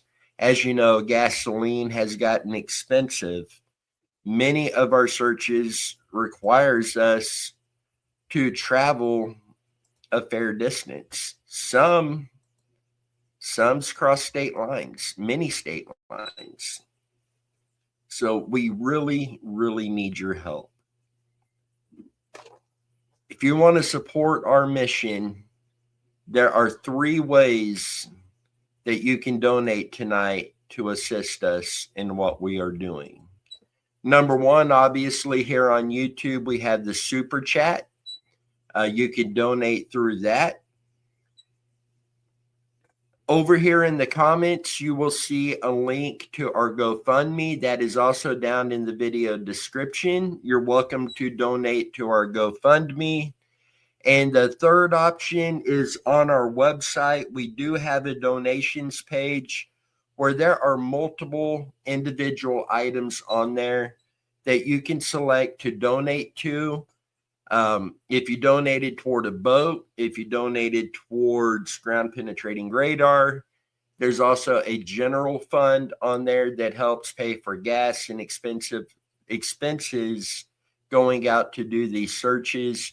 100% of that donation will be used for what you donate towards. So we are asking for your help tonight. Help us be able to be out here helping more families bring their missing loved ones home. We appreciate each and every one of you, and thank you very much for your support. I know times are hard.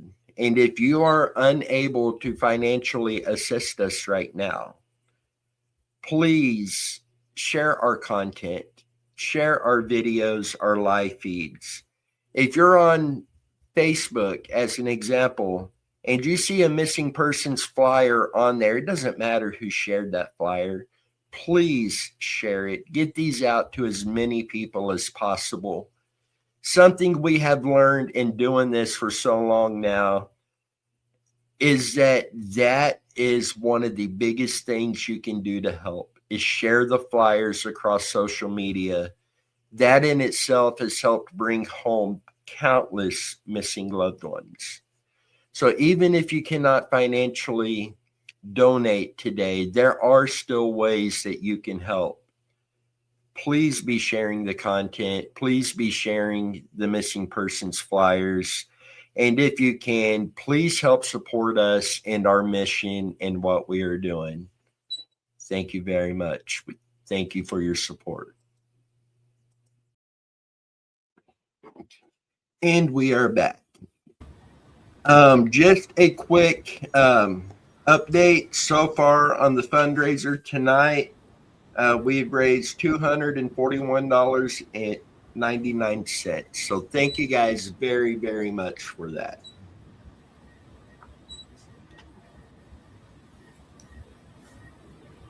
Well, I got it to work. DMCB, you have to set up an account through your TV. And then once you do that, then that's how you set up your username or password. You can't just use your phone. You have to set it up through the TV. So you sign up, you just go to create new account, and then it gives you the QR, and then you take a picture of it with your phone, takes you to the website, and then you set up your account through your phone on the website, but you have to go through the TV. So once you do that, then you're set.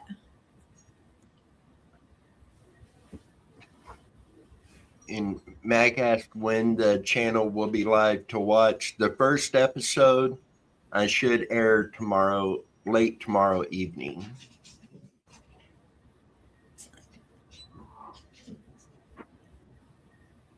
And speaking of tomorrow evening, with this live feed taking place today, I will not be going live tomorrow night. If Alex decides to go live or something, we'll let you guys know. But right now, I will not be live tomorrow night. And we are 2 minutes away from being 3/4 of the way through tonight. But, you know, I thought that the time would drag by and be really slow, but it's actually gone by pretty good. Mm-hmm.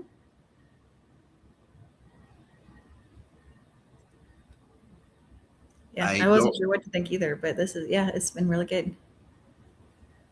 I don't know if I'll be ready to jump back into another one like this anytime soon, but it's gone pretty well.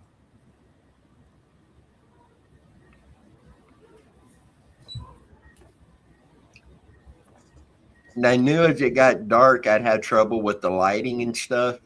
So I got blackout curtains put up in the living room for today.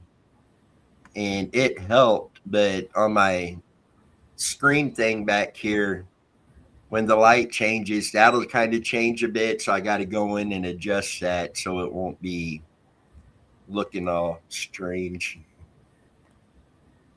That's another good thing about AI is AI generated that image back there.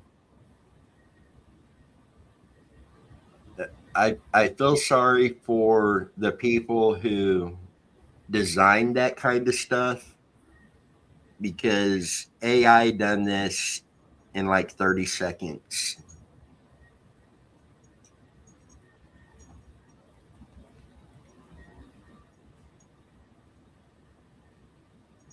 And I keep wanting to turn around and look at it, but it's just a green screen. Yeah. No, it looks really nice.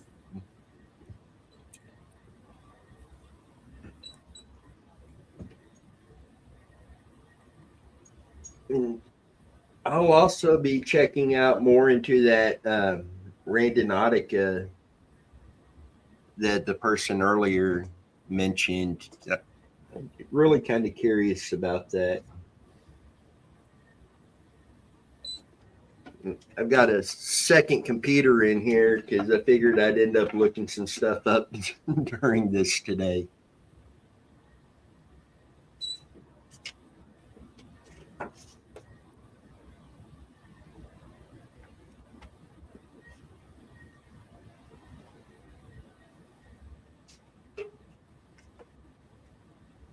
Well, I got another case for you, Tamara, and I don't have the images on here, but Michael Golub, missing from Stanton County, Kansas since May 20th of 2005, 27 years old, 6'2", 165 to 180 pounds, brown hair and blue eyes.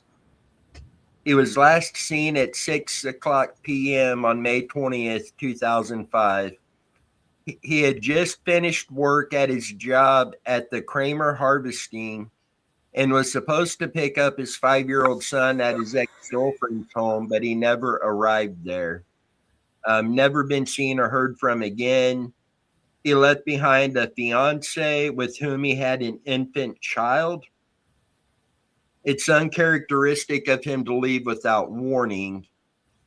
His gold and brown Chevy S10 pickup truck with toolboxes and Trego County, Kansas license plates were found abandoned on a county road in northwest Grant County, Kansas, 2 days after his disappearance. Following the truck's location, authorities began investigating his disappearance as a potential homicide. His ex-girlfriend and her husband, Chad Floyd, were arrested and charged with first-degree murder and conspiracy to commit murder in Michael's case in June of 2006. Authorities believe he went to their home and was shot to death on the night of his disappearance. There was a great deal of animosity between them, and they frequently disagreed over child support and visitation issues related to their son. His blood was found on Floyd's front porch, and the defense attorney said there was insufficient proof that Michael was deceased and suggested that he had unalived himself or left on his own accord. At the couple's July 2007 trial, the jury was unable to reach a unanimous verdict and a mistrial was declared. A second trial also ended with the jury unable to reach a verdict. Michael's body has never been found, but foul play is suspected in its case due to the circumstances involved. And if anybody has any information, the Kansas Bureau of Investigations is 785-296-4017. That was his ex-wife and her husband? Yes. That was charged? Okay.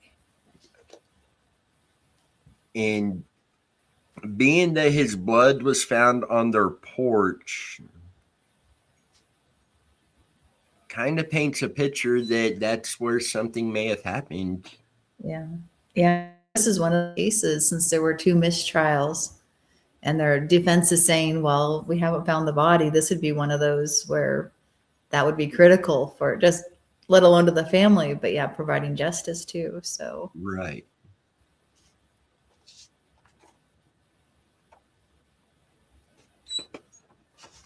And Kansas Missing and Unsolved, they shared that case over on their live feed not that long ago. I'm hoping Ricky's doing okay with Kansas Missing and Unsolved. He was going to be one of the special guests to join us tonight and was going to come on around 7:00. And I haven't seen or heard anything from him. So I know he's been going through a lot of stuff recently, but hopefully everything's all right over there. Yeah. Yeah, I hope so too. Yeah, I was going to ask, I know how he was doing. So I know he was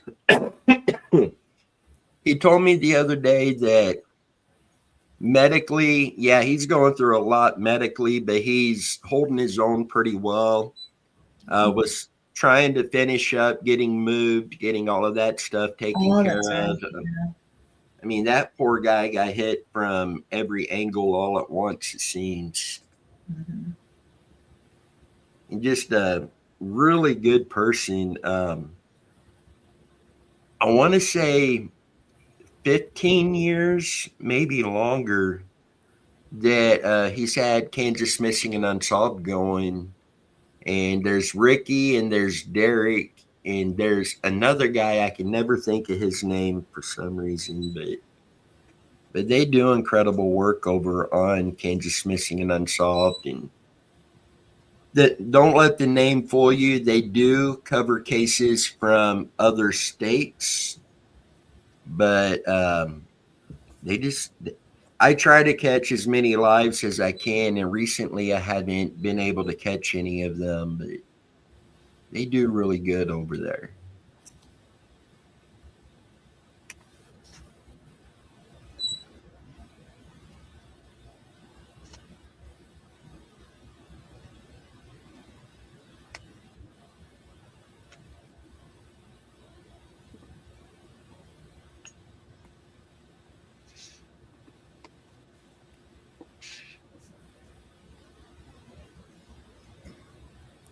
And just a reminder for anybody watching, if you have any questions about any of the cases we're working on, about our operations, anything, please put those questions over in the comments and we can try to get those questions answered for you.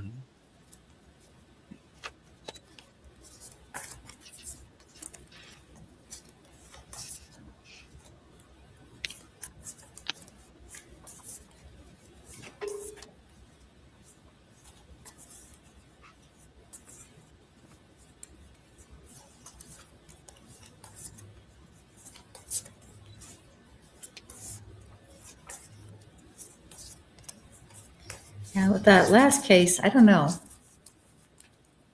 As far as like a location, I feel like that's really important, but with the two different trials and everything, I'm sure the police have actively searched, multiple areas. So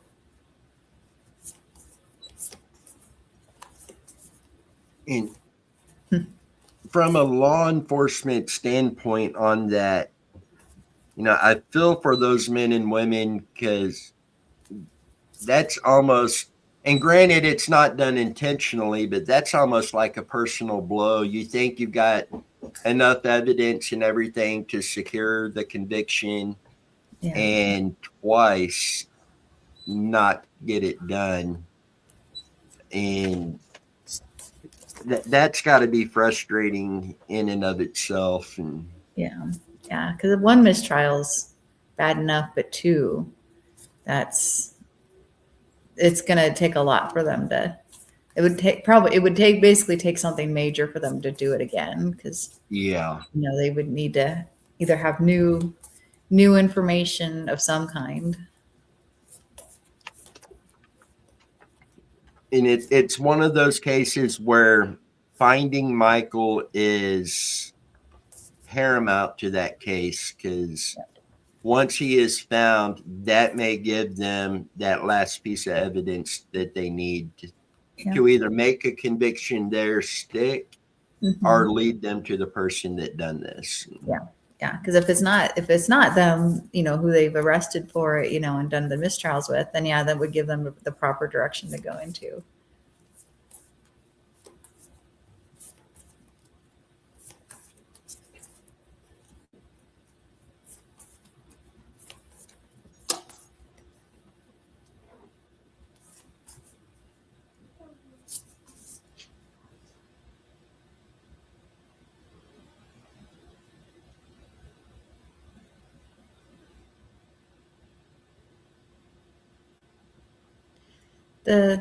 Hey, we got somebody on. Alex is back. I'm back after a 12-hour recital with 10,000 kids. Oh man. So, and then we had to go have family dinner afterwards. So, I figured, yeah, because you got to do that. yeah. And Jeff was there. I totally forgot he was going to be there because Jeff's daughter is also in the same dance studio that Annalise is in. So,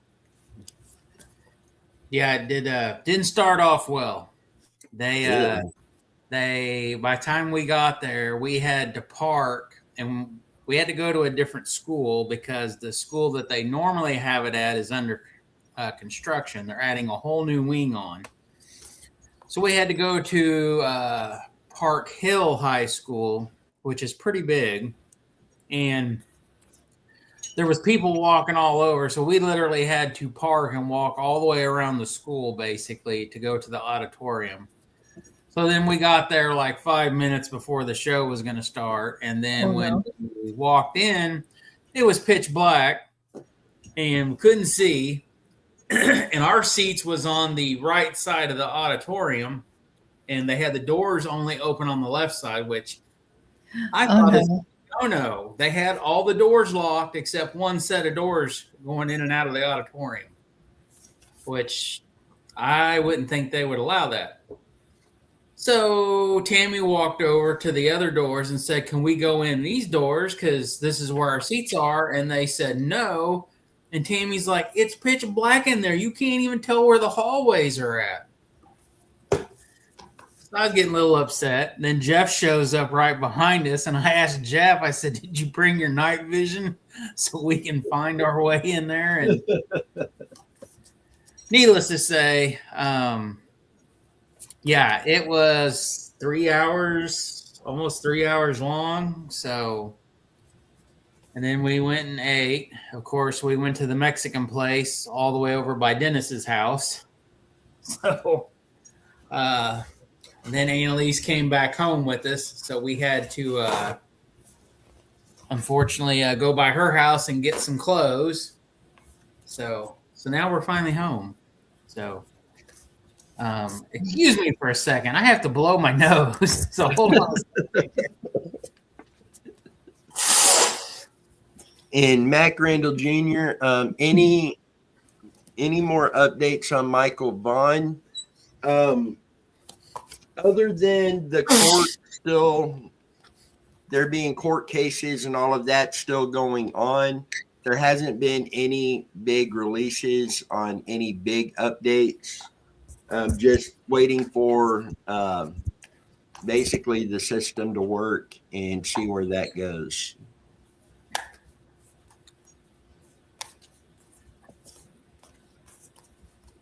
So how has things been going? Because there was my phone did die. So while we were eating until we got about halfway home, it was off. But we had been listening to everything going on. So it's gone pretty good. Being it's 12 hours, I was telling Tamara, I expected it to be a very slow day, kind of dragged by, but we're over 3/4 the way through, and it's gone by pretty good. yeah.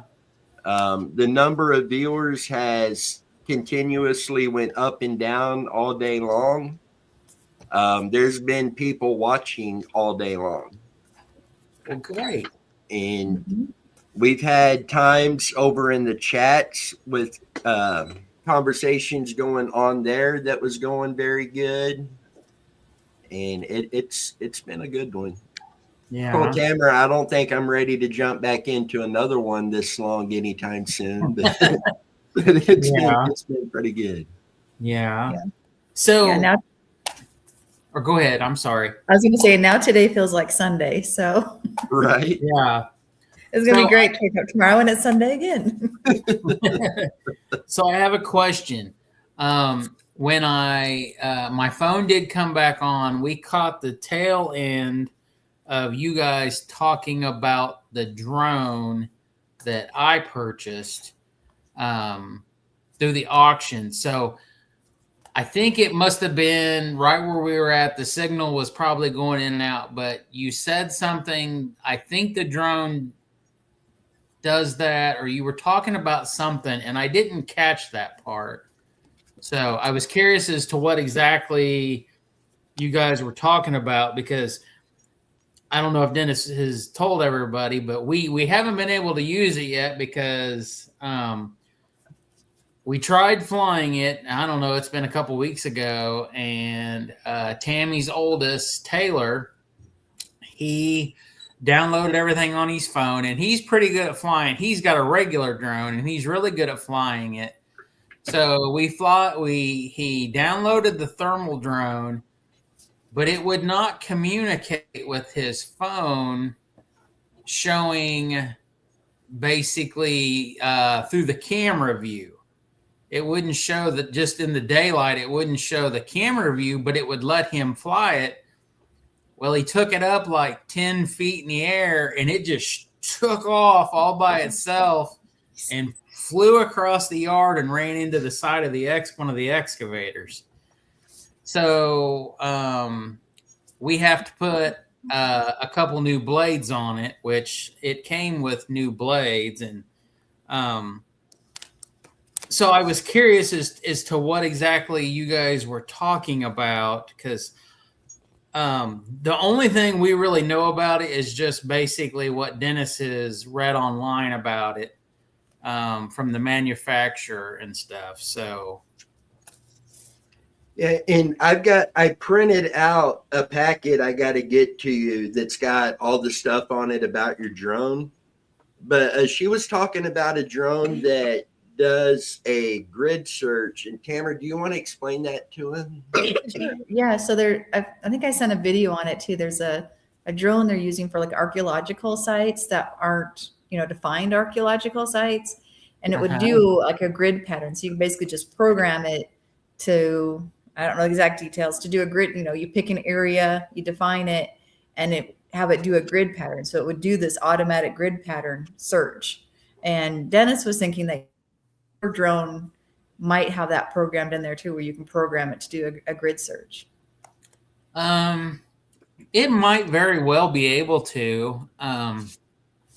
So the drone that I have is made by Parrot, and it's the, I don't know how you say it, Anafi, ANAFI version. And it's the thermal drone that the government and the military use.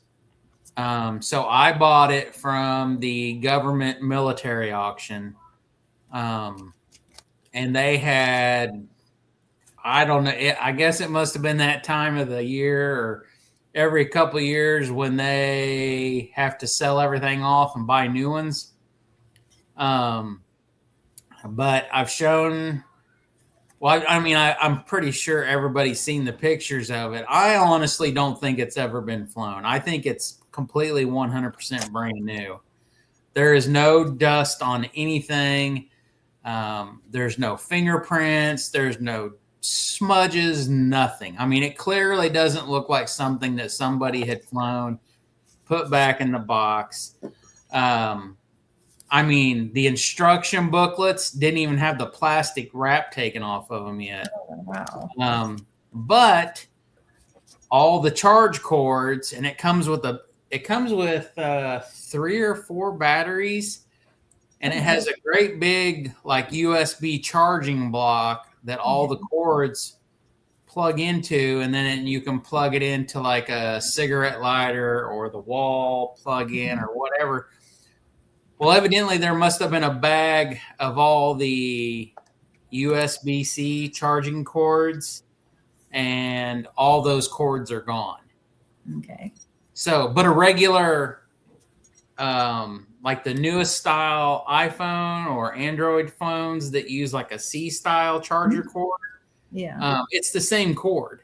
Okay. So we've been charging. That's how we was able to charge some of the batteries and try to attempt to fly it. But there's something goofy, and I told Taylor, I said, you're just going to have to take it home. You're going to have to call them when you get home from work and tell them what it's doing. Yeah. Blah, blah, blah, blah, blah. And which the only thing I could think of what might be going on is they made it very clear to me that I needed to register it. because it changed hands from the government to me. Well, if you're And just I using it for hobby, I mean, you use it for here, but a hobbyist doesn't need to, right? Well, it was a government-owned entity item. So if we turn it on, it might show up that it belongs to the U.S. military, and it might, or it could have been some government entity. I don't know, and it could be causing it to immediately shut down and stop functioning, and that's why it just took off. That's why it wouldn't communicate with the screen showing what was on. Okay, that would make sense. Yeah, because they would want to make sure they probably have some safety features in it or something. Yeah. But it's, I would say on a scale of 1 to 10, 10 being brand new, it's a 9.99. I mean, even the blades look like they were brand new that were on it. So, except now it's got 2 that are dinged up, and it came with extra sets of blades. So, so I think I know that some of the older drones, because I actually have another Parrot brand drone that Tammy bought me. Basically, when drones become kind of hot, she bought me one for Christmas. And I never could get that one to fly right. I mean, I crashed that thing so many times. And then I didn't realize that the blades that go on a drone, they actually go in certain locations. And I didn't know that. I just threw them on it. Oh, no. That caused it to have severe issues. But that one, I know you could set like what they call waypoints on a map. Okay. So I would say you could fly from my house to Dennis's to yours, and back to Dennis's to Jeff's to Mac Randall's, and probably go down to Catfish's house. Just hypothetically saying.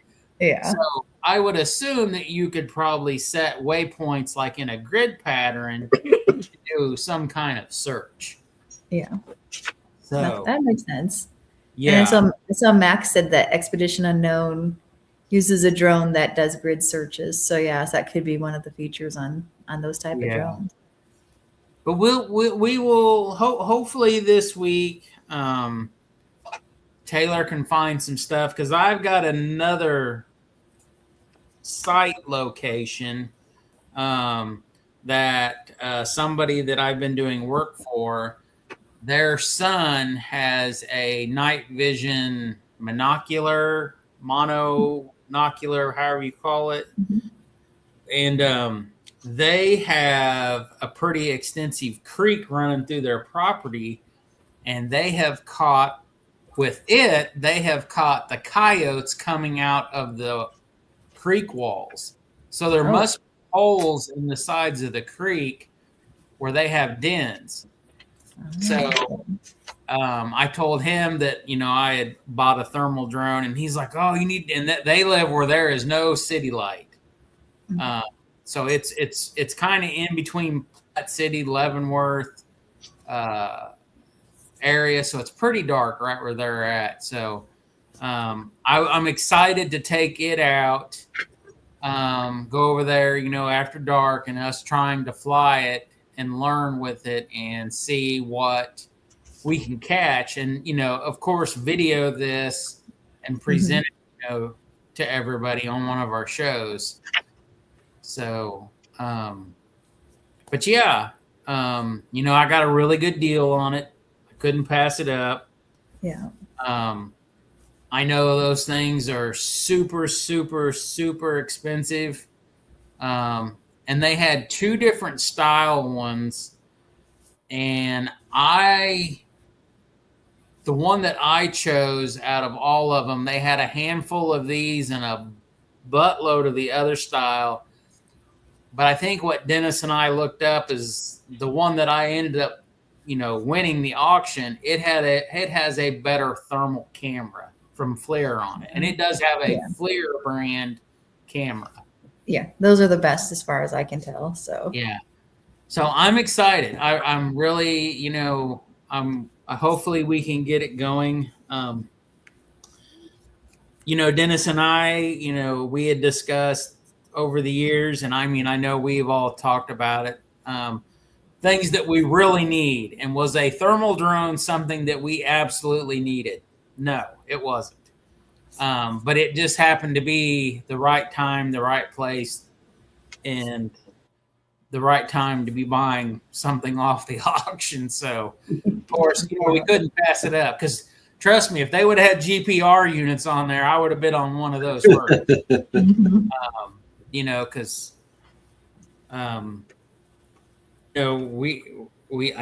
I guess to say we are in the aspect of looking for people that are unalive.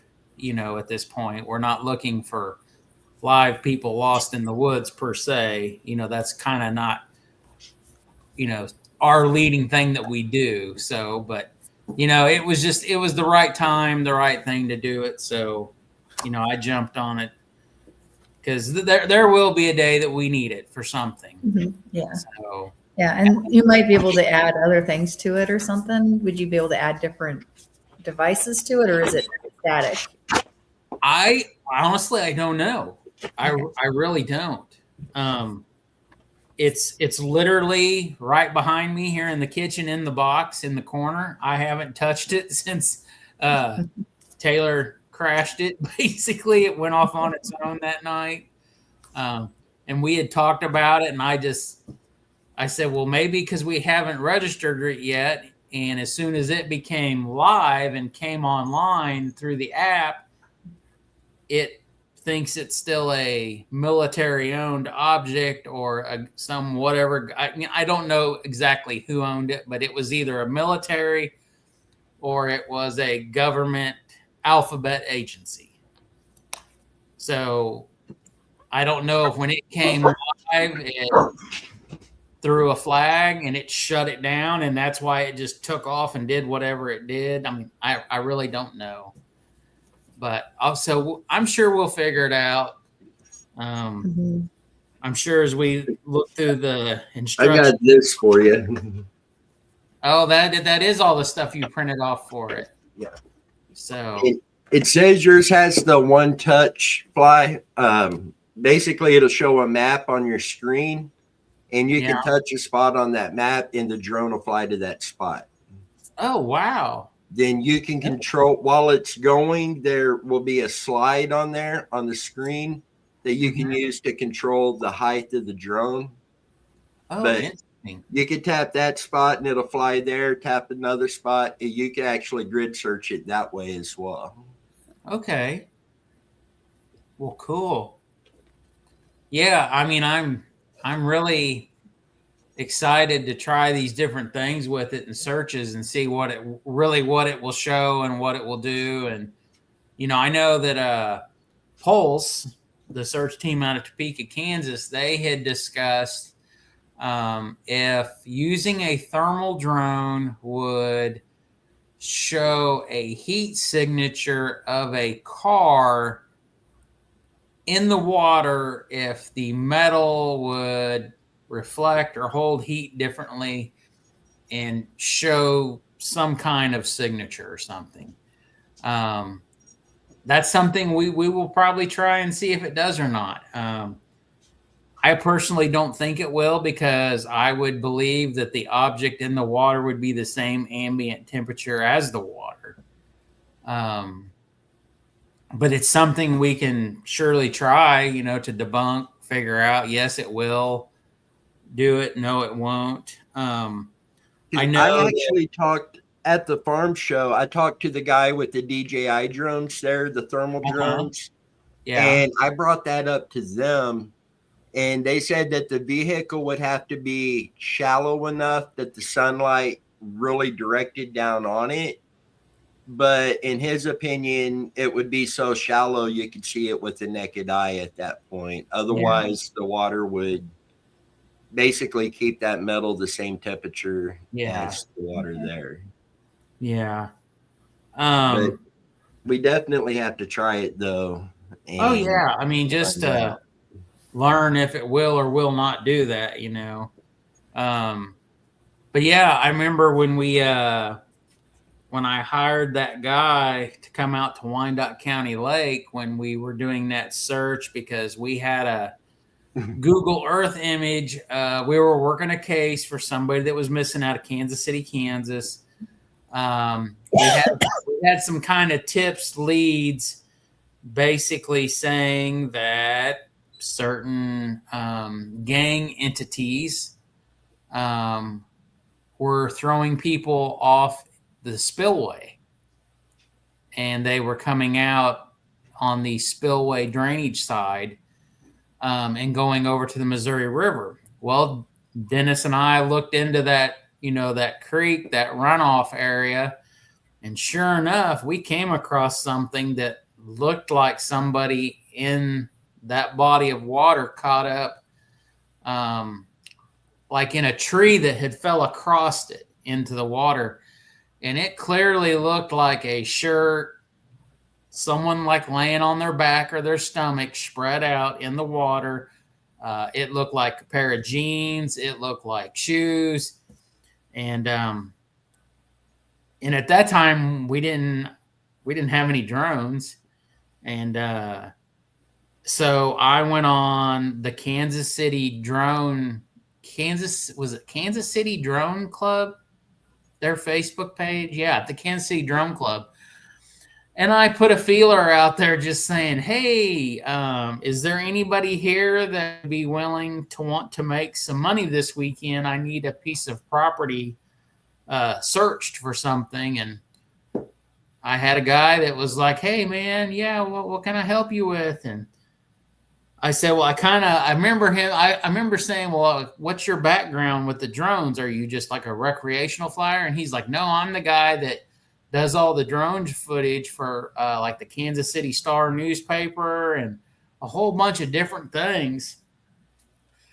And so then I explained it to him. And I think at first it freaked him out, but I told him, what we did and who we were. And I said, all I need you to do is fly from the Spillway Dam area about halfway to the river, fly down in this body of water, verify if this is there, if it is, what it is, if it's not. And he was like, okay, yeah, I could do that for you. And very nice guy. And was it 4th of July morning that I met him, Dennis? It was. It was, wasn't it? So he come out and he had some kind of DJI drone. And I'm telling you what, he fired that thing up in the palm of his hand and it went up about 5 feet. And within a blink of an eye, it was gone. And I just looked at him and he's like, pretty fast, huh? I was like, where'd it go? He's like, oh, it's halfway there. I'm like, what? So he was able to fly it all the way over there. He flew it all the way down so close to the water that the water reflection on top of the water running in the drainage runoff creek, you could see the drone in the reflection on the water of him videoing the creek. And unfortunately, the object was gone. And I don't know if Dennis, if you had that image saved somewhere and you could throw it up, but I tell you what, it's probably the most realistic image on Google Earth of what looks like somebody laying on the ground in the water. And the bad thing is as many times as we've had heavy rains, the lake had gone way up. And if you've ever seen the Wyandotte County Spillway, it's a very spooky, very intimidating hole on the dam where the water goes down this big giant funnel down into and comes out the underneath side of the dam and then goes across the farm fields into the river. Very intimidating, spooking. I mean, if you lean over the fence and look down into it, it'll give you the goosebumps. But the conclusion is maybe it ended up not being the person that we were looking for, because his remains were found. Was it 2 years ago? I think his remains were found. But it definitely looks like it was somebody there. But you know, we looked, and if I remember right, he did run the drone all the way to the river and back, and there was nothing, you know, just down the creek a little bit caught. So I would say whatever it was, you know, eventually was washed down and washed into the river and is gone. But it was very, very, there's that nasty thing. Yeah, that's we need a really good image. But that it doesn't look much, but boy, I tell you what, if you're up top and you look down in it, it's pretty good. But yeah, if you see this where Dennis is at, this is the creek here, the runoff creek. So and I don't remember what year that image was. If you will be able to pull it up, I think it's right there to your, because there was a T section right by it, wasn't it, Dennis? Yeah, this right here. I don't know if it was that one or was it farther down?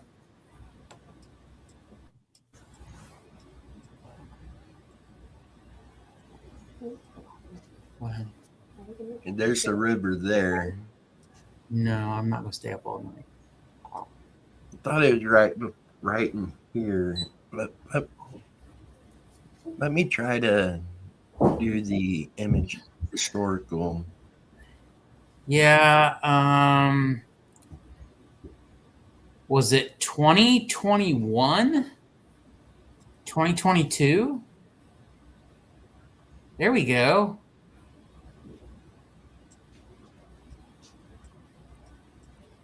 It definitely wasn't.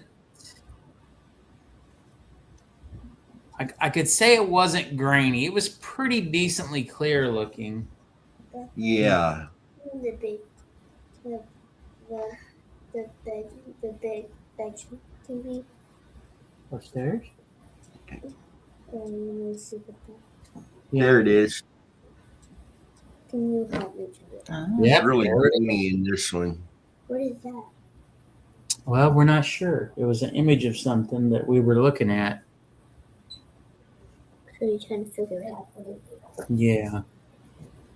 So yeah. Is this a big tree or a path? Big path. I don't know. What? So what year was that picture? 21. Okay, and 2022 it's gone, right? Yes. Oh, it's It's really blurry.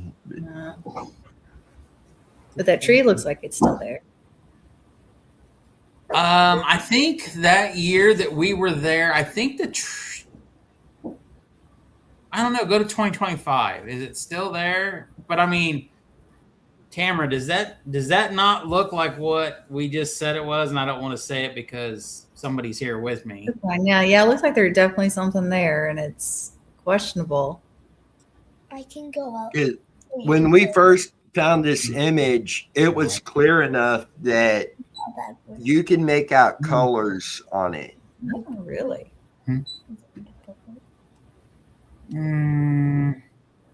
Well, it deals with what we do, looking for missing people. Oh, so you just don't want me to get scared? No, I don't want you to get scared. Is that what? I don't want you to get scared and have bad dreams. Is that why? Well, we're not sure what it was. It could have just been some clothes. It could have been a paper bag. Yeah, it could have been. I mean, but that image is not the clearer one that we had, because you could definitely you could differentiate what was at the bottom of each, what we would call, you know what, and then it you know, from the top to the bottom, you could tell a difference.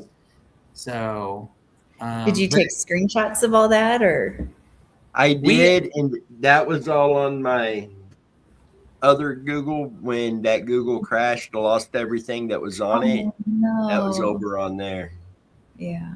And where's Biddy? I She think upstairs? Betty's with Nani. No, she's not with Nani. But the I don't know where she is.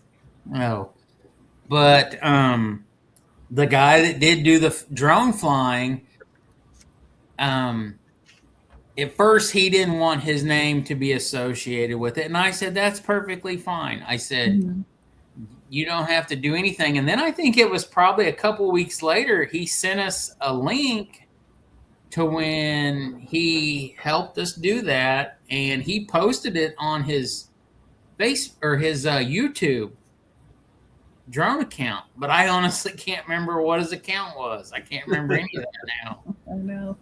But he was very nice, you know. I think I gave him $100, you know, for coming out and helping us that morning. Because I think he had like a 30-minute drive, you know, and we were there probably 45 minutes to an hour, you know. So he had, you know, he had a couple good hours in it, and I was, you know, I didn't want him. I want to make sure he was happy. That way, if we needed him again, he would be more than likely to be like, yeah, I'll come help you guys again. So, but you know, we learned that Google Earth images, and I don't know if you guys have talked about. Whoop, careful there, honey. I don't know if you guys had talked about the blacks. And when we looked at the Google Earth images and, you know, we were looking at that body of the water, it looked like their car, hands down, in the water. And I think that day we were really on the mindset that we were going to find them. I mean, it was so spooky, eerily feeling that they were there. The car was there. We had kind of linked that area of water, and we had linked the farm fields to that area, and there was a connection with the family and stuff that they all knew each other. And when we got out there, we're like, oh, there's no water over here on this side. And we actually used my iPhone, and we held it, and we went to the maps, and it would show where you were at on the map. So we just walked holding the phone to the object. Oh, wow. And when we got there, there was no water, and it was an old piece of farm equipment. But from the Google Earth image, you know, or the imaging that we were looking at, even on the Apple Maps, when you flipped it, there we go. From way up high, it looked like a trunk lid, a roof line, a windshield. It was very, I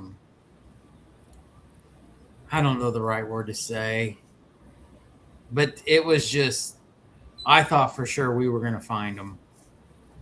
You know, it wasn't that far from Atchison, and yeah, it was an old piece of farm equipment that, you know, that area of the lake was normally underwater all the time, and how it made it all the way out there in the center of the lake was kind of odd. Yeah. But,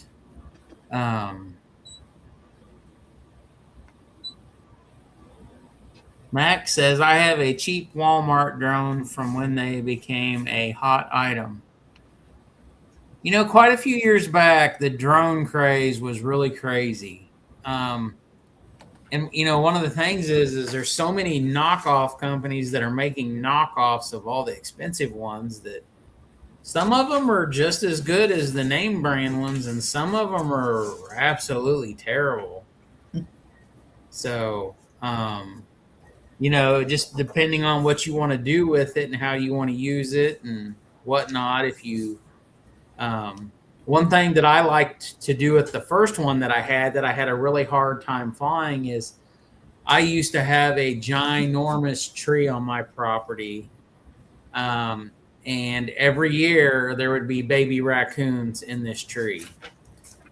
And this tree was ginormous. And it was probably, how big around do you think the tree was that had raccoons in it? 5 foot diameter? I don't know, 5 foot. But we would fly the drone up into the holes and try to basically watch the baby raccoons. She opened it and it kind of ripped the top. Uh-oh. I had a zip on it. I didn't see the zipper. Oh. So, but that's what I enjoyed doing with it. Is that white or is it? It's white. It's Okay. my DJI Mini 2. Oh. I didn't know if it was the colors causing it to look weird because it was like bright white looking. So I could take it out in the backyard and fly high enough you can look over and see the federal prison. yeah, And actually get pretty clear footage of it that far. yeah. But hopefully one of these days we get them all working correctly. I really think Taylor's just going to have to call, explain to them what the new one we got is doing. I really feel like it could just be a issue with not being registered yet from the government military entity into my name, and it's possibly, I mean, I guess in a way, if it turns on and they report it as sold, then it's probably could be causing an issue somehow, some way. I don't know. That's just kind of what I thought about it the other day when I was thinking about it. Yeah, they're going to be pretty picky with that one. So, so the Roku channel, I heard you guys talking about that. How is all that stuff going? How was the audience's reactions to When we announced it, we had one person watching, Mac Randall Jr. Oh, we might as well just bring Mac on. I've been telling him we need to bring him up on here live, and I think he ended up just agreeing that we need to go out to Georgia and catch some catfish and have a fish fry instead. That sounds good. I'll be down for some catfish, fried catfish.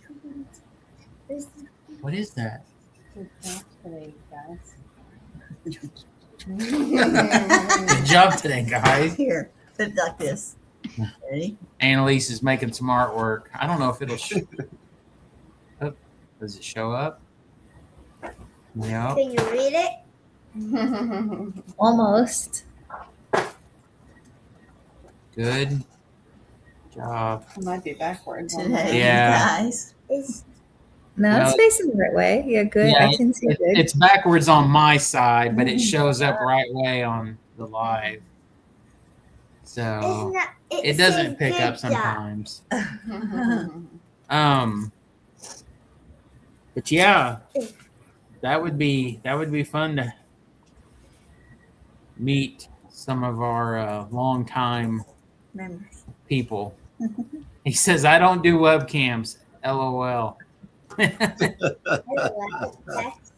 Yeah. Mine. Something's goofy. I look like a ghost. So I think it's well, I noticed that the 1080p, it won't recognize the 1080p part of the camera when I tried switching it to 1080p. So, and my my 4K camera that you plug into the USB, it works, but the microphone does not does not work on it no more for some reason. So,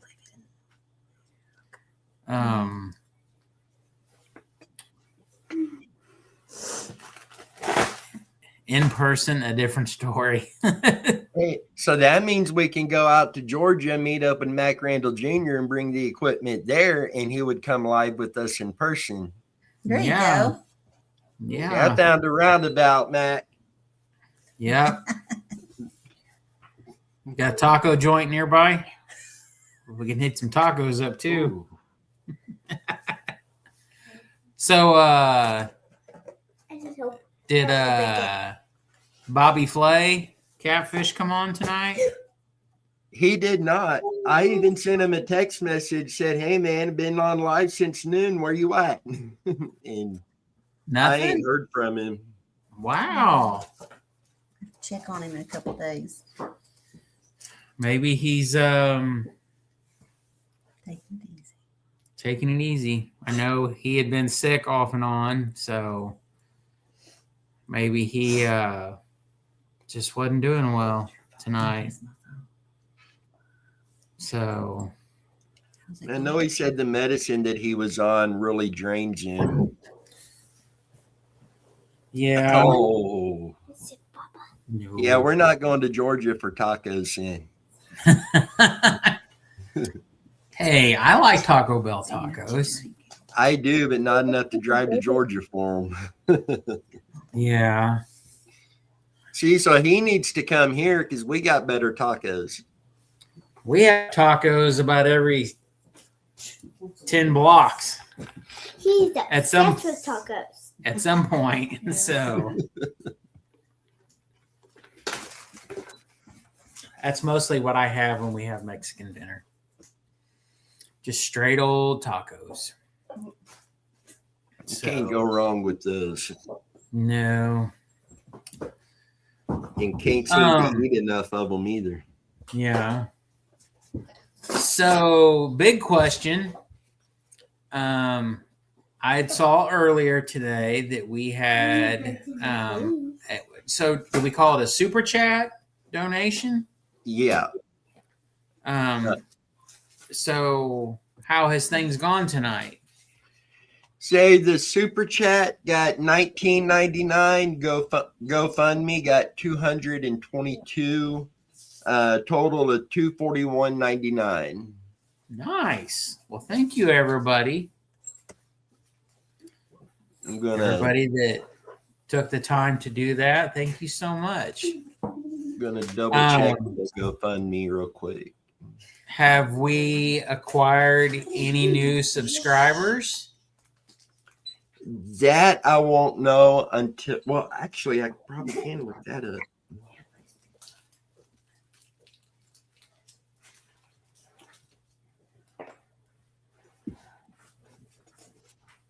Yes.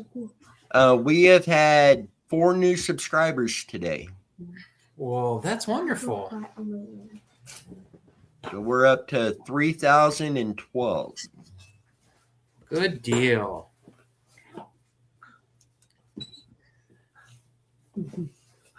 So, Alex, when Pulse was in the comments earlier, we're doing a Q&A, and he asked, what's the first question or number one question you're asked the most?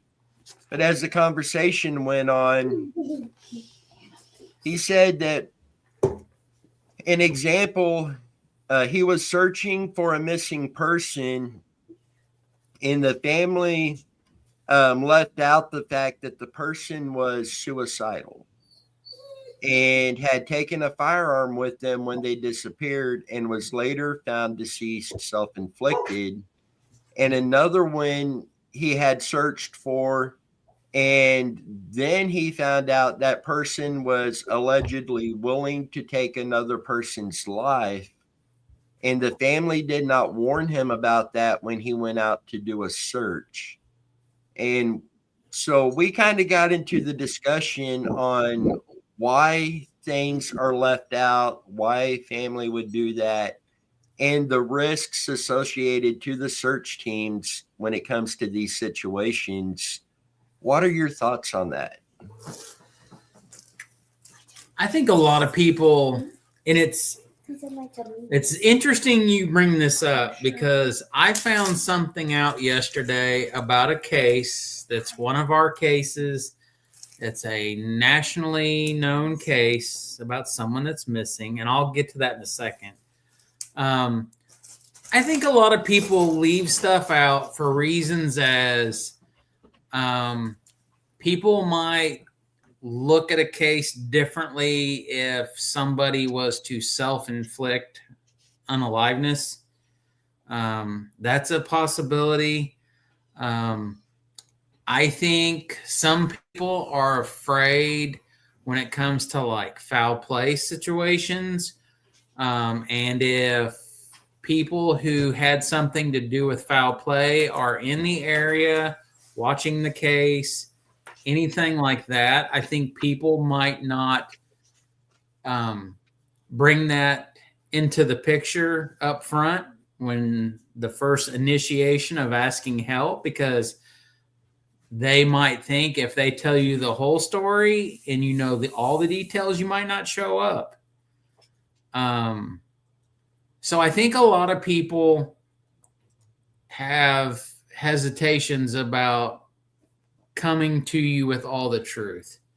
And I wish people would be upfront and tell you the truth. We know firsthand people will lie to your face when it comes to their missing loved one. Yeah. They will, and I don't know why. I really don't. We have been lied to on more than one occasion by multiple different families of missing people. And I really don't. On one hand, I'll be straight up and be honest here. One hand, it makes them look guilty of hiding something.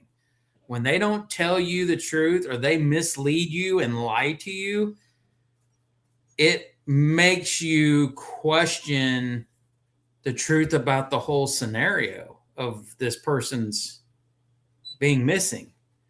And then other people just not, I would rather see all the cards up front so we know what we have to work with.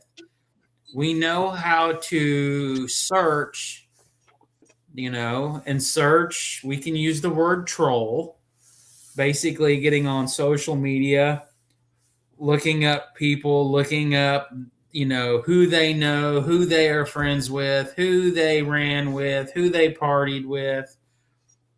We look at anything and everything. And that's really the only way, your options are to talk to the family. What are they going to tell you? What's going to be a positive information to help. Or you have to go around the family and look at social media, look at all these other entities. And then we get into all of the rumors, accusations, theories, the facts, the lies, the BS, the whatever.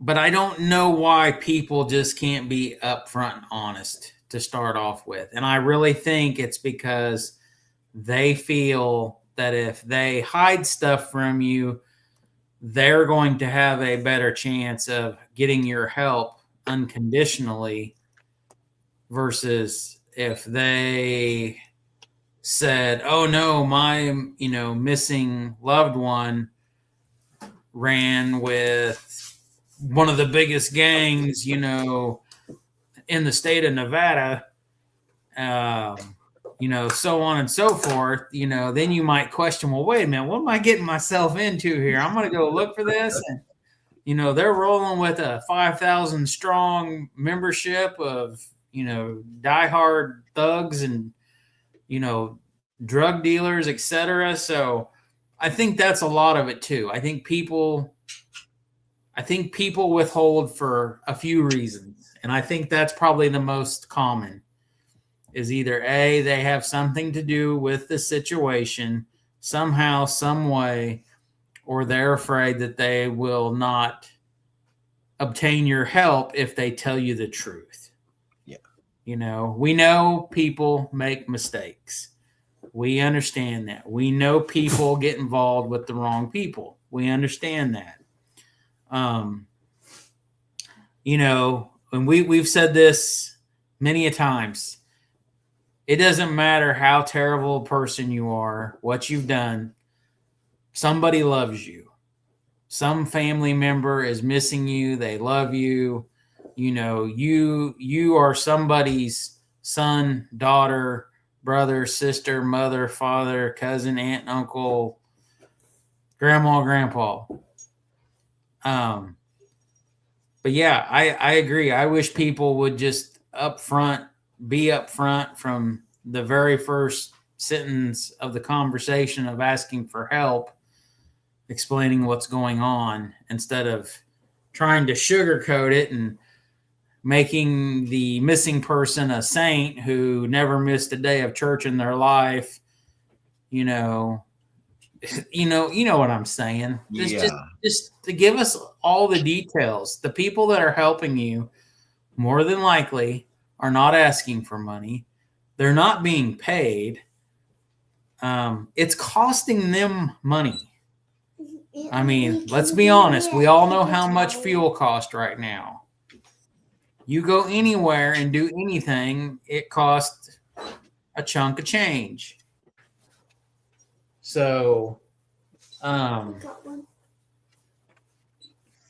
so let's think of the people that are helping you and just be upfront and honest and say, hey, you know, this person, they did some bad things. You know, nobody's perfect.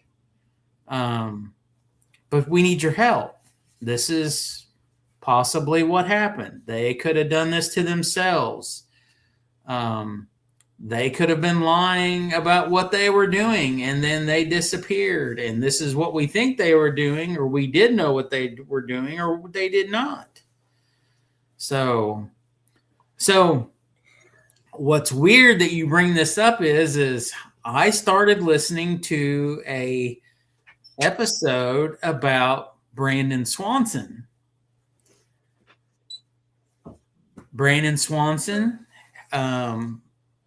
Which, I mean, the majority of us have heard of his case. It is a very well-known case in the social media world of missing people.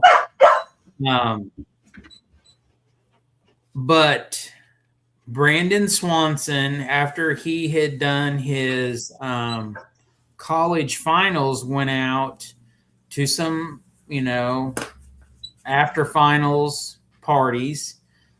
Supposedly he had been seen having a few adult alcoholic beverages, but was not considered drunk when he supposedly high-centered his car on a dirt road, gravel road. And then, if you know the story, he basically sat there for a while.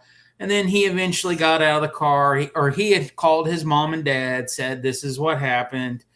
I can't get out. I'm stuck. Can you guys come get me? He gave him directions where he was at. He talked to him in the car for a while. And then he evidently got antsy and decided he was going to walk. He talked to him on the phone for 45, 47 minutes. And at some point, he made an abrupt cuss word. I can't say it because someone's sitting next to me. But he made an abrupt cuss word, and then the phone call ended. His phone was still ringing and taking calls till the later half of the next day before it finally died. So here's what I'm getting at. I have listened. This is one of our cases. We have gone over it. I have listened to, I don't know how many YouTube videos, podcasts, And lo and behold, yesterday I'm listening to a podcast about him, and he had a previous DUI. And I had never heard that before. And the problem with the whole thing is he had been known to drink. He had evidently had a DUI. The whole story comes down to is when they got his phone records and they were checking his phone locations, he was nowhere near the area where he thought he was and where he was telling his mom and dad he was at walking and where he was trying to get to. So as I'm listening to this show and they're discussing it, they're validating that he evidently had been heavily drinking because he was so confused as to where he was telling his mom and dad he was, that he was 20 some miles in the wrong direction. And they said that, he was so familiar with these areas that where he was telling, he should have absolutely known 100% that's where he was at. He knew those back roads by the palm of his hand. And the reason is because as many times as he had been out drinking and went to drive home, he took the back roads home to avoid the cops, so he would not get another DUI. So it's crazy that you find out details, and I've known about this case for quite a few years now, and I've never heard that. I don't know how many podcast videos, podcasts, the kind you just listen to. I know we've discussed it, but the thing is it had been brought up. Was he drinking? He was out at a party. Was he drinking? Oh, we don't know. Everybody said no, he wasn't tipsy. He wasn't drunk. Well, he had evidently had a past bad enough that he had been in trouble for it and got caught driving and being drunk. So, I'm not saying he's a bad person. I'm not saying anything like that at all. But once again, why didn't these details be released years and years and years ago? I had never heard of that. And all of a sudden, I'm listening to some new podcasts, some new YouTube videos while I'm in the machine, because that's what I typically do, is listen to stuff and learn about cases. And it's like, wow, this just validates that no wonder his mom and dad couldn't find him for 4 or 5 hours while they were out looking for him, because they were in the complete wrong area of the countryside searching for him. And if he was not drinking, he absolutely should have not been giving the wrong directions as to where he was. So, and another case that I just listened to was, and forgive me, I cannot remember her name probably, was the girl that went missing in Clinton, Missouri, from basically the town. I have no idea what that is. Is that Angela Hammond? Yes, it is. I listened to a very lengthy new updated show about her. I've actually listened to 2 about her in the last probably 2 weeks. I did not know that there was another situation with a police informant. Have you heard this one? The police informant that was put on trial and basically put a hit out. Have you heard this whole story? That I saw something about this just a couple months ago. Yeah, I had never heard that part. And that this guy put a hit out on this guy's daughter, and this guy's daughter's name was Angela, and she looked like Angela Hamming, but they didn't have the same last name. So they were thinking that possibly that is what happened, is that these people picked up the wrong girl because of this other situation that happened. And it was crazy because you hear these things and it's like, well, why didn't these people ever talk about this when you, and I don't remember, is she one of our cases? Yeah. Is she? Yeah. And I've listened to, I don't know, probably a half a dozen some kind of shows about her case. I never heard of that till just now. And it's like, wow.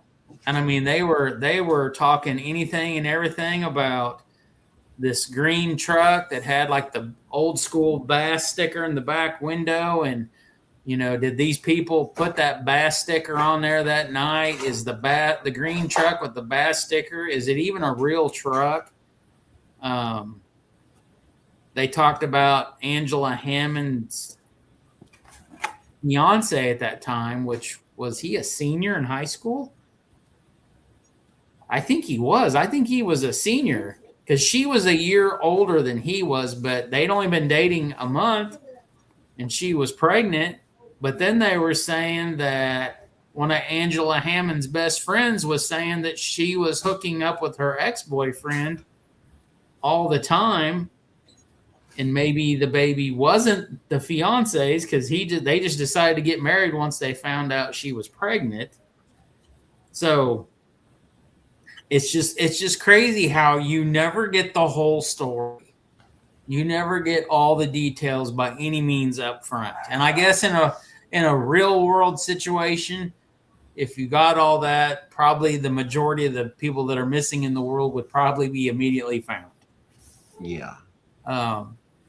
So it just catches me off guard when I watch these shows or I listen to them, or like when we do our stuff, when we do our research and we look at stuff and we talk about cases, and, you know, Tamara does her thing and we work through things. And then, you know, just when I think we've heard it all, I go listen to somebody else's show and it's like, oh, did you know that Joe Bob used to fly hot air balloons to the moon? You know, it's something so off the wall that you're like, wait a minute, where? I never heard of this, and I've done so much research on it. So yeah, it would be nice if people would not lie to you, tell you, steer you in the wrong direction when you're trying to help. That's kind of self-sabotage. You know, I don't. There's something wrong with that when people play that game and do that when you're trying to help. You know, because to even throw it a step further, we had a discussion one time about what if you found out that somebody was missing, was truly not missing, and a family was lying about it to cover up, to keep that person safe for some other reason. And what did we discuss? Would there be some kind of legal ramification of some sort for a family doing that? And do search teams have a right, some legal way to I'm not trying to say prosecute, I'm not trying to say sue, but there's some kind of technical word that's over my education level that they would be held accountable for lying and having people out searching and looking for their loved one. There should be some kind of accountability for that. Yeah, there should be, because I don't think it's right. I don't think it's right that, you know,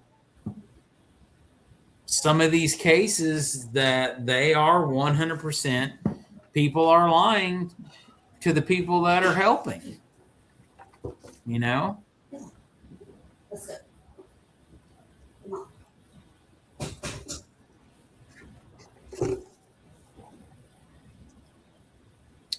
Did everybody go to bed? Starting to feel it now. I'm not. Oh, I wasn't talking about you two. I don't see anybody commenting no more. I'm starting to feel it now. But I'll get my second wind here in a minute. Yeah, I had to. I've been up pretty early, and I worked way till dark last night, late disking a field with the tractor, and got up early and hit it. Started working again. So Tammy brought me a Dutch Brothers before we went, and I've learned how to make the Dutch Brothers at home. So the Rebel Energy Dutch Brothers drinks, we have a little nice assortment of all the syrups and the strawberry boba, and we use the sugar-free Red Bull. So I had to make me one because I am extremely tired, and I haven't even been on here talking like you two have by any means. So, but you guys have done an incredible job today because, like I said, I've been listening off and on throughout the whole day through everything. So it's been interesting, and I think Tamara has carried us through a lot of this today. No, I think that's all you. So who all has been on today besides you two? Has anybody been able to come on and talk? So Chrissy and Megan both spent some time on. Ricky with Kansas Missing and Unsolved. I hope everything's okay. He was supposed to have come on around 7, and he didn't make it, and I haven't heard anything from him. And then I thought Pulse was going to join us on the live too, but he never made it back over either. Yeah, I know he was planning to because he said he wanted to talk about one of the cases. So he said he'd talk about it when he was on.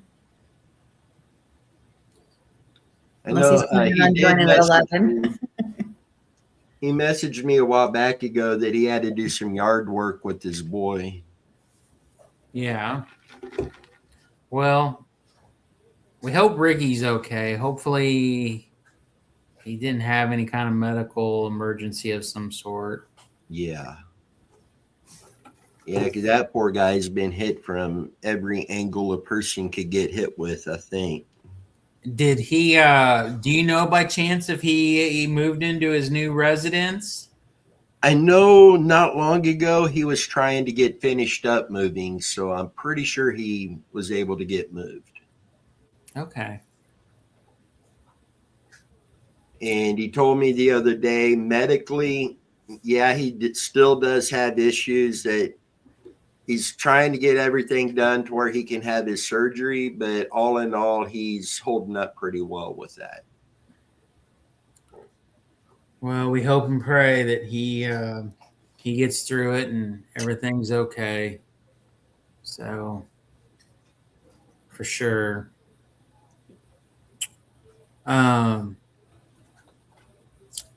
So, I was going to ask you guys another question earlier.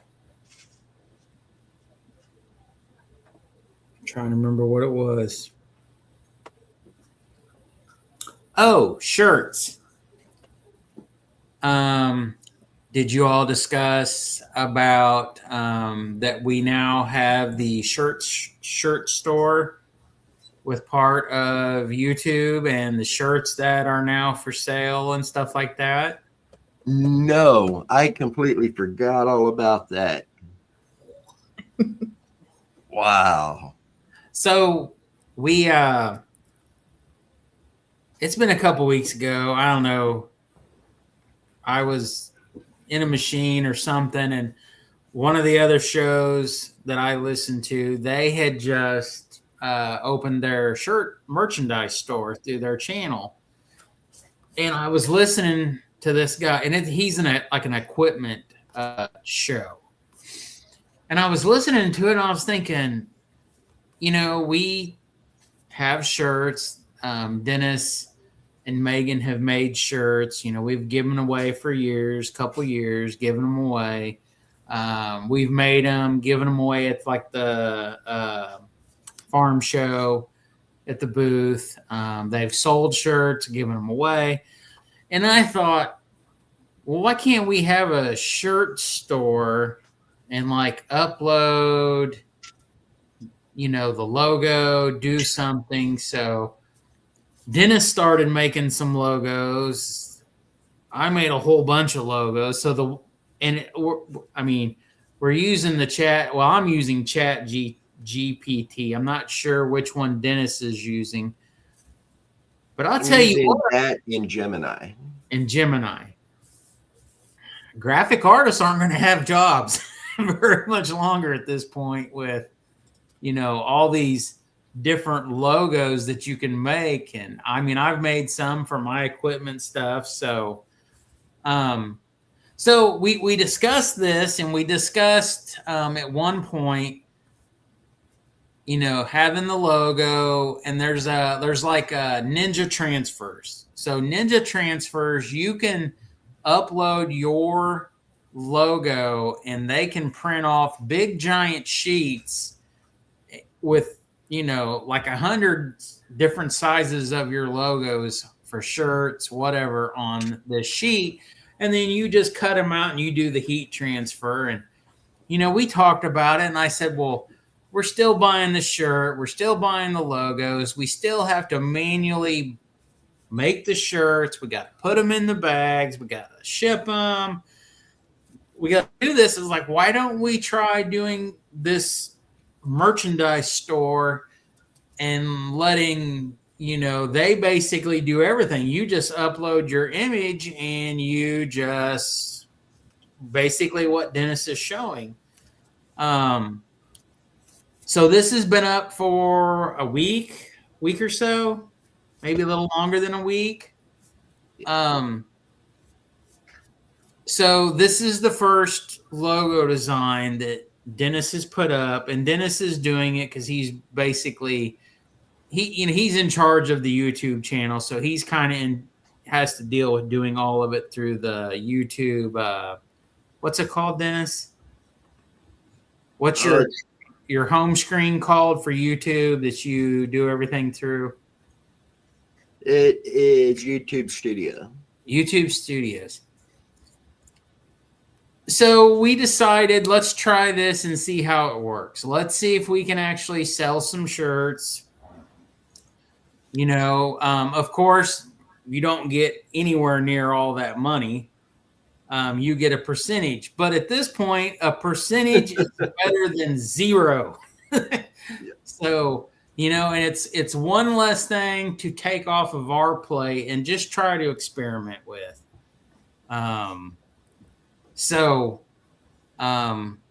We hope that if you find it in your heart to help support us by purchasing a shirt somewhere, we would be blessed. We'd be very thankful, and we'd be very appreciative. So, but we have tons and tons and tons of designs. I'm sure within time we will upload some more designs. So like the design that I have is, I think they called it like a 70s retro style, like a vintage retro style. Because I made a bunch of different ones. And what's weird is it will basically, you'll ask it to make something and it will make it. And then like if Dennis said, I want these things, these criteria in my image. And if we probably both copy and pasted what each other put, it would be, the image would be 100 times different from what the other person's image got. Right. So, you know, please keep checking back. We will see how it goes. We'll see about adding some more images, you know, more logo designs. And we'll see if we get anywhere with it. You know, Hopefully we do. It would be awesome if people did support us this way. And like I said, by all means, I don't think we're getting anywhere near what the asking selling price is. And I don't remember exactly what you said, Dennis. Is it like $3? Yeah, we get $3 an item. $3 an item. So for every shirt that we can sell, we have enough to buy one taco. So That's a cheap taco. hey, I'm not gonna lie. I remember back in the day when Tammy and I first got involved with Dennis, and we would talk about, YouTube and, trying to get it to grow and, getting views, subscribers. And it's been very tough for us. I mean, we're not going to lie.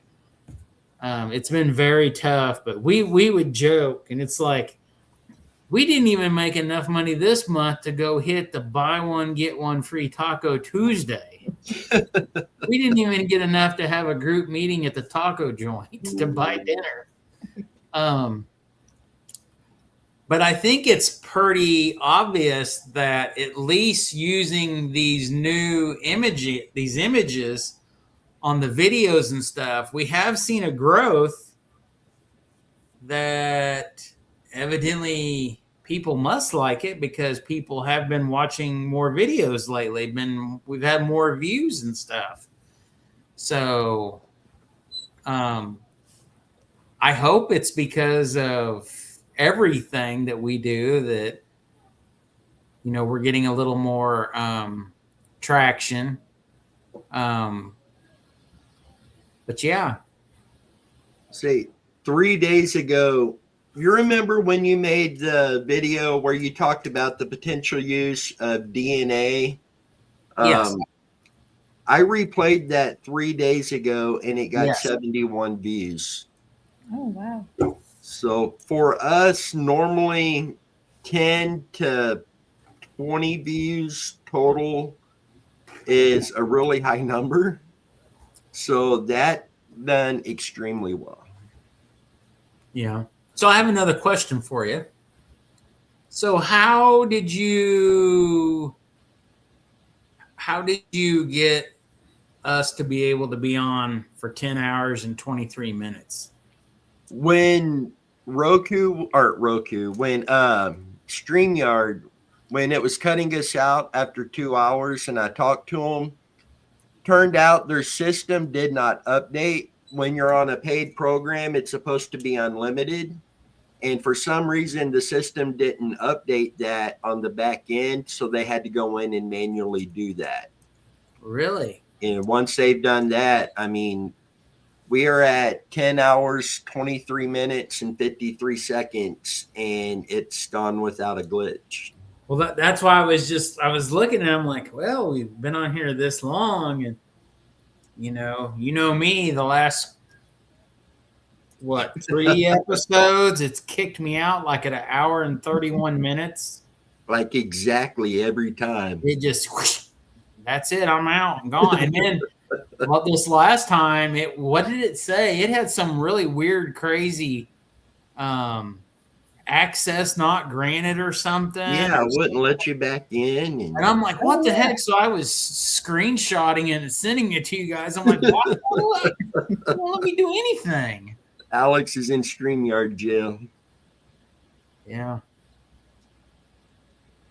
Something wasn't right. So then I also went to YouTube about tonight and being on for so long, and they said it's unlimited over here as well. Yeah. Yeah, I've seen some of those sleep videos that are like 12-hour videos. I use those most nights to go to sleep. I at least start out with them. But I tell you what, I'll be straight up honest. One of them I listened to gave me horrendous nightmares. Oh, no. And I thought to myself, just having bad dreams, whatever. So I definitely didn't listen to it again, probably for 3 or 4 days. And there's a handful of them that I save and I listen to them. And I honestly think they help me go to sleep. Mhm. And so I decided to listen to that one again. Nope, bad dreams, bad dreams. I actually wondered about that because like if it's not tuned to the right frequency or it's it's possible you could get nightmares from it. Yeah. So I quit listening to that one. I haven't listened to it ever again. But it's weird how things will. Have you guys ever took a medicine that just gave you horrendous nightmares? Yeah, I remember getting fevers when I was little and having just wild and crazy dreams.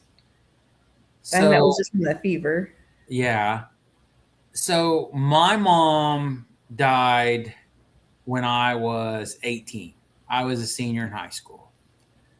She was waiting for a heart transplant and she passed away. So some point a couple years down the road, I think I went through like a stage of having really bad allergies.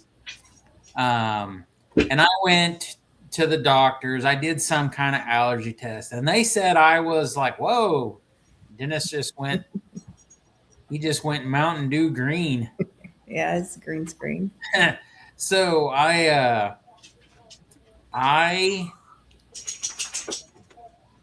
basically they said I was allergic to green, fresh cut grass.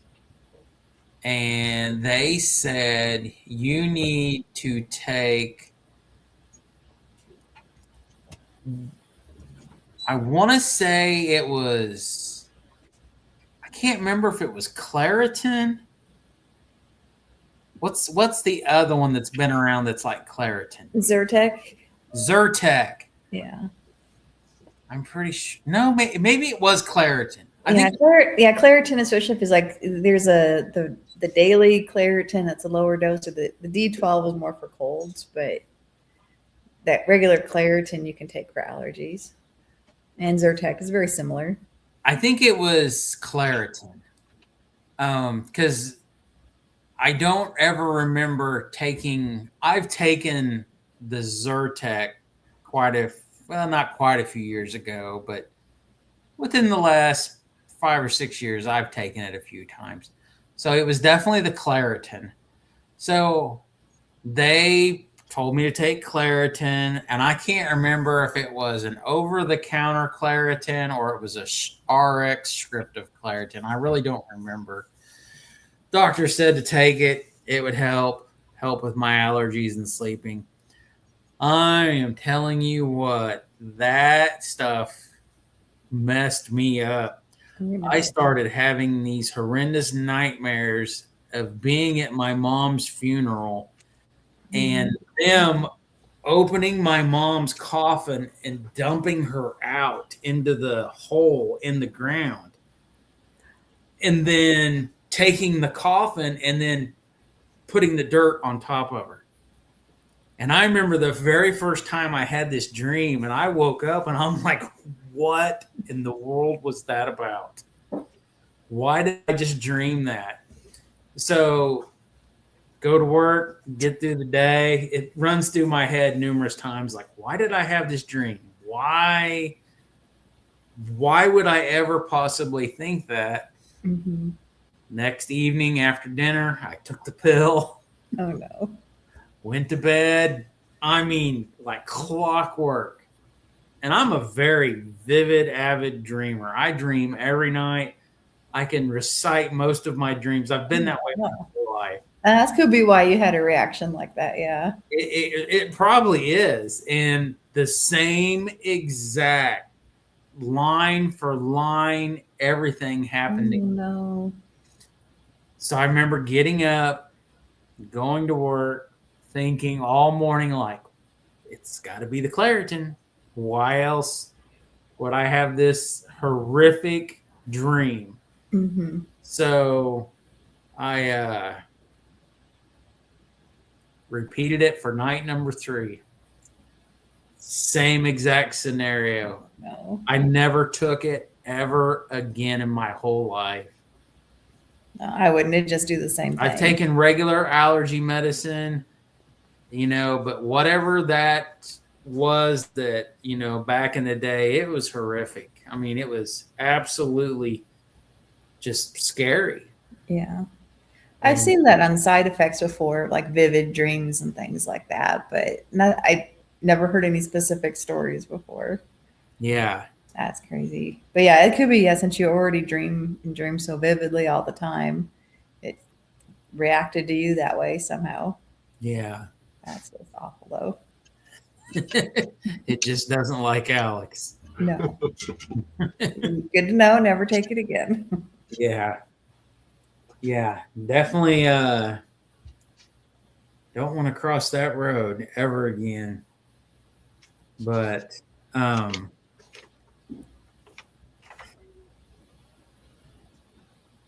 let's see. Any other comments? Anybody? How many people do we have left watching right now? We got 3 right now. Yep, 3 people. One of them is probably me because I have it playing on my phone. So, I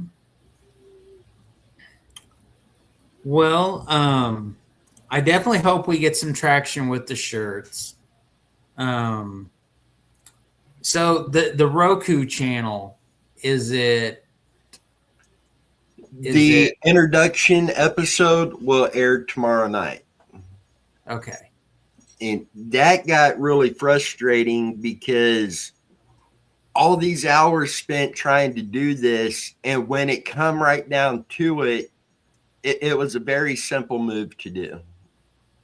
And everything is ready and set on Roku. When you try to upload, because I still have to upload a file onto Roku, after so many attempts in a week, it shuts you down for the week. I passed that the other day, and last night finally got everything right. So it is there, and we'll download tomorrow at 4:00, and then tomorrow evening the episode will air. Yeah. Moving forward, it will still have to do some learning with it as it goes, but moving forward is more simple. I only got to put the video file in one location and then change 2 lines on my JSON file, and that will automatically kick it over to Roku. So it'll get a lot easier. And if I was missing 2 different things the entire time, and if I would have had those 2 things done, this whole thing would have been done in one evening. Yeah. But I did get to learn a lot about the back end working through Roku doing this. So it's not a complete fail, but man, that was a lot of hours went into that. I told Tamara I literally put more hours into working on that than I did my full-time job in the last couple of weeks. I absolutely can agree with you. You have. For sure. So, it'll be worth it. So I know you've been working very hard on this. And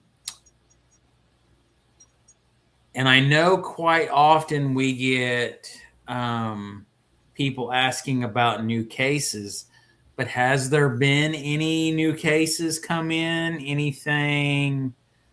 Any new or any old cases that people are asking us to look at, or just spreading awareness? The last new ones come in. It's been a few days ago. I did put them in a slide and put them out on YouTube. That's been the last new ones that come in. I take that back. We did get a message off of the website with the new case I believe it was yesterday this one come in. So I'm working on getting that put together, getting a flyer made for it, and then I'll be getting that out publicly probably tomorrow. But so far, that's been the only actual new case. And I haven't really looked at updates on solved cases the last couple days, so I do need to go in and re-update on those. And again, that will probably come out tomorrow as well. Yeah. Okay. Well, Tamara, did anybody ask for any kind of dowsing rod session tonight? Did you do any of that? No, I haven't. Yeah, I mentioned it to, and Mark. Mark had given a donation through YouTube, and I offered it. Didn't say he was interested, but said anyone who wanted something, and Yeah. either just questions or reading or whatever. But I did, when we were going over the cases, I did just kind of do like just general impressions and things like that. Oh, I was going to mention the case with that 11-year-old that didn't get reported missing for 9 years. Which one was that? Alex Herman, or Adam Herman, out of Towanda, Kansas. Yes. Yeah, that one. Or go ahead. I'm sorry. I'll let you finish. I was going to say that one was interesting. That one, because I know he's not far. I did get that I don't know if his adoptive parents are still alive or not. But there was, because I was wondering, like, well, did the family go visit or go near where maybe he might be? And I did get that maybe the dad did. So I don't know if there's some, like the mom, no, she's not a normal mom. But mom did not, but I feel like the dad may have. So that might have been like, if, I don't know if he still can or if he still does or something, but that might be something where maybe pay attention to where he goes, or if the neighbor says, oh yeah, he always goes over here, that might be a clue. So I will ask the question that maybe Dennis thinks I might ask. Dennis, did you ask the question, was that Adam who was there with us, who was so entranced, and then he went into telling us that his dad, which could have been a straight lie, but did he not tell us that his dad was the biggest rental property owner in that town, and he knew, and this guy looked like that child, like a grown-up version, and this guy was fixated on the TV long enough for it to cycle like 2 or 3 times. Like, he stood there that long, and finally he said something, and he just started talking. He's like, I know all about this. My dad was one of the biggest rental property owners. And I honestly cannot remember. Did he say that his dad rented to them? He did. He said his dad was their landlord. Oh, really? But this guy looked like the adult version of that missing boy. Interesting. And I think, go ahead. I'm sorry. That was just a weird ordeal, because something really felt off, to the point that he was right across the table from Megan and Tammy that day, and something felt so off that I ended up positioning myself over between them, because it didn't feel right. Yeah. He definitely was in a trance. I mean, watching it. And then once, I can't remember if one of the girls said something to him or you said something, but as soon as the door was open to communicate, he just started talking. He was like, I know all about this. I was just like, whoa. So, And that was the first year we was at the farm show when that happened. Yeah. I always felt that the first year at the farm show, we had the most interaction with people. I think we did. Not that any other year has not, basically, but just the first year, it was just crazy. I mean, just. It was nonstop that first year. Yeah. I think this year, though, them adding Thursday and getting rid of Sunday, I think hurt. Yeah. Because I think the amount of adults, let alone have a hard time taking off Friday versus taking off Thursday. And then we have all the people who have been coming to the farm show for 1,000 years, basically, that had no idea that showed up on Sunday. Right. Did not know that it was not happening on Sunday.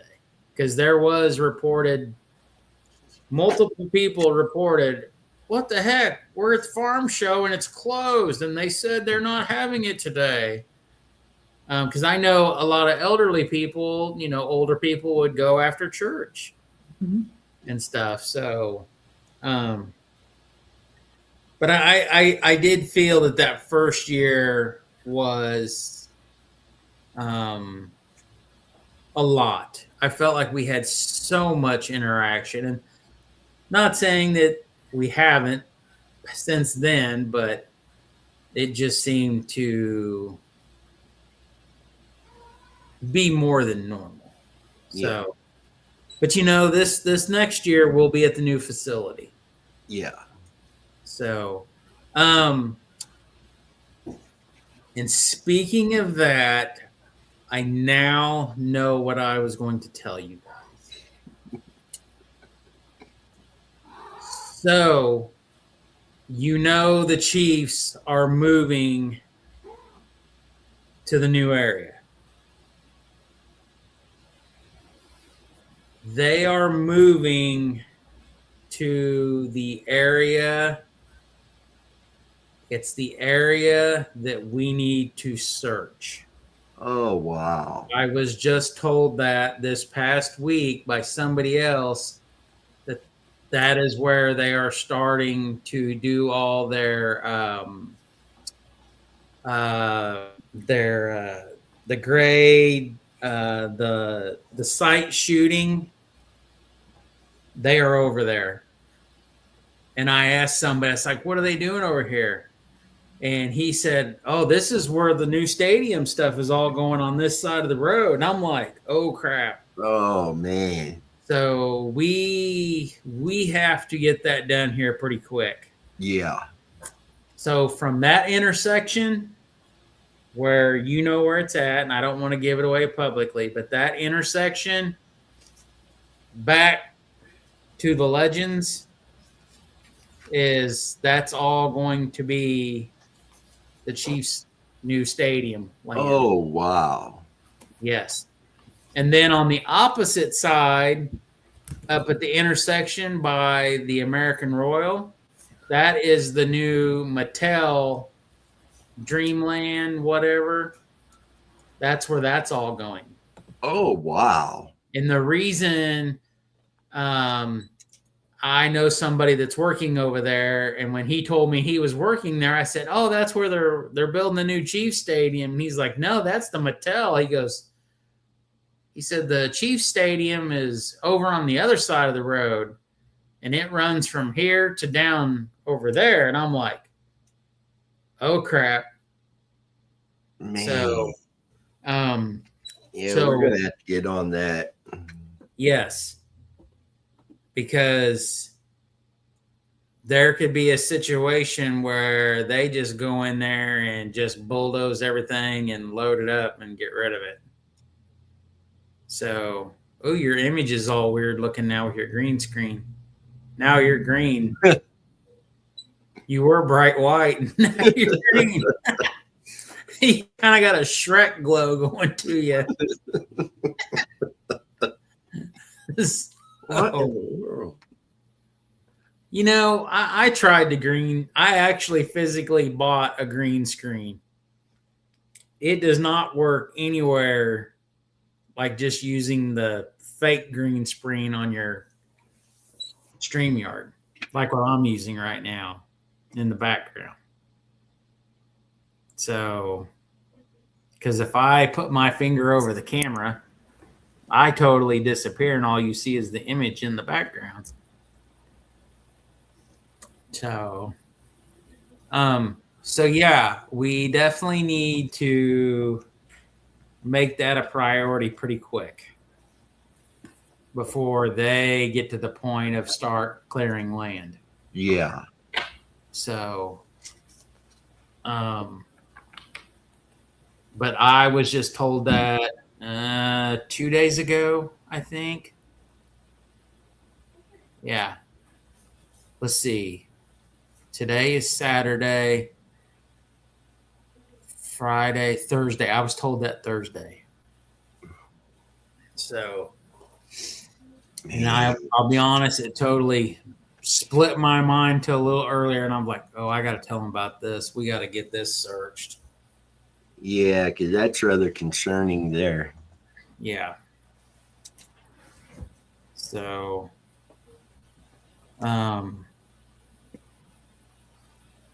so I would say next week or two, we really need to. I will be in that area working tentatively. If it doesn't rain, hopefully the rain stays away. I will be over in that area Monday, Tuesday, and Wednesday, possibly. So if not, well, if it rains, I won't be doing anything, which will not be good. So, because between me trying to be Superman and jump off the back of my truck and about breaking my leg versus the rain, you know. That leg looks painful. It's so right now the knot is still the same size as day one. It has not gone down at all. And what's really bad is like, I know you guys have seen Pimple Popper, the show Pimple Popper. And so you'll have these people that will have the giant cyst or some big giant ball underneath their skin, and she always jiggles it, and she's like, oh, it's a something, something, something, and I can shoot it up and numb it, and we can cut it open and dig it out and sew it back together. So the other night, I don't know, it's been about, I don't know, it was earlier in the week. I went to bed earlier because I've been in so much pain. I really have to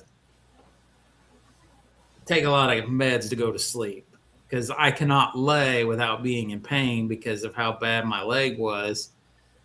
So I went to sleep one night, and I don't know, I must have woke up like at 3:30 in the morning. Got up, went to the bathroom, went and got a drink, got back in bed. Couldn't go back to sleep immediately. So usually if I wake up and I can't go back to sleep, I have to watch something or read something. And if I'm tired enough, I will just drop my phone, usually hit myself in the face or drop my phone on the floor. Then all the dogs will start barking. Lo and behold, I come across the Pimple Popper lady and her show on Discovery or whatever channel it was. And there is a guy that has one of those big giant ball cyst things right under his kneecap on his shin, like in the same place as mine.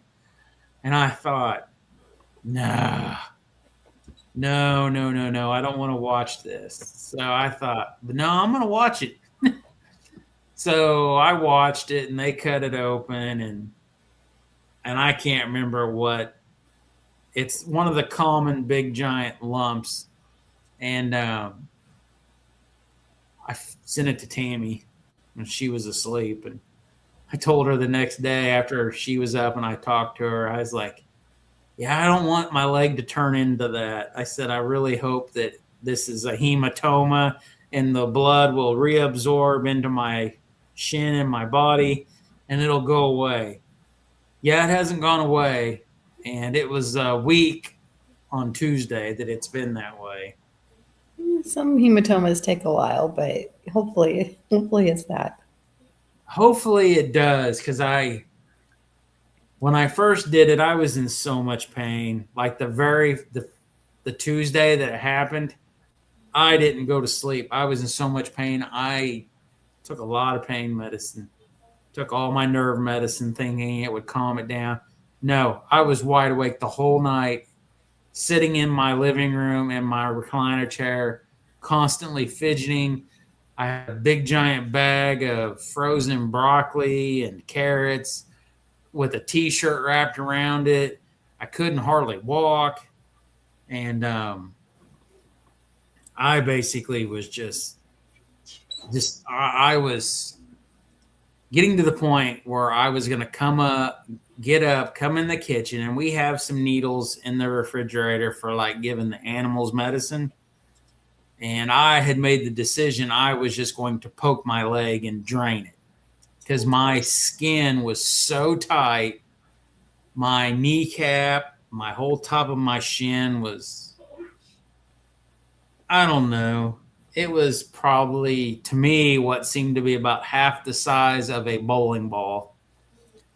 And all I could think of was just stab it, go get in the bathtub, go get in the jacuzzi tub, go outside, just stab it, let it drain. It'll take the pressure off and you'll be able to calm down.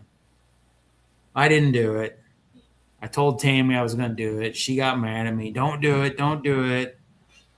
But, at that time, I still didn't go to the hospital. I didn't know if it was broke or fractured or what, but we did. We went and got x-rays and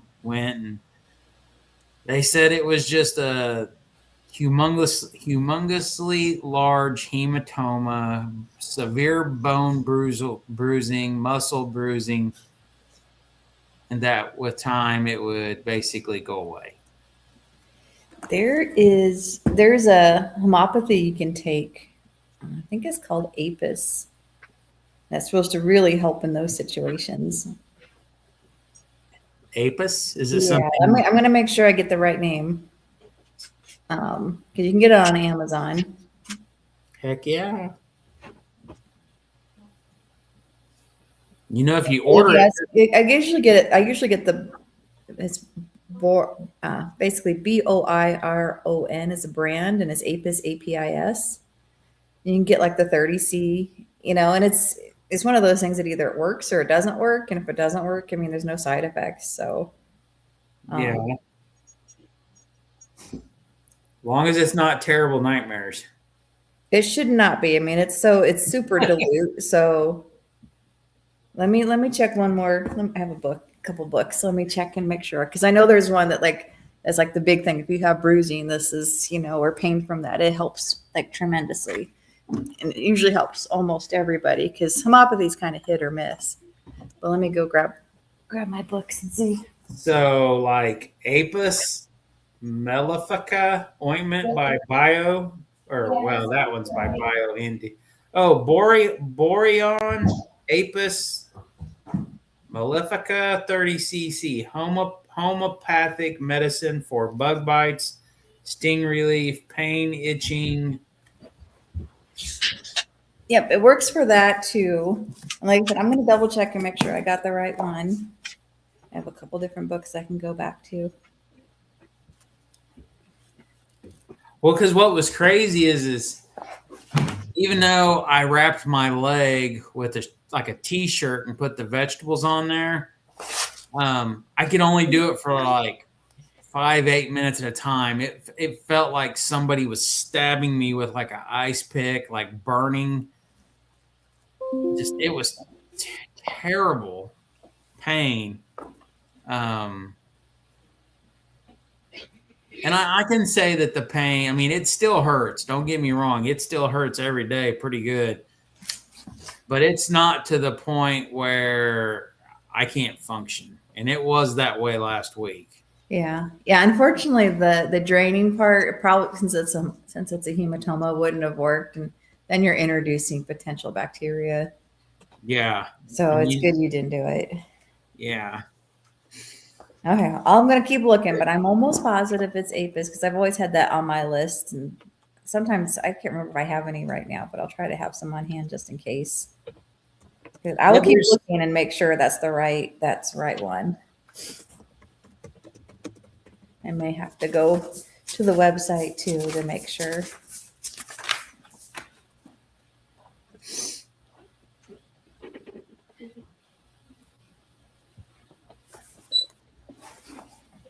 Is that just? It says pure sucrose pellets.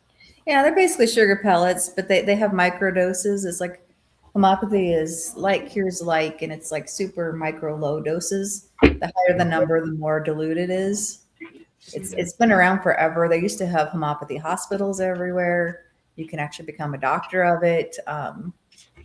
That disappeared when the Rockefeller report came out about allopathic medicine being the best medicine, and they offered all kinds of grants and things like that and scholarships. So they kind of just kind of faded away. But like naturopathic doctors still use it. It's still used quite Yeah. quite a bit because there's no side effects to it. So it's harmless if it doesn't work. But when it works, it works really good. It's just like it's like an art form. Like one doctor I know, he's been a naturopathic doctor for over 35 years, and he says, I think I'm finally starting to get a hang of homopathy, but it's still hit or miss. Sometimes it's just perfect, and sometimes it doesn't. But when you find the right one, it's amazing. And that one tends to be work for everybody about the same way.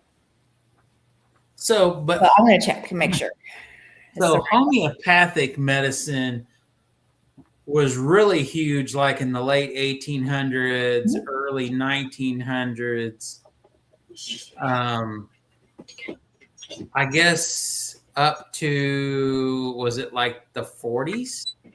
Yeah, it's so I think the Rockefeller report came out, I don't know if it was 1918. I have to look at I don't remember the exact date, but it was early 1900s ish or so. And basically that was where the Rockefeller had paid a doctor, or paid basically someone to determine what was the best medicine.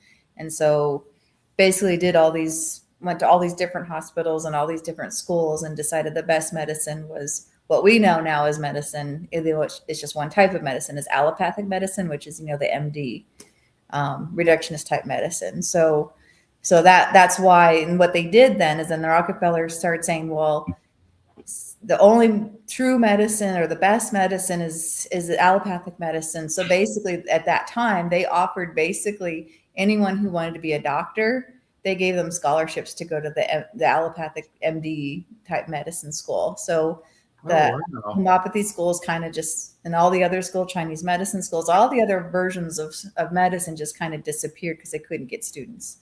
Because you could go to school for free, or you could pay for a medicine that was disappearing. So, and then there was kind of a big push, to say that the other medicines weren't real medicine, and there were some medicines that were bad out there. There was a whole bunch of bad, a lot of snake oil salesmen, things like that. So there was a lot of bad things that prevented too. But unfortunately, in the midst, it also got rid of some good stuff too. Yeah. Yeah, it's crazy to think back when you think of like Civil War times, even up into World War I, and when they were treating injuries. And oh yeah, that's a whole different. That was wow. Yeah, our medicine, that's one thing with the MD, the allopathic medicine, is like the best medicine in the world for trauma. By far. Like every year since it came out, the survival rates increased, recovery rates, gotten shorter and shorter. Every year the medicine just gets better and better. Surgeries are better all the time. Trauma things, when things happen, it's best medicine out there. It's just amazing what they can do now. Yeah. I remember, so kind of my backstory of when I got hurt at GM, and I was when I almost died from the blood clots, and I was in the hospital, and they were stabbing me right here in the arm enough that my whole arm was basically black. And I got to the point where every time they went to put a needle in, my skin had, I guess, become thick enough that it was a chore getting the needle in. Well, it would make me instantly nauseous. Oh no. Yeah. Like I really thought I was going to throw up. So I basically moved forward after that in 2013 that I was never going to have blood drawn out of that part of my arm ever again. Yeah. They could do it on top of my hand, on the side of my forearm. They could do it on the inside of my bicep, but they weren't taking it out of the front part, you know, where they always draw blood. Yeah. And I had to have a procedure done where they had to go in that area because they were doing one of those dye injections where they pump like a 1 liter bottle of this dye into you, and they do an MRI while you have dye in you. And they absolutely told me they were going to have to put it in my arm there. And I said, I guess I'm not doing it because we're not doing it. You can find another spot. And they said, no, that's where it has to go. That's the only way to do this. And I said, well, then you're going to have to knock me out. You're going to have to put me under. And they said, well, we can't do that. And I said, well, then I'm not doing it today. So they said, well, how about we basically mix you up a cocktail and make you kind of loopy when we put the needle in? And I was like, okay, well, that'll work. Yeah. Let's do that. So I had an IV, like, I don't know, kind of like on the inside of my wrist, on the side of my arm.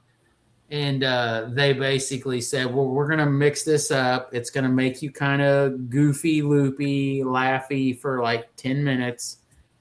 They said, we promise you won't feel a thing. I said, okay, let's try it.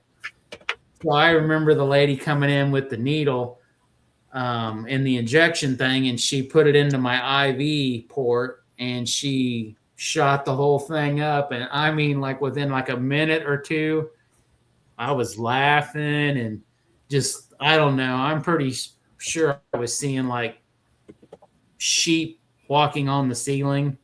And I said, you better hurry up and get it done before this stuff wears off. And the lady's like, we already did it. And I was like, and I remember looking down at my arm and like, holy crap, you really did put it in. And I didn't feel nothing. Nice. And yeah, then we did the injection thing, and by then it had already worn off, and they had to do that procedure. I think they were trying to see if they wanted to make sure I wasn't somehow going to have an aneurysm in my brain. So they wanted to make sure I didn't have any holes anywhere in my arterial system.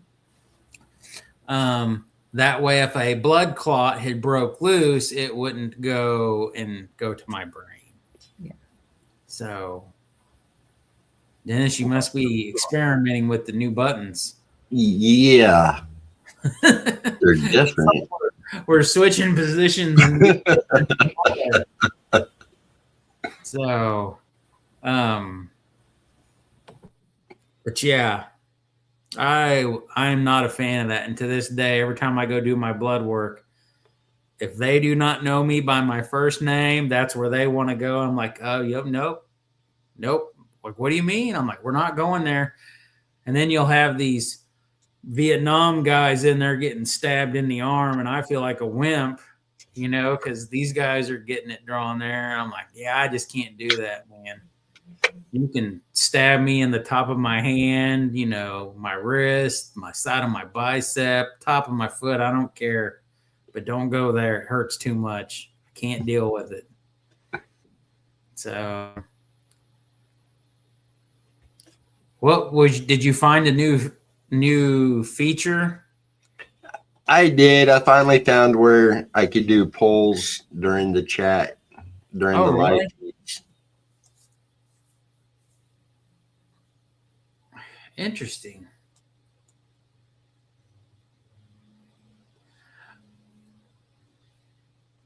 I wouldn't mind talking about the Angela Hammond one. That's a really good one. Especially after I watched those 2 episodes. And to this day, she's never been found. Nothing.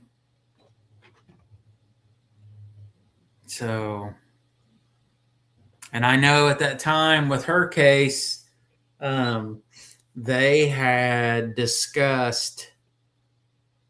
Well, there was quite a few women in Missouri that were unalived, and I think the majority of them were found. And I think they were also thinking one of the other theories is that the people that had something to do with some of the other cases could have had something to do with her case. So,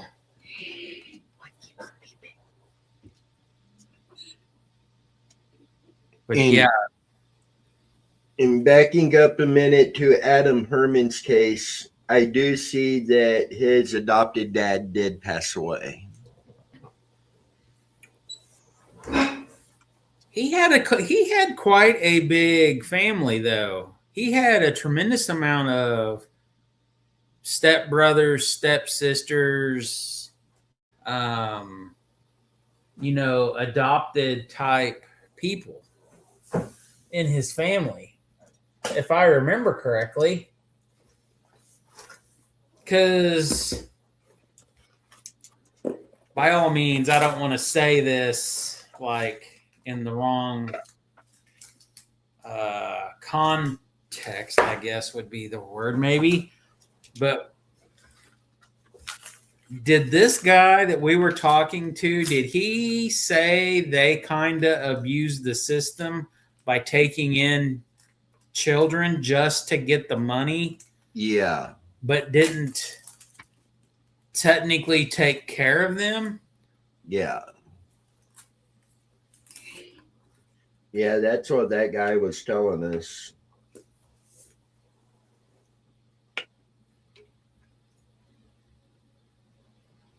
It doesn't give any details, but April 15th of this year, authorities done a dig searching for him, but didn't find anything. Wow. What year did he go missing?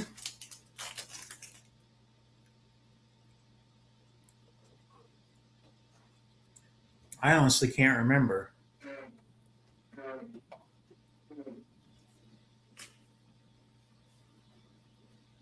$1999. My favorite year. October 1999 is my favorite year.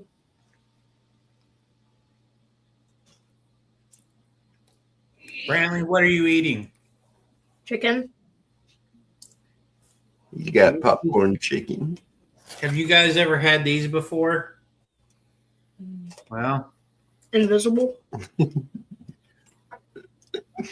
maybe they won't pop up. There they are. The Z-Bar protein bars. I don't think I've had one of those before. They're strawberries and cream or cookies and cream. Ooh, And they are very delicious. So, well, next time we're at the store, I'll look for them. I think Tammy got those from Costco.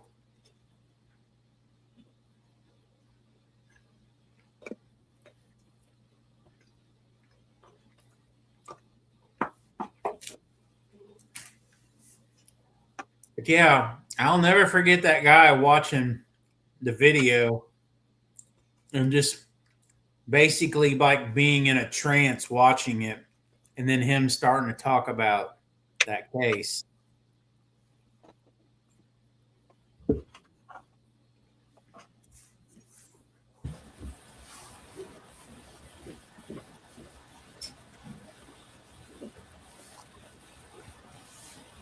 And just the amount of information he did know. And I sent you both a link on Messenger.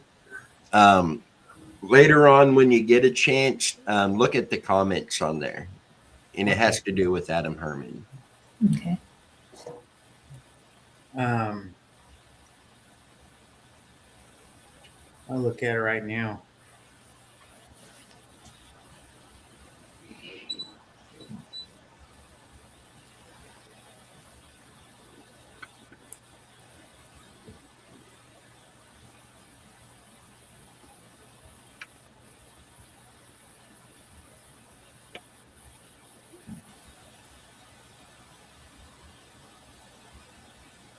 I don't even remember that guy's name.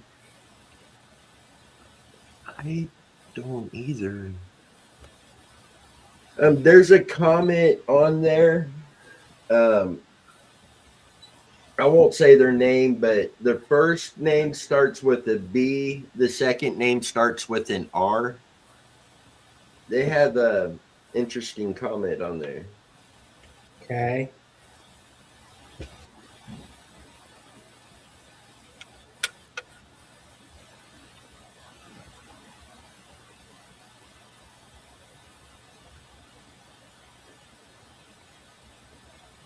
Should be the 17th comment down. 2 weeks ago. Yeah. Yes. Oh, I'm about going to school with him.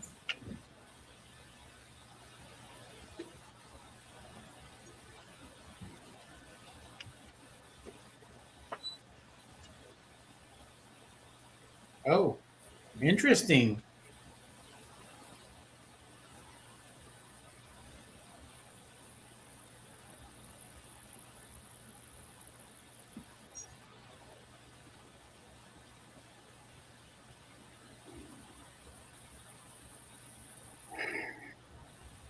That is a very interesting comment for sure.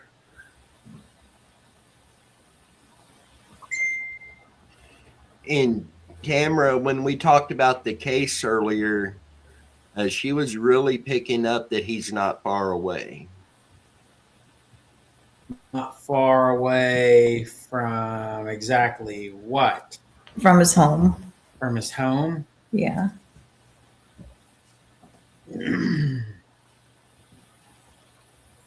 So by this comment,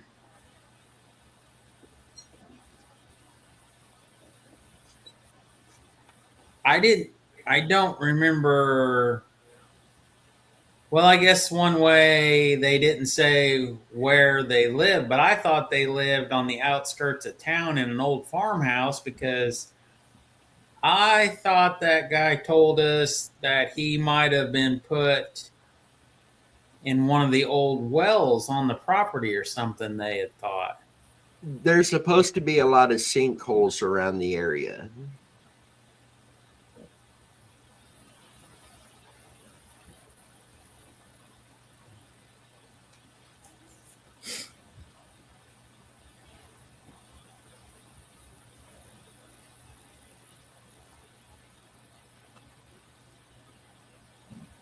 Was Valerie the mother, or the mother figure? I believe so. Okay.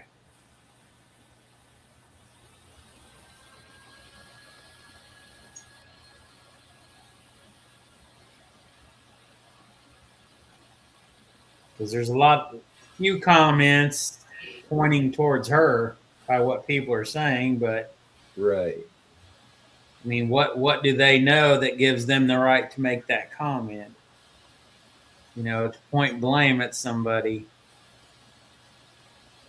And normally I would try to be respectful, but knowing how they manipulated the system and his disappearance into still making money on it, neither one of these people seem like they were good people in Yeah. any form. Yeah, this person wrote they kept collecting checks from the state for years. They definitely unalived him. Yeah, the fact that they didn't, the only reason he got reported missing was because his sister said Yeah. something about it, and basically, um, so basically, yeah, they would have, if that wouldn't have happened, they never, it never would have been known that he was missing. So 9 years later, obviously they didn't Go care ahead. about him. So, Yeah. I mean, there's very little else you can think about that. So, That person has made a whole bunch of more comments farther down. If you guys yeah, I saw got that. that. Like I said, I feel like when I was talking about it earlier, I did feel like I think they said that she has passed. Someone said that she's no longer around. But I feel like that was, she didn't care. Like there was no caring whatsoever.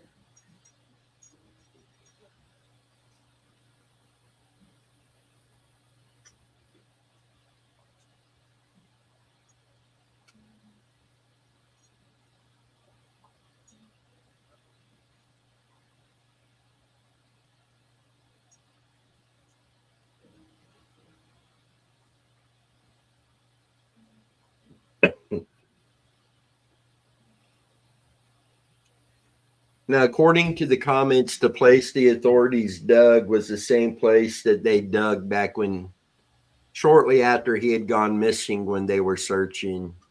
And it threw a lot of people off because they were searching the exact same place they had dug up in the past and didn't find anything. Yeah.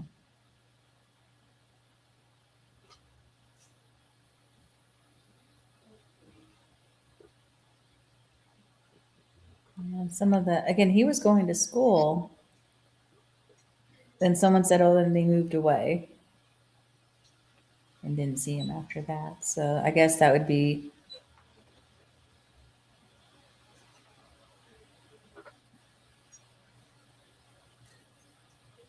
That just creeps me out looking at that boy's picture and trying to remember what that guy looked like. Right? Yeah, because even back then, we pulled a picture. We found the guy on Facebook, and then we pulled pictures and put them side by side, and it was just remarkable.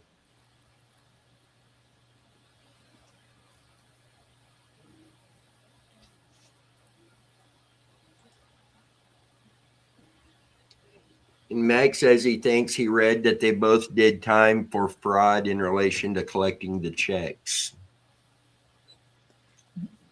yeah, I think that's what you said before, that they were arrested because they were getting paid for his care and reporting him and all that. So,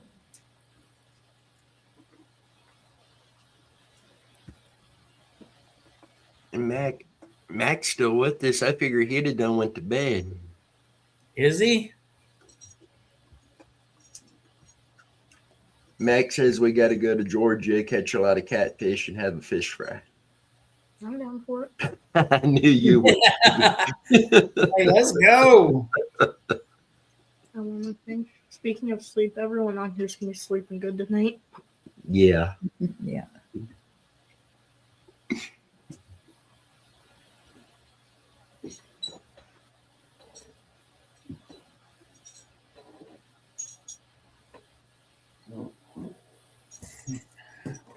Well, I think we should do someday, if you guys agree to it and want to.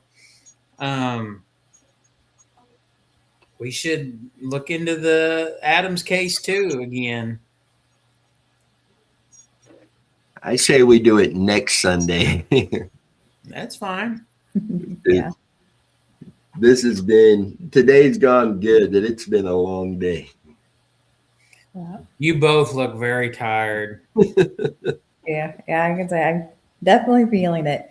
No, yeah, the comments are really interesting. There's a lot of people that knew him, went to school with him, Yeah. and it sounds like from the comments, it sounds like both parents, the adoptive parents, are gone. Well, one of them said that, and then somebody else said, no, the mother figure is still alive. You're wrong. Only the dad has passed away. Yeah, that's where you get you have to look through these and you get some misinformation because someone thinks this Yep. and someone thinks that. And who knows who's right at this point? That's very true. I'm gonna read the article too. But yeah, that one was really interesting because that was just really, really sad at first. And then it was more like, then it's just anger.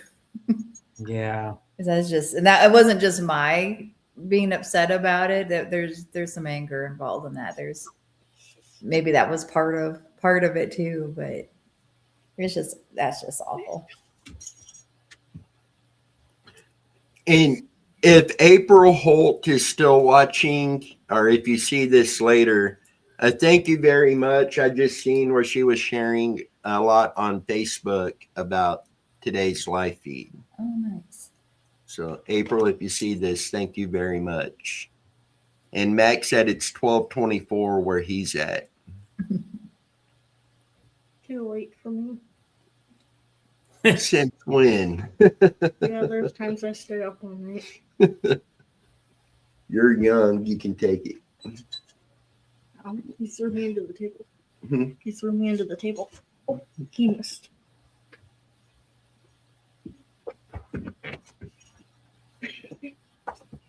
You want some camera time?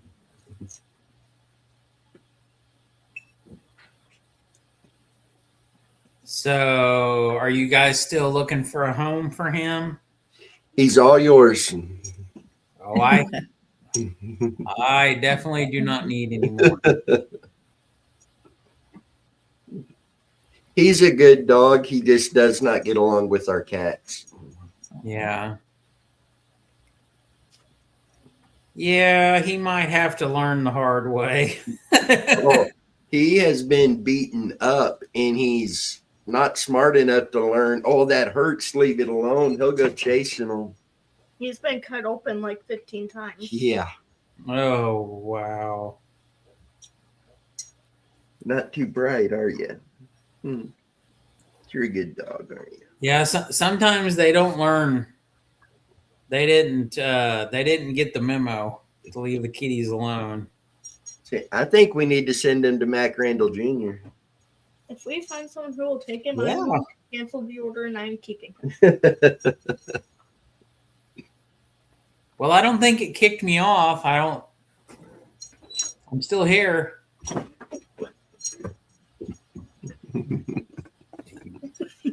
Better be careful, Dennis. You're going to end up losing an arm here in a minute.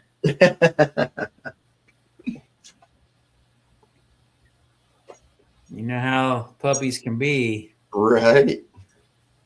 And this one is part black lab, part pit bull. Yeah. And part attacker. Go on. And Go on. also part attacker. He gets to play and he doesn't like to stop. That's just being a puppy, though, ain't it? Yesterday, he bit my forehead. He did what? He bit my forehead. Oh, Lord. Yeah, they, I know when the German Shepherds were little, they would, their teeth were something else. And that's this one. They are sharp. I used to call them carpet sharks. They would always tearing up carpet or trying to tear up trim. Always. So.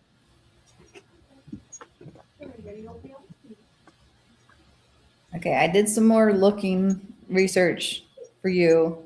And at this point, instead of the APIS for hematoma specifically, he recommended the Ruta gravinolis. So I sent it via on Messenger so you can see how it's spelled. Okay. The other option is he has like a live call twice a week. And I can I have a membership to it, so I could we could do like a Zoom call and you could just ask them. Okay. Because you only had one conversation recording about hematoma specifically, and that one was a little bit weird because it wasn't like an injury like yours, or at least it wasn't as the exact same. Like mine. So yeah. So you can just ask him and he'll tell you. But you want to let him know about the other stuff going on too. That way he can get you the right option. But that one, I think he said two pellets 3 times a day.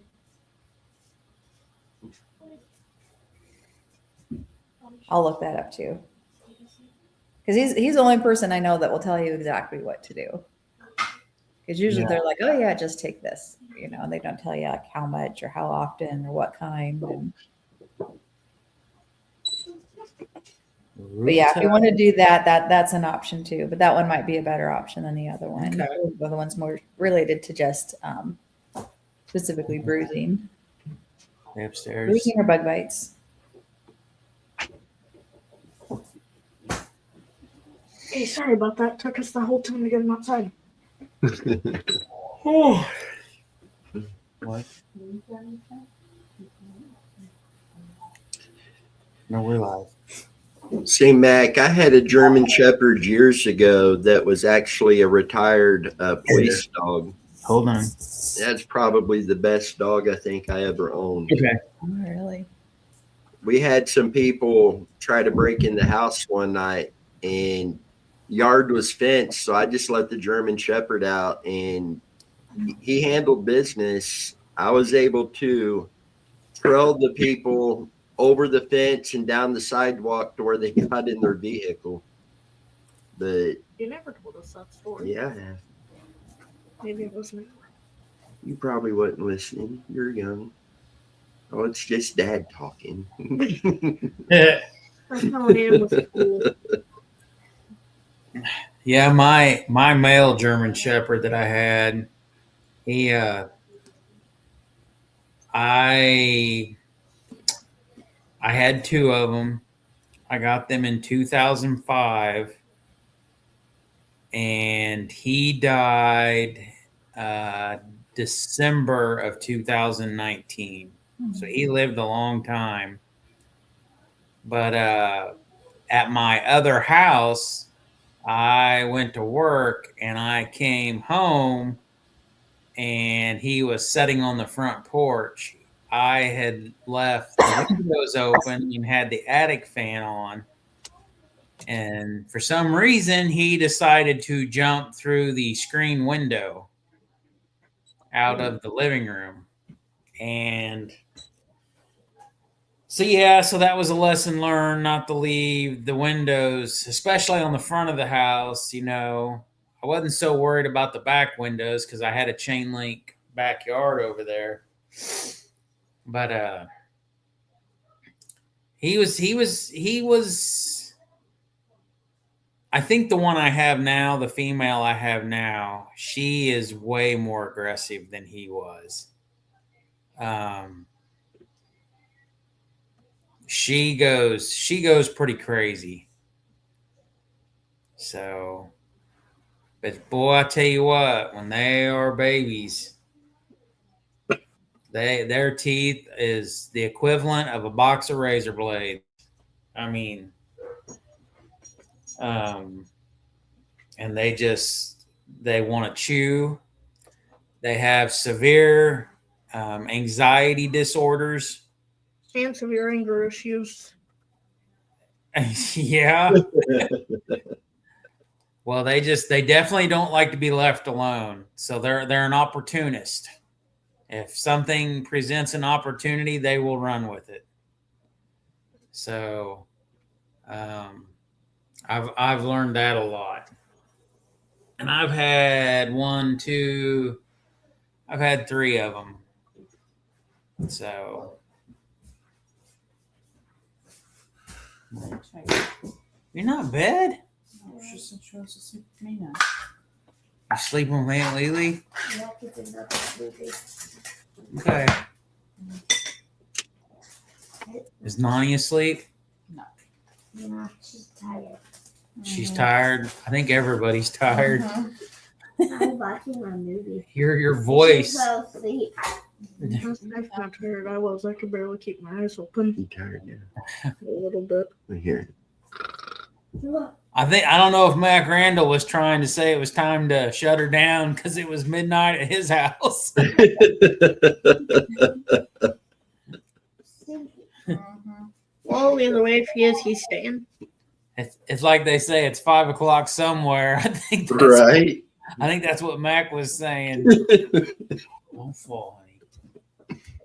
Lord knows, Papa does not want to go to the emergency room tonight because you face planted on the floor. At midnight. Papa passes out. Oh, the screen's still blocked. I forgot to turn my screen back on.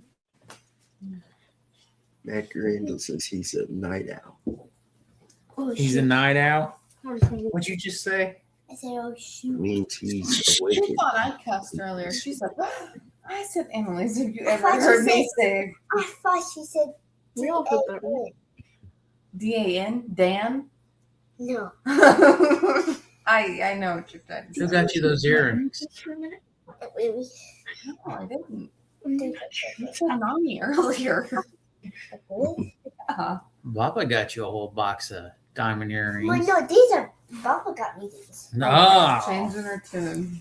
Cause I never. Wait, no, these are the earrings that I gave when I got my ears pierced. Mm-hmm. Whoa, whoa, whoa, whoa. We have a long day tomorrow. You do. You're gonna have to get to bed. I know. You're going to sleep if you're going with me. Yeah. I am. Okay. We also have to clean the horse lot tomorrow too. What? That means What's a you horse can lot? you can run the bobcat to it. Mm. I could do it. Oh boy. Now she's Brantley will come over and do it. Somebody's got to do it. What do you mean then? You go over and do the work and get We got Alex to to do it. scoop all the poop and all the hay to one side. Ew. Then we have to wash the bobcat off so it doesn't smell like Your farts? my fart. You go over there and work in The Annalise. horses booty do. Or my father's farts? Yeah, well, you know we all about it, okay? Everybody can hear With that. me? Yeah, everybody in the whole wide world can hear what you're saying. Okay, if you're watching this, do not hear that. Yeah, Okay. I'm sure they will just all erase it out of their minds. Just, Yes, that's personal to my father. you're the one that shared it. Yeah.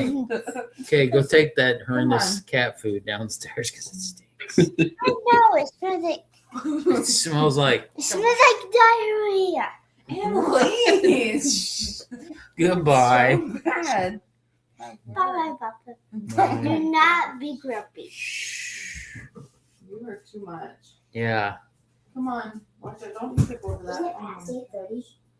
Yes, because 8:30 by a lot. Okay. Actually didn't do this. I told you it was 10 like 2 hours ago. I thought that's not past it. You woke up Amity. Yeah. It's way past her bedtime. Yeah. No, they're trying to. You want to hold them? Are we letting Brantley take over and everybody else going to bed? Yeah, it sounds like a plan. Brantley can just sit there and stare at the screen. just have that look like he got caught doing something. Be like, At least every once in a while, wave at it. yeah. There's times where I'll look at your dad and everybody, and they'll just be like, I'm like, did it freeze up? And then all of a sudden it's like,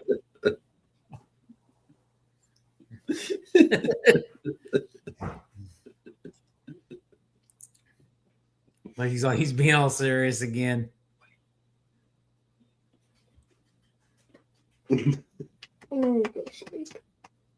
Wait. You told me you was a night owl. That you've been up all night before. He's the night.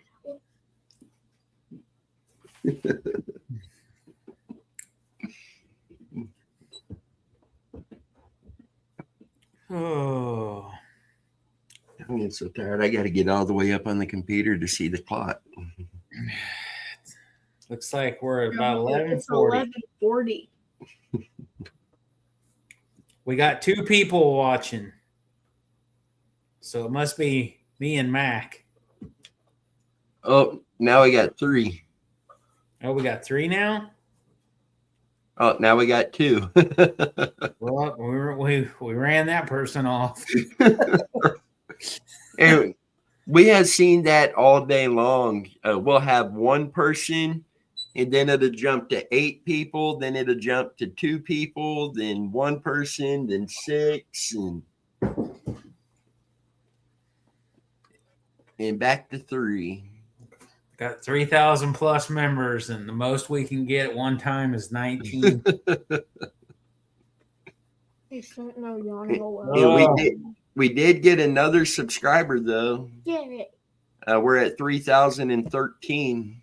Wow, killing it today on the subscribers.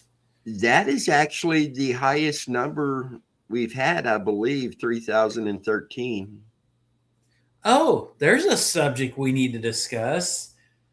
We now have the ability, or we have recently acquired the knowledge that it was always there. We just didn't know it, that we can start seeing the newest subscribers, right, on a daily basis. And we could do thank you videos for people subscribing. And it has their name and the number, right? It has their name. Oh, just the name? Yeah. Okay. I would be curious if we would have been able to figure out who the 3,000th person was, because we still need to do our 3,000th giveaway party. Yes. So one of these days. So we found that feature. I was doing a video walking Alex through the YouTube studio, the behind the scenes stuff, and just accidentally stumbled across that and was like, whoa. Yeah.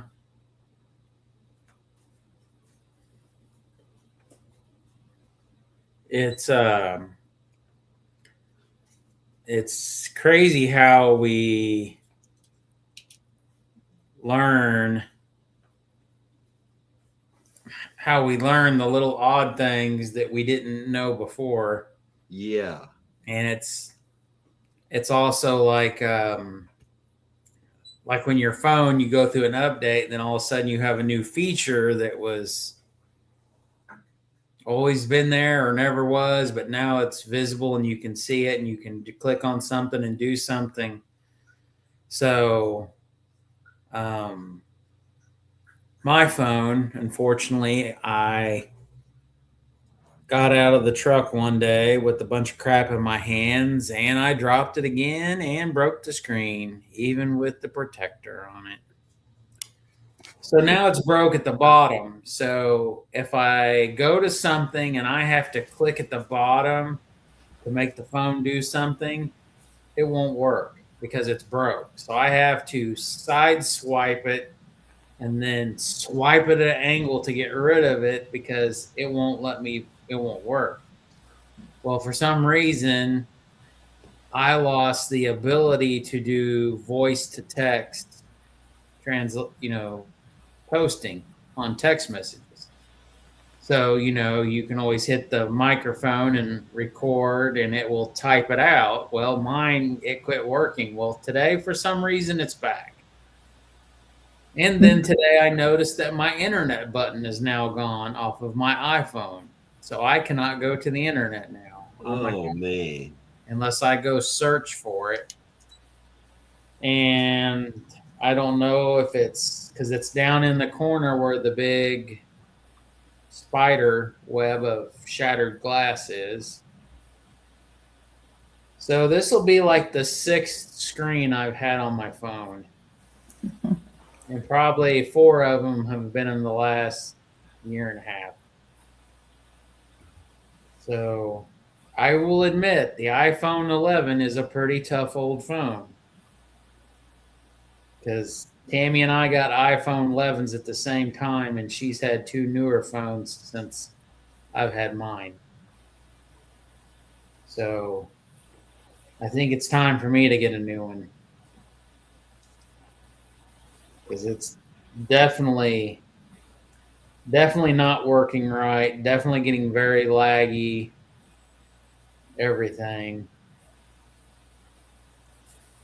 And I know the last time I had it fixed, the guy said, this thing's pretty ancient. It's like, it's really time to think about upgrading to something that was made at least 4 or 5 years ago.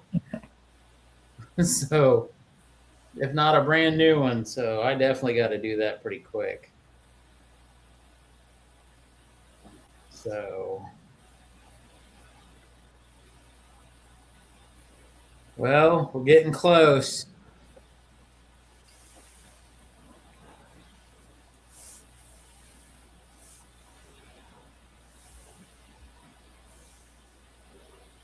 Yeah, less than 15 minutes.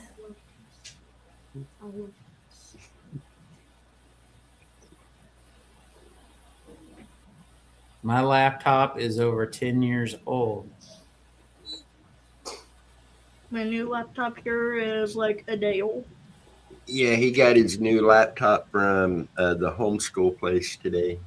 Oh, sweet. I say the laptops that Tammy and I have been using, we've had them for 3 years now, I think. And I bought a new desktop computer, which I haven't basically used since I got my laptop.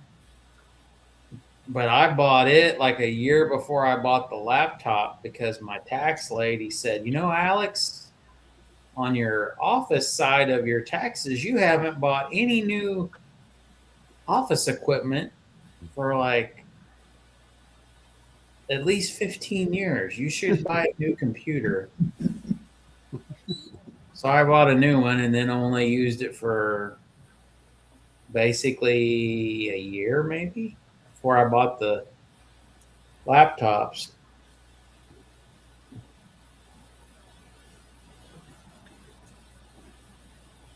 I don't even think I've sat at my computer desk in the big room maybe 2 or 3 times in the last 3 years. Because I usually sit in here at the island in the kitchen or sit in bed with a pillow on my legs and that way. And I think the only reason I went to a laptop was because I was having to do stuff for work, research stuff for buying parts and stuff like when I was on jobs, and it was so much easier to do it on the laptop versus doing it on the phone, and being able just to sponge off the internet, via the phone or whatever. Or if I was at a job location that had internet and they would give me the code, like give me their Wi-Fi stuff, which most of them always are very nice and do that. But yeah, it was too much trying to look at parts or buy, fittings or material for something I was working on. So for sure.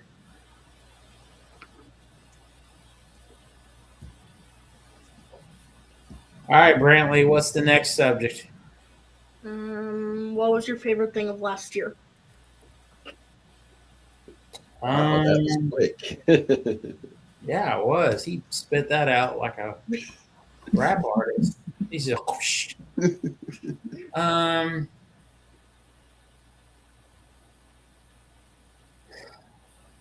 mean, I try to have a very positive outlook on life. So to me, everything is really my favorite thing I enjoy. I mean, I, of course, enjoy family.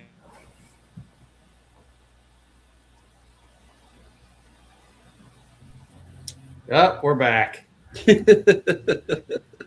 thought, uh-oh, I'm going to lose it. It's going to shut off. So, I mean, I like family time, of course. I enjoy the people that I work with, including you all and people that I work with on jobs. It's kind of like saying, who's your best friend? You know, you really hate to point and say, well, you're my best friend, but I'm also friends with this guy over here or this lady or so on and so forth. So everything is my favorite. I enjoy everything, you know, trying to look at life that way. So what about you, Brantley? Mine was my birthday getting my bike. Yeah. Well, that's awesome. That's where I got my bike. Did you get what kind of bike did you get?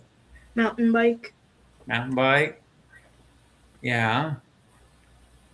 You can ride on that thing forever, can't you? Not anymore. It has holes in the wheels. Oh, we gotta get those fixed.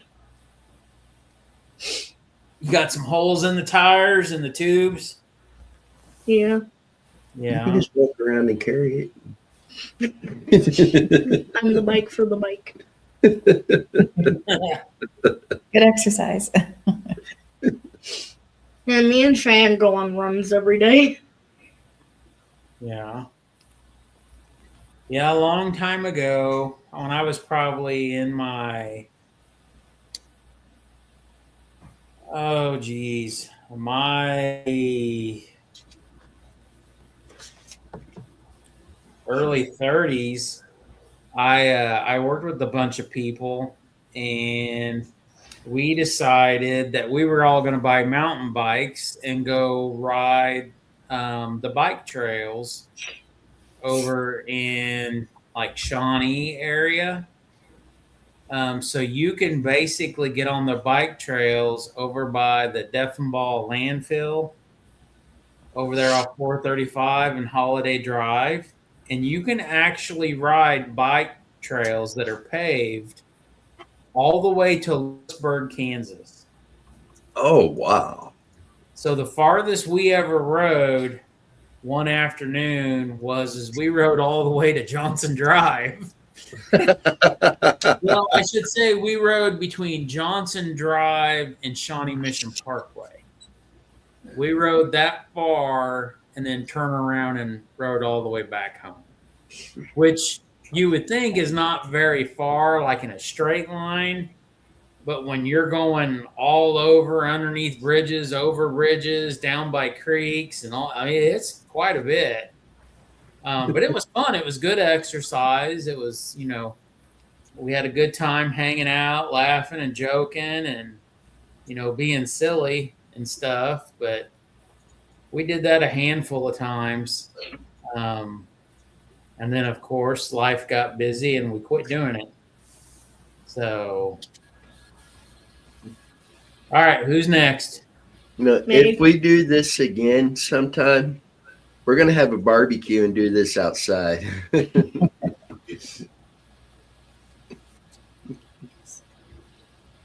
Megan said make it 6 hours. 6 hours. 4 people watching. We're at 4 people. Well, we're down to 6 minutes, Meg. I got a new subject. Okay. What's your dream car?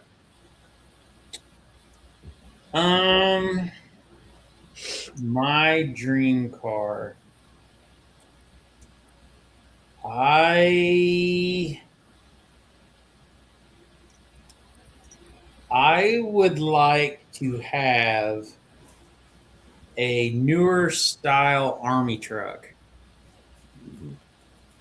And I would like to put like a camper on the back of it to where it would be fun to like go off-roading to like in the wilderness to like a camping area and set up camp and stuff. I think that would be pretty fun. That would be. because, I mean, you know, having a cool new car or an old car or a truck, that would be fun and all. But I think something like that would be pretty fun.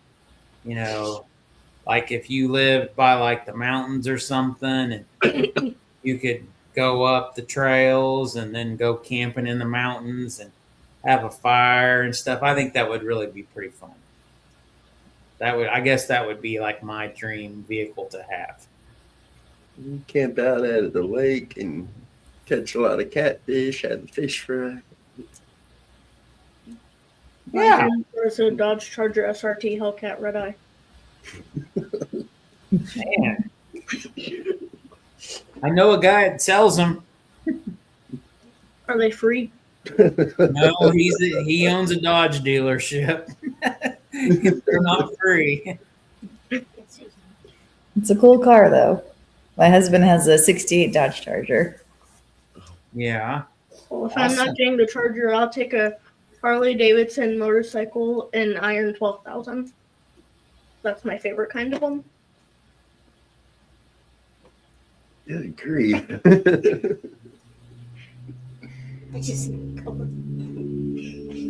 Yeah, Megan's like, I'll take a purple motorcycle. Ooh. The truck is a 2004 Chevy Silverado 1500. I already have one. Yeah. I know. I'm saying the brand, but Brantley's become the little automobile vehicle connoisseur here with information. Mm-hmm. Brantley, you need your own YouTube channel. I do. Oh. You have one. I have 101 subscribers. Weird. Can you coach us on how to get some more? Right? I don't know how. I just post random videos. Well, next time you're going on yours, I'm going to put the link to ours in your video description. You can tell everybody come follow Muddy Waters. Hey, can you help my dad out? Can you help my dad and his friends out? I've been doing this about 6 weeks, and I got about 200,000 subscribers already. They're still stuck on like 3,018. I have 101 subscribers and almost 50 videos. How many videos? 50. At least Holy I think. cow. Wait. Your dad hasn't said a word about this. Let me go see. Is this what you do instead of schoolwork these days? Wow.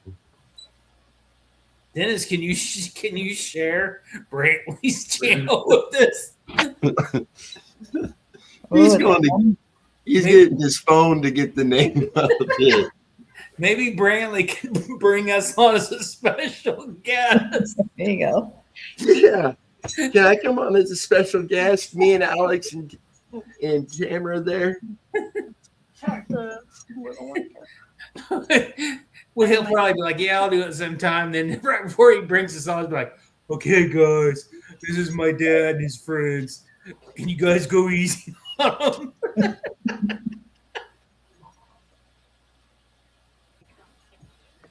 Oh, Lord. Mac, that sounds like a cool car. 426 Hemi. That's going to be a fast car. Oh.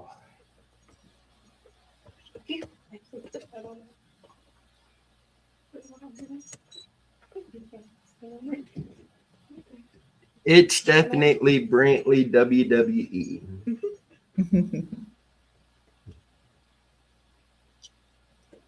So he's going to start advertising for us on his channel so we get popular too. And I forgot to.